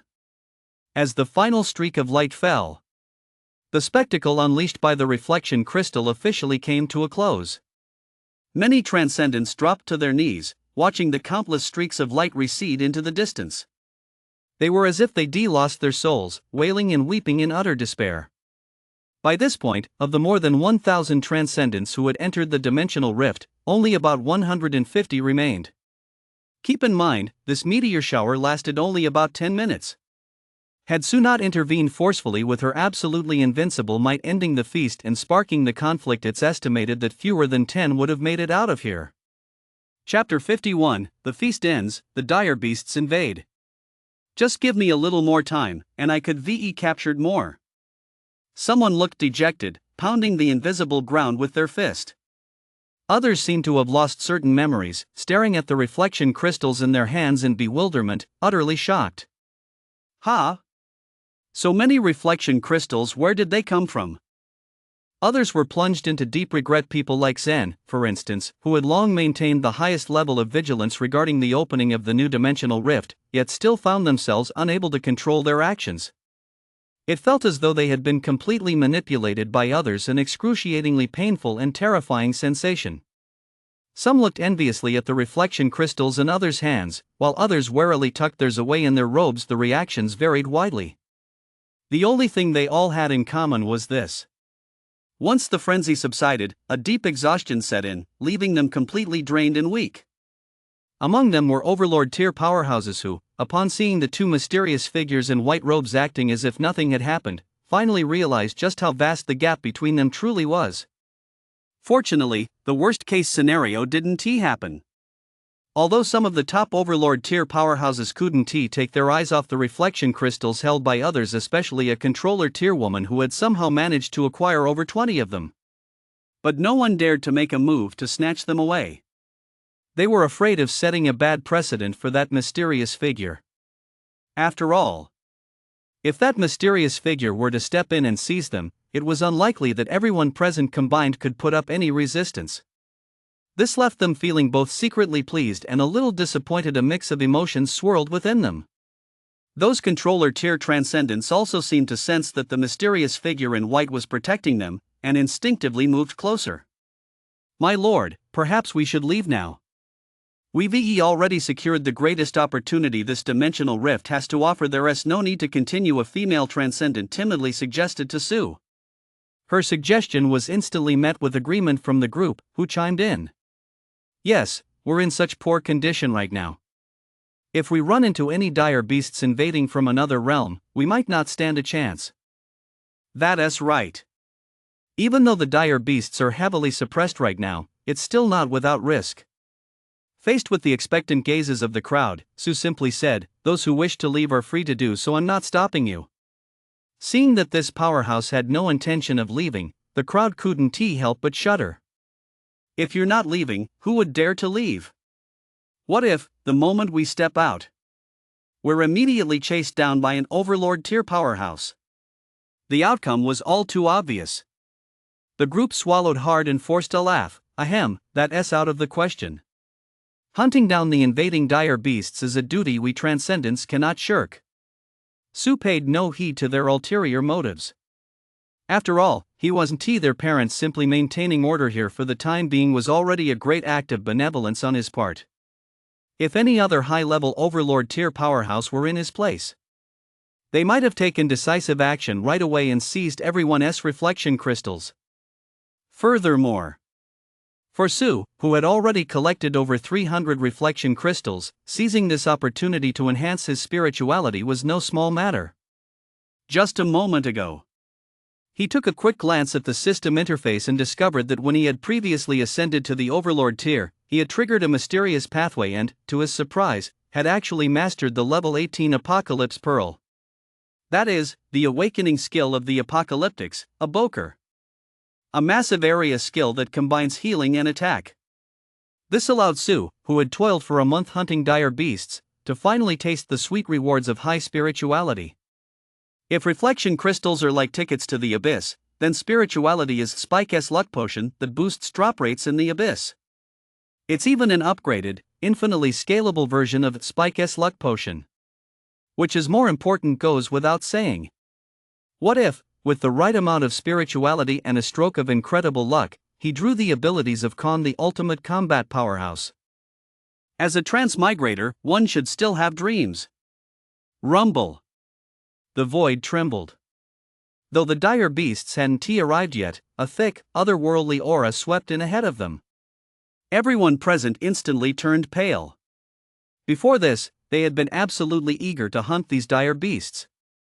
But now, suddenly struck by immense wealth and in terrible condition, their mindset had shifted. Many of the transcendents were considering whether they could slip away while the opportunity presented itself. However, Su suddenly recalled the experiment he had conducted on Zhou Ming back then. The more people there were, the greater the amplification and the more terrifying the spiritual energy he would gain. With over 100 transcendents here, perhaps he could give it a try. After all, none of the transcendents here knew his true identity, so revealing his full capabilities would do no harm. After a moment's thought, Su wasted no time and spoke directly. "Everyone, I have a deal for you, 1 reflection crystal in exchange for restoring you all to your peak condition." What? Another deal? Can it really restore us all to full strength? Is it some top-tier elixir? But this time, the value for money didn't seem great. For them to fully recover, all they need was about 8 to 10 days of rest. Spending a reflection crystal to recover was simply too extravagant. Who the hell could earn a reflection crystal in just 10 days or half a month? Fortunately, they were still at the newly rich level. Gritting their teeth and steeled their resolve, they could afford it even if it stung a bit. Ah well, let us just treat it as insurance. Some of the other overlord tier transcendents began to waver. They started to realize that this mysterious powerhouse might be trying to fleece them. Could it be that he already considered the reflection crystals in their hands as his own from the very beginning, which is why he stopped them from fighting over them? The more they thought about it, the more it made sense. They wanted to make a run for it after all. They weren't afraid of being robbed by other transcendents along the way. Oh, right. If that theory held true, then the ones who try to snatch them would be these 2 mysterious figures. Well, in that case, it's fine. Let them fleece us, at least they won turn on us, right? Meanwhile, Yao, standing nearby, watched as this mysterious powerhouse simply spoke a few words and instantly pocketed over 100 reflection crystals. His eyes widened in disbelief, and he cursed inwardly, "Damn, this is way faster than just snatching them by force." A peculiar otherworldly aura surged toward them like a tsunami, so dense it obstructed their vision. Moreover, the pounding footsteps of countless dire beasts grew increasingly clear within just a few breaths. They transformed into a dense, drum-like roar. The spectacle was so overwhelming it made their scalps tingle and their blood run cold. What about the deal we agreed on? What about restoring our conditions? Holy shit, why isn't the big shot doing anything? The transcendents, braced for battle, watched helplessly as Su pocketed the reflection crystal and stood with his hands behind his back, as if he had no intention of paying them the slightest bit of attention. Instantly, their hearts began racing uncontrollably, and they screamed frantically inside their minds. "Big shot, don't let us down, we don't care if we die." But all that money. Oh no, with all these reflection crystals left unspent, we die with regret.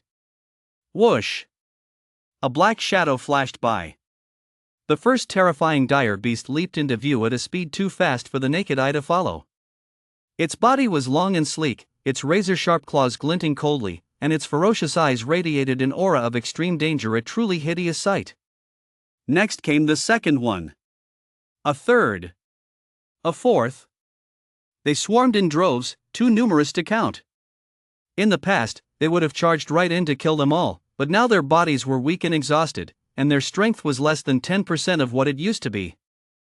At that moment, those overlord tier transcendents who had previously suspected the mysterious big shot of intentionally fleecing them seemed to realize something. An intense chill instantly surged through their minds. Could it be? Could the mysterious overlord be planning to use the dire beasts to slaughter them all, seizing the opportunity to collect reflection crystals? Is he even too lazy to do it himself? Whoa, that's a deep scheme.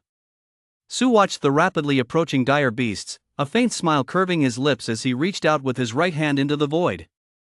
Slowly, he pulled out a cross radiating brilliant golden light. The sky curtain falls. Chapter 52, Terror-Infused Power, Battle Leveled Up. Holy shit, Divine Weapon Manifestation Ability. That SA1 in 10,000 ability, and a divine weapon that can manifest within the mysterious pathway must have an extraordinary origin. Everyone's eyes widened in shock. Zen's gaze grew even sharper. No one understood the value of the divine weapon manifestation ability better than he did. After all, he possessed this ability as well, and it was precisely thanks to its boost that he managed to pull ahead of Yao by nearly 20 ranks on the Hidden Dragon rankings. Many Transcendents and even Apostle-tier powerhouses ranked higher than him had failed to master this ability. Su paid no heed to the crowd's astonishment. He let the celestial canopy float behind him and instantly activated his divine favored state. He was going to max out all his buffs. Light. Blinding golden light shone forth at that moment. Su resembled a miniature sun that had fallen to the mortal realm. Holy Light Guardian. Gift of Courage. Blessing of Dawn. Heavenly Melody. Guardian-esque Grace. Pure White Blade. Purification. Abaklei. 7 beams of light, each dazzling to the extreme, erupted in wave after wave. At blinding speed, they swept over the crowd's bodies. Immediately afterward, a radiant sun, brimming with vitality, slowly rose from the earth and hovered in midair. The great sun shone upon all. Life was reawakened. The transcendents present were enveloped from head to toe in a crystalline divine radiance. They felt an intensely potent surge of vitality pour down upon them, coursing through every fiber of their being in an instant. I am healed? I'm healed too. What about you guys? I'm back. All my power has returned. It's practically a miracle. At that moment, everyone was astonished to discover that their physical condition had instantly returned to its peak. No. It was even beyond the peak an unimaginable, unprecedented level of power. It was as if their very level of existence had been forcibly elevated several-fold. One by one, the Transcendents clenched their fists and gripped their blades, unleashing their abilities to the absolute limit. The air warped, and the earth trembled. With icy stares, they all turned their gaze toward the horde of dire beasts charging toward them. Kill! You bastards, die! Damn it, you scared the hell out of me. Pay with your lives. Yao, too, felt her strength, body, and overall condition being pushed to their absolute limits at a terrifying speed. She stared at Su in a daze. Could it be that what he said earlier about the support class pathway is actually true? It wasn't that she looked down on the support class pathway. Rather, in her understanding, support class transcendents usually ended up as mere auxiliaries to combat class transcendents. Under normal circumstances, if a support class transcendent were to fight alone, they'd be no match for a combat class transcendent even several sublevels below them. Yet this mysterious powerhouse, single-handedly, was able to completely suppress such a large group of combat class transcendents. Just how terrifying must his cultivation level be? Over 100 transcendents, radiating a variety of supernatural abilities, surged toward the dense swarm of dire beasts. The two groups collided violently in an instant. A burly overlord-tier powerhouse's muscles swelled another size. His joints erupted with a thunderous roar as his right arm, as stiff as an iron chain, clamped down on the thick neck of a dire beast. He exerted force abruptly. With a single dragon throw, he actually flipped the dire beast backward. Tracing a sharp arc, he sent the back of the dire beast's head crashing into the ground. Boom! Like a cannonball hitting the ground, it erupted in blinding light. The dire beast's skull was shattered on impact, a display of unbridled ferocity. Fei, who had previously looked as withered as a dried-up branch, now had a rosy complexion and a vibrant spirit. This was the state he had always dreamed of. Black flames danced around his body as he unleashed his terrifying claw attacks, leaving gruesome claw marks on one dire beast after another. In fact, the terrifying wounds still smoldered with black flames. Roar! A massive centipede-like creature, its long body covered in blue-gold scales, its terrifying mouth teeming with sharp fangs, and sharp scales fluttering between its 18 claws. It was a full size larger than the other dire beasts. Several controller tier transcendents were sent flying backward, bloodied and battered, after being merely grazed. Had it not been for the protective shield of holy light, they would likely have been killed with a single blow. These are definitely not ordinary war-level dire beasts. Even after being suppressed by the Tao of Heaven, they're still this monstrous. One transcendent shouted in terror. Soon, they felt a tingling sensation in their bloodied wounds, which were healing at a speed visible to the naked eye. One by one, they stared in astonishment at the radiant sun of life suspended in midair, sensing its boundless vitality. It seems that mysterious big shot is even more insane. It appears that as long as we don't sustain fatal injuries, we can be healed rapidly. It's like having immortality. Many transcendents on the battlefield noticed the same thing. As long as they were marked as part of the human faction, they could recover indefinitely. This discovery seemed to give them an instant adrenaline rush, and the battle became even more frenzied. Awesome! Thrilling! This all-out, exhilarating battle once missed, they'd likely never experience anything like it again in their entire lives. Those who haven't experienced it can never imagine it. If we don't fight now, when will we? Not far away, Yao, who had been constantly searching for a target, also set her sights on that centipede-like dire beast. Surrounded by a pink aura, she darted toward it at breakneck speed. She then floated down like a butterfly in front of the dire beast, sized it up, and before it could fly into a rage, whispered, "You're quite powerful, little one." I'm very pleased. Threads of spiritual energy spread densely, and the void seemed to crack like a shattering mirror. Immediately afterward, the terrifying dire beast lost its focus for a moment. The same pink patterns flashed across its pupils. It spun around and, to everyone's surprise, turned its attack against the other dire beasts, slaughtering them frantically. Yao was delighted. She hadn't expected this war-tier dire beast to be so easily controlled by her. After all, with her abilities, the war-tier dire beasts she usually encountered in the wilderness were typically only slightly hindered in their movements. If it were to actually invade the wilderness and adapt for a while, she'd probably have no choice but to flee if she ever encountered it. Jane also joined the fray. Her sword energy and blazing flames intertwined violently, forming a massive tornado that hurled several dire beasts into the air, tearing open one gruesome wound after another. What caught Sua's attention most was the Sequence 76 Overlord tier transcendent named Zen. Wielding a slender, narrow sword, he moved as if through an empty field, leaving a trail of dense swordlight wherever he went. The surrounding dire beasts swarmed toward him, but after taking only a few steps, they discovered to their horror that they had been sliced into pieces without even realizing it. Such unfathomable and supernatural tactics were truly spine-chilling. Over 100 transcendents gave it their all, engaging in a fierce, unstoppable melee with the beast horde, their auras surging and their might reverberating. Su, holding the rear guard, clearly sensed his spiritual power rising at lightning speed. It was happening far too quickly. The dire beasts from the other world were being suppressed by the Tao to the utmost extent. Their own transcendents were receiving terrifying boosts from a mysterious overlord. As one side weakened, the other grew stronger. The gap widened instantly. Even those level 17 or 18 controller tier transcendents dared to chase down and hunt level 20 war tier dire beasts, a sight they would never have dared to dream of in the past. Of course, Su wasn't idle either. Early in the morning, he had already materialized his sacred spear and was continuously channeling energy into it, frantically building up his power. He was waiting for a massive creature destined to cross his path. If, by any chance, a creature truly worthy of his strike were to appear, the spiritual essence he could obtain would be far more terrifying. Chapter 53, Mutual Brainwashing, Establishing a New Ethos of Conscience. Roar! A terrifying roar echoed from the black clouds formed by the concentrated aura of another realm. Next, a bipedal humanoid creature, radiating boundless malevolence, stepped forward. Its mouth was strangely vertical, with 2 rows of sharp teeth as sharp as steel needles interlaced left and right.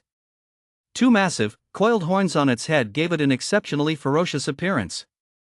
Whoosh! The void trembled as another massive, dark purple creature stepped forward. Resembling a hyena, its back as vast as a mountain was covered in fur that billowed like blazing purple flames. Rumble! One terrifying figure after another materialized, towering in stature as they strode shoulder to shoulder from the far end of the void. Holy shit, 15 war-tier dire beasts! A transcendent counted them, his eyes wide with shock, unable to suppress a shudder of fear. Just a moment ago, only a handful of war-tier dire beasts had appeared on the battlefield. Now, 15 more had suddenly appeared, war-tier dire beasts that looked even more powerful. Besides, this number was simply too many. At the same time, some transcendents noticed that the healing of their wounds was beginning to slow. They looked up at the fading sun of life and couldn't help but shout. Holy shit, we can't hold out much longer. Looks like we've killed enough to break even already. The situation seemed to be taking a sudden turn for the worse. Sue stared at the horde of terrifying creatures advancing in formation, his expression largely unchanged, showing no rush to hurl the sacred spear in his hand. They still seemed a notch below. Let us wait and see. As is well known, for the vast majority of life forms, the larger the size, the more terrifying the combat power. Oh, except for the Iron Eaters. This holds especially true for the dire beasts of the otherworld. There's a saying in the human world, small dire beasts aren't necessarily weak, but large dire beasts are always terrifying. To adapt to combat, many high-level creatures can transform their massive bodies into more streamlined, compact forms to increase speed and reduce their exposed surface area. Most low-level creatures, however, cannot grow larger at will. Their vitality index simply can't support it. As the group looked at this row of unusually massive creatures, they couldn't help but feel a chill run down their spines. After a quick assessment, they estimated these terrifying beings to be roughly at war tier level 25 or 26 and above. These big guys are going to be a pain. Damn, why don't we just retreat? Our spiritual power has grown so much there's no need to fight these terrifying things to the bitter end. Exactly. That little sun cast by the mysterious big shot seems to be fading more and more. It might not be able to sustain our physical repairs much longer. If that happens, people will really die. Tension mounted on the battlefield, and some overlord tier transcendents immediately began to consider retreat. Although the 15 terrifying dire beasts hadn't arrived yet, the terrifying aura they exuded was already putting immense pressure on everyone. No need to rush. At that moment, it was none other than Faye who spoke up to object. As the transcendent who had dealt with Sue the most, he keenly sensed that this mysterious powerhouse seemed to be waiting for something. That meant the mysterious figure most likely had a contingency plan to deal with those 15 terrifying creatures.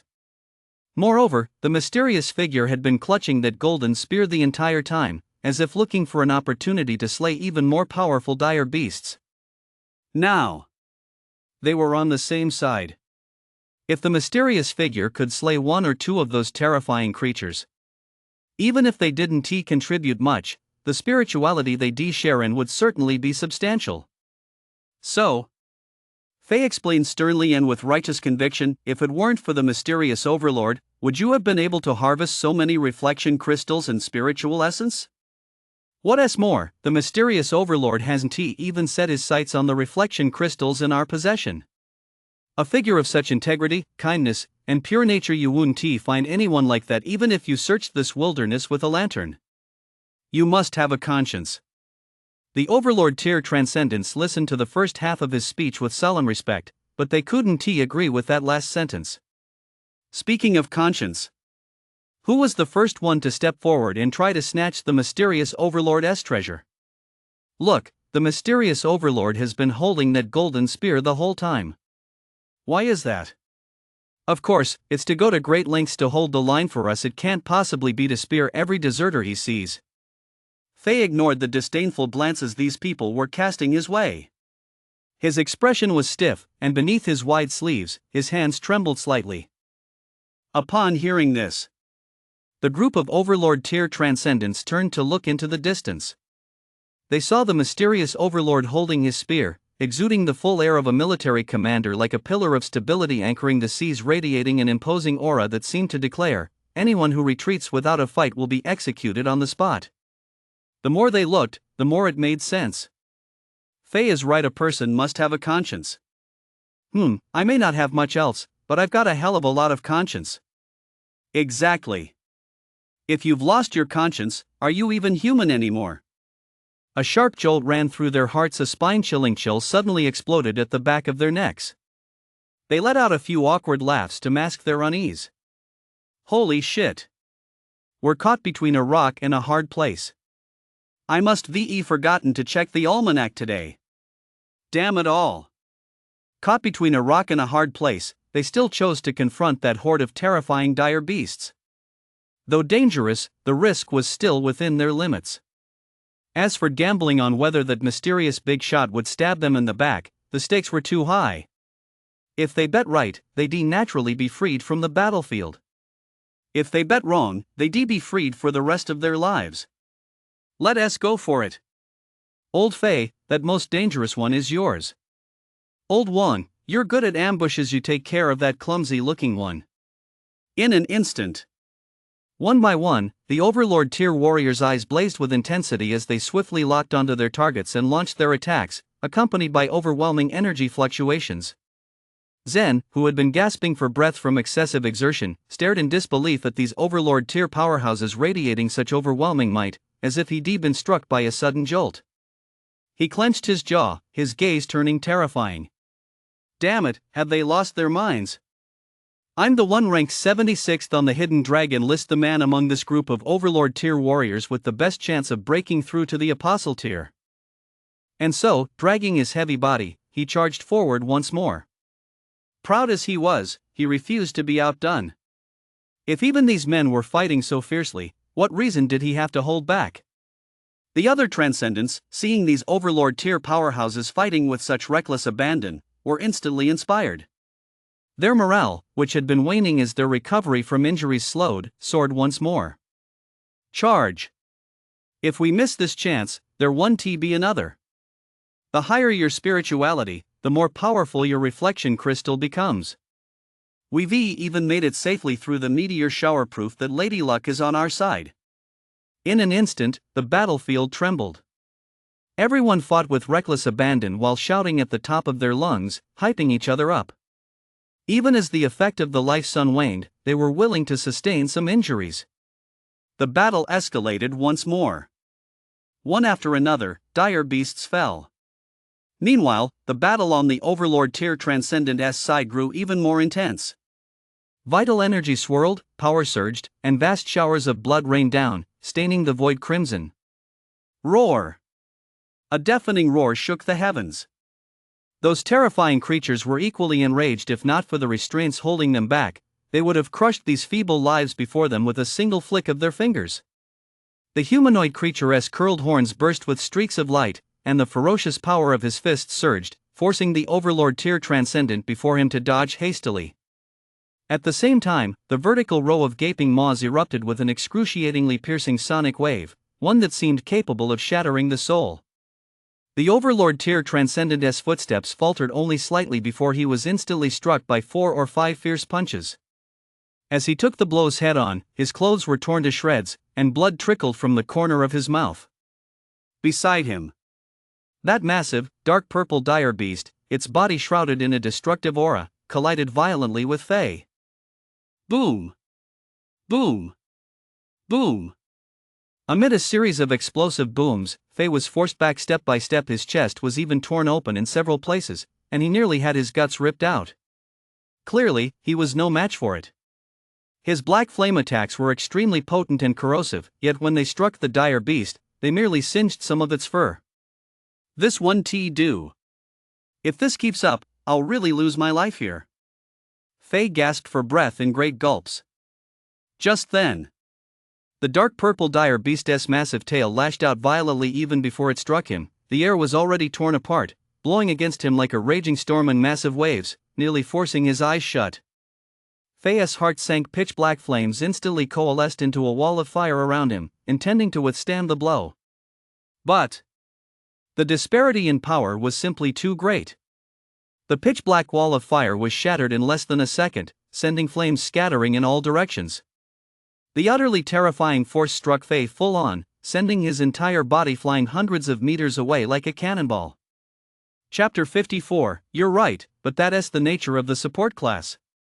That single blow. It nearly caused Faye to lose consciousness. His whole body felt as if it were falling apart. If I hadn't been protected by the Tao of Heaven, I probably would have died on the spot from that hit. Coughing up blood in great gulps as he clutched his chest, he looked up at the radiant sun of life hanging in the sky. He missed that feeling of having an immortal body from just moments ago so much. But why had that sun of life turned completely black? Had the life energy been completely depleted? Come to think of it, that made sense. No matter how powerful the mysterious figure was, it was impossible for him alone to sustain the energy consumption of over 100 transcendents. Of course. He hadn't been without thoughts of coasting along, waiting until the mysterious figure was completely exhausted, and then finding an opportunity to slip away. Upon careful consideration, he realized the risk was still far too great. After all, he was essentially the first person to have shown any hostility toward this mysterious figure. Putting himself in the other's shoes, if anyone dared to do that to him, he would definitely spear that person to death and steal all their reflection crystals. Thinking of this, Faye couldn't help but feel a wave of sorrow wash over him, filled with regret for his past actions. What a terrible mistake! With Faye no longer holding them back, the dark purple dire beasts were free to join forces with the other dire beasts in a combined attack, plunging the Overlord tier transcendents who were already struggling to hold their ground into immediate danger. The balance was beginning to shift. Is it still too late to retreat? At this point, that mysterious powerhouse probably won hold it against us. It's not a matter of whether they blame us or not. I sense something terrifying is about to emerge from over there. Some Overlord tier powerhouses with keen spiritual perception stared intently at the mist formed by the concentrated aura of another realm. An intense, almost unbearable sense of dread suddenly surged, spreading to every nerve ending. Yao and Zen furrowed their brows. They, too, sensed that a great terror was about to descend and began to consider retreating. They were both seed ranked on the hidden dragon list. With the potential to break through to the apostle tier, there was absolutely no need to put themselves in danger for the sake of a mere scrap of spiritual essence.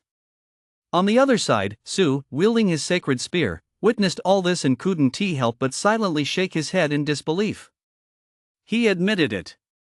He had, to some extent, been exploiting this group of transcendents. But you guys don't have to go charging headlong into battle, risking your lives like this. If you can't win, you can always run. There's really no need for this. You're putting me in a tough spot here, you know? I was actually planning to figure out a way to squeeze a few more reflection crystals out of these guys. Could it be that the effect of my gift of courage has improved again? Still, since everyone has given it their all, it's your turn now, Pearl of Apocalypse. Su stared intently at the Pearl of Apocalypse floating in midair. The Pearl of Apocalypse, which had once shone with dazzling golden light, was now as dark and profound as a black hole, its surface shrouded in a mysterious purple aura. It was like the eye of death of a fallen deity. It ceaselessly devoured all negative energies on the battlefield: malevolent chi, blood energy, fear, despair, and everything else. That's right. This was the second level of the Pearl of Apocalypse. Life and death, an endless cycle. Sizzle. In an instant, the pitch-black Pearl of Apocalypse erupted with countless purple beams of light, like rays of destruction, relentlessly slicing back and forth across the battlefield as if to obliterate all things. Even the invisible ground of the star realm was torn open by one gash after another. Fortunately, the area quickly healed after the purple beams swept through. But the dire beasts on the battlefield weren't so lucky. As a purple beam swept past, the humanoid creature with two massive horns had its left horn sliced through, and nearly half its face and torso were cleaved open. The excruciating pain made it let out a piercing howl, which cut off abruptly the next second as it crashed to the ground with a thud, leaving a river of blood in its wake. A dark purple creature resembling a hyena, sensing the terror of the purple beams, fled frantically. But it was still caught by several purple beams, its massive body sliced to pieces. The purple beams crisscrossed, sweeping across the landscape with unchecked fury. Under the stunned gazes of the crowd, the terrifying purple beams like the scythe wielded by the Grim Reaper continued to claim the lives of one terrifying creature after another. A monstrous creature that seemed to be built from stacked boulders turned pale with horror. A layer of mysterious energy instantly covered its body, yet it was still easily dismembered by the purple beams as if they were cutting through paper. Another terrifying bird-like creature, its entire body shrouded in pitch-black light, its feathers standing on end, let out a terrified screech. Relying on its blistering speed, it seemed to want to soar into the sky, but it too was swept by the purple beam. Blood poured down in torrents, most of its wings were sliced open, and it plummeted headfirst to the ground. It was as if the majestic might of the heavens had descended domineering and brutal. In just over 10 seconds, all the peerlessly powerful dire beasts on the battlefield met their end. They died far too quickly. All the transcendents were so terrified their souls nearly fled their bodies, their scalps tingled, and they froze like statues, not daring to move a muscle. Fortunately, though these countless purple beams of light appeared to be indiscriminate attacks, they were actually just like the sun of life before they seemed capable of distinguishing between factions and did not strike them. But it was still terrifying, wasn't it? Especially for one transcendent who was surrounded and attacked by dozens of dire beasts. All he could see were purple beams of light, as bright as strobe lights, sizzling as they sliced the dire beasts surrounding him into countless pieces. Several of the purple beams even whizzed past the very tip of his nose. It was a hair's breadth from disaster. Then there was Faye, who watched in horror as a purple beam swept in, slicing a dire beast which had fled in panic and ended up right in front of him in half, coming to a sudden halt right at his crotch. Phew! It was just a matter of a few centimeters. He nearly met the same fate as that dire beast. Almost every transcendent had experienced this kind of pinpoint precise attack dozens of times. They didn't even dare to breathe. Nor did they dare to make a single move. Big shot. If you're going to use such brutal tactics, you could actually give us a tiny bit of warning beforehand. We're very receptive to advice. We'll dodge fast. The transcendents who narrowly escaped death looked around at the hellish scene. Whether out of fear or excitement, they were on the verge of tears. Then, with tense expressions, they kept feeling all over their bodies to see if any parts were missing. Only Jane was somewhat better off. Her breathing had merely become rapid. After all, her trust in Sue was unmatched by anyone else. But she, too, was utterly stunned. Over on the other side, Zen had seen his fair share of twisted transcendence from the pathway, but this was the first time he encountered something this terrifying. He couldn't help but blurt out, "Holy shit, that's fucking insane. You're telling me this mysterious big shot is a support class?" Yeah, standing beside him, stared blankly. "You're right, but that is exactly what a support class is. They can boost damage, boost defense, and even cast protective shields. They can boost stats, enhance combat awareness, and temporarily elevate teammates' vitality to a whole new level. Their healing abilities are absurdly powerful. Under a single round of Sun of Life, they can rapidly heal all injuries within its duration, making people feel like they have immortality. And after it ends, they can unleash terrifying beams. Sizzle, sizzle, sizzle, sizzle, sizzle. Chapter 55, King-Level Dire Beasts, a Momentary Firework. Sue paid no heed to the stares of the others. He casually cast a slow heal to help everyone recover from their injuries. "We're running out of time. Gather the loot and prepare to withdraw." Having said that, he fixed his piercing gaze on the mist formed by the concentrated aura of another realm. At that moment, even with all his stats maxed out, he felt an inexplicable pang of dread, as if some great terror were about to emerge from that mist. The reason he wasn't in a hurry to leave was to test the power of the sacred spear, which had been building up for nearly 10 minutes. Taking down a massive beast would be ideal. Even if he couldn't, he had to test his current limits. At this moment, the sacred spear in his hand had reached its peak, scorching hot like a red-hot iron, its energy condensed to the point of materialization. The transcendents on the battlefield dared not show the slightest complacency. They quickly searched through the pools of blood on the ground for the dire beast's beast cores. They, too, sensed the terror emanating from the mist. This moment of calm felt more like the dead silence before a storm, as if the heavens and earth were bearing down upon them. Thud. Thud. Thud. A dull, drum-like sound rang out, though there was a long interval between each beat. It felt as if each one were striking heavily against everyone's hearts. One of the Overlord tier cultivators glanced over his shoulder and saw that the mist, which had previously been still, had at some unknown point advanced hundreds of meters toward their position. It was as if stirred by the footsteps of some colossal creature. The man couldn't help but swallow hard. The hairs on his body stood on end, and with a look of terror on his face, he shouted, "We don't have time. Stop searching. It looks like some massive beast is about to emerge. Let us go, hurry." All the transcendents turned deathly pale, their hearts sinking. With no time left to search for loot, they frantically fled toward Sue. Roar! Accompanied by a furious roar that echoed across the wilderness, half of an enormous head emerged. Huge. Immeasurably huge. Humans weren't even as big as one of its eyes. It had 8 gigantic eyes, each devoid of pupils and filled with a red glow radiating an aura of destruction. The tip of its nose was high and prominent like a rhinoceros', piercing the sky.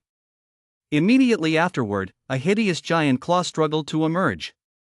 Its movement was excruciatingly slow, as if bound by flashes of lightning. Even such a sluggish motion caused this star system to shatter and vanish continuously, as if it could not withstand the force. Sue's pupils suddenly contracted. That wasn't lightning at all, but clearly the energy laws he usually sensed while in his divine-favored state.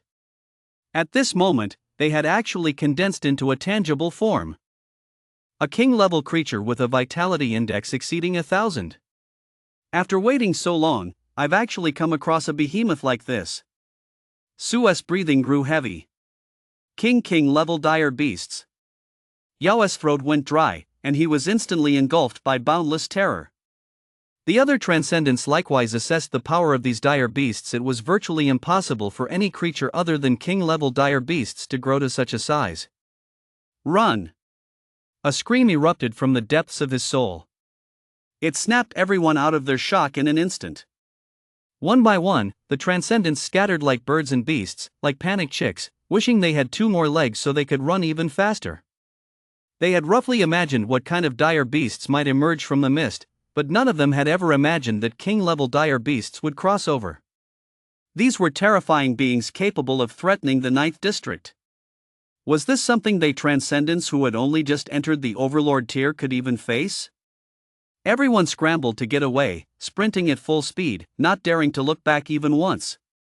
Sue, let us get out of here. Only apostle tier beings can handle such terrifying creatures. On the battlefield, only 2 people remained. Jane's voice was filled with panic, and her legs were trembling slightly. Sue's whole body was trembling too, though for a different reason. It seemed more like excitement. That's right. At that moment, a crazy thought popped into his mind: let us stab this giant. He'd killed enemies of higher levels before. But he wanted to try taking on a much higher level foe, one far beyond his own.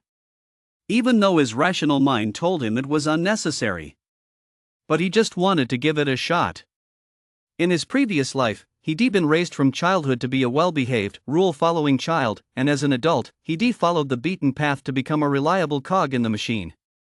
Even when he later adopted a lie-flat attitude, he never once stepped out of line. His entire life had been unremarkable, without so much as a ripple. After being reincarnated, even with a tiger's heart, he remained cautious and circumspect. But now, he seemed to have gained a different perspective. Life, after all, must have at least one fleeting moment of brilliance. I've come this far, wouldn't it be a waste not to stab it? Sue executed a textbook throwing motion, knees bent, spine twisted like a spring wound to its limit. In that instant, his entire being erupted with the force of a torrential flood. His eyes betrayed an unprecedented madness. It was a look Jane had never seen before. She could hardly believe it, her lips parting slightly in disbelief. Could it be? He really intends to. That's just too crazy. If he really provoked a king-level dire beast, the consequences would be unimaginable. Whoosh! The sacred spear was hurled. It cut through the air with an extremely long, piercing screech. Intense golden light tore through the void, carrying indescribable power, and with a ferocious, unparalleled grandeur, it slammed violently into the forehead of the king-level colossus. Boom! Heaven and earth were shattered. The light in this star system suddenly dimmed, then, centered on the king-level giant beast's head, blazing golden ripples erupted and rapidly spread, causing catastrophic destruction. The void was shattering, the star system was collapsing. The colossal beast let out a blood-curdling roar that shook the heavens, overcome by terror, as if a steel needle imbued with supreme power were frantically drilling its way into its brain. Even as it frantically gathered energy to resist, it was all in vain. Had it been at the peak of its power, this thing wouldn't even have been worthy of inflicting a wound upon it. But now, with most of its strength consumed in a frantic struggle against the suppression of this realm, its condition was abysmal. It was, in essence, nothing more than an overinflated balloon. It could only watch with utter resentment as that steel needle pierced deep into its skull, then exploded. A king-level dire beast. It collapsed, unable to rest in peace. In an instant, in the depths of his consciousness, Su sensed a spiritual reward bestowed by the Tao, mysterious beyond comprehension, vast and boundless. What? The completely unexpected kill left Jane, the scene as sole spectator, utterly dumbfounded, a chill running through her entire body. He has gone mad. I actually just saw a king-level dire beast die right before my eyes. This utterly surreal scene made her feel as if she were in a dream. After all, during the beast tide 20 years ago, Lord Pei led several apostle-tier powerhouses and, at an extremely heavy cost, managed to kill only 10 king-level dire beasts. That earth-shattering video is still widely circulated online to this day. And now, a random teammate of hers from the War Fortress group had just effortlessly slain a king-level dire beast. In truth, Su was also somewhat incredulous. But without a moment's hesitation, he charged at breakneck speed into the constantly vanishing starfield, stood on the dire beast's snout, and removed the cross of the falling sky that had been floating behind him. Holding it with both hands, he repeatedly slammed it into the wound torn open by the sacred spear. He intended to extract the king-level dire beast's beast core. Setting aside its value, the sheer terror of the energy it contained alone made him extremely eager to get his hands on it. The probability of a reflection crystal triggering an energy infusion was far too low. Now that he possessed over 300 reflection crystals, he lacked nothing in terms of offensive capabilities or survival skills. What he lacked was the speed of his cultivation progress. Moreover, while reflection crystals could be bought with money, this thing was simply beyond the reach of even the wealthiest. Chapter 56, Speculation runs rampant, an unfathomable mist. This dimensional rift seems to be constantly collapsing. I don't know if it's because of this king-level dire beast or because I absorbed too much energy from the energy node earlier, but I need to speed things up. Su remained completely calm, unaffected by the terrifying spectacle of the star domain collapsing. He kept swinging the cradle of the heavens cross, striking the dire beast's skull with all his might. This was already his best tool, though it was just a cross. It had at least materialized within the mystical pathway, making it far more effective than some of the ordinary blades he carried. If only I could materialize the flowing light starfall blade, I'd probably be much faster. Su mused inwardly, his hands moving just as swiftly. After more than 3 minutes of effort, he finally cracked open the skull of the king-level dire beast. As chunks of flesh and blood kept splattering out, he finally found the dire beast's core inside, about the size of a night pearl.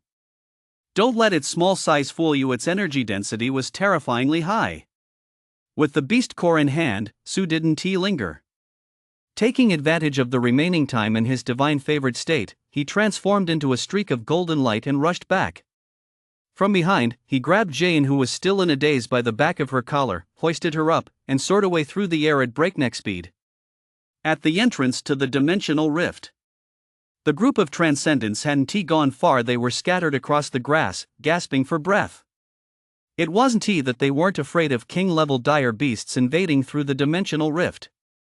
Rather, they were horrified to discover that those two mysterious figures hadn't escaped from the dimensional rift. Logically speaking, that shouldn't be possible. Given the mysterious figures' power having reached such a terrifying realm, they wouldn't casually waste all their energy on themselves. That left only one impossible possibility. The mysterious figures intended to hunt that king-level dire beast. Whoa! Once this absurd thought entered their minds, it quickly took root and refused to fade. That was precisely why they hadn't rushed to leave. They wanted to wait a while, or at least catch a glimpse to verify this crazy idea.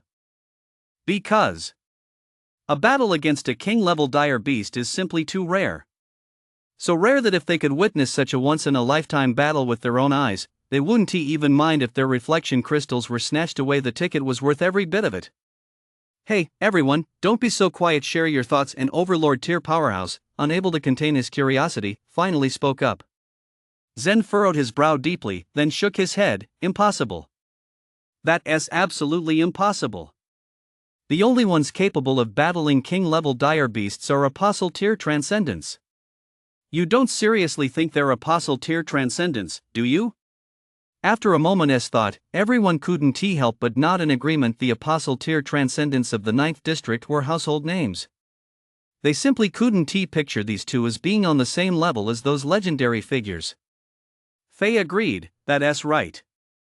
If there is an insurmountable chasm between the controller tier and the overlord tier, then the gap between the overlord tier and the apostle tier is a true abyss.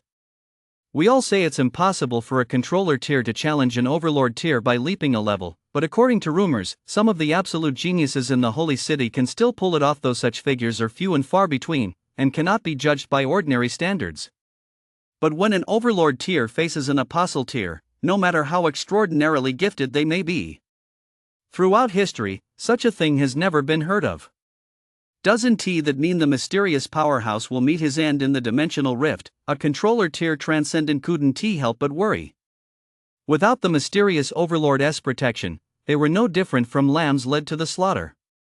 They should have known better. Why had they risked their lives to intercept those reflection crystals back then? But that was the reality. Not a single one of them could resist that temptation. That shouldn't happen. Even if the mysterious overlord can't match king-level dire beasts, a safe evacuation shouldn't be a problem. Someone voiced their opinion. Maybe the mysterious master just wanted to toy with that king-level dire beast a bit. Most people strongly agreed with this view. From start to finish, they couldn't fathom the intent behind the mysterious master's every move. The surviving members of the True Tiger Squad felt this most acutely to this day. They still couldn't figure out why the mysterious master had stood on that small hilltop watching for so long. And then there was the Son of Life, the mysterious figure unleashed at the very end. Who could have imagined it concealed such a terrifying means of slaughter? Every single incident made their scalps tingle just thinking about it. At that moment, some transcendents reached for their communicators, intending to report the invasion by the king-level dire beasts, only to discover that, at some point, all their communicators had stopped working. However, Yao, who had been silent for quite some time, suddenly muttered, "That may not necessarily be the case. The more powerful a creature is, the greater the suppression it faces from the Tao when crossing the dimensional rift to invade. With its power drastically reduced, that mysterious figure still has a chance." Yao's line of thinking also gained support from quite a few others. The impression that mysterious figure had left on them was simply too terrifying. Zen shook his head. He hadn't failed to consider this point, but he still couldn't bring himself to believe it. You're right, the more powerful a creature is, the more its strength is diminished. But no matter how sickly a tiger may be, it's not something ants can possibly challenge. Yao laughed nonchalantly. In the face of king-level dire beasts, we are indeed ants, but is that mysterious powerhouse also just an ant? As soon as those words left his mouth, Zen was instantly rendered speechless. And so, a heated debate erupted over whether the mysterious powerhouse could actually slay king-level dire beasts. Of course, they knew full well that no matter how much they argued, they wouldn't reach a conclusion. Everything would have to wait until the very end to be settled. The reason they were so eager to argue was simply to vent the unrealistic shock they felt inside. After this whole day, they were simply numb from the shock. If news were to spread that the mysterious figure had slain a king-level dire beast, their fragile little hearts simply wouldn't be able to take it. Inside the dimensional rift, the starfield rapidly collapsed, and Suez's speed surged to its absolute limit, like a golden bolt of lightning. However, this wasn't exactly flying through the air. Rather, by harnessing the Overlord Tyr's harmony with the energy of heaven and earth, he took advantage of a clever trick, something akin to gliding. He raced along. In Suez's mind, he couldn't help but recall the sight of that king-level dire beast charging in with reckless abandon. This remains one of the great unsolved mysteries of the modern human world. The more powerful the invading dire beasts, the greater the price they pay, especially those terrifying creatures of boundless might, who are often left clinging to life by a threat almost immediately after their invasion. Most ultimately find themselves in a state of slow, inevitable death. Then, they can only give birth to new life through reproduction. It feels as if they've stowed away to another country just to lay an egg. This suicidal behavior is baffling. It completely defies a creature's instinct for survival. Regarding the truth behind the dire beasts' invasions, opinions vary widely, but three theories hold the most weight. First, there must be something in this world that draws them here in droves. Second, the world these dire beasts come from is facing some kind of irreversible catastrophe. Third, a deity has issued a command ordering the dire beasts to use their lives to infect this world. It's highly likely that they brought the corruption with them, causing the native lifeforms to mutate. However, he quickly pushed these distracting thoughts aside, because the entrance to the dimensional rift was right before his eyes. Just as Sue leaped out, carrying Jane, the entrance behind him suddenly collapsed, crumpling like a sheet of paper, only to be smoothed out in an instant by some supreme power. Seeing the mysterious big shot emerge from the passage unscathed, everyone present was left speechless, their jaws dropping to the floor. Big Shot, you're still alive. Chapter 57, The portal closes. I've got a deal for you. Why shouldn't I be alive? Sue replied instinctively. When he saw these transcendents all waiting with bated breath, he couldn't help but feel a bit suspicious. He'd assumed they'd have fled long ago. He hadn't expected them to still be lingering here. Weren't they afraid that what burst out of the dimensional rift wasn't him, but that king-level dire beast? Look! The dimensional rift seems to have closed. Someone noticed the dimensional rift behind Sue had vanished and cried out in surprise. It really has. Looks like this wasn't a permanent dimensional rift. It couldn't withstand the invasion of a king-level dire beast. I wonder what happened to that king-level dire beast in the end. At this point, everyone turned their gaze towards Sue, seemingly hoping the big shot would provide some answers. The appearance of any king-level dire beast would naturally draw the attention of the transcendents. Sir, here are some dire beast cores we collected earlier. Most of them were from beasts you killed, so they rightfully belong to you as spoils of war. The surviving members of the True Tiger Squad, quick on their feet, handed over several dire beast cores. Their fawning demeanor prompted the others to cast disdainful glances their way. Damn it, that guy beat us to it. How shameless. Pfft. Sir, I have some more here. Not to be outdone, the others wiped their dire beast cores on their clothes and bowed even lower. It was as if they were competing to see who could stoop the lowest. Sue, of course, accepted them all with a smile. They know their place. It wasn't for nothing that I healed you all at the end. Yao, holding her own dire beast cores, glided over with graceful steps. After spending the day with him, she probably figured out this mysterious big shot's temperament. Though he didn't say much, he was easy to get along with. Sir, I was wondering if you faced that king-level dire beast. Hearing this, Sue seemed to realize something and chuckled. So that's why you didn't flee from here? Everyone nodded enthusiastically. Sue stroked his chin, then said simply and casually, I exchanged a couple of moves with it. However, those few brief words struck the group like a thunderclap. A peerless powerhouse capable of exchanging blows with a king-level dire beast. They never imagined they'd have the good fortune to travel alongside such a person. A sense of pride, as if they'd earned the honor themselves, welled up within them, while secretly, they couldn't help but breathe a sigh of relief. Beside them, Jane kept her head down, idly kicking the grass at her feet. You guys. You've been had again. Just like she had been before, naively believing Sue's offhand introduction that he was a support class pathway transcendent. But everyone else had been fooled. Only I had witnessed with my own eyes the moment Sue took down a king-level dire beast. This feeling actually seems pretty nice. Meanwhile, after exchanging a glance, Yao and Zen frantically compared the mysterious figure in their minds to the top-ranked madman on the Hidden Dragon rankings. But they came up empty-handed. Could he really be a prodigy passing through District 9 on a training mission? Ha! No. There's one more person. Yao jolted in surprise and looked up at Zen, who was already looking back at him. In each other's eyes, they saw utter astonishment. Clearly, they had both thought of the same person. Sequence 0 on the Hidden Dragon rankings. Shi Han Ti connected the two before. That was because rank 0 was so mysterious that the vast majority of transcendents had overlooked her. Not a single trace remained of her name, identity, pathway, or even the achievements that earned her the rank 0 designation. In fact, if it hadn't been for a veteran of the Transcendent Guild mentioning it in passing, she wouldn't even have known rank 0 existed. Unfortunately, speculation remains just that, speculation. To this day, they still don't know anything about rank 0, so there is simply no way to verify it. The reason Su didn't boast about killing a king-level dire beast was, first, that he didn't see the need the strength he already displayed was enough to intimidate this group of transcendents. Second, that king-level dire beast had been so thoroughly suppressed by the Tao of Heaven that he merely capitalized on an opportunity. Although it was somewhat unexpected, it was still within the realm of reason. He believed it wouldn't be long before he could face a true king-level dire beast head-on. Therefore, there was no need to brag about something that would soon become commonplace. Who would have thought that on this trip to the wilderness, he would actually come away with over 300 reflection crystals, a sum that even some of the major conglomerates in the 9th district couldn't easily afford.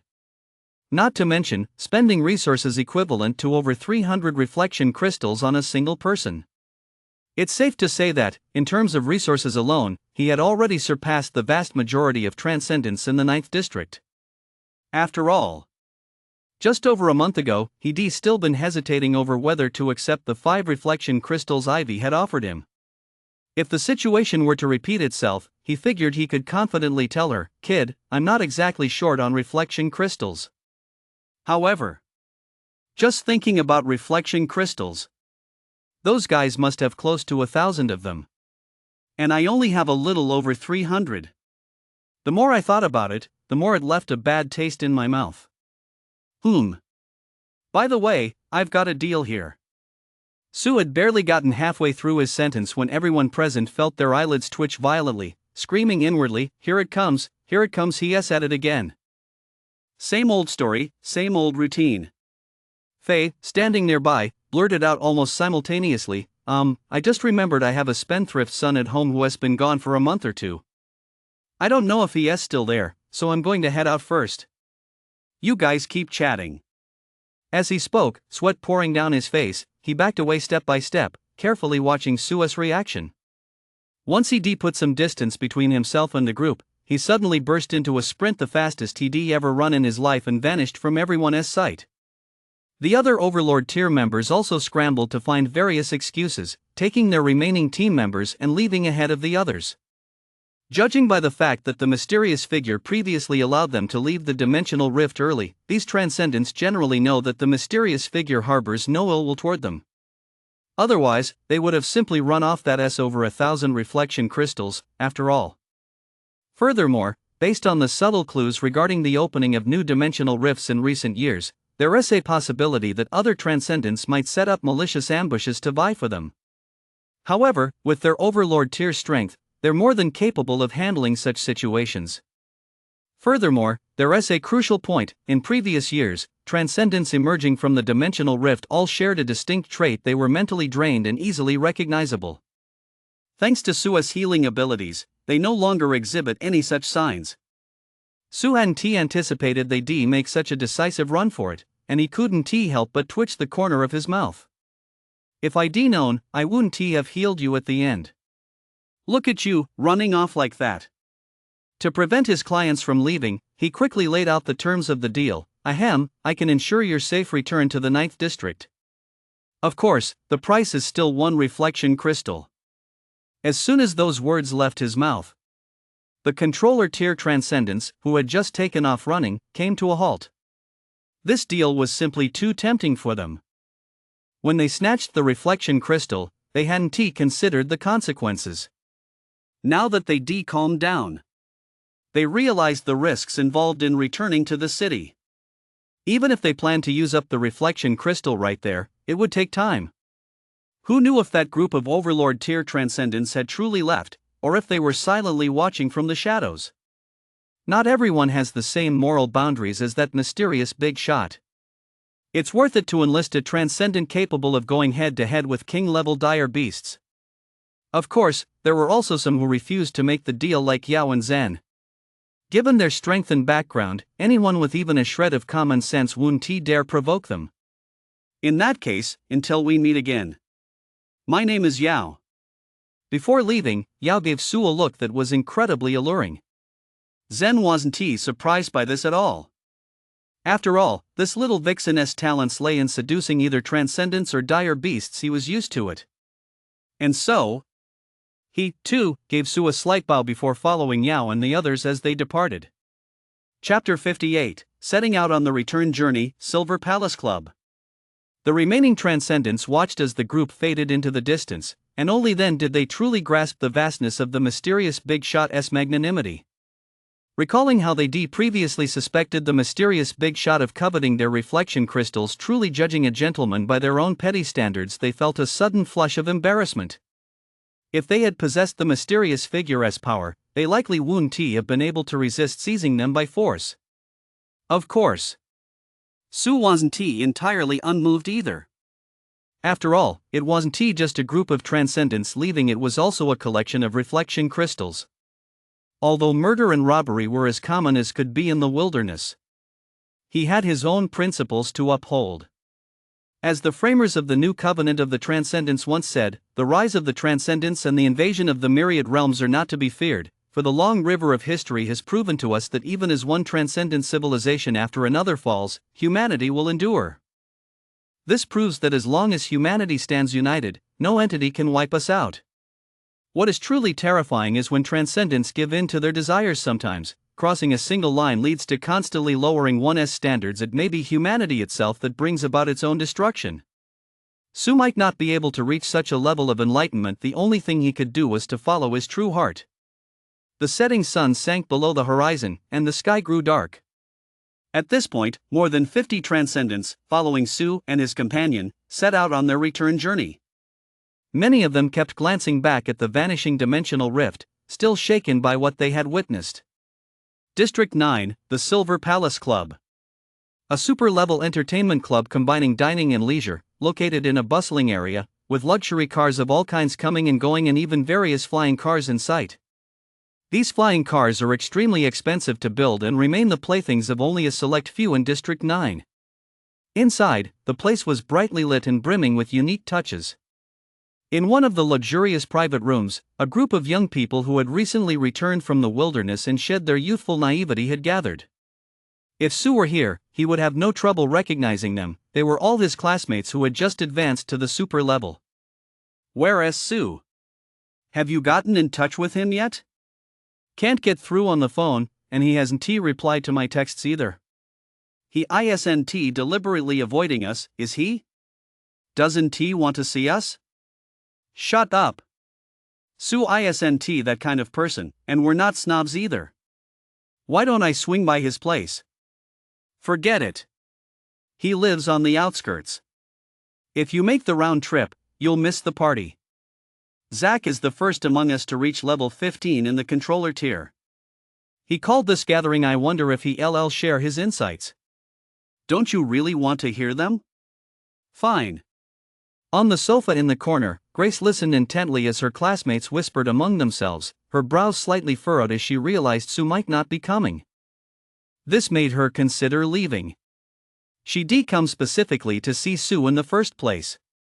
Back then, Su had helped her a great deal with her studies, and now that she'd reached the controller tier, she'd been thinking about how she could repay her. But before she could do anything, a large group of former female classmates approached her, chatting with her in a friendly, though somewhat disjointed manner. After all, Grace was well worth their friendship, both in terms of her current skill level and her potential. Although Grace's skills had improved rapidly, her personality hadn't changed much. She was still just as bad at saying no and interacting with others, so she found herself unable to extricate herself for the moment. At the head table, Zach, with his extraordinary composure, watched the scene with a smile. He knew these classmates were waiting for Su. He wasn't angry. On the contrary, if possible, he actually hoped Sue would show up. Sue. Is there a chance this guy will never show his face to me again?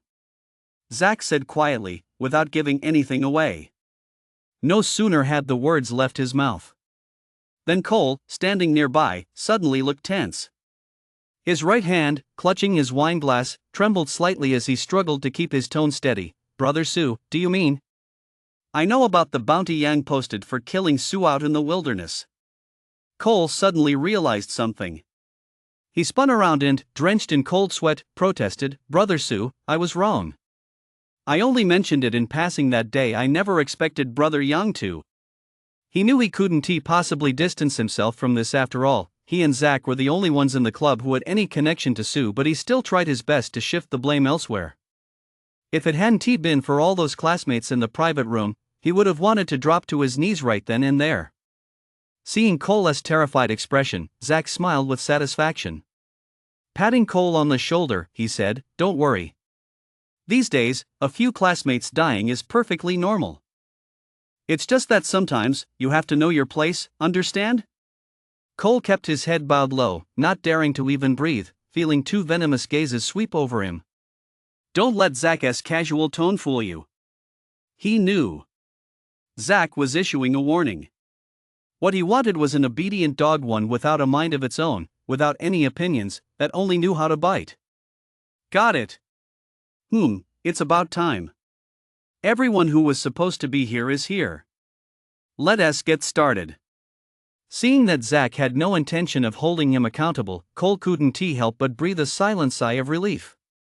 He respectfully stepped back and instructed the club staff to serve the meal. As one slender waitress after another, dressed in short skirts, brought out exquisite dishes, the atmosphere changed instantly. Everyone took turns showering Zach with all manner of overt and subtle flattery and praise. Most of the people here were newcomers to Transcendent. Having been in and out of the wilderness for over a month, their lives had been nothing short of miserable, not to mention food and drink. They hadn't even been able to sleep soundly. Now, seeing these incredibly lavish dishes, they finally realized just how vast the gap between Transcendence really was. After a month of grueling effort, their progress didn't even amount to a fraction of what others had achieved simply by cultivating comfortably at home. The passion they once felt upon becoming Transcendents faded considerably in an instant. Before they knew it, no one seemed to mention that person anymore. It had nothing to do with the depth of their feelings. Life's journey is simply too long, and once some people fall behind, their paths never cross again. As they clinked glasses and toasted, both hosts and guests were in high spirits. Only Grace kept glancing toward the door, as if waiting for that person to appear or perhaps looking for an opportunity to leave. After everyone had eaten and drunk their fill, the main event began. Cole spoke on Zach's behalf. "Everyone, I don't know if you've noticed, but only a little over 50 people were invited to this gathering, specifically you all, and not our other classmates." At those words, the crowd shuddered, and the smell of alcohol on their breath vanished almost instantly. Originally, they assumed that out of the more than 200 awakening students, perhaps others were unable to attend for various reasons, but they never expected that Zach had invited only them. The purpose of this gathering seemed far from as simple as they imagined. Seeing this, Cole stopped beating around the bush and smiled. We investigated. Among the more than 200 awakening students, you all here have shown the fastest progress in your cultivation levels over the past month. This means you have the best chance of becoming Overlord tier Transcendents in the future, so our New How Club sincerely invites all of you to join us. Chapter 59, Manipulating Classmates. Zach's Ambition. "Cole, are you kidding me? Don't you know we're all bound by contracts?" someone said, tapping the table in frustration. Earlier, they had assumed this gathering was simply a casual get-together among classmates, a chance to relax and exchange insights on the path to Transcendence, but they never expected it to turn into a recruitment event for Zach. Cole seemed to have anticipated this reaction all along. Maintaining his smile, he patiently explained, "We're well aware of that. Just let me finish. We're inviting you all to join the New How Club, but only as provisional members. We won't ask you to cut ties with your current factions, nor are there any mandatory obligations. On the contrary, becoming a provisional member grants you access to various benefits such as sharing insights, exchanging information, and receiving assistance in the wilderness. Keep in mind that the New How Club currently has 10 Overlord tier powerhouses. With that kind of extra support, why pass it up? Furthermore, if needed, you can also apply to the New How Club for cultivation resources. Of course, when applying for these resources, we won't require you to do anything during the term of your contract. However, upon its expiration, our club holds the right of first refusal. Hearing this, the group's initial resistance subsided considerably. This extra support seemed quite generous. So how does this model differ from the major transcendent forums and guilds? You aren't trying to replace them, are you? A student raised the question, his tone noticeably softer. Cole's eyes narrowed slightly. Of course there's a difference. The Su family owns the largest dire beast extermination company in Sector 9, something they can't even begin to match. Watching this group of former classmates whispering among themselves, Cole couldn't help but reflect on just how right his choice had been back then. If he hadn't spent the past 3 years groveling to Zach, how could he possibly be standing out among this group of outstanding classmates the way he does now? In fact, even some Overlord tier transcendents in the club, a guy like him, who only just entered the controller tier, could command them. That's what it means to have a confidant. That's what it means to have a powerful backer. Just as he was basking in his success, Grace stood up timidly, a look of apology on her face. "Excuse me, I have something I need to attend to, so I'll have to leave a bit early." She was a down-to-earth girl who never believed in free lunches. She knew that the less effort required to obtain something, the greater the hidden cost behind it. Besides, the faction she was currently with treated her quite well in every respect. Therefore, there was no need to rush into thinking about what would happen after her contract expired. Her sudden departure made Cole's smile falter. He had been convinced that the first project he painstakingly planned for the club would be enthusiastically embraced by his classmates. He hadn't expected to hit a snag right from the start, and the one leaving early was none other than the person Zach had specifically singled out to recruit. Noticing the awkward atmosphere, Zach stepped forward to call Grace back, speaking in a gentle tone. Maybe Cole didn't explain it clearly enough. Becoming a provisional member of our New How Club isn't as simple as joining some transcendent forum or transcendent guild.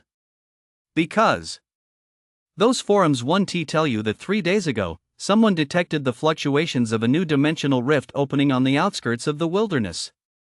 Zach dropped this news like a bombshell. Everyone instantly got excited. Holy crap, a new dimensional rift has opened. That's a massive opportunity to score a reflection crystal. And it's on the outskirts of the wilderness, too. Why did I come back early? If only I'd hung around a few more days. It really hurts. The competition for reflection crystals will be incredibly fierce. It's not something we newbies can get involved in. But with all that energy converging, it's a once-in-a-lifetime opportunity to level up at lightning speed. It's totally worth it. Wait, according to past experience, these kinds of major opportunities usually only come to light after the fact. How come, just 3 days in, Zach, who is thousands of miles away, could know about this so precisely? Everyone was filled with doubt. After all, although communicators were used for communication in the wilderness, their range was severely limited. Under normal circumstances, it would take at least 10 days to half a month for news from there to reach the city. Could the Su family's intelligence network really be that formidable? By this point, they had already begun to be tempted by the prospect of becoming provisional members of the new elite club. Zach felt the stunned gazes directed at him from all sides, and he was extremely satisfied. He didn't offer a lengthy explanation but instead maintained an air of mystery, smiling calmly. Although we missed out on this major opportunity this time, as provisional members of our club, you'll certainly have no shortage of similar information. Feel free to give it some thought. Whenever you're ready, the New How Club will always welcome you with open arms. Compared to his classmates, who were clearly frustrated at having missed the opening of the new dimensional rift, Zach remained relatively calm.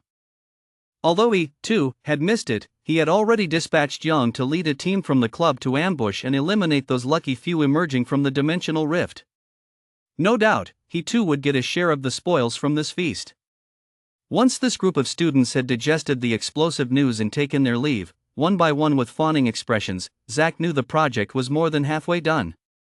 Next, he simply needed to wait patiently for them to contact him privately, one by one. Joining the New How Club was just the beginning. Once they joined, Cole would implement the follow-up plan, first, dangle some incentives to gain their trust, then gradually coax them into revealing the movements of their respective factions. By then, the Sue family's information network would expand once again. Later, they would promote a few individuals as role models, leveraging the desire to keep up with others to attract more students to apply for the club's cultivation resources. Before they could pledge their loyalty to other factions, they would be firmly tied to the New How Club's cause. Originally, after Zack demonstrated astonishing talent and received substantial resources from his family, he intended to use those resources to recruit more Overlord-tier transcendents. However, Cole proposed a better strategy. In his view, the Overlord-tier powerhouses currently on the market with no affiliations were nothing more than useless failures who had reached their potential limits and been discarded by other factions. Just look at the Blood Break organization that Yang recommended. It's been treading water for years. Rather than wasting vast resources to court those rejects, it would be better to set our sights on this group of classmates. Though they are still weak, their future achievements will certainly be beyond what those rejects could ever hope to match. It must be said, Cole really is a talented individual. It's impressive that he could come up with a project with such deep underlying significance. This is precisely why Zack is willing to elevate Cole's status within the club. Standing alone before the expansive floor-to-ceiling windows, Zack gazed down at the bustling city below, and a sense of pride that the future was firmly in his grasp welled up within him. Suddenly, he thought of that guy whose fate remained unknown. Now that I've entered the supernatural realm, looking back on how I once regarded such a guy as a rival, it really was so childish. Chapter 60: Ambush in the Wilderness, Divine Weapon Manifests. On the outskirts of the wilderness, the night sky was dotted with sparse stars. Yang led a team of over 30 people as they crept toward the coordinates from which they had been teleported back. Among them were two Overlord-tier powerhouses, Li Jun, a metal element specialist, and Hu Jian, a fire element specialist. An energy fluctuation from 3 days ago in the Su family, all the way in the city, was the first to uncover the truth. That's terrifying, Yang said, both shocked and delighted. He was astonished by the Su family's ability to gather intelligence deep within the wilderness.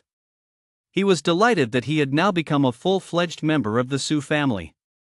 Even though he was currently being bossed around by a little brat, the fact that the Su family had entrusted him with such a crucial mission meant that young Master Zack undoubtedly held him in high regard. As they pressed forward at a rapid pace, Yang detected no signs of ambush teams dispatched by other factions. It seemed that choosing the Su family as his backing had been the right decision. From this incident alone, it was clear that the Su family's operations in the wilderness were far ahead of those of other conglomerates. Upon entering the designated area, Yang and his group didn't sense any energy fluctuations. This confirmed that the dimensional rift had already opened. The energy gathered in the area was being sucked into the dimensional rift, solidifying the passage. That being the case, he turned his attention to the lucky few emerging from the dimensional rift. These individuals might be carrying staggering quantities of reflection crystals. Identifying these fortunate survivors couldn't be simpler. The listless, zombie-like survivors stood out in the wilderness almost as clearly as fireflies in the night. However, it wasn't until late into the night. They hadn't spotted a single survivor with any distinctive features. The Transcendent team, on the other hand, had encountered several groups. But those people looked even more menacing than they did. Some had even nearly charged at them simply because they glanced their way a couple of times. Team leader Yang, something's off here. Did headquarters give us the wrong coordinates, or have the survivors inside the dimensional rift not made it out alive yet? Asked Li Jun, a metal element overlord tier, puzzled. Although he wasn't familiar with the detailed data on the dimensional rift after its formation, based on historical records, it wasn't hard to see that a new dimensional rift posed immense danger when it first opened. It is indeed off. But what's off is these groups of transcendents all seem to be coming from that direction. That's a bit too much of a coincidence, isn't it? Yang, with his more meticulous mind, immediately pinpointed the crux of the matter. Upon hearing this, The other two Overlord tier transcendents also realized it, slapping their thighs in realization. That's right. The wilderness is so vast it's not unusual to encounter groups of transcendents, but for all of them to be coming from the same direction.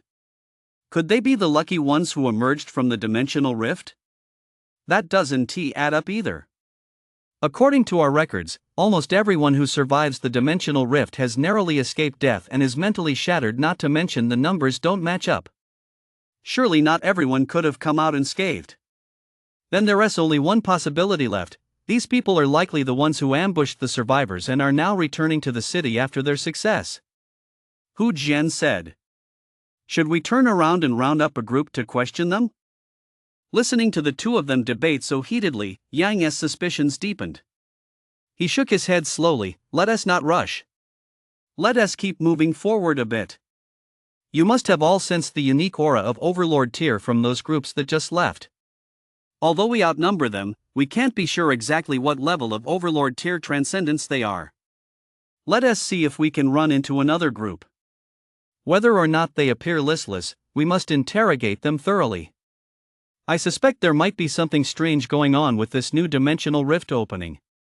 The other two transcendents nodded in agreement upon hearing this. Turning back now to capture the groups they left behind would be a bit too risky. If they didn't uncover anything of value, they'd likely just be wasting their time. It would be better to continue heading toward the coordinates provided by the Su family and focus their efforts on other transcendents. Several li away, deep within the dense forest, more than 10 transcendents were racing at breakneck speed toward the 9th district. In the wilderness, transcendents rarely travel late at night. Visibility is extremely poor, and accidentally straying into the territory of dire beasts is no laughing matter. However, these transcendents dared to move so openly solely because their party included two Overlord tier experts ranked on the hidden dragon list. Thanks to Yao and Zen's powerful divine sense, they were able to easily avoid potential dangers well in advance. On the outskirts of the wilderness, for a party with two Overlord tier members, there was essentially little risk as long as they weren't exceptionally unlucky. Even so, Yao and Zen remained cautious in using their spiritual perception, refraining from deploying their Overlord tier aura. Although an Overlord tier aura could cover a larger area, for some powerful dire beasts, the moment your aura detects them, they detect you as well. Ha! Someone's up ahead.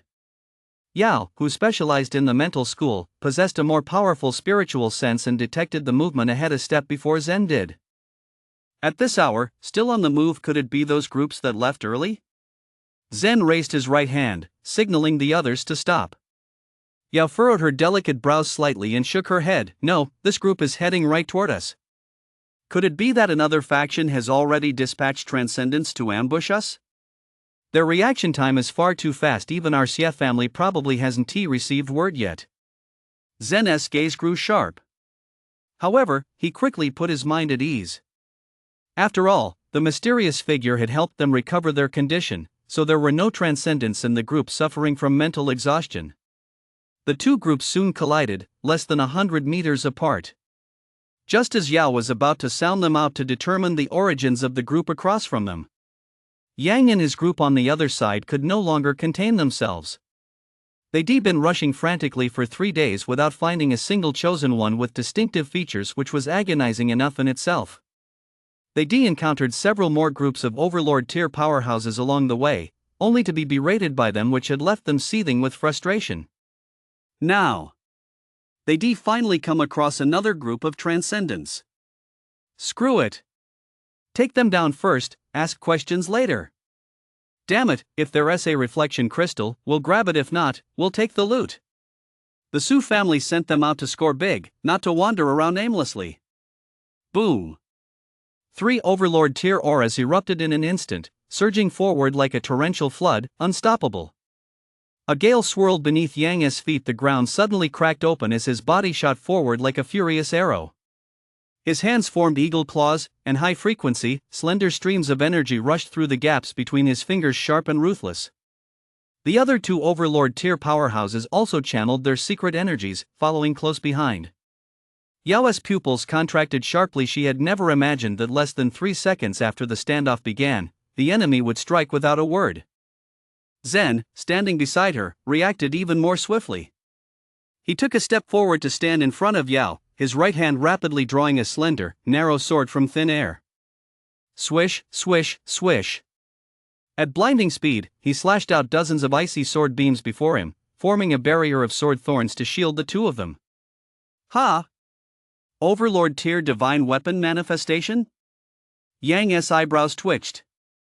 Daring not to strike, he hurriedly retreated several steps, his expression turning serious. Just as he was about to make contact with those fleeting sword beams, he felt a stinging pain shoot through his right hand. This guy is no pushover. Chapter 61, A Stalemate. Yang's frustration.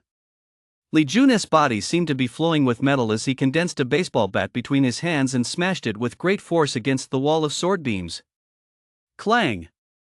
Clang! Clang! The metal baseball bat was instantly sliced into several pieces. Nothing can withstand it. Meanwhile, just as Hu Jian had summoned flames into his fists, he inadvertently met Yao's furious gaze and momentarily lost his focus. The flame-shrouded fist struck his teammate's waist with brutal force. Thud! Caught off guard, Li Jun was blasted dozens of meters away by his teammate's punch, smashing into a towering tree as thick as a water bucket and sending leaves flying everywhere. Hu Jian, what the hell are you doing? The metal element overlord tier transcendent's eyes widened. He never in a million years expected his own teammate to pull a stunt like this on him. But when he saw the confusion in Hu Jian's eyes, he instantly understood. Damn it! The most troublesome mental type transcendent and an overlord tier 1 at that. Meanwhile, Yang was being marked by Zen. As an awakening wind type pathway user known for his speed, he found it incredibly difficult to get the upper hand against this opponent, who was as prickly as a hedgehog. Glancing at Hu Jian, who was under the control of the mental type transcendent, Li Jun realized he was effectively fighting two opponents at once, and his disadvantage became painfully clear. Instantly. He couldn't help but curse inwardly. Seriously, how come just any random group of transcendents we run into is this strong? This was the outer perimeter of the wilderness, the outer perimeter, for crying out loud. Seeing the situation turn against him, Yang wanted to abandon this tough nut to crack and instead attack the controller tier transcendents who were locked in a chaotic melee, hoping to establish an absolute numerical advantage first. If this guy dared to come after him again, he could use his superior speed to counterattack the psychic transcendent, freeing Hu Jian from the mental control. But the moment he made a move, Zen immediately turned and charged at Li Jun. Zen was well aware of his opponent's intentions. Having worked with Yao for so long, the rapport was strong enough that he would never easily put her in danger. Go ahead and kill the controller tier in my team. By the time I finish dealing with this overlord tier here, it'll still be 3 against 1. Just as Yang found himself in a no-win situation. Yao, controlling Hu Jian, launched a fierce assault on Li Jun, occasionally diverting her mental energy to disrupt him, driving him to the brink of frustration. She was absolutely livid. As a ranked transcendent on the Hidden Dragon list, backed by the Chu family, she had never encountered such a vague, wordless battle where the opponent attacked the moment they met. Did they really think she was a pushover? Consequently, Yao, who normally found it difficult to control a transcendent of the same level, unleashed her full mental power without reservation, disregarding the consequences as she directly took control of an overlord tier transcendent. Yang, who was locked in a standoff with Zen, was also feeling incredibly frustrated at that moment. Despite possessing immense strength and absolute speed, he found himself completely hampered. He glared around him, gritting his teeth, his hands trembling slightly. I just want to kill someone. The battle reached a fever pitch. Neither side seemed able to gain the upper hand, and for a moment, the standoff held. Many were exhausted, drenched in sweat, and suffering injuries of varying severity. Stop! Everyone, fall back! Yang roared in frustration, ordering all his men to fall back. He knew that if this continued, the end result would inevitably be mutual destruction. You can keep going if you want, or back off if you'd rather, but I'm not done playing yet. Yao was truly enraged. Controlling the overlord tier transcendent in her grasp, she charged forward without regard for the consequences. She looked as though she would stop at nothing. Watching his teammate charge toward him, Yang furrowed his brow and couldn't help but marvel at just how absurd the mental pathway was. He sidestepped Hu Jian's punch and pressed one hand against his shoulder. A whirlwind appeared out of thin air, sweeping Hu Jian high into the air. Yang was well aware that the mental pathway had two major weaknesses. First, one's mental power must far exceed that of the opponent. Second, there's a range limitation. By sending Hu Jian flying with this move, he was able to break the mental control. But this didn't resolve the situation, because if the fight continued, both Hu Jian and Li Jun could be controlled again. After Hu Jian landed back on the ground, clutching his head in excruciating pain, he looked at Yao with deep apprehension. That moment of despair, being fully conscious yet having his body controlled by someone else, had given him a first-hand taste of the terror of a psychic transcendent. Thinking of leaving already? Yao said with a smug expression, blocking their path. Yang frowned. Let us call it a day. How about we consider this no fight, no friendship? Besides, none of us suffered much damage. Humph, Yao retorted. You might not have lost anything, but I've lost a lot, you know? What exactly have you lost? Isn't the loss of mental energy a loss? Isn't the emotional toll a loss? So what do you want? Yang didn't want to waste time arguing. Compensation. 50 million. You might as well just go rob someone. Yang was so furious he nearly burst a blood vessel. A single level 20 war-level dire beast, along with its beast core, was worth barely over 20 million. How could this woman even bring herself to ask for that much? Yao sneered, it's fine if you're not willing to part with it. There aren't many wind element transcendents in the 9th district who mastered their art to such a high level. When I track you down, you'd better be prepared to face the wrath of the Chu and Xie clans. The moment he heard the names of the Chu and Xie clans, Yang's expression changed. What do you mean, the Chu and Xie clans? They're that Gaia's father, the top sword arts practitioner in the 9th district. His strength is nothing to write home about. He'd only last a minute or two against Lord Pei. Yao nodded toward Zen. Zen frowned in annoyance, shooting Yao a look that said, don't you have a father of your own? Why drag mine into this? Whoa! Anyone qualified to go head-to-head with Lord Pei must be among the very best of the overlord tier. Yang's hands and feet went cold instantly, and he inwardly groaned in despair. Wait, I was just randomly picking a group to ambush. How did I end up running into such a nightmare? Seeing that he apparently stunned his opponent, Yao flashed a devilish grin. Take your time thinking it over. I've got plenty of time anyway. At worst, wherever you go, I'll follow. Hearing this, Yang was pretty much certain of the other's background. Otherwise, they'd never dare to threaten him so brazenly. It looked like he was definitely in for a rough ride. If he couldn't appease this lady's wrath. Never mind being constantly tailed by this group, he'd definitely be unable to complete the important mission the Su family had entrusted to him. Even if he managed to return to District 9, if the Su family found out he'd caused them such a huge mess, they might just skin him alive. So, mustering the last shred of his overlord tier dignity, Yang compromised in a calm tone. 50 million isn't out of the question, but I'd like to know which direction you came from. Did you encounter any unusual situations, or anyone particularly noteworthy? He turned the compensation into a bargaining chip, hoping this might salvage some of his pride. Yao immediately caught on this group had indeed come for the dimensional rift, intent on ambushing its survivors. Fortunately, a mysterious big shot had helped them recover. Otherwise, they might very well have met a tragic end. At this thought, Yao felt both shock and rage welling up inside him. His eyes darted about, and he put on a sweet smile. Of course we did. Really? Yang stepped forward eagerly. Chapter 62, The Tables Turn. The True Horror of Spirituality. After meeting Yao's meaningful gaze, Yang reluctantly pulled out his communicator and transferred 50 million, his face turning grim. You can tell me now. Yao looked at the money with glee and pointed behind him. I don't even know if they're still there. There are over 50 transcendents gathered together. From a distance, their expressions seem a bit off, as if they'd just been caught in the act. What? What are you looking for them for? You wouldn't happen to be after your own wife, would you? Hearing the first part, Yang felt elated inside. but his expression froze the moment he heard the second half. However, he didn't want to get into a verbal spat with this troublesome woman right now. His mind was completely consumed by the reflection crystal. The frustration of being extorted for 50 million seemed to vanish completely.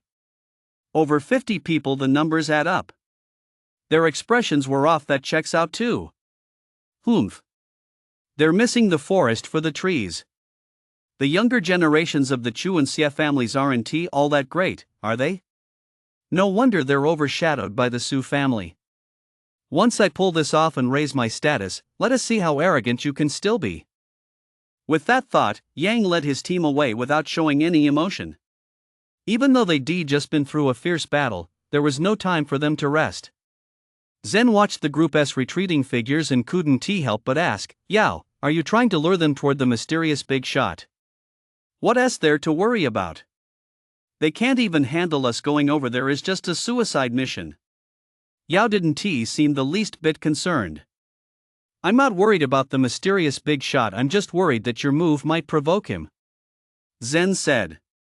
Yao flashed the 50 million he just received on his communicator. The mysterious big shot is all about the money. I've already set aside the fee for him to step in. That's not enough. The mysterious big shot's minimum fee starts at 1 reflection crystal. But I've got you, don't I? I've covered my half, the other half is naturally on you. On the other side. Yang led his team at breakneck speed, weaving through the dense forest, racing against the clock. They were terrified that the superhuman teams from the Chu and Xie clans would catch on and intervene, at which point it would inevitably turn into a fight to the death. As they pressed forward, Hu Jian was still feeling a bit listless, but he voiced his doubts anyway. Brother Yang, do you think that bitch might be deliberately tricking us?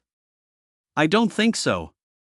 Yang replied with certainty. Every detail she mentioned perfectly matches the characteristics of dimensional rift survivors. If they never encountered one before, how could they know our targets so clearly? Then could they have already ambushed the survivors and stolen all the reflection crystals? Li Jun suddenly realized. Yang shook his head again. Anyone who made it out alive when the new dimensional rift opened isn't someone to be taken lightly. Even if their mental state is unstable, they're no lambs to the slaughter. Judging by our skirmish just now, every one of them was as sharp as a wolf or a tiger, not a single trace of fatigue from the fight. That's why I'm convinced they most likely misjudged the situation. Hearing Yang's explanation, the two nodded in admiration. No wonder the Su family held Yang in such high regard. Not only was he incredibly powerful, but his mind was also terrifyingly sharp. Of course. We need to be more cautious too. We can't just jump into a fight like we did earlier. We have to confirm the other party's identity first, so we don't get tricked by that bitch. Yang offered a final reminder. Having suffered a major setback, their vigilance was now at its peak. On a small hillside not far from the energy node, tents were arranged in a neat, staggered pattern. This was where Su and his group were resting. The reason they hadn't traveled through the night like the other squads was twofold. First, the night was relatively dangerous, and second, Su was waiting for his divine favored status to refresh.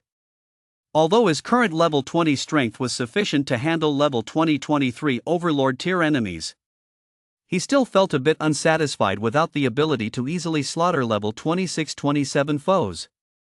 You might say he was being cautious, yet he still imagined his opponents as level 26-27 overlord tier.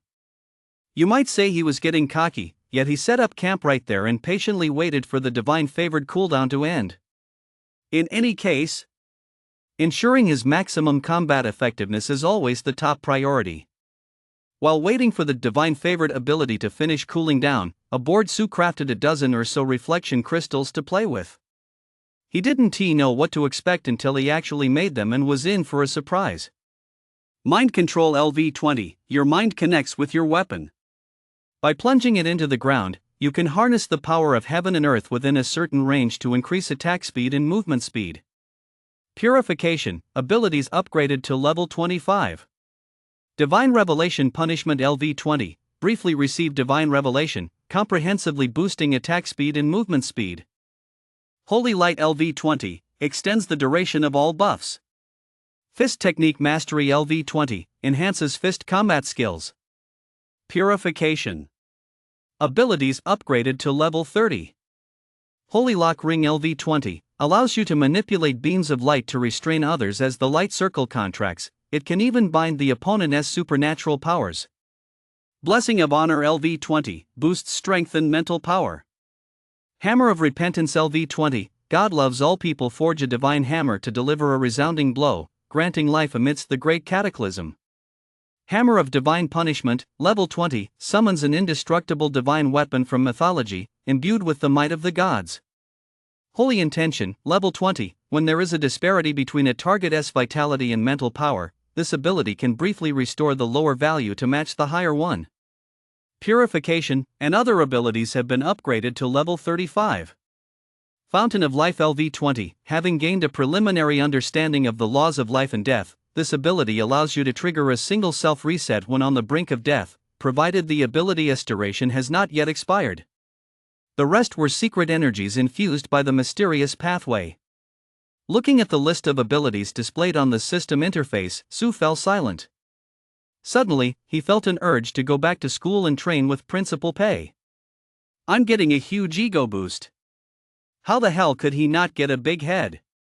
Almost every single one of these abilities would be considered a top-tier, hidden gem if possessed by any other transcendent. And now he had them all.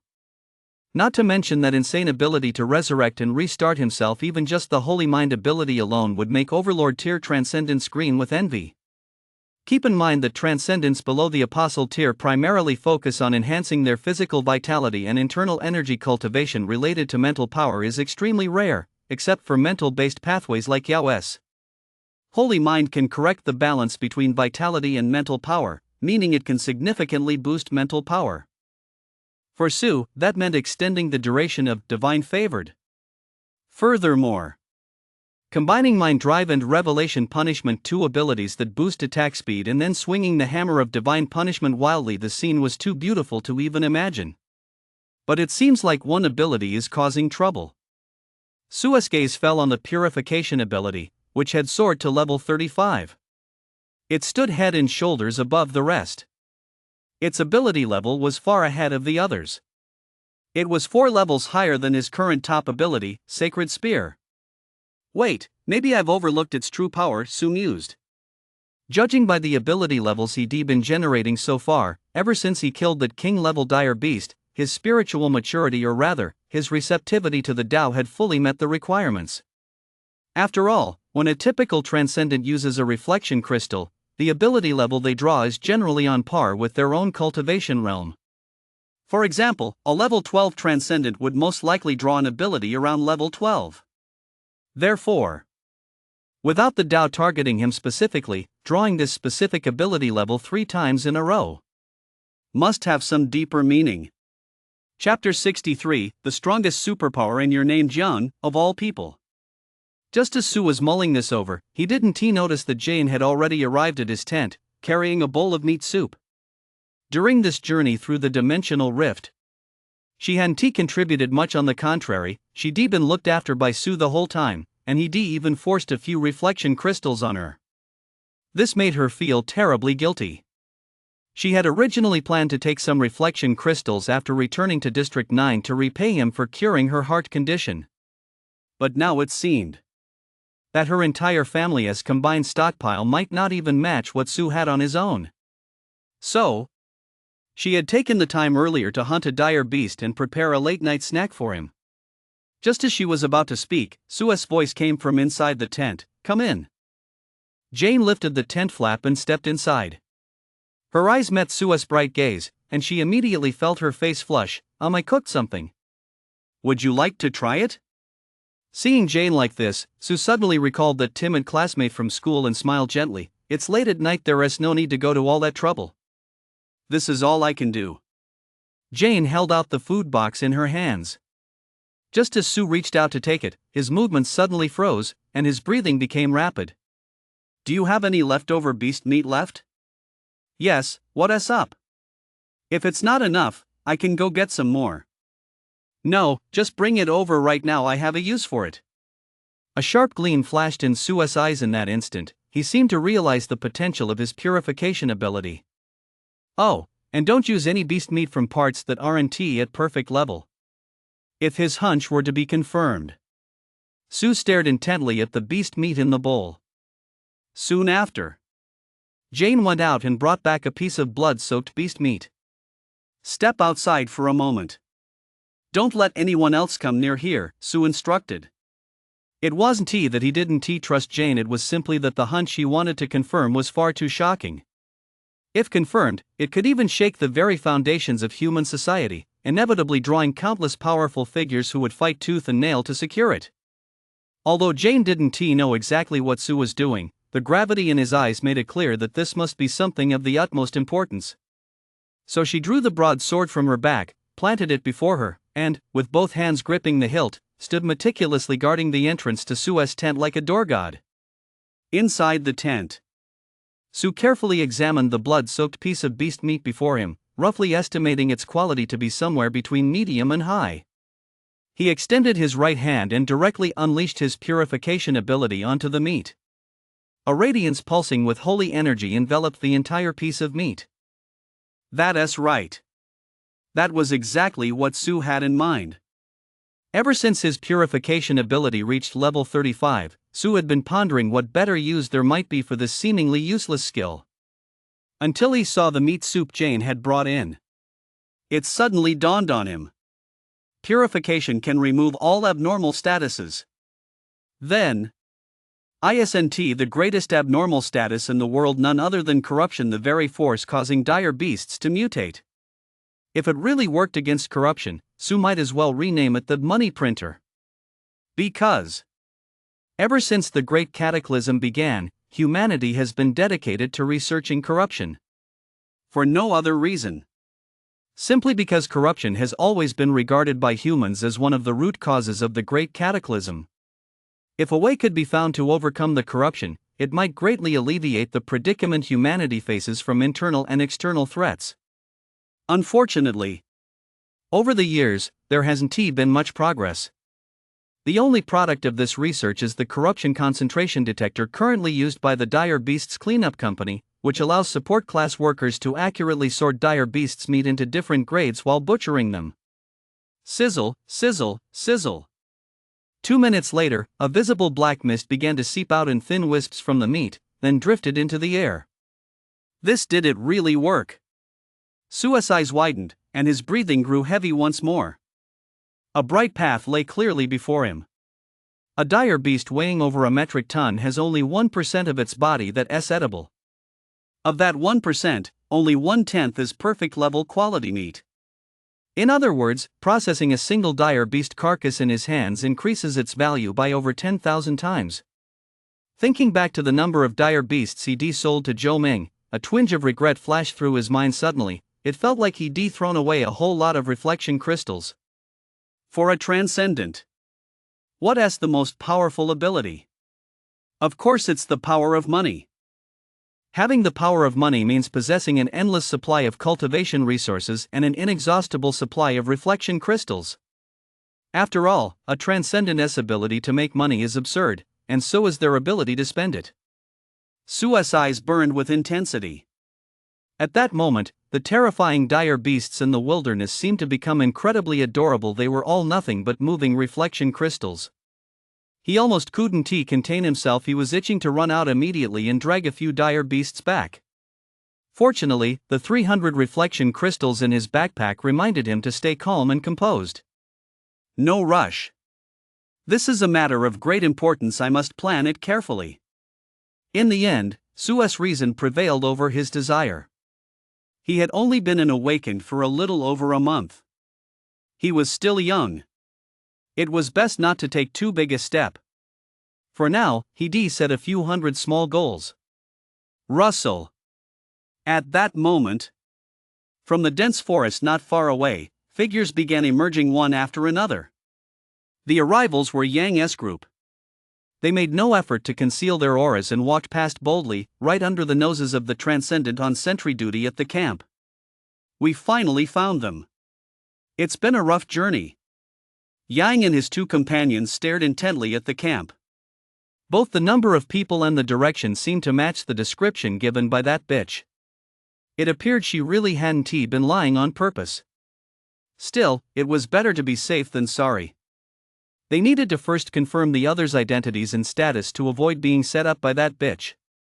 With these thoughts in mind, Yang and his group walked over at a steady, unhurried pace. Inside the camp, all the transcendents were roused by the alarm whistle. One by one, they rolled over and rose, stepping out of their tents, their auras appearing to have grown significantly stronger. It wasn't just Sue, the others were also using reflection crystals. After all, with such a mysterious powerhouse in their company, they likely couldn't find a safer place to cultivate. Sue put on his hat and coat, stepped out of the tent, and asked Jane, who had been standing guard at the entrance the whole time, "What is going on?" "A group of unidentified transcendents has arrived. They seem to be negotiating something." Jane had been keeping an eye on the situation over there ever since she heard the alarm whistle. Following Sue's instructions to stay by his side at all times, she could only watch from a distance. Hearing this, Sue furrowed his brow. A group of unidentified individuals appearing in the middle of the night was indeed rather suspicious. As he walked over, he could see from afar that the two groups were facing off against each other. Sue keenly sensed the energy emanating from the opposing side. Overlord tier transcendence. On his side, the group consisted almost entirely of controller tier practitioners. A clash between two groups with such a vast disparity in strength in the wilderness was never a good sign. The transcendents on Sue's side saw him approaching and quickly parted to make way. As he drew closer and noticed the scar on the opposing leader's face, a sudden sense of familiarity washed over him. He felt as though he'd seen that face somewhere before, though he couldn't quite place it at the moment. Although he had a good memory, that didn't mean he went out of his way to remember things that weren't necessary. Yang, on the other side, sized up Sue, whose face was obscured by a white robe, and realized he was the leader of the opposing group. Earlier, he noticed that while the transcendents in this camp weren't particularly powerful, their auras were all robust, and their spirits were focused. In comparison, the people on his own side seemed more like survivors of the dimensional rift. Yang wasn't quite sure what to make of it, so he decided to test the waters first, proceeding cautiously. "Hello, I am Yang. I was being chased by a dire beast earlier and stumbled upon this place by accident. I was wondering if I could borrow." "What?" Sue interrupted, asking, "You said your name is Yan?" Yang paused in surprise. An acquaintance? Or perhaps his reputation had spread far and wide? "That is correct, it's me. Is there a problem?" Chapter 64, On the Brink of Conflict, Sue's Blazing Speed. Yang. This was the second time Sue had heard that name in a single day. The first time was from the lips of the deceased Khan. However, with so many people sharing the same name in the world, he wasn't sure if this person was the same Yang Khan had mentioned. So he probed, "Do you know a man named Khan?" The moment Yang heard the name Khan, he immediately realized this was an opportunity to build rapport and help him determine the other man's identity. "Of course I do. He and I were brothers in arms. I wonder who you are." Sue's smile instantly became exceptionally bright. By now, he was practically certain of the truth. "Khan and I also share a bond of life and death. A while back, he contacted me and told me to kill a guy named Sue on sight if I ever ran into him. I did some digging and found out it was a guy named Yang who posted the bounty. And now I run into you right away. What a coincidence." "Oh, right. I heard that guy named Sue is just an awakening level rookie. I wonder what he did to get on your bad side." Hearing the other man recite his bounty mission in full, Yang no longer doubted that this person's relationship with Khan was anything but ordinary. With this connection in place, it would be easier for him to figure out the other man's true capabilities. "He wouldn't dare mess with me even if he had 10 times the guts. It's just that young master from the Sue family. Never mind, let us not get sidetracked. I was wondering if we could rest here for a while?" "Of course. We won't let you help us for nothing. We'll offer a fair reward." To allay the other man's suspicions, Yang had already adopted a very humble demeanor. Once he gauged their strength, he would strike immediately. The brothers behind him had been on the run with him for 3 days, gaining nothing but frustration. Regardless of whether they were survivors of the dimensional rift or not, he desperately needed a success to boost morale. No need for compensation. Rest as long as you like, even for the rest of your lives, if you wish. Su grinned widely and swiftly drew the sky curtain fall cross from thin air. He plunged it into the ground, and invisible ripples spread out instantly. Telekinetic activation. The ability to materialize divine weapons. Yang stared intently at the cross, which shimmered with radiant light. A sudden sense of foreboding washed over him, and he hurriedly shouted, "Friend, let us talk this out. There is no need to resort to violence, is there?" Even at that moment, Yang was still completely baffled, unsure which of his remarks had provoked the other party. Let us talk this out? Oof. Why didn't you just talk to me properly when you posted that bounty? If I did something wrong, I can fix it. If I can't fix it, then please just disappear. Boom, boom, boom. A series of flashes of light erupted, and both Su and the transcendent behind him were bathed in dazzling divine light. Empowered by various buffs, the energy within Su's body exploded instantly, and a fist shrouded in pure white light slammed toward Yang with tremendous force. Yang's eyes narrowed sharply. He sensed the threat Su posed the very moment it appeared. As he sidestepped to dodge, his 5 fingers curved into hooks, and high-frequency, slender streams of air shot from between his fingers like scythe blades, aiming straight for his opponent's throat. Boom! The air was compressed and exploded, sending out a ripple. It was Su, whose first punch had missed, striking again, his follow-up strike arriving first, colliding with Yang's iron claw. How could he be this fast? Yang's eyes were filled with disbelief. The web of his right hand was even beginning to crack. And the moment the buff took effect, the transcendents behind Su also realized that their opponent meant business. They decome to steal their reflection crystal. Oh no, they decome to steal their very lifeblood. And so, one by one, with overwhelming momentum, like tigers charging down a mountain, they rushed forward. Li Jun, Hu Jian, and the others were momentarily taken aback. Hadn't they agreed to assess the enemy's capabilities before acting? How had they suddenly been caught off guard by a preemptive strike? However, the current situation left them no time to think. Despite their physical and mental exhaustion, they had no choice but to grit their teeth and fight. Bang! Bang! Bang! The two surging forces collided violently.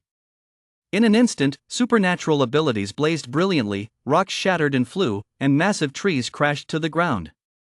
Although the enemy consisted entirely of the Su family's elite transcendents, who were a tier higher in cultivation. Under the various buffs provided by Su, their own transcendence vitality, the power of their abilities, and attack speed had all been significantly enhanced. Not to mention their numerical advantage, they were essentially fighting 2 against 1. The situation was on the verge of becoming a one-sided rout, but thanks to the presence of Li Jun and Hu Jian, 2 overlord tier transcendents, they barely managed to hold their ground. Even so, Li Jun and Hu Jian were both terrified. Based on past experience, controller tier transcendents were practically no match for overlord tier opponents. The woman before them, wielding a broad sword, was clearly still at the controller tier level. Not only was she not overwhelmed by their aura, but she was actually holding her own against them, fighting on equal footing. If it had been just her, that would have been manageable. After all, when roaming the wilderness for years, one inevitably encounters a few prodigies. But what on earth was going on with those 7 or 8 top-tier controller tier transcendents who were closing in to join the attack? Although they weren't as strong as the overlord tier, they were still more than capable of putting up a fight. Are they out of their minds? When did controller tier prodigies who could take on overlord tier opponents become as common as cabbages? However, they quickly realized the problem lay in the mysterious radiance swirling around these individuals. Buffs. Li Jun and Hu Jian identified the problem and immediately abandoned their current opponents, turning to join Yang in attacking Su. This bizarre move instantly left Jane and the others dumbfounded. You guys have such great taste, you picked out the most insane one on our side right off the bat. But even with 2 overlord tier fighters joining the fray, Su remained unflustered. If anything, his punches grew even more ferocious. Boom! Boom! Boom! Punch after punch landed squarely, as he fought 3 opponents single-handedly. Impossible. How can someone be so much faster than me? Yang was furious. He never imagined that the speed he prided himself on would fall so far short. It was something he simply couldn't tolerate. Among the Overlord tier transcendents in District 9, there were plenty whose strength surpassed his, but in terms of speed, only those at a far higher realm could match him. It was precisely for this reason that the Su family had set their sights on him, even though he had reached the peak of his potential. Yang's eyes bulged with fury as he unleashed his top speed. His movements were agile and elusive, as if his entire body had merged with the wind. His claw strikes loomed like mountains, pressing forward in wave after wave, intent on devouring dragons and tearing tigers apart. But when it came to speed, Su feared no one. The celestial cross plunged into the earth driven by his will. He felt a wondrous sensation as if the heavens and earth were lending him their combined might. Within this realm, he was like a dragon entering the sea, moving with effortless freedom. His revelation and punishment abilities made him seem divinely aided. His power delivery and angle control were spot on, without a single superfluous movement, pushing his speed to the absolute limit. Even without activating his divine favored state, he still held a steady advantage over the three of them. That's right, these three Overlord tier transcendents. They were nothing more than punching bags for him to test his combat prowess in his normal state. Chapter 65, No Match. Repent before the gods. The four collided violently, moving at the absolute limit of speed. The transcendents from both sides engaged in nearby battles instinctively moved further away, afraid of being caught in the crossfire by accident.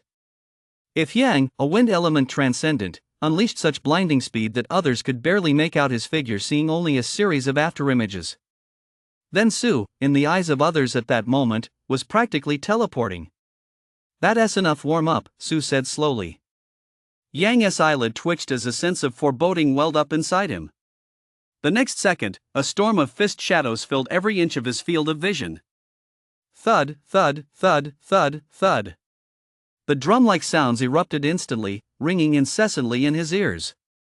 In that split second, Yang felt a hail of fists raining down on him with frenzied intensity. Every inch of his bones seemed to crack with fine fissures. It wasn't just him. Even Li Jun and Hu Jian were struck by the same barrage at the exact same moment. Li Jun's metal-like body was covered in fist marks. He'd been beaten beyond recognition, his entire body pitted and dented. However, what terrified Yang even more was that the air itself had been shattered, creating a brief vacuum that generated immense pressure as air rushed in from nearby, accompanied by some mysterious force field that held him firmly in place. With two speed buffs stacked, Su had already gained the upper hand over them. When he unleashed the hyperspeed hurricane punch, in terms of sheer speed alone, the three of them couldn't even see his attacks coming. This guy's speed is terrifying. If this keeps up, I'm as good as dead. Yang's scalp prickled with dread. Sensing the danger, he let out a low growl, squeezed every last drop of energy from his body, and forcibly broke free from the force field, leaping into the air. He was severely injured, with multiple areas of his body caved in, and every bone in his body had suffered heavy damage. Once free from the force field and back in the open air, he felt as though he were a fish in water. Without a moment's hesitation, he rode the wind upward, soaring straight toward the heavens. Overlord tier beings are indeed unable to fly, but transcendents with special pathways are an exception, and Yang's wind pathway was one of them. As long as he flew high enough, even the most powerful Overlord tier beings would be powerless against him. Yang's move did catch Su off guard, but that was all. With a casual gesture, he cast a sacred lock ring on each of the two unrecognizable Overlord tier transcendents. The dazzling divine power continued to contract, and Li Jun and Hu Jian were horrified to discover that the surging transcendent power within them had instantly turned into a stagnant pool. They couldn't muster even a fraction of it. This was the truly extraordinary aspect of the sacred lock ring. The smaller it contracted, the greater its restraining power over transcendent energy, unless one could break free from the start. Having done all this, Su bent his knees slightly, his perception keenly sensing the strands of heaven and earth energy forming in his field of vision. This was the perception granted to him by his mind-driven abilities. Boom! In the next instant, harnessing the terrifying cosmic energy generated by the planet's rotation, his entire body transformed into a blazing golden beam piercing through the heavens and earth, shooting toward Yang, who was soaring upward. Under the force of his single push, the mountainous terrain visibly sank half a meter, causing the transcendents locked in combat nearby to stumble and fall. Everyone instinctively halted their battle and stared blankly upward. Ha! A mighty controller tier transcendent, just plopped right down on the ground in the middle of a fight. What the hell is going on? At that moment, Yang, who had already ascended to an altitude of over 5,000 meters, hadn't even had time to breathe a sigh of relief when he suddenly sensed the disturbance below. He looked down and nearly lost his mind from the shock. A blinding golden light streaked upward at a speed several times faster than his own. As it whizzed past him, he realized with horror that within that golden light was none other than that terrifyingly powerful transcendent in white robes. After overtaking Yang, Su's lips curled into a faint smile. He raised both hands above his head, and a massive golden hammer materialized out of thin air. Yang, who had thought he'd escaped with his life, was overcome with despair, a despair that gradually turned to stupor, and finally, no!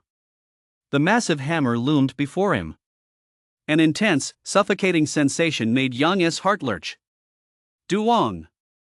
Yang's upturned face along with his neck was struck squarely by the hammer of repentance, bending at an eerie angle as he was instantly sent plummeting downward at an even greater speed than he had been coming up.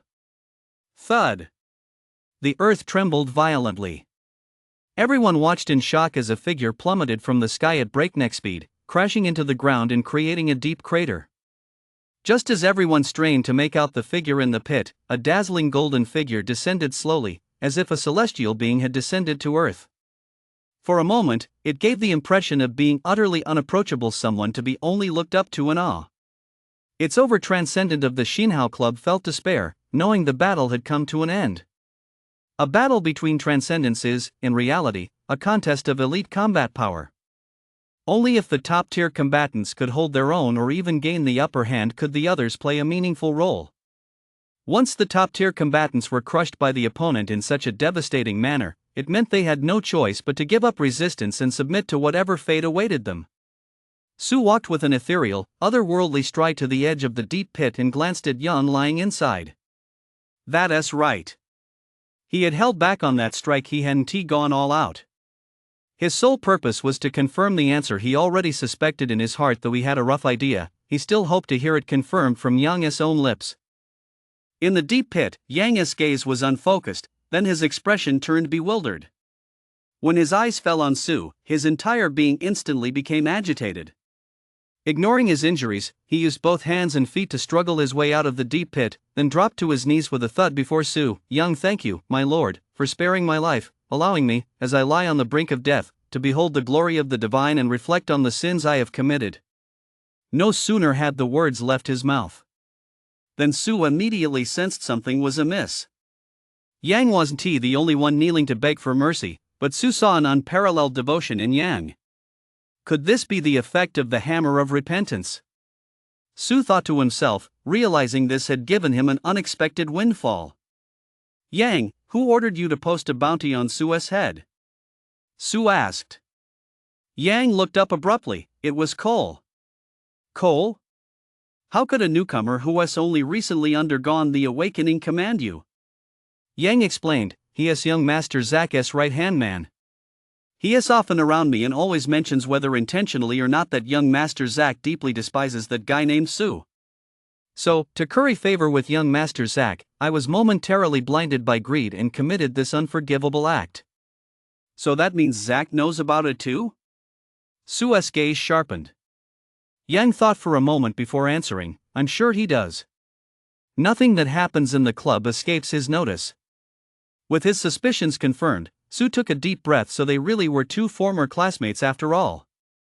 Scenes from their 3 years together flashed through his mind like a whirlwind. In that moment, he finally saw, behind that polite, hypocritical smile, a torrent of jealousy. The reason he overlooked it before was, on the one hand, that he didn't want to waste his energy on such political maneuvering, and on the other, that he'd always been reluctant to assume the worst of others. 3 years as classmates, even if their relationship hadn't been exactly harmonious, he never imagined it would escalate to the point of life and death confrontation. It seemed the teacher's earlier warnings had been spot on. There is a certain type of person in this world whose ego swells boundlessly once they gain control of extraordinary powers. Very well, you two had better wait for me to settle the score when I return. Su's gaze burned with intensity. He would never allow such a ticking time bomb to exist right under his nose. If he didn't eliminate the threat in time, it would be no different from placing his family's fate in the hands of others. At that moment, Su suppressed the raging anger within him. His gaze fixed on Yang, who looked full of remorse and was spilling everything he knew. For a moment, he couldn't tell whether this was driven by a desire to survive or the influence of the hammer of repentance. However, it was easy enough to find out. Since he happened to want to test the full extent of the hammer of repentance's power, he said coldly, "You return to the glory of the gods." As soon as the words left his mouth, Yang, overcome with both shame and excitement, knelt on the ground and cried out fervently, "Thank you, my lord, for your guidance." Immediately, he frantically channeled the energy within his body. His form expanded and contracted once, then suddenly exploded. Chapter 66, Returning to the City, The Curse That Won't Go Away. This scene, as it played out before everyone's eyes, every transcendent present, regardless of which faction they belonged to, could not help but feel a chill run down their spines. From their perspective, that mysterious overlord had merely exchanged a few words with the other party, and the other party had happily blown themselves up. That was an overlord tier transcendent. Not some naive newcomer who could be easily tricked into going to look at goldfish. Even their own pet dog might not be that obedient.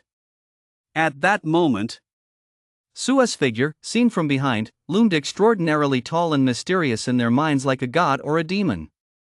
One of them knew how Club S Transcendence was so terrified by Su's eerie tactics that he lost his wits. Overcome by extreme fear, he instantly broke down, screamed "demon," and stumbled away, crawling and kneeling as he fled at full speed. Su didn't even need to lift a finger. His enraged teammates swarmed him and killed him on the spot. Now, with the enemy's courage shattered and their momentum completely crushed, while their own morale soared, the mop-up operation in this level segment took on the form of a near one-sided rout. After dispatching these ambushers, they couldn't help but feel a chill of relief. Had they been so stingy as to withhold that single reflection crystal earlier, it might have been them lying dead here. After resting for the night, Su led this group of transcendents straight to the 9th district early the next morning. Along the way, they encountered several ambush squads that appeared to have been dispatched by certain factions. Fortunately, they made it through unscathed. When those ambush squads scanned their group, they failed to detect any transcendents with the distinctive markings of survivors. Clearly, the other faction's intelligence channels were a step behind the Su family, as though the gap seemed minimal. But sometimes, it's precisely the tiniest of time differences that determines whose hands the final spoils will fall into. This gave Su a preliminary understanding of the Su family's strength. That's right. With this return, he had already come to view the entire Su family as a hypothetical adversary. No. It wasn't as simple as a hypothetical adversary. A clash was bound to happen. Setting aside the obvious factor of attacking the young to intimidate the old, if Zack as the leader of the Su family's new generation were to be killed so easily, Su would undoubtedly face the full wrath of the Su family. Unless, of course, he were to dispose of him secretly in the wilderness, where no one would ever know. But Su couldn't wait. He intended to intimidate those who harbored ill intentions toward him with absolute dominance. Now, he had the capital to do so. After a half-day's trek, as evening approached, the massive war fortress gradually came into view. Some had tears welling up in their eyes and burst into tears. "I have never missed this city as much as I do right now." For a moment, everyone was deeply moved, their emotions running high. Holding reflection crystals in their hands gave them a sense of unreality. Recalling the events of the past few short days, they couldn't help but wonder, what if this new dimensional rift had opened without the mysterious figure's intervention? How many of them would have made it back to District 9 safely? Just the thought of it was enough to send a chill down their spines. So, one by one, they stepped forward and expressed their sincere gratitude to Su. Su nodded, watching the grateful transcendents depart with a blank expression. To him, it was nothing more than a transaction. "How about we go grab a bite to eat? The ingredients in the wilderness are fresh, but they lack a certain flavor." Standing nearby, Jane raised both hands above her head in a stretching motion. Even with her robe draped over her, it couldn't fully conceal her shapely figure. After this trip to the wilderness had resolved her heart condition, she had become a bit more lively. Faced with Jane's invitation, Sue shook his head. "I can't today, I've got some things to take care of." Oh. Despite the rejection, Jane didn't lose heart. She held up her communicator and asked tentatively, "Well, next time?" Upon receiving Sue's affirmative reply, she broke into a radiant smile once more. After parting ways with Jane, Sue decided to head home first before dealing with Cole and Zach. As for how to handle them, he already had a detailed plan in mind. Even if he couldn't kill them outright, he'd make them pay dearly. That's right. Over the past 3 years, Sue had come across as easygoing, but deep down, he was truly unpredictable. Usually, he'd subconsciously let things slide, but once he started holding a grudge, that's when all hell would break loose. At that moment, the group of survivors finally relaxed, both physically and mentally, and set off toward the city center, reflecting on the bizarre and surreal nature of their journey as they walked. Everyone kept their comments to a minimum, refraining from open discussion. After all, walls have ears. Back here, they were essentially safe. In District 9, while there is no explicit ban on fighting between transcendents, large-scale battles can easily draw a crackdown from the Security Bureau. "Everyone, I've got a deal for you." As they walked, a voice suddenly rang out from behind them. The group instinctively clutched their pockets tighter and turned around in unison, their smiles frozen on their faces.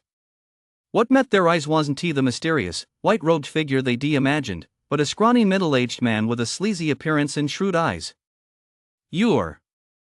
someone asked. Although they were reluctant to believe that this sleazy-looking man before them was the true face of the mysterious big shot, that phrase was simply too familiar and its impact too devastating. Hearing it even once meant losing a reflection crystal. The shrewd, gaunt middle-aged man introduced himself smugly. "I am Magua Tian, a professional manager at Golden Realm Corporation. Seeing as you've just returned from the wilderness, I imagine you've had a fruitful hunt. Would you be interested in trading your dire beast cores with our company?" Many transcendents who hunt dire beasts find that the dire beast cores they obtain may not be compatible with the energy within their own bodies. Therefore, generally speaking, everyone sells the dire beast cores they don't need to the Transcendent Guild and then trades them for cores that suit them better. Of course, aside from the Transcendent Guild, some other companies also offer this service. As soon as the survivors heard the term professional manager, they knew this man was just a middleman. There was no way he could be that mysterious big shot. In that case, Hey, what are you guys doing? Don't go crazy, this is District 9. Ow. Just because the deal fell through doesn't mean you have to beat me up. The professional manager let out a series of agonized screams, frantically flailing his arms as a barrage of fists and feet rained down on him. He looked completely bewildered. He had no idea which remark of his had provoked them. Fortunately, everyone knew their limits. They controlled their strength, aiming only to cause pain, not to kill. Someone spat out angrily, "What kind of low-tier player dares to imitate the big shot and talk business with us?" It couldn't be helped. Although they were willing to make a deal with the mysterious big shot, trading one reflection crystal per transaction, even though it was clearly worth it, still made them feel a twinge of regret for some reason. Now, finally, they found someone to take their frustration out on.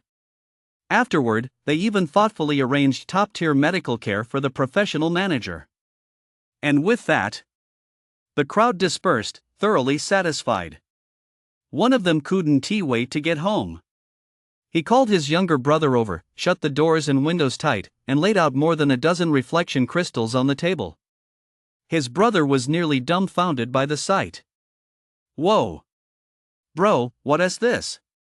Which rich lady was so blind she fell for you? You little brat! After all I've done to look out for you now that I've made it big, is this how you talk about me?" The man, both annoyed and amused, slapped him playfully. The younger brother rubbed his head, as if in a dream. "Where did you get all these reflection crystals? A new dimensional rift opened up, and I just happened to be there. Holy crap, to stumble upon a once-in-a-century opportunity like that, your luck is off the charts." "Wait, hold on, didn't they say that any transcendent who seizes a reflection crystal gets cursed? How come you're fine?" "Me?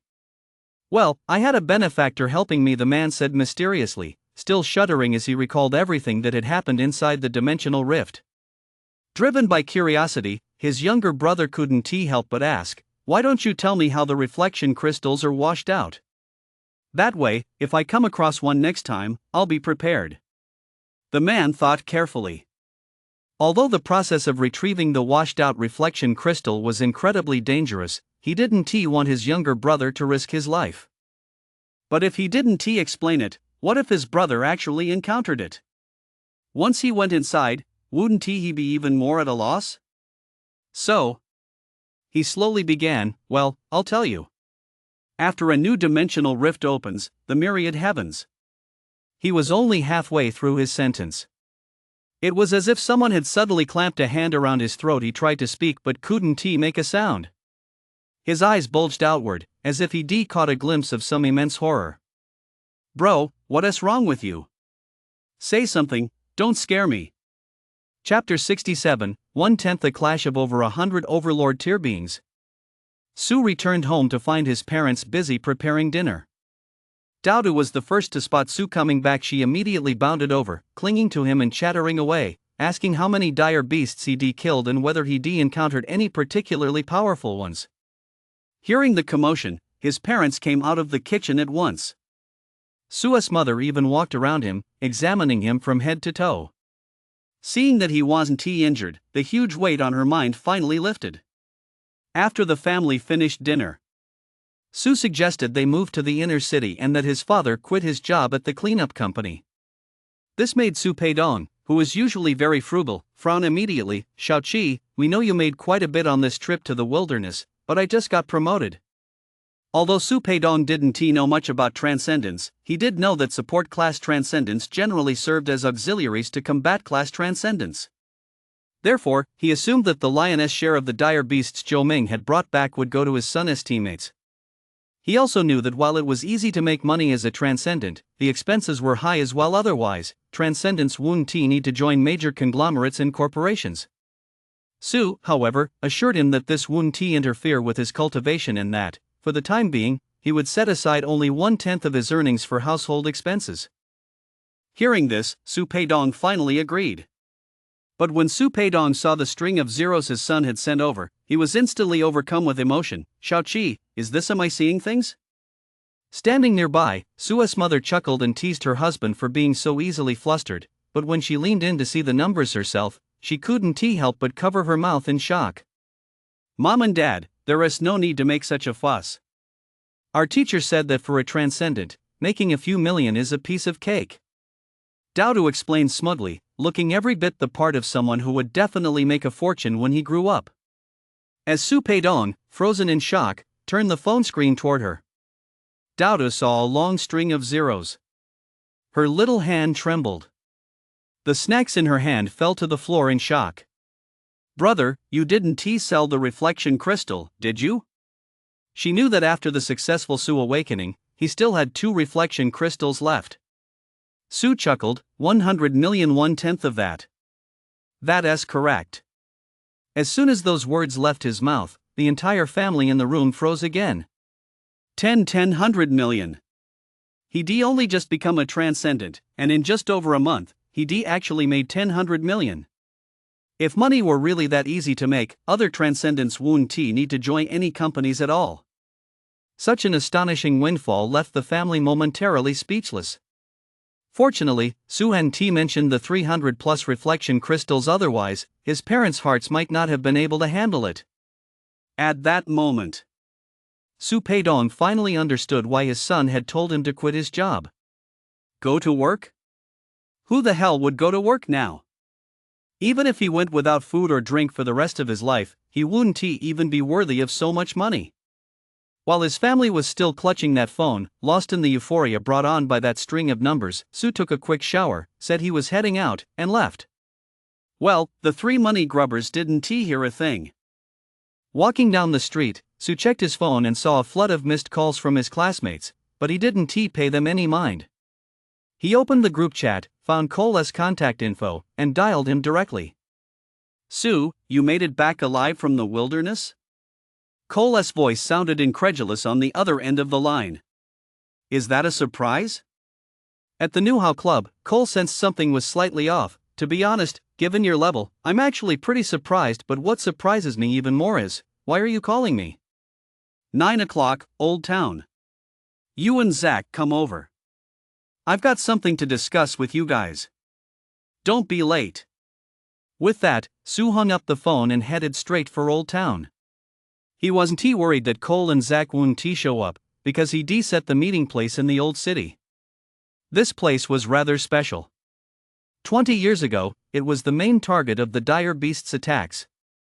After Principal Pei and his men successfully defended it, the area was rebuilt due to its special significance. But for some unknown reason, dimensional rifts frequently appeared in the rebuilt old city, claiming many lives. Therefore, Principal Pei acted decisively to rebuild the new city and relocate everyone there, what is now known as the inner city. The old city, meanwhile, initially became a training ground for low-level transcendents. After all, the dire beasts emerging from the dimensional rifts were generally not very powerful due to the suppression of the Tao of Heaven. With the establishment of the Security Bureau and the refinement of the system, some transcendents with conflicts within the inner city set their sights on the abandoned old city. It was common to see comments online like, "Stop whining online if you've got the guts, let us settle this in the old city." Consequently, the old city gradually became widely known as the go-to place for transcendents to resolve their disputes. Back in school, many classmates would sneak off to the old city to watch transcendent battles every now and then. We'd be treated to quite a spectacle. Sure enough. The moment Cole heard the words old city, he suddenly grew wary. This guy made it back alive from the wilderness, and now he's actually asking me to meet him in the old city. Could he know about the bounty Yang put on Sue's head? But that doesn't make sense. Given Yang's network, killing Sue would be a piece of cake. How could word have gotten out? Am I overthinking this? Maybe Sue didn't run into any of the transcendents who received the bounty and just got lucky making it back to the city?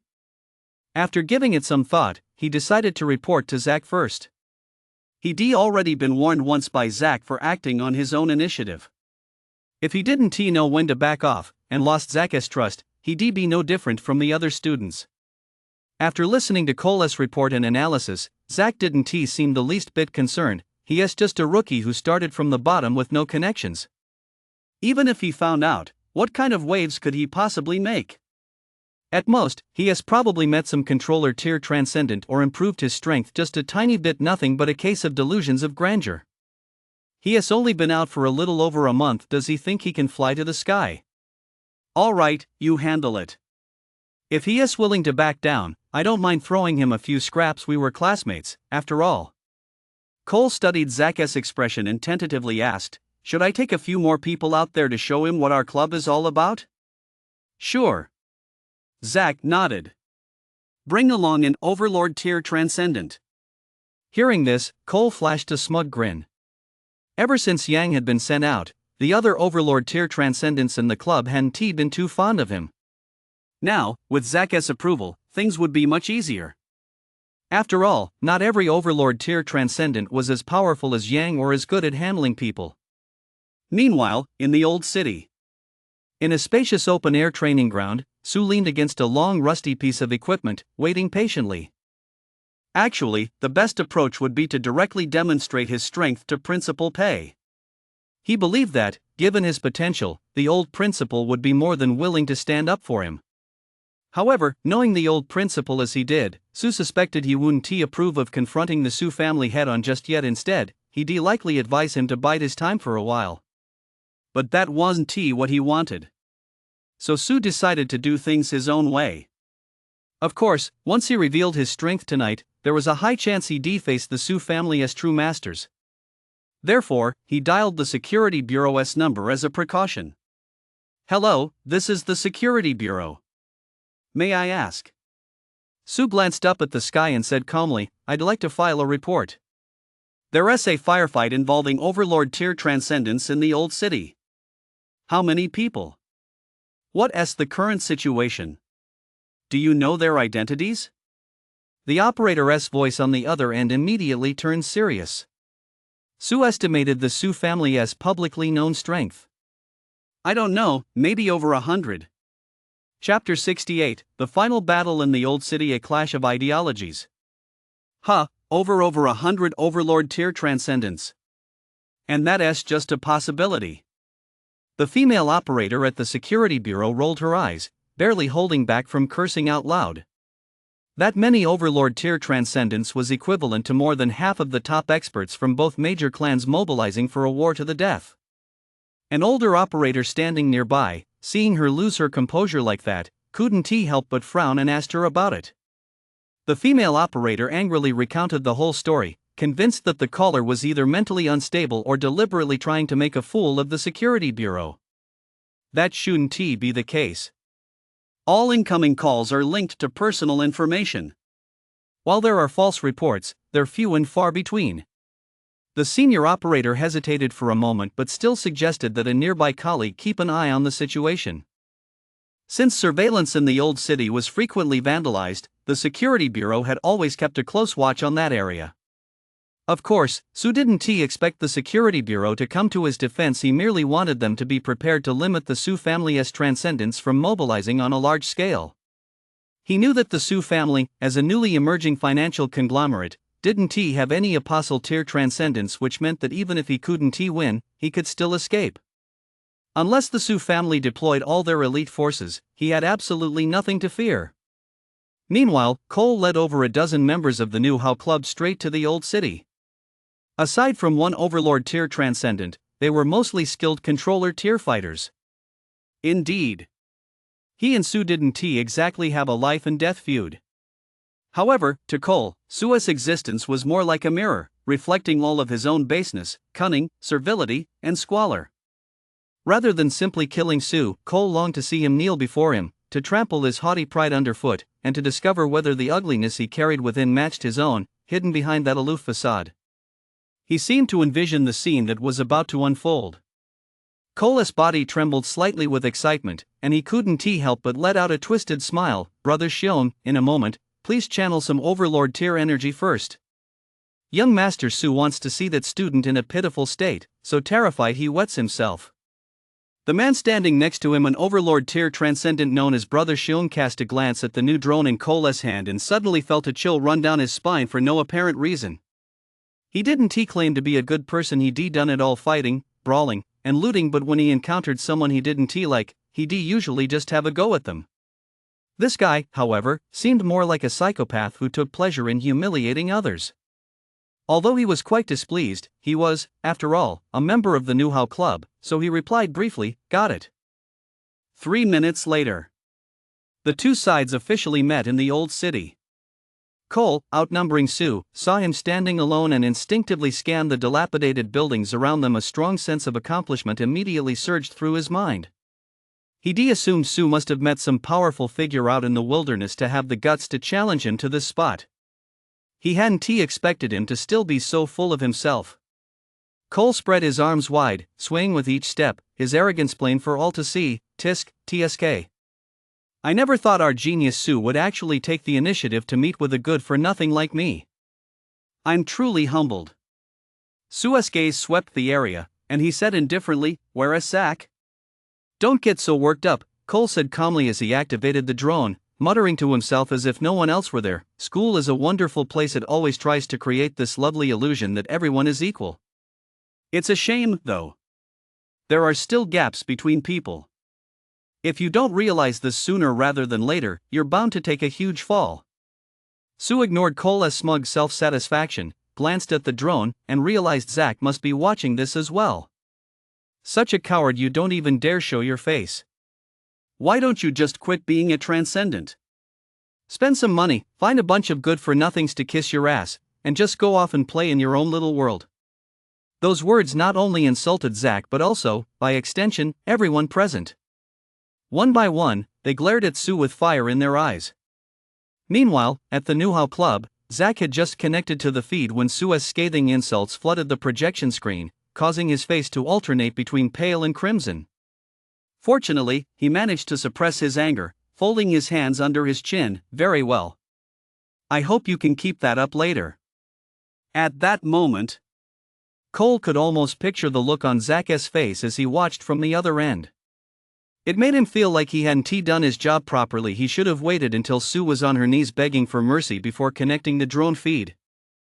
So, in a fit of anger and humiliation, he glared at her fiercely. Sue, you still don't know your place, just like always. Some people don't belong in the same world as us. You can't just see us whenever you want. Sue couldn't be bothered to waste time arguing with an idiot, so he cut straight to the point. Yang is one of your people, isn't he? So what? Cole's heart skipped a beat.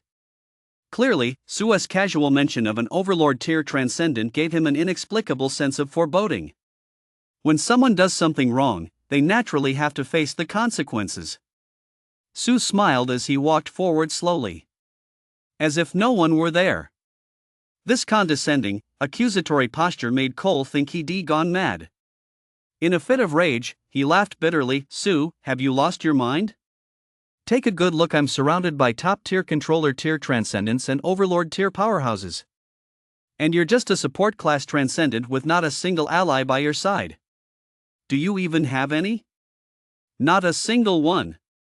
Cole burst into a wild, unrestrained laugh, spittle flying from his mouth, as if 3 years' worth of pent-up resentment were all being vented in that moment. Seeing this, Sue seemed to understand why his former classmate had come to this. Among the masses, everyone has their own way of living.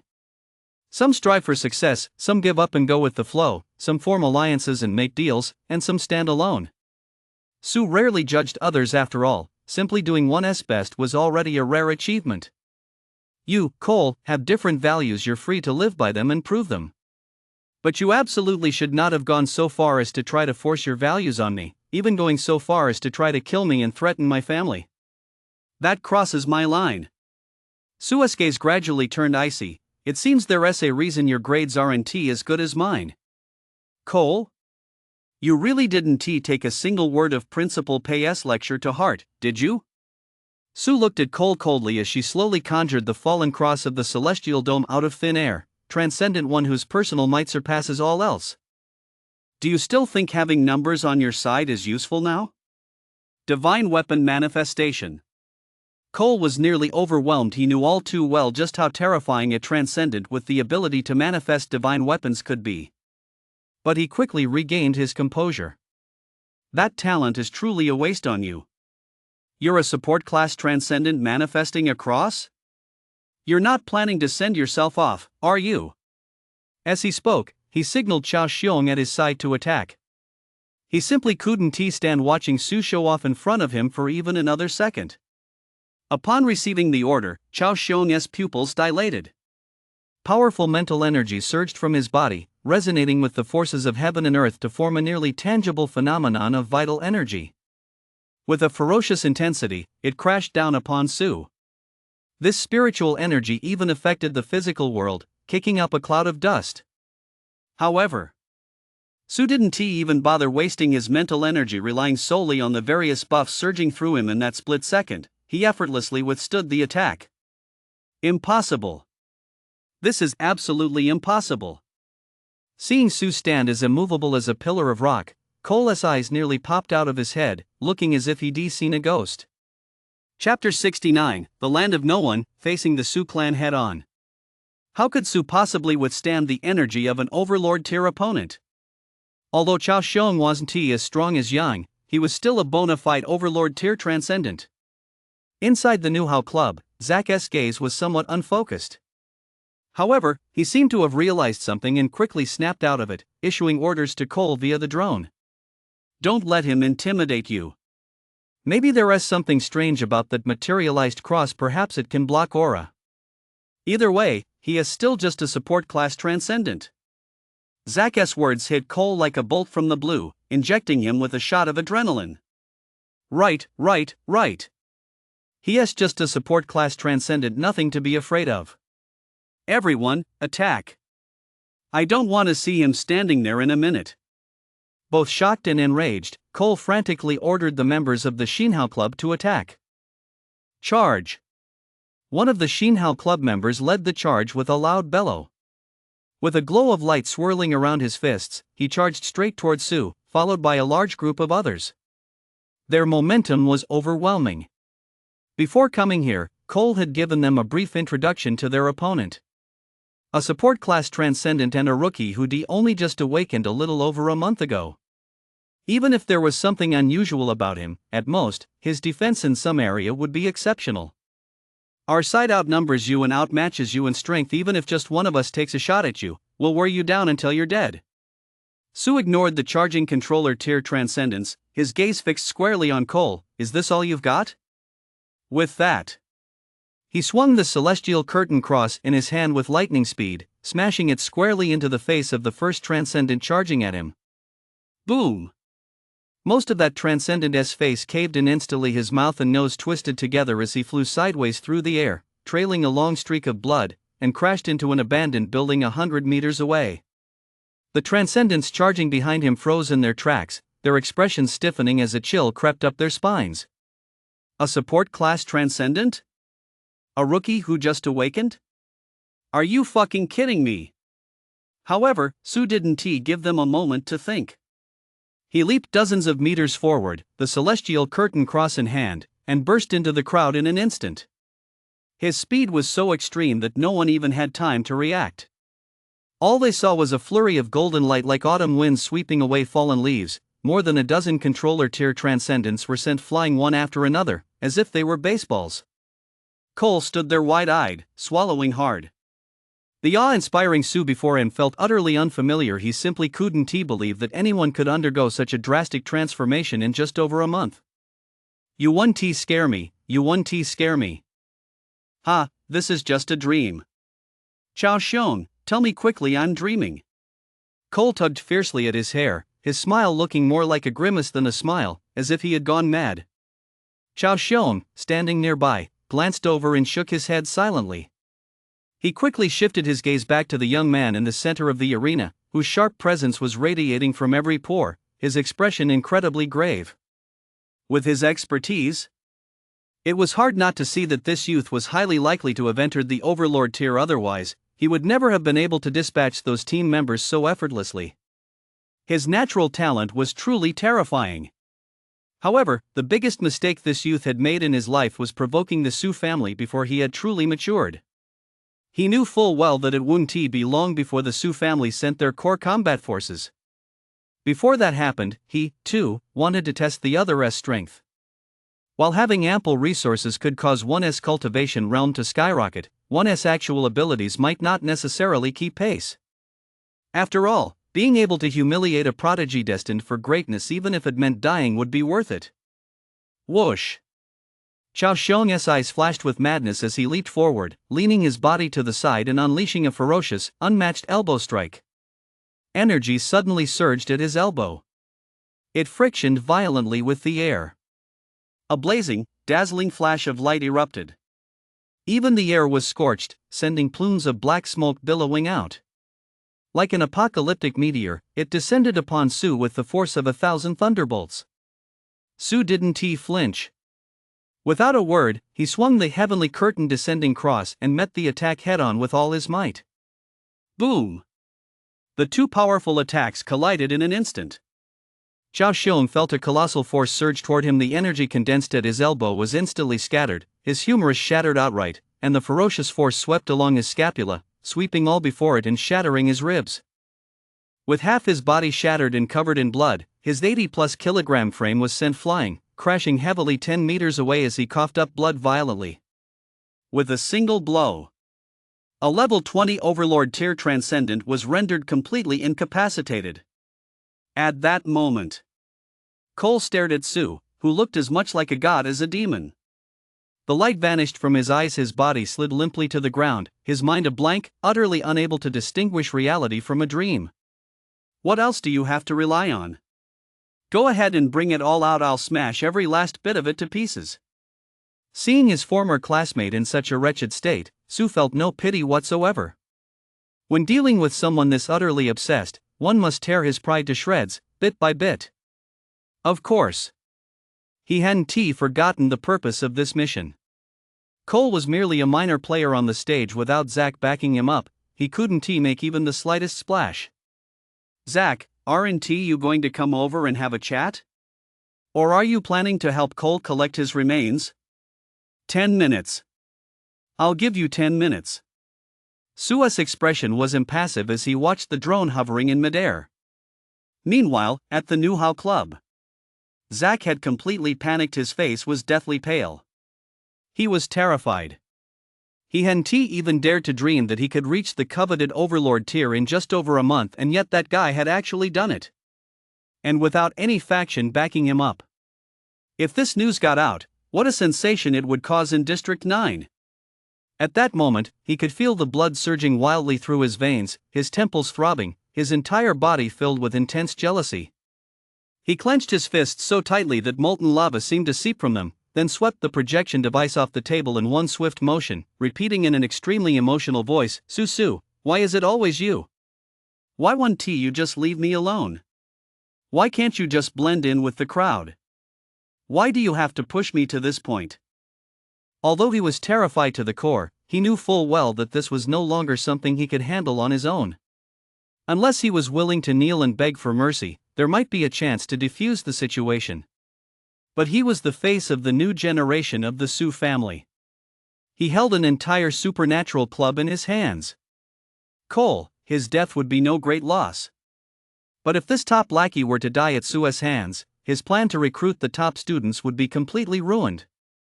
No way. He was at the peak of his powers. He wouldn't accept this.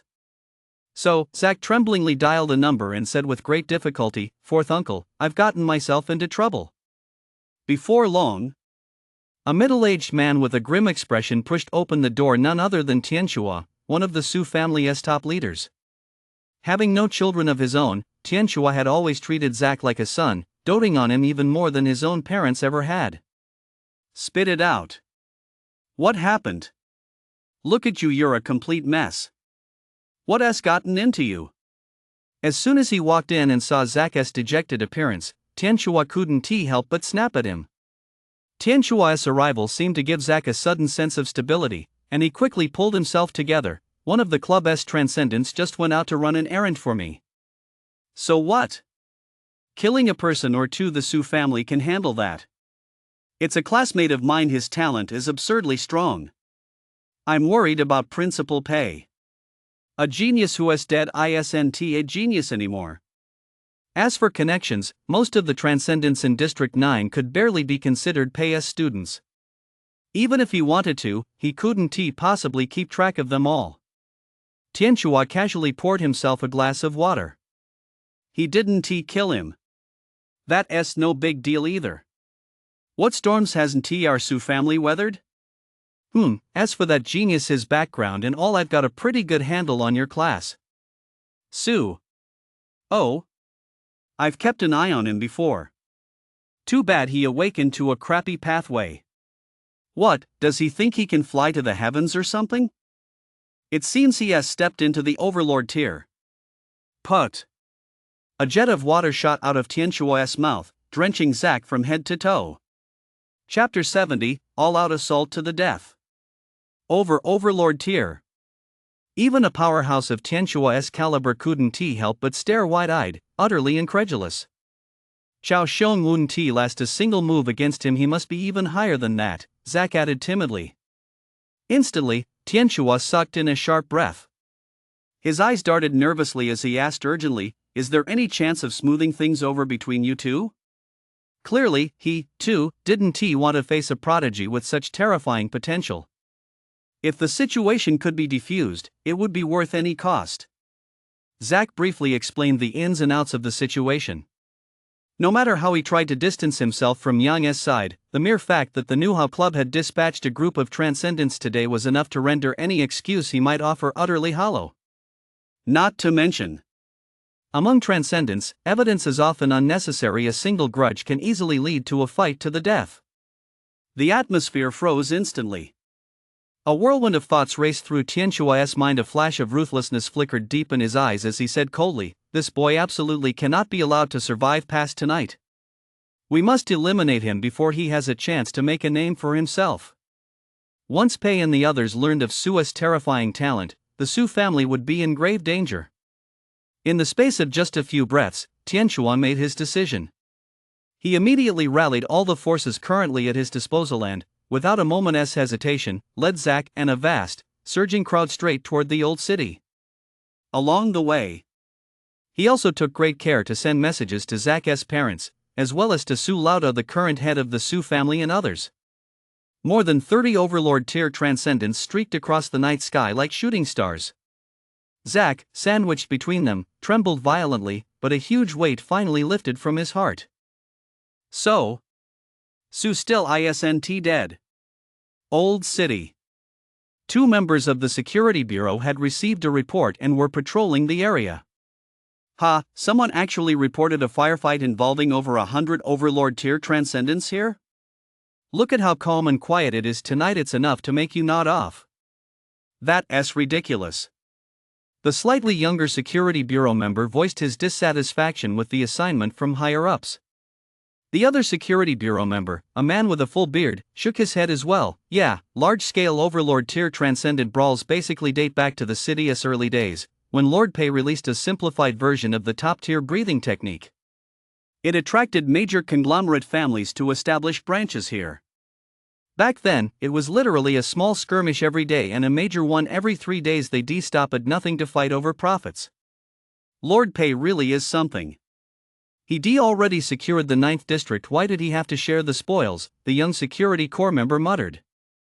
Immediately, the bearded man delivered a sharp blow to the back of his head. How dare you question Lord Pei's intentions? I was just thinking isn't aloud. Back then, District 9 was in the midst of a massive revival. Without those major conglomerates moving in, it would have been incredibly difficult to reach the scale we have today. Well, some of the old families aren't exactly playing by the rules. Look at the Su family, they've been steadily encroaching on the dire beasts market lately. They might be trying to monopolize the entire transportation and sales of dire beasts meat in District 9. The man with the bushy beard glared at him. That's not our concern. As long as Lord Pei is here, they'll never be able to stir up any trouble. Just as the two were discussing the situation, several sharp whistling sounds pierced the night sky. That the two exchanged glances, seeing terror in each other's eyes, then quickly took cover. My God! Only Overlord tier transcendents are capable of gliding through the air like that. Doesn't that mean the swarm that just flew past was made up entirely of Overlord tier transcendents? Could it be that everything in that emergency call was true? A chill ran down their spines. With so many Overlord tier transcendents mobilized, something major was clearly about to happen, an incident so significant that only a transcendent at the level of a Security Bureau captain, and even then with sufficient numbers, could bring the situation under control. So, they hurriedly pulled out their communicators and reported the situation. Soon after, Wu Feng, who was not far from there and served as a squad leader in the Security Bureau, was the first to receive the reinforcement order. All team members, head to the old city immediately. Wu Feng roared, leaping to his feet and dashing toward the old city at the forefront. He couldn't help but be furious. As the various systems in District 9 had become increasingly refined, the major conglomerates in the city had tacitly reined in their henchmen. Even when conflicts arose, they were limited to small-scale skirmishes. If what the support order stated was true, and a firefight involving over 100 Overlord tier transcendents were to break out, it would undoubtedly pose a massive threat to the future stability of District 9. For this reason, he couldn't even wait for the other squad leaders to catch up. He raced ahead to the old city on his own. Wu Feng's eyes blazed with fury as he pushed his speed to the absolute limit, even going so far as to shatter the corners of buildings to gain momentum from the recoil. He would not allow the fuse that could shatter the stability of Sector 9 to be lit right before his eyes. At that moment, in an open square in the old city, Su planted one foot on Cole's chest and asked coldly, "Are you saying that you were the one pulling the strings behind the scenes all along, and that Zach had nothing to do with it?" That's right. Cole had finally come to his senses.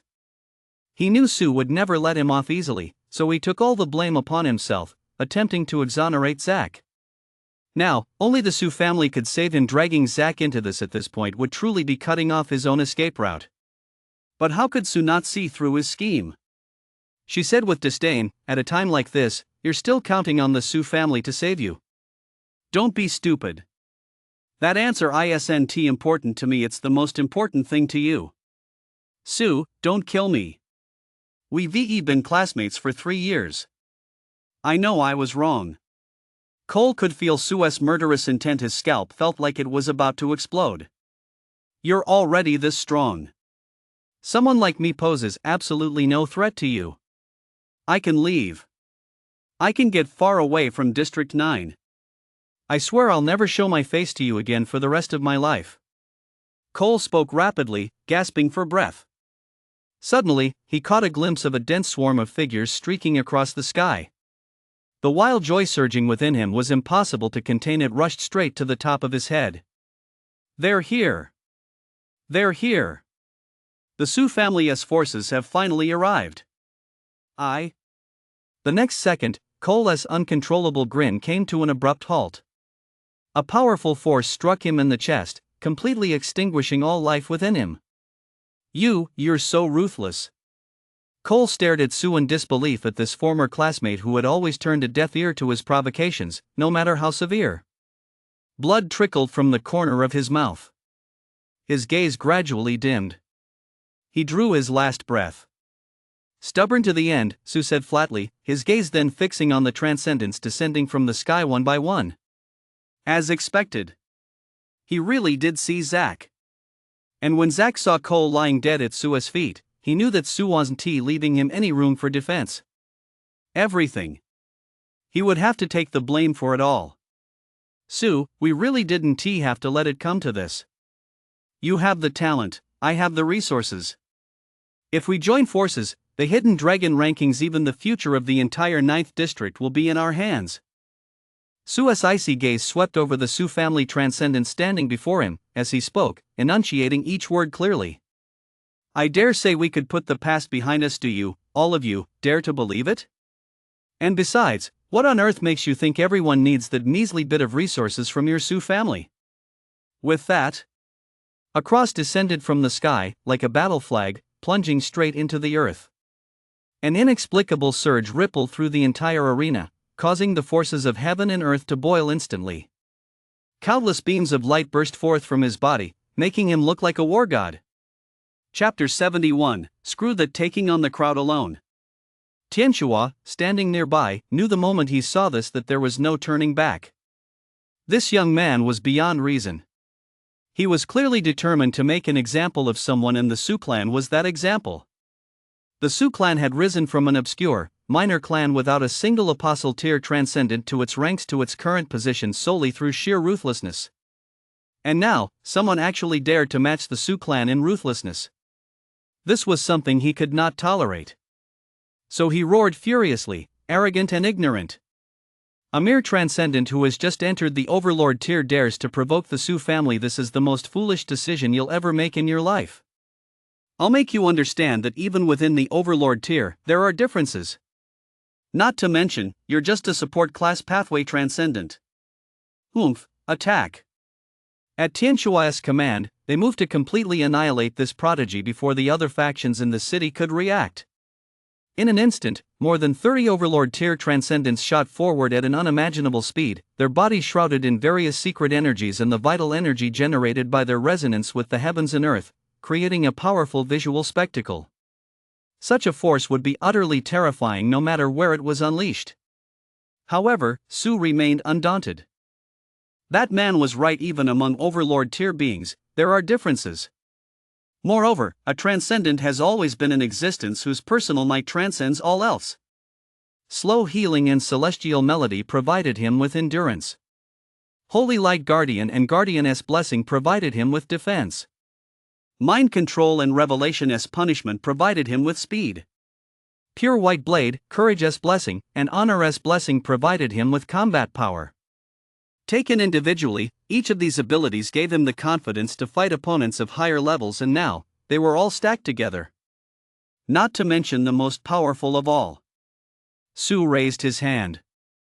High in the sky, a blinding golden beam tore through the air. A massive golden hammer, radiating terrifying power, seemed to slice through space and time, instantly piercing the atmosphere and crashing down with overwhelming force. Boom! The hammer of divine punishment landed before Sue. In an instant, the heavens and earth were transformed and unparalleled might erupted, violently flinging the charging overlord tier transcendence backward before continuing to radiate outward. The earth trembled violently, emitting a rumbling roar as countless earth spikes were forcibly forced out of the ground. Debris and weeds were swept away, towering trees were bent under the pressure, and the empty, abandoned building creaked and groaned, creating the illusion of the heavens collapsing and the earth splitting apart as if the end of the world had arrived. Even Wu Feng, who was rushing toward the scene from over 100 li away, could clearly feel the shockwave sweeping toward him. Has the battle escalated to this level? Wu Feng's eyes were filled with sheer horror. Especially Zack, who was right in the thick of it. Even with Tianquo's protection, the shockwave still crashed into him like a raging storm and a tsunami. His mind went blank, his mouth hanging wide open, as if no words could possibly describe what he was witnessing. Was this divine retribution? Even Tianquo, a level 28 overlord tier warrior, couldn't help but turn pale in the face of this power, his eyes wide with shock, manifestation of two divine weapons. No, this divine weapon is even more terrifying. But as a support class transcendent, manifesting a cross would make sense, but what's the point of manifesting a hammer this huge? Are you trying to crush herbs? The overlord tier transcendents who had been blasted away narrowed their eyes. Divine weapons manifested from the mysterious pathway usually possess mystical powers beyond the realm of common sense, and cannot be used by anyone other than the summoner. In any case, when facing a transcendent who has materialized a divine weapon, the priority is always to separate the two. Prevent the summoner from having the chance to use the divine weapon. Boom! Several overlord tier transcendents, around level 25 or 26, unleashed a burst of power from their feet, sending out ripples as they charged at top speed. Their target was none other than that strange golden hammer. Su paid no mind whatsoever. He raised his right hand slightly, and the hammer of divine punishment flew into his hand as if it were alive. The moment he gripped the dazzling golden hammer of divine punishment with both hands, the electric sparks hovering around it spread along his arms and throughout his entire body. As they flickered on and off, an immense surge of power suddenly welled up within him. The hammer of divine punishment imbued with a trace of divine might. Su murmured. He had experienced the comprehension and control of a true god. But he had yet to test other forms of true god-level power. Less than 2 meters away from Su, an overlord tier transcendent moved with blinding speed. All the energy within him erupted instantly, and a great broadsword, surging with golden light like raging flames, swung down toward Su's wrist. However, Su was even faster. As he twisted his body to the side, he swung the hammer of divine punishment. It trailed a long, golden streak. Thwack! The overlord tier transcendent's head exploded like a watermelon, showering the area with a rain of blood. The scene was utterly horrifying. The overlord tier transcendent closest to the action was so terrified that his whole body trembled, and he slammed on the brakes. But he no longer had a chance to escape. Because in the very instant he hesitated, Su swung the hammer of divine punishment once more, bringing it down from above toward the man's head. Boom! The overlord tier transcendent's head vanished, crushed into his chest by the supreme power. The unstoppable momentum continued to compress him until he was reduced to a height of 1 chi. The impact carved a deep crater 5 or 6 meters in diameter into the ground, black and bottomless, as if the earth itself had been pierced through. This sight caused everyone present to scramble backward, putting distance between themselves and the scene, and they all sucked in a sharp, cold breath. Holy shit! Who told me this was a support class pathway transcendent? And who the hell told me this was a support class pathway transcendent who just entered the overlord tier? One blow took out a level 25 or 26 overlord tier transcendent. And such a gruesome death at that. This is no fucking joke. Zack, watching the battle from afar, was so terrified his legs were shaking. He thought that advancing to a level 15 controller tier in just over a month thanks to his family's secret techniques and resources was already incredibly terrifying. Yet here was a former classmate, slaughtering level 25 overlord tier transcendents as if they were chicks. Tianquo's scalp was also tingling. He never imagined this scenario would unfold, and he couldn't help but feel a sense of helplessness as if all his years of arduous cultivation had gone to waste. But he knew he couldn't show any weakness, otherwise, the battle would be in grave danger. He hadn't lost yet. Before leaving, he already sent a message to his older brother. Although his brother's arrival would draw a lot of attention, the core transcendents under his command should be on their way. The Su family had been in business for many years. They would never be brought down by a newcomer who had only been awakened for a little over a month. There is something strange about that hammer in his hand. Keep your distance and wear him down. Tianchua's face turned ashen. After a furious shout, he held out his right hand, where blood-red secret energy was brewing and dripping continuously. The next second, he suddenly flipped his palm and slammed it down onto the ground. Dozens of dark red blood snakes intertwined and swelled, resembling a blood-red torrent. They surged toward Su at breakneck speed, relentlessly slicing through the ground and creating a piercing screech as they tore through the air. Su's gaze was fierce. He didn't flinch. He swung the hammer of divine punishment and struck directly at them. Boom! The hammer of divine punishment struck with the force of 1,000 June, colliding violently with the dozens of dark red blood serpents and instantly shattering the mass of energy serpents into a spray of blood. The other transcendents, seeing Tianchua's move, instantly grasped his intent. Some fired 7 or 8 ice blades in rapid succession, slicing through the air like celestial blades. Others shot terrifying beams of energy from their eyes, carrying waves capable of obliterating all things. There was even an Overlord tier transcendent moving with eerie speed, circling Su from a distance, leaving a thin, cold glowing trail wherever he passed, as if intent on trapping Su in place. Yet Su's golden body shone brilliantly as he swung the hammer of divine punishment, smashing wildly at the dense barrage of attacks hurtling toward him. Boom! Boom! Boom! The entirely golden hammer of divine punishment was utterly terrifying. With every swing, it shattered vast swaths of the oncoming energy, sending it splattering in all directions. For a moment, even the night sky was illuminated, one blow after another. Chapter 72, The Hammer of Divine Punishment. District 9 is about to explode. The night was as still as water, half shrouded by thin clouds. In the square of the old city, flames shot skyward, the noise deafening, as various forms of arcane energy intertwined, surging like a raging ocean of power. Tianchua channeled all his energy, condensing a blood-red vortex 10 meters in diameter behind him, within which countless blood-red pythons seemed to writhe. Then they shot out one after another. The sight was utterly terrifying. The other Overlord tier transcendents were also unleashing every long-range attack at their disposal, determined to wear Su down until he could no longer sustain the manifestation of his divine weapon. That golden warhammer was truly terrifying. Everything it struck was reduced to dust. As long as that divine weapon remained in Su's hands for even a single second, they dared not approach him by even a fraction. Su, however, was completely unfazed. With 2 recovery abilities, slow healing and the sound of heaven, he had no fear of exhaustion. Not to mention the Pearl of Apocalypse and the Fountain of Life, 2 abilities he hadn't even used yet, which also possessed terrifying restorative effects. Su almost laughed at this strategy of wearing each other down. Are you 30-odd Overlord tier beings going to wear me down? Or perhaps, I'll wear all of you down by myself. Although that was what he was thinking, Su's actions were anything but passive. He locked onto Zak's position and closed in with unbridled ferocity. To capture the enemy, first capture the king. Su wasn't here to spar with them. He intended to strike fear into the Su family once and for all.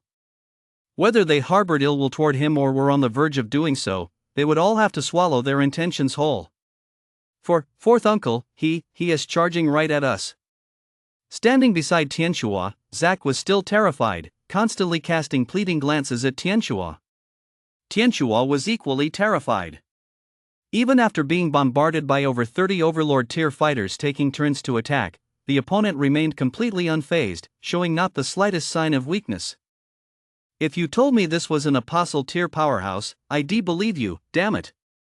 Watching the opponent charge relentlessly toward them, Tianchua was deeply wary of the golden warhammer in Su's hand. He grabbed his nephew's shoulder and quickly changed their position. As they moved, he ordered one of his nearby subordinates, "Stop him."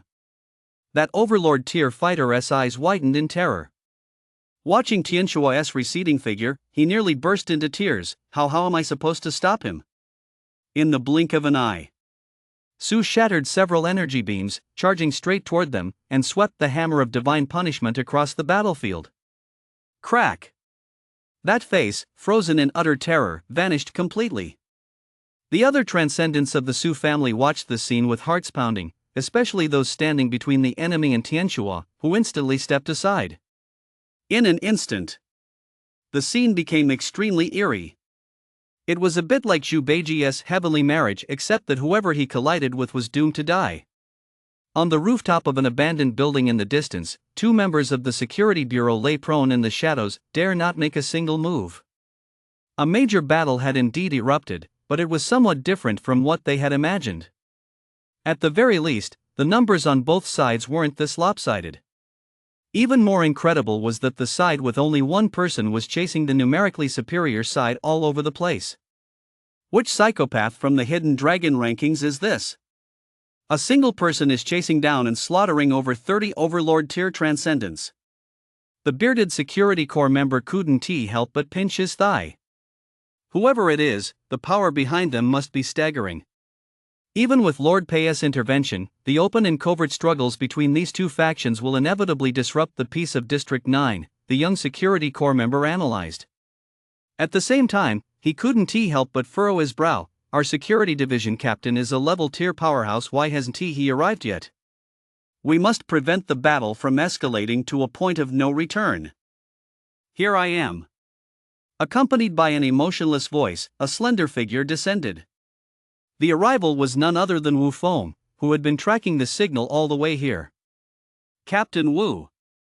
The two security division members, seeing him, immediately felt as though they found their anchor. They sprang to their feet and saluted.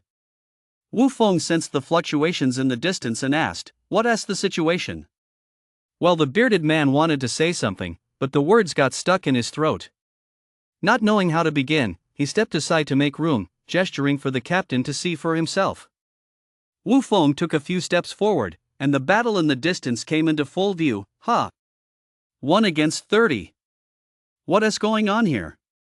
He had originally expected a massive free-for-all to break out here, but he never in his wildest dreams imagined it would be a scenario like the one before him, a single person taking on over 30 overlord tier opponents.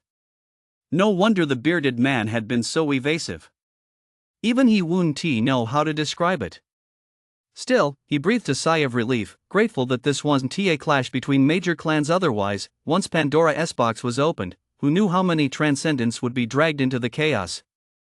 Tianxua, it's actually someone from the Su family. Just as I thought. I've suspected they were up to no good for a while now. Wu Feng's face turned ashen the moment he recognized Tianxua. Soon, his gaze was drawn to the golden-robed youth in the center of the battlefield. When he got a clear look at the youth's face, his heart lurched violently. He could no longer maintain the cold expression on his face. What the hell did I just see? Holy shit, is that Su? The newcomer, suspected to be controller tier, the one who saved the Su family's heiress from the Dominator Dragon over a month ago, is now chasing down a whole group of overlord tier transcendents from the Su family with a hammer. This is fucking unreal, Wu Feng cursed wildly in his mind, as if only profanity could express the sheer disbelief he felt.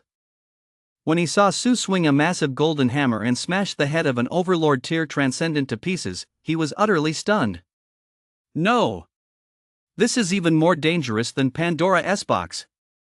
Wu Feng instantly realized that if anything were to happen to this super-level genius who had reached the overlord tier in such a short time and was a key figure with deep ties to Lord Pei, Lord Pei's wrath would likely plunge the 9th district into a bloodbath.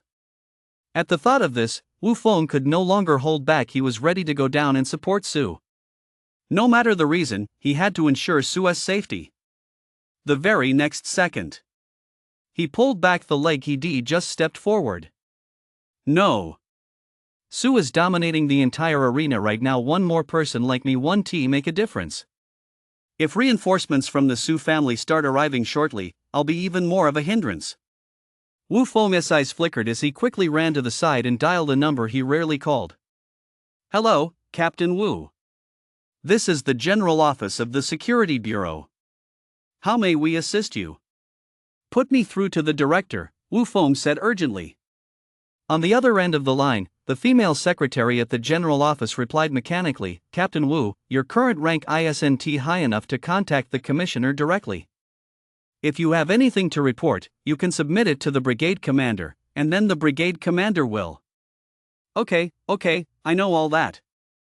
I need to activate an S-level alert right now, so I need to speak directly with the commissioner. Wu Feng continued patiently, though if he hadn't known this woman treated everyone with the same formulaic attitude, he would have lost his temper and stormed over. An S-level alert. The woman's voice on the other end finally showed a hint of emotion. Then she quickly confirmed, Captain Wu, are you sure? Falsely reporting military intelligence will be extremely detrimental to your future level evaluation. Yes. I'm certain. I'm absolutely certain. If you don't connect me to His Excellency the Director right now, District 9 is going to blow up tomorrow. Chapter 73, 2 phone calls, my beloved students. What do you mean, His Excellency the Director? What do you mean, District 9 is going to blow up tomorrow? No, I never said that. Stop making things up, you're talking nonsense. The other 2 security bureau members on the rooftop turned pale upon hearing Wu Feng's furious outburst.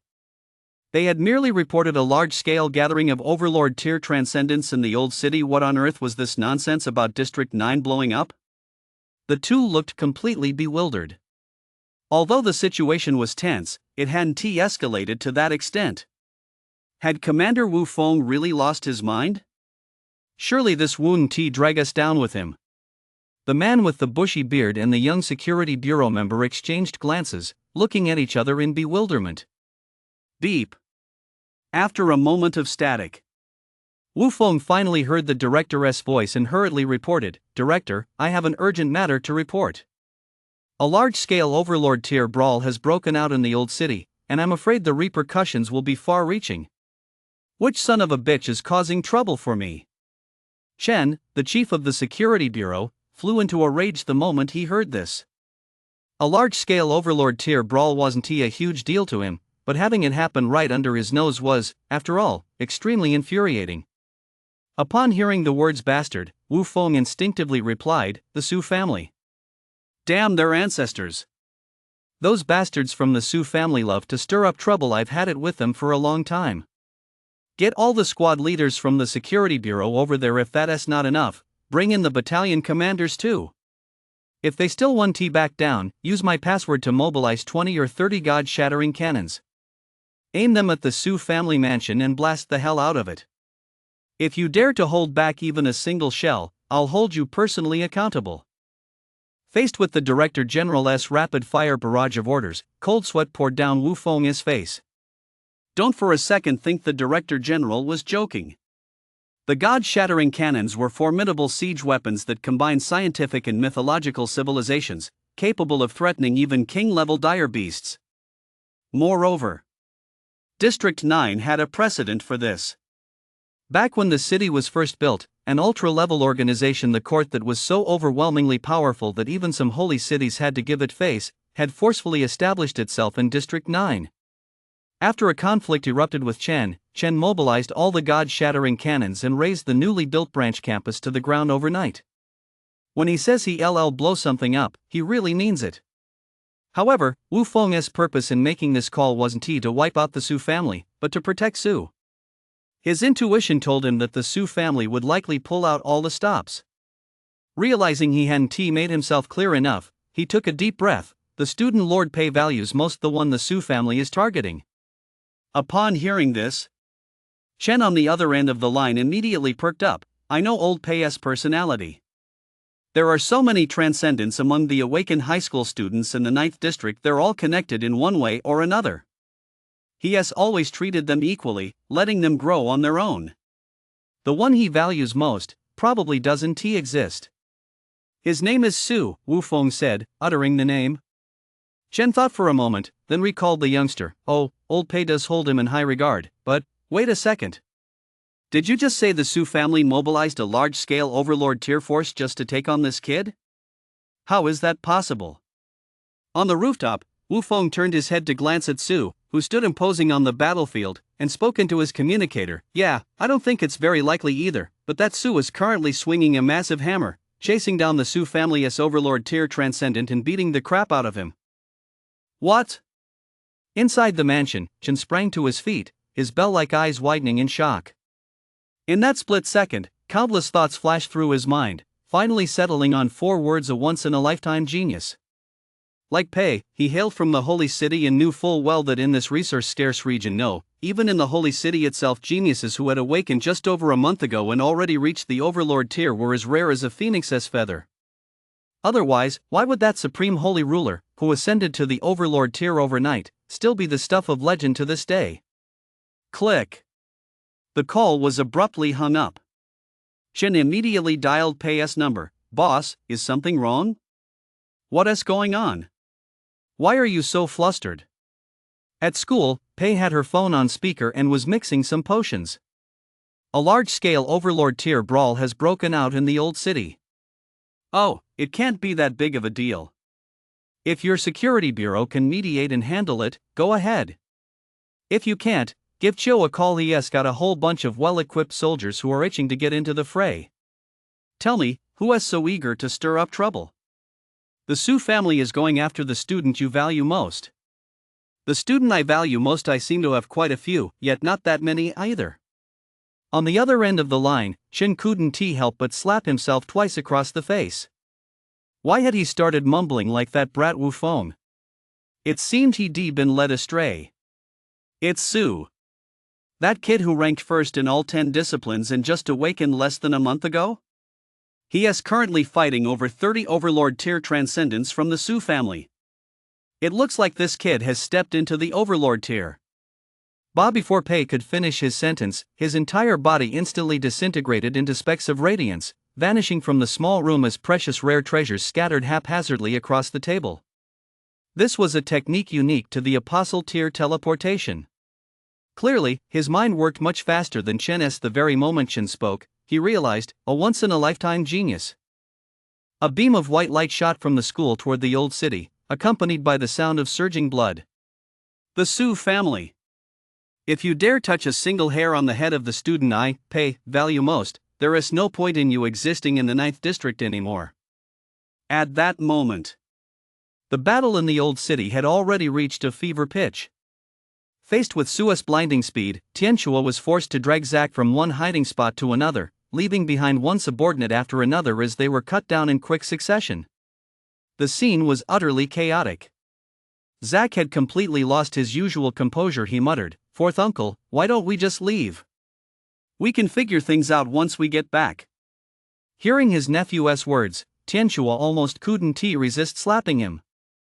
At this critical juncture, if they didn't leave Su in the old city for good, would the Su family even have a future?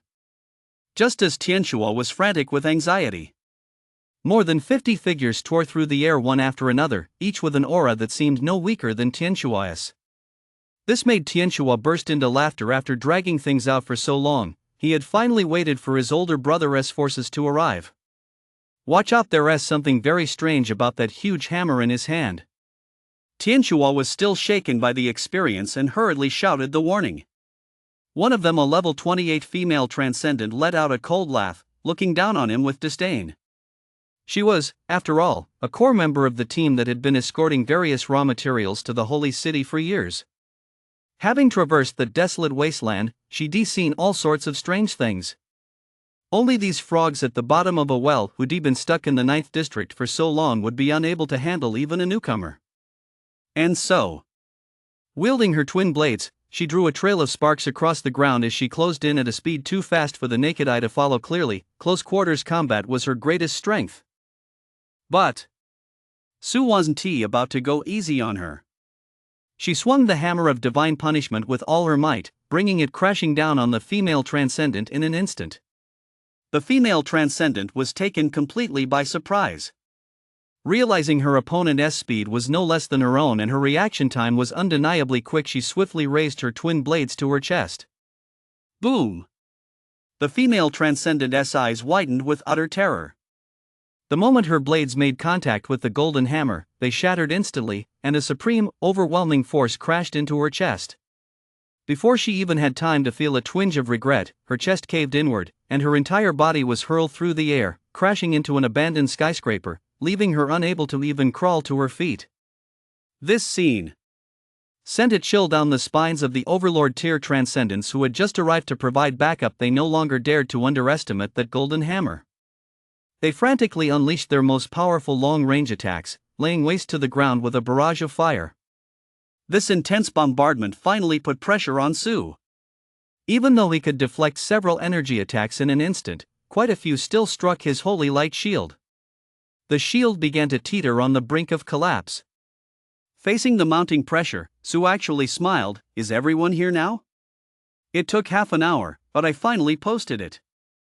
Chapter 74, Full Combat Power, A Night of Chaos.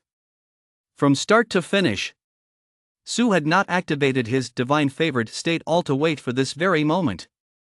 Once the Su family's top experts were gathered, he would activate divine favored, unleash the apocalypse orb, and reap a wave of victims.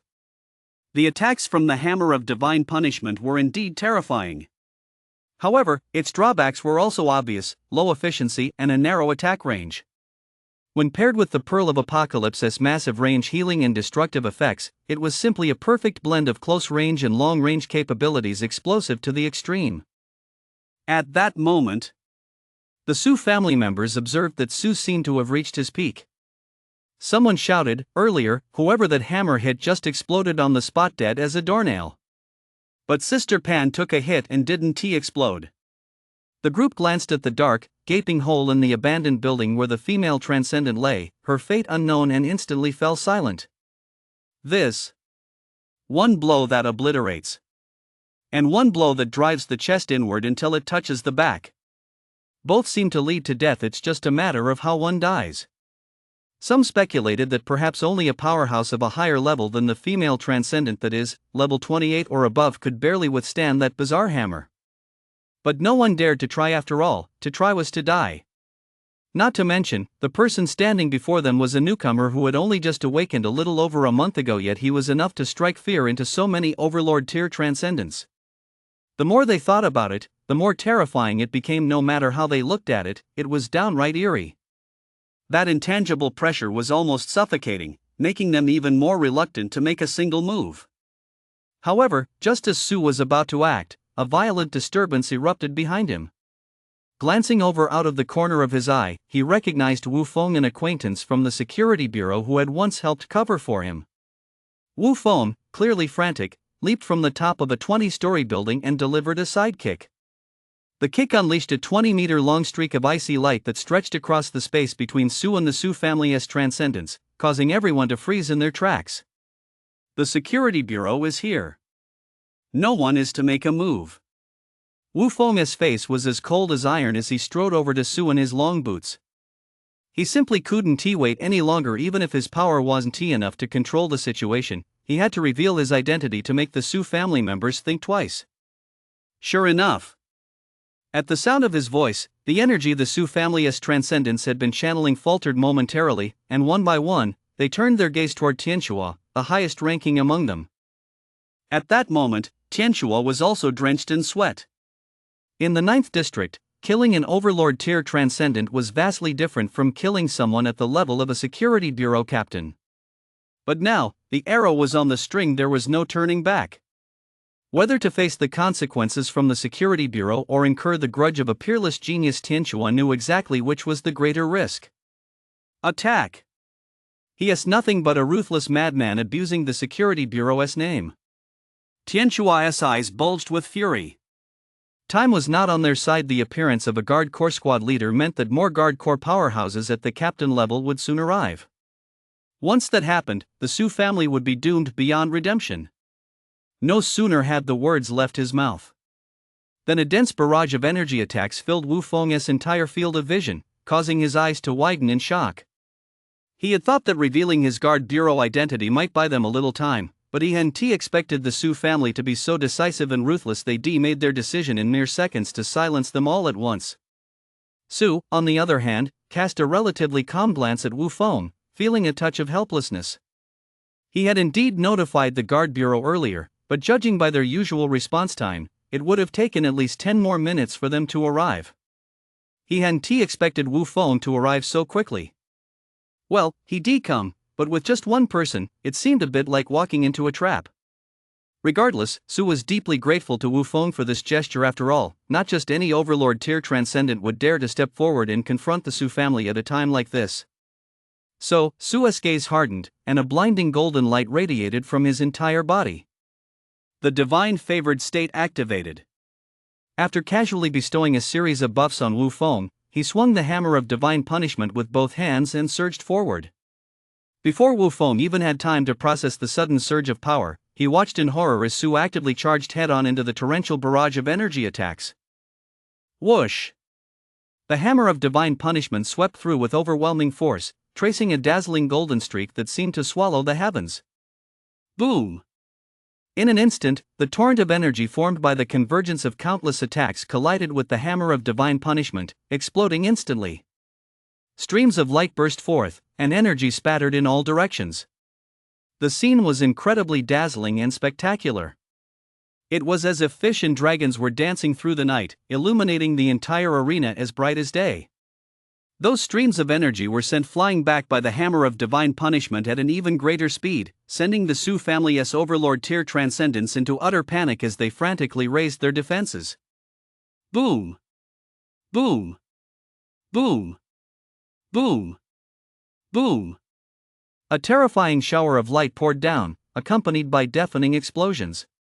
The earth shook violently, boulders flew everywhere, and the abandoned buildings behind him collapsed one after another. The sight was enough to send a chill down anyone's spine. What the hell kind of monster is this? To single-handedly withstand the attacks of so many overlord tier transcendents, each of whom was an incredibly powerful overlord tier transcendent, not some common commodity, let alone mere ants. That bone-deep sense of helplessness instantly consumed every fiber of their being. Even Wu Feng was left frozen in shock. Who am I? Where am I? What am I doing? At that moment, Su finally fully experienced the combat power born from the fusion of true god-level control and a sliver of true god-level power, a might so overwhelming it nearly swept him away. Holy light surged through his entire body, bursting forth in a blinding golden glow. The apocalyptic one. One who receives divine revelation. By heaven, he did not mean the Tao of heaven, but the entire Arad universe. In an instant, a vast, boundless phantom of the world faintly materialized behind Su, within which towering figures seemed to open their eyes at that very moment. Aura. It soared to its absolute peak in an instant. Everyone present suddenly felt as if they couldn't catch their breath, suffering extreme discomfort. Just then, a sigh suddenly rang out. It seemed to carry a hint of regret, yet also a touch of resignation. Su immediately felt an indescribable chill run down his spine, all the way to the back of his head. In fact, everyone present felt a sense of dread that made their hair stand on end. Su stood motionless, instantly mobilizing and radiating all his spiritual awareness and mental energy. Soon, he detected it. In the distance, from the shadows of an abandoned building, a crimson knight's lance suddenly thrust forward. Fast. Extremely fast. It even outpaced the speed of sound, piercing toward Su in complete silence. The moment the wielder of the knight's lance revealed an aged face, with crimson flames burning in the wrinkles of his skin, Tian Shuai's heart swelled with overwhelming joy, and he couldn't help but cry out, "Big brother!" It was none other than the current head of the Su family, Tianxi. A level 29 overlord tier transcendent rumored to be just one step away from entering the apostle tier. Su had looked up this man's information earlier and knew he was the Su family's strongest fighter. He'd assumed that, with all his buffs, he'd at least stand a chance against him. But now, his body was sending him a signal to run. Was the gap really that wide? He could hold his own against a level 27 or 28 overlord tier opponent, yet a mere 1 or 2 levels difference, and without even having broken through to the next major realm, posed such a massive threat to him. This was something Su hadn't anticipated. But what surprised him even more was that, given the Security Bureau's tight control over District 9, they hadn't restricted such a figure, allowing him to strike so easily within the city. His rational mind told him he'd be better off running. Yet, he wanted to test his limits. Because he still had the divine skill fountain of life to reboot himself. Even if he lost in this confrontation, he would ensure that the entire Su family, even in their dreams, would be haunted by the most terrifying nightmares. Su let out a low growl, swinging the hammer of divine punishment while preparing to cast the fountain of life buff on himself. "Have you had enough of this?" A voice, cold to the very core, rang out abruptly. The movements of everyone present froze simultaneously. Wind. Energy. The hammer of divine punishment. The Crimson Knight's lance. It was as if everything in the world had come to a standstill. Chapter 75, sorry, but his smile is just too disgusting. Within this frozen scene, tiny specks of light suddenly appeared, then coalesced into a figure as solid as iron. He turned his body and cast a mere glance at the motionless Tianxi. The crimson glowing Knight's lance instantly crumbled to dust. This was Pei, the invincible powerhouse who single-handedly saved the 9th district. Time stands still. Su was utterly horrified. Though his body was frozen, his mind was still racing. Ever since he'd been transported to this world, he'd essentially grown up hearing stories of old Principal Pei, so he naturally had a deep understanding of his power. But he never would have imagined that old Principal Pei actually wielded time-based abilities. That's insane. However, Su realized that although his body appeared motionless, it was actually moving at an imperceptibly slow speed. Could the divine favored status really be that absurd? Whoa. Looks like I'm pretty insane too. Well, then, that is fine. Su stopped that subtle movement with great satisfaction. After all, there was a gap of over a dozen minor levels and one major level between him and Principal Pei. This scene was naturally noticed by Pei. He shifted his stance ever so slightly, gave a soft snort, and everyone resumed their movements. Lord Pei, Tianxi, the head of the Su family, moved his lips a few times but couldn't force a single word out. Feeling a pang of bitterness, he bowed helplessly. To avoid detection by the security bureau, he'd been extremely careful to bypass their spies and had rushed here at full speed. He never expected that at the very last moment, he'd still fall short by just that much. The rest of the Su family members also knelt one after another, their faces ashen, as if they had lost their own parents. At that moment, they realized that the Su family seemed to be doomed. This was especially true for Zach, a student at District 9 High School, who was one of the Su family members who had the most contact with Principal Pei. In his memory, Principal Pei had always been a stern, unsmiling, and frail old man. Although legends about Principal Pei were rife, that was all in the past. What's more, it was a well-kept secret among many prominent families that Principal Pei had sustained irreparable injuries in the final battle, and his cultivation level had been steadily declining ever since. Add to that the Su family's rapid rise. Even without an apostle tier transcendent, they were still able to monopolize the entire supply chain for dire beast meat. All these factors combined had led him to the illusion that the Su family could stand up to an apostle tier. Only now did he realize just how ridiculous it had been to plot with Cole about how to recruit classmates and develop the new Hao Club. This was what a true transcendent looked like. With the power of a single man, all rivals bowed their heads. Principal Pei, you're here. Su looked at the throng of Su family members kneeling on the ground, feeling somewhat awkward, and could only steel himself to greet them first. According to his original plan. By informing the security bureau in advance, he expected, at most, the bureau's various squad leaders to show up. After all, a conflict between overlord tier figures didn't require the intervention of such a titan.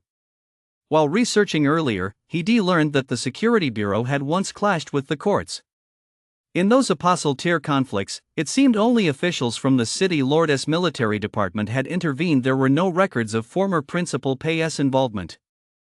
Pei's gaze flickered as he looked at Su, his expression unreadable. I'm very happy to see you've grown to this level, but I don't particularly like that I wasn't the first person you turned to when trouble arose. Is it because you think I stop you? Or because you think I no longer have the strength to discipline certain people? As he uttered the last sentence, Pei cast a sidelong glance toward Tianxi. This instantly made Tianxi's hair stand on end and broke him out in a cold sweat, as if countless celestial blades were hovering over him, ready to strike at any moment. He already knew the situation was irreversible. Now he could only wait quietly for Pei's judgment. As for Su, having his true intentions laid bare by Pei, his expression froze for a moment before quickly relaxing. "Principal, I just didn't think the Su family was worth your trouble." What he said was true. But coming from the mouth of a newcomer who had only recently awakened, the words left a bitter taste in Tianxi's mouth no matter how he heard them. He desperately wanted to unleash a torrent of abuse, to teach this young upstart who had no idea how high the sky was a lesson about the Su family's true depth of power, and why a clan without a single apostle tier transcendent at its helm could carve out such a massive chunk of territory in the 9th district. But perhaps this was for the best. These reckless, clueless hotheads are the easiest to deal with. That's right. While everyone else believed the Su family was on the brink of disaster, Tianxi still felt there was room for maneuver. From his position, he could see the bigger picture. Pei might be domineering, but he wasn't a brainless brute like Chen. Having managed the 9th district for so long and finally developed it to this point, if they were to strike at the Su family without a solid reason, the other conglomerates would all start fearing for their own survival. If handled poorly, these conglomerates would return to their main families, and the 9th district's strength would be cut by more than half. Indeed. Tianxi had guessed one thing correctly: Pei had no immediate plans to deal with the Su family. But it wasn't because he was worried about the other conglomerates pulling out. Right now, in his mind, even if all the families in the 9th district were combined, they wouldn't be half as important as Su. The power of an individual transcends all else. This expectation is very likely to be realized in Su. After all, Su has reached this point in such a short time without any outside help. It won't be long before he becomes a calamity tier powerhouse capable of single-handedly holding a city, and that's no longer a pipe dream. The reason for keeping the Su family around is to use them as a testing ground for Su. Based on Pei's past understanding of his student, Su was not the kind of reckless hothead like Chen who acted without regard for the consequences, seeking only momentary gratification. Since Su dared to clash with the Su family at this juncture, it proved that his student was confident in his ability to handle them, so Pei would simply wait and see. As for the Su clan's resources, Pei believed he could handle them. Besides, it remained to be seen whether the Su clan could even freely command those resources. Just as everyone was lost in their own thoughts, a streak of fire plummeted from the sky. "Who dares to cause trouble right under my, Chen's, nose? They clearly don't hold me, Chen, in any regard." Accompanied by a thunderous roar, a massive figure landed with a forceful thud. Boom! Dust swirled into the air. A powerful shockwave erupted and, under deliberate control, swept across the Su family members kneeling on the ground. As expected, the Su family members were all sent flying in all directions, crashing heavily to the ground, blood spurting from their mouths and noses. They couldn't even withstand the aftereffects of an apostle tier attack. It would likely take nothing more than a single thought for them all to meet their end right here. At this thought, the Su family members were overcome with terror. After scrambling to their feet, they immediately prostrated themselves once more, their bodies trembling uncontrollably. Standing nearby, Tianxi's eyes bulged with fury, yet he dared not utter a single word of criticism against Chen. After all, it's better to provoke the king of hell than to provoke Chen. That saying holds absolutely no room for doubt. "Lord Pei, Zixing is also your student."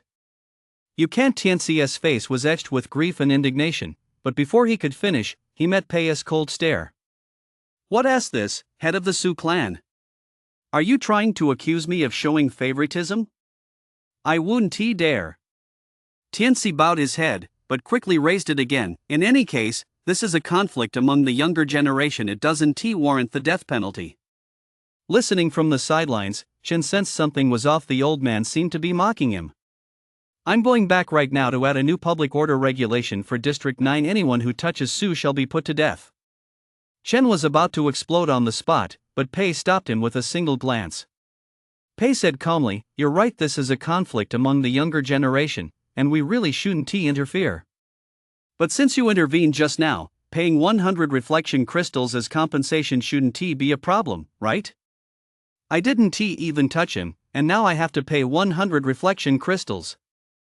Tianxi was furious, But he could tell from Pei's tone that this seemed to be his last lifeline, one he had to grasp at all costs. No problem. In that case, let the two youngsters shake hands and make peace, Pei said. In the distance, Zack, who had been lying on the ground, trembling uncontrollably, heard these words and was instantly overjoyed. He hurriedly got to his feet and stumbled over. Seeing that Su made no move to extend his hand, Zack quickly grabbed Su's right hand with both of his own and forced a grim smile. "Su, I was momentarily blinded by rage. Please be magnanimous." Su frowned. He knew that, given Principal Pei's status, it wouldn't be appropriate for him to intervene personally. But that was fine, he could handle the petty Su family on his own in less than a month. Still, Zack's smile looked more and more repulsive the longer he looked at it. He pulled his hand away in disgust, then delivered a knee strike that sent Zack curling up like a shrimp, as if his very soul had been knocked out of his body. Tianxi's face twitched with fury. "You!" Su shot Tianxi a glance. "Sorry, his smile was just too disgusting, I couldn't help myself. I actually wrote this chapter a long time ago, but I kept tweaking how to handle Pei. It didn't seem quite right to go after the Su family head-on, so in the end, I chose this version where the protagonist spends a couple of days messing with the Su family." Chapter 76, The Su Family's Legacy, Pei's True Intentions. "Alright, if there is nothing else, you can leave.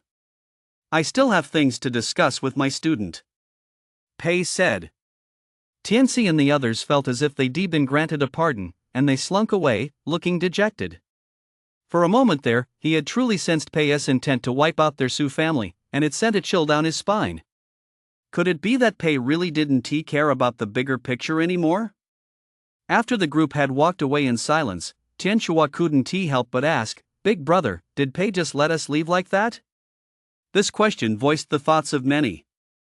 The Overlord tier transcendents aligned with the Su family also wanted to know the reason.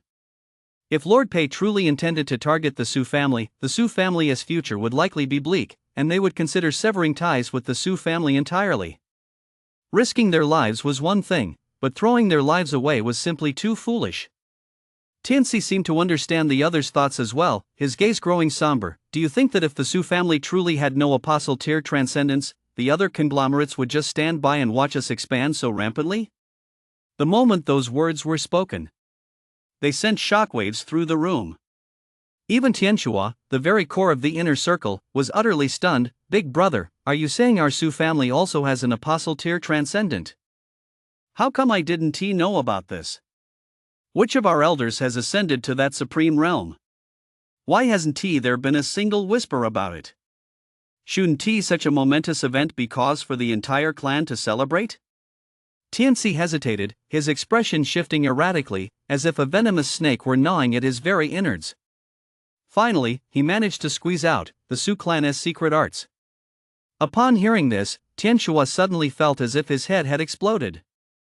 No one knew the origins of the Su family's secret arts better than he did. Xiaofan, their youngest brother, had always been shunned by his brothers because he was born to a maid. Virtually everyone took pleasure in humiliating him.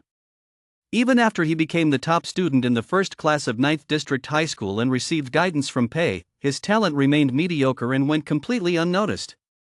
Especially after he awakened a mysterious pathway that used blood as its medium, he became the butt of everyone's jokes, as using his ability even once would leave him bedridden for 10 days to half a month.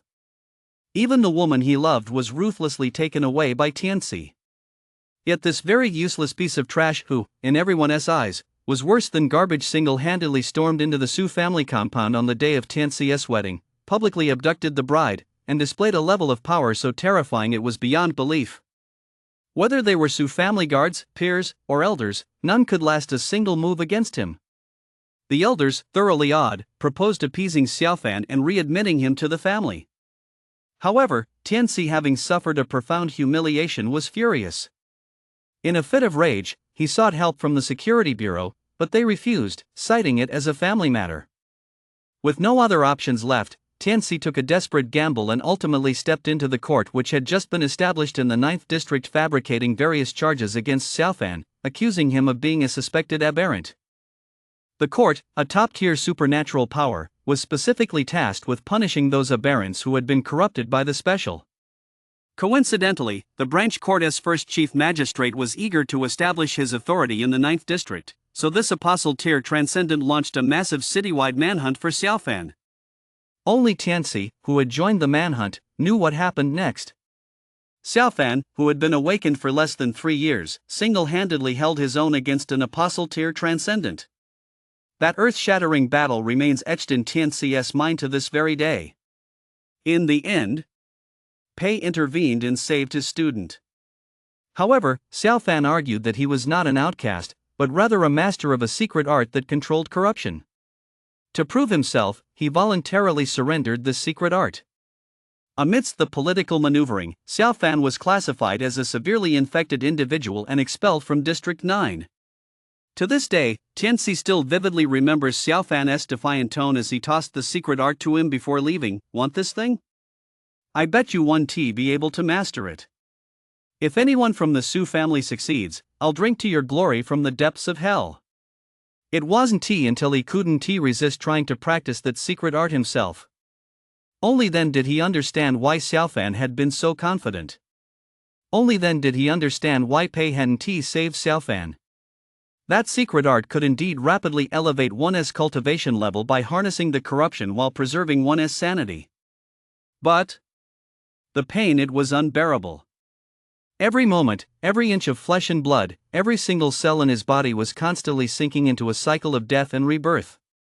Now, the Su family's secret art is merely a modified version, or perhaps it would be more accurate to call it a neutered version. All these years, Xiaofan hadn't gone far. He'd occasionally show himself, as if mocking him for being a clown. Therefore, Xiaofan has also been listed as the eternal rank 0 on the hidden dragon list. This is the true reason why other clans fear the Su family. If that man were still alive today, he would likely have long since entered the apostle tier, and probably rank among the very elite of that tier. Yet no one could fathom why someone who harbored such deep hatred for the Su family had never sought revenge against them all these years. Tianxi had a vague sense that the very reason that person could endure the agony inflicted by the secret arts was precisely because of the Su family's existence. While using the Su family to torment himself, he was also tormenting the Su family. The stronger he became, the more the Su family agonized. In fact, quite a few elders spent their days beating their chests in despair, eventually dying of depression. At that moment, Old City. Chen dismissed Wu Feng and the other security bureau members, then circled Su with a smile, his tone betraying his astonishment. "Tisk, TSK. What a young man. To be able to single-handedly take on so many overlord-tier opponents at this age, that's truly unprecedented. Well done. You've got the same flair I had back in the day." Hearing Chen's praise, Su flashed a rare, somewhat forced smile. "Just so. I still have a long way to go."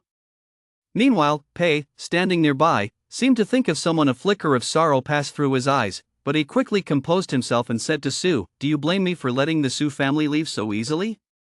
"No." Su quickly shook his head. In his plan to deal with the Su family, he had never included Pei. Tonight's move was merely a warning shot. In a matter of days, he alone would be enough to wipe out the Su family, completely uprooting them entirely, leaving no room for survival. Pei smiled. Letting the Su family go and leaving them for Su to use as a testing ground was only one of his intentions. Furthermore, he had chosen not to reveal Xiaofan's existence. For one thing, the Su family might not be able to sway Xiaofan. For another, he wanted Su to suffer a bit, otherwise, Su would become too reckless. Knowing full well that he had a protector like Pei, Su failed to make good use of him and instead chose to go head-to-head with the Su family. If this continued, Su might very well end up becoming another Chen in the future. Hey, boss, what's with that look? I feel like you're giving me a hard time." Chen noticed Pei looking his way and couldn't help but grumble. Pei ignored the fool and asked Su, "Never mind that. Do you have time to chat with an old man like me?" Su knew that old Principal Pei was just testing him, but he was worried that the Su family might harm his family. When he voiced his concerns, Chen pounded his chest and promised to immediately deploy a dozen or so security division units to provide round-the-clock protection for Su's family. This suggestion, however, earned him a stern glare from Pei. "Do you think everyone is as idle as you are? You go do it yourself." Chen looked at Pei, then at Su. He immediately realized his boss was trying to brush him off, which made him feel a pang of distrust. "Boss, trust me, I'm tight-lipped." Pei shot him a sidelong glance. "I'd rather trust myself to reach the calamity tier tomorrow than trust you." Chapter 77, a late-night conversation between teacher and student, a mysterious gaze. "All right, the bystanders are gone. Now it's time for the two of us to have a chat." After sending Chen away, Pei was thinking about how to teach the student a lesson when it suddenly occurred to him, "Oh, right. Now that you've advanced to the overlord tier, you should probably move your family into the inner city." "Yeah, I'm planning to do that. I'm going to start looking tomorrow." Su had already made plans to purchase a villa with adequate security measures, just in case the Su family launched a counterattack. Although such residential complexes were rare, there were still some available on the market. Due to the unique geographical location of District 9, many Transcendent squads had struck it rich overnight and purchased properties in the inner city. However, just as many were wiped out by dire beasts the very next day, leaving their properties back on the market. Don't waste your time on that. Move into the school grounds. There are still plenty of vacant villas in the faculty housing area, which will make it easier for us to stay in touch, Pei said. All right. Su instantly realized that staying in touch was merely a surface-level excuse. Principal Pei's true intention was to look after his family. If there was one place in District 9 that was the safest, it was undoubtedly right under Principal Pei's watchful eye.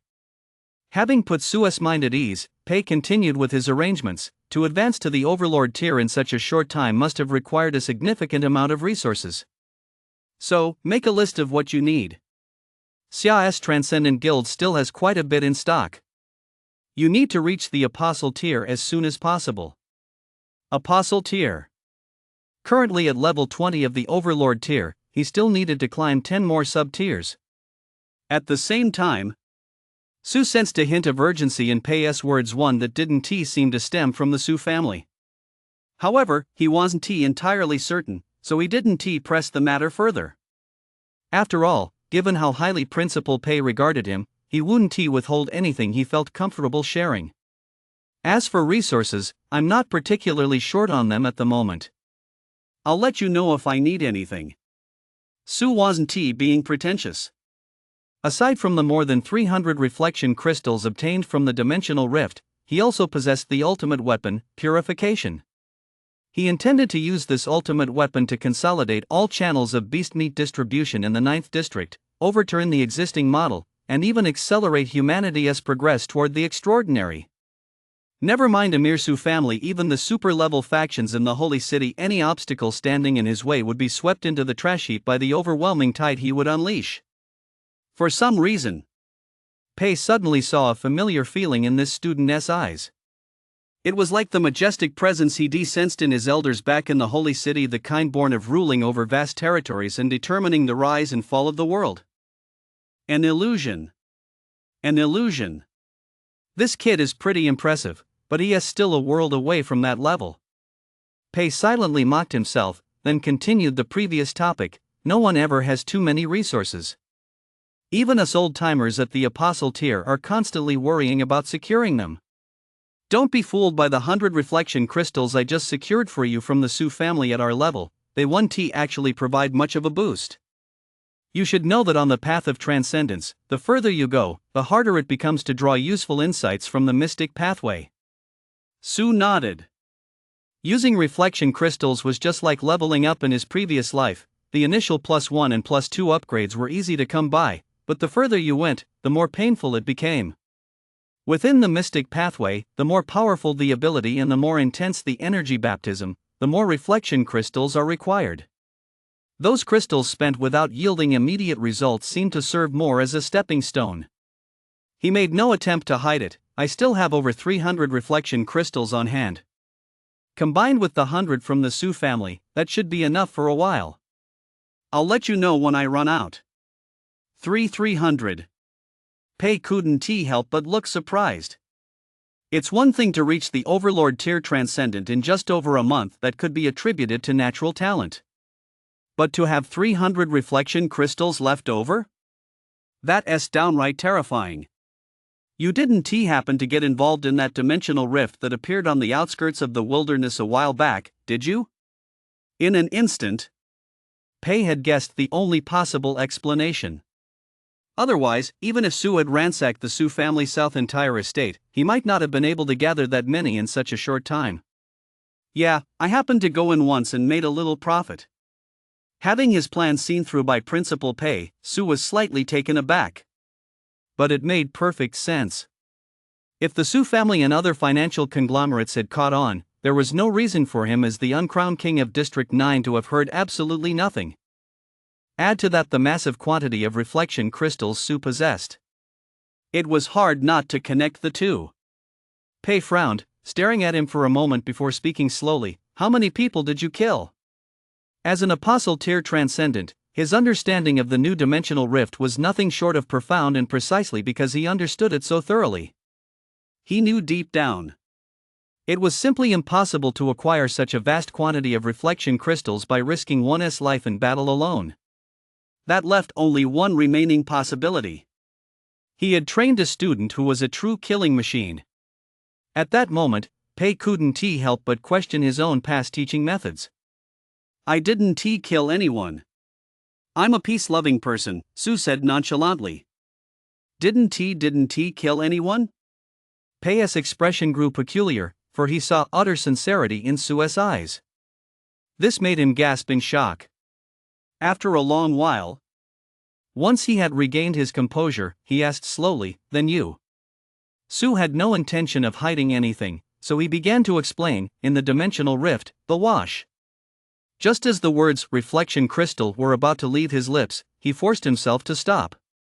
For Su suddenly felt a stabbing pain in his divine sense, as if a spear were pressed against his back, filling him with extreme unease. But the thought still arose. In his field of vision, inky clouds churned the heavens and earth were plunged into instant darkness, and waves of chilling, terrifying energy surged forth. It seemed as though something immense was stirring above the clouds so vast that the shadow it cast began to engulf the entire region. In that instant, Su felt a shudder run through his very soul. He dared not look up to meet its gaze. High above, a black silhouette slowly shifted and came into focus, gradually revealing a human face. A face tens of thousands of meters long. Within the half-open, lifeless eyes, it seemed as though countless living beings were floating and sinking. Although Su did not look up, he could sense that it did not seem to be directing its gaze entirely toward him. Back in reality, Pei stared at Su with a grave expression, his hands trembling slightly, as if he were ready to strike at any moment. That's right. He had deliberately prompted Su to bring up the details revealed by the reflection crystal. On one hand, it was to let Su feel the gap between himself and the pinnacle of power. On the other hand, it was because of another secret behind this curse. Within the holy city, certain elders would gather outstanding young clan members and deliberately discuss this matter, thereby attracting the mysterious gaze. Pei was one of them. That elder had explained that the mysterious gaze wasn't solely intended to prevent people from spreading the details revealed by the reflection crystal. It also imbued one with a special aura, which held immense benefits for the future. As for what those benefits were, Pei still hadn't felt them to this day. But that didn't stop him from following their example. He planned to unleash his full power of time manipulation the moment Su could no longer endure it, temporarily erasing Su from reality. This way, he could ensure Su's spiritual consciousness remained unharmed. Although doing so might trigger certain latent dangers within himself. But it was worth it.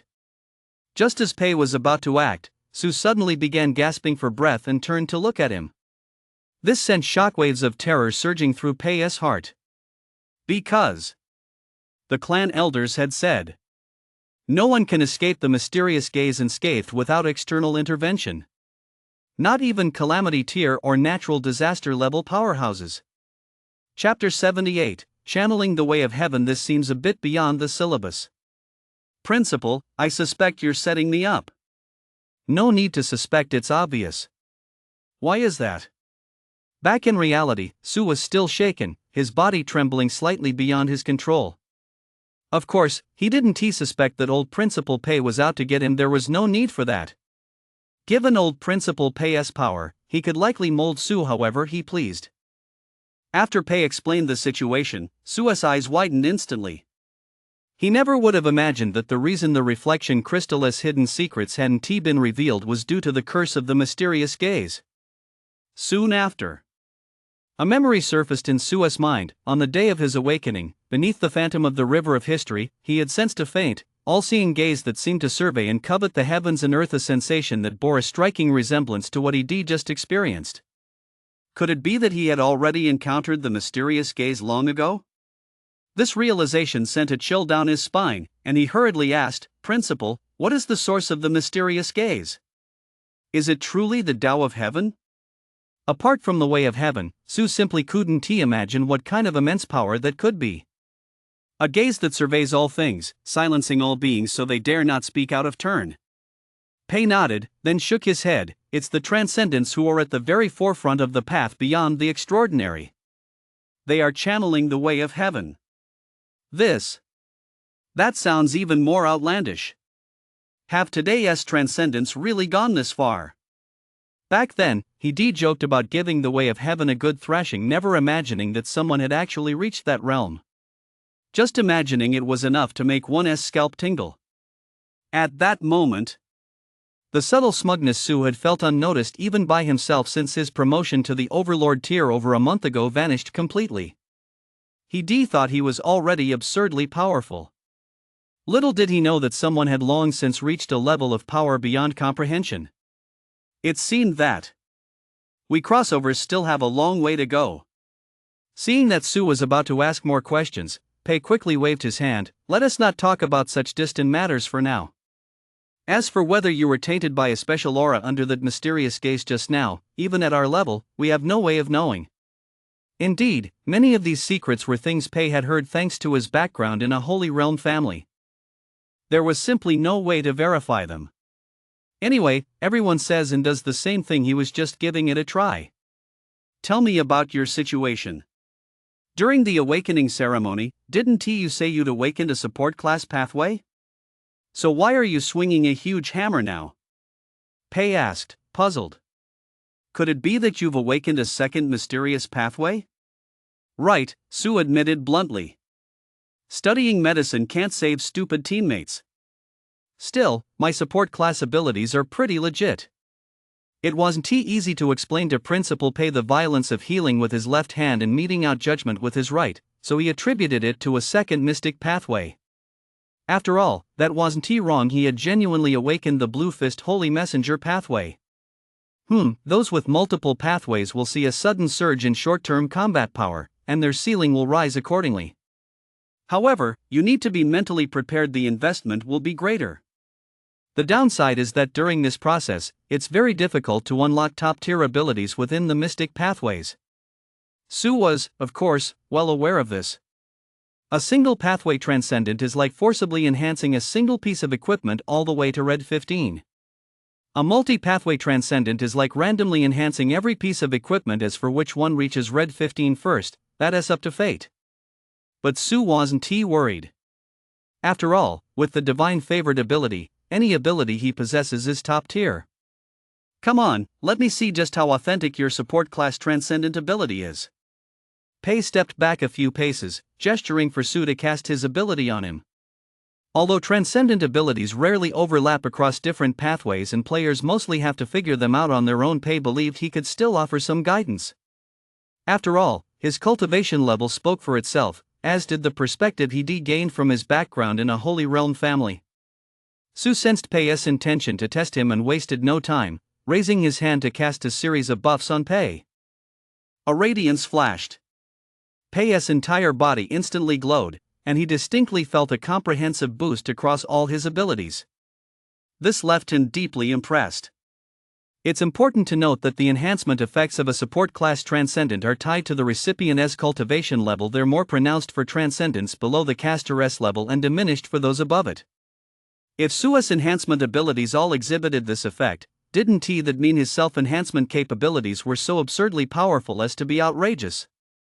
This seems to be a bit beyond the scope of the curriculum. Pei's face twitched slightly. He felt like he'd shot himself in the foot. This student of mine is truly terrifying. However, to maintain his professional image, he still carefully reflected on the situation, trying to identify any remaining shortcomings. Ha! What is this? Suddenly, Pei noticed an amplification ability Su had released. Its energy fluctuations were so familiar that he'd been longing to feel them again day and night, every moment of every day. In an instant, Pei's expression changed. His eyes were filled with shock and awe. In just over 10 minutes of in-depth interaction, Pei had already been stunned by Su several times, but this time, the impact was more overwhelming than all the previous ones combined. He carefully sensed and compared the energy, afraid to miss even the slightest discrepancy. That's right. It was it. His mouth felt a little dry, and his tone brimmed with anticipation as he cautiously asked, "Su, tell me, on the night of the awakening ceremony, was that miracle connected to you?" Oh. He'd been found out. Su nodded blankly. Previously, he had concealed the miracle caused by the slow healing released while in the divine favored state because his power was still weak. Now that his power had greatly increased and he had earned Principal Pei's favor, he naturally admitted it openly. However, why did Principal Pei's reaction give him the feeling of having hit on someone else's daughter and been caught red-handed by her own father? After receiving Su's confirmation, Pei closed his eyes, took a deep breath, and forced his restless emotions down. A long moment passed. He slowly opened his eyes. "Su, even though you've just been through a major battle, I'd still like you to come back to school with me. There's something I need your help with." Oh. Meanwhile, following his boss's instructions, Chen had already arrived at Su's home to keep an eye on things. To see such a prominent figure, someone they'd only ever seen on screen, sitting right there in their own living room in the flesh, left Su's entire family utterly stunned. Chen sipped the tea Su's parents had prepared and said cheerfully, "Don't be so formal, just relax. I'm just stopping by for a bit." As for Su, he has got something to take care of and might be back a little late. Upon hearing this, Su's parents nearly fainted. In the middle of the night, a high-ranking official from the security bureau shows up at your home and says your son has something to take care of. This inevitably made Su's parents think of the 10 billion their son had brought home. Could it be that their son had really gotten into trouble? Su Peidong nervously protested, Director, my son Su has always been a down-to-earth person. If he has done anything wrong, it must be a misunderstanding." As soon as Chen heard this, he immediately realized they'd jumped to conclusions because of his status. He hurriedly explained, "Nothing is wrong. Su is doing just fine. He is a pillar of our 9th district. I just stopped by on my way to see what kind of environment could produce such a talented young man. I'd love to send my own little rascal over here to catch some of that good luck." Hearing this, Su's parents finally breathed a deep sigh of relief. Fearing they might feel too self-conscious, Chen walked over to Daodu, who was quietly doing her homework in a corner, to show his approachability. "You're so hardworking. It looks like this little cutie's future achievements won't be any less impressive than her brother's." The moment she heard the words outshine Su, Daodu burst into laughter on the spot, and her fondness for Chen skyrocketed. Though she was young, she knew this man was even more powerful than her brother. So, his math skills must be even more terrifying than Su's. And so, Daodu pushed her math homework aside and asked sweetly, "Uncle, I don't know how to solve this problem. Could you teach me?" Chen bent down to take a look. His eyes instantly turned green. "A math problem? What the hell is this? As a transcendent hailing from the holy city who has reached the apostle tier, I've never relied on such unorthodox methods for my awakening. This problem, well, it goes like this. This seems to be a bit beyond the curriculum. I'm going to go chop the teacher who set this problem to pieces later. Setting such a difficult problem to torment the future flowers of District 9, is that even funny?" Chapter 79, Behind the School, Raging Amidst Decay. District 9 High School, behind the school. Thanks to Pei's terrifying teleportation level speed, it took him less than 5 minutes to bring Su here from the old city. This made Su can't help but silently whistle in admiration. At his current top speed, it would probably take him 10 minutes or so. Don't be fooled by those mere 5 minutes. It may seem like just a one-to-one difference. But in actual combat, that would amount to a complete and utter rout. It's like two people exchanging blows. The opponent lands a punch on you, and by the time your punch is halfway there, they've already had plenty of time to dodge and maneuver. You'd be completely at the mercy of their combat rhythm. When it comes to speed, every second counts.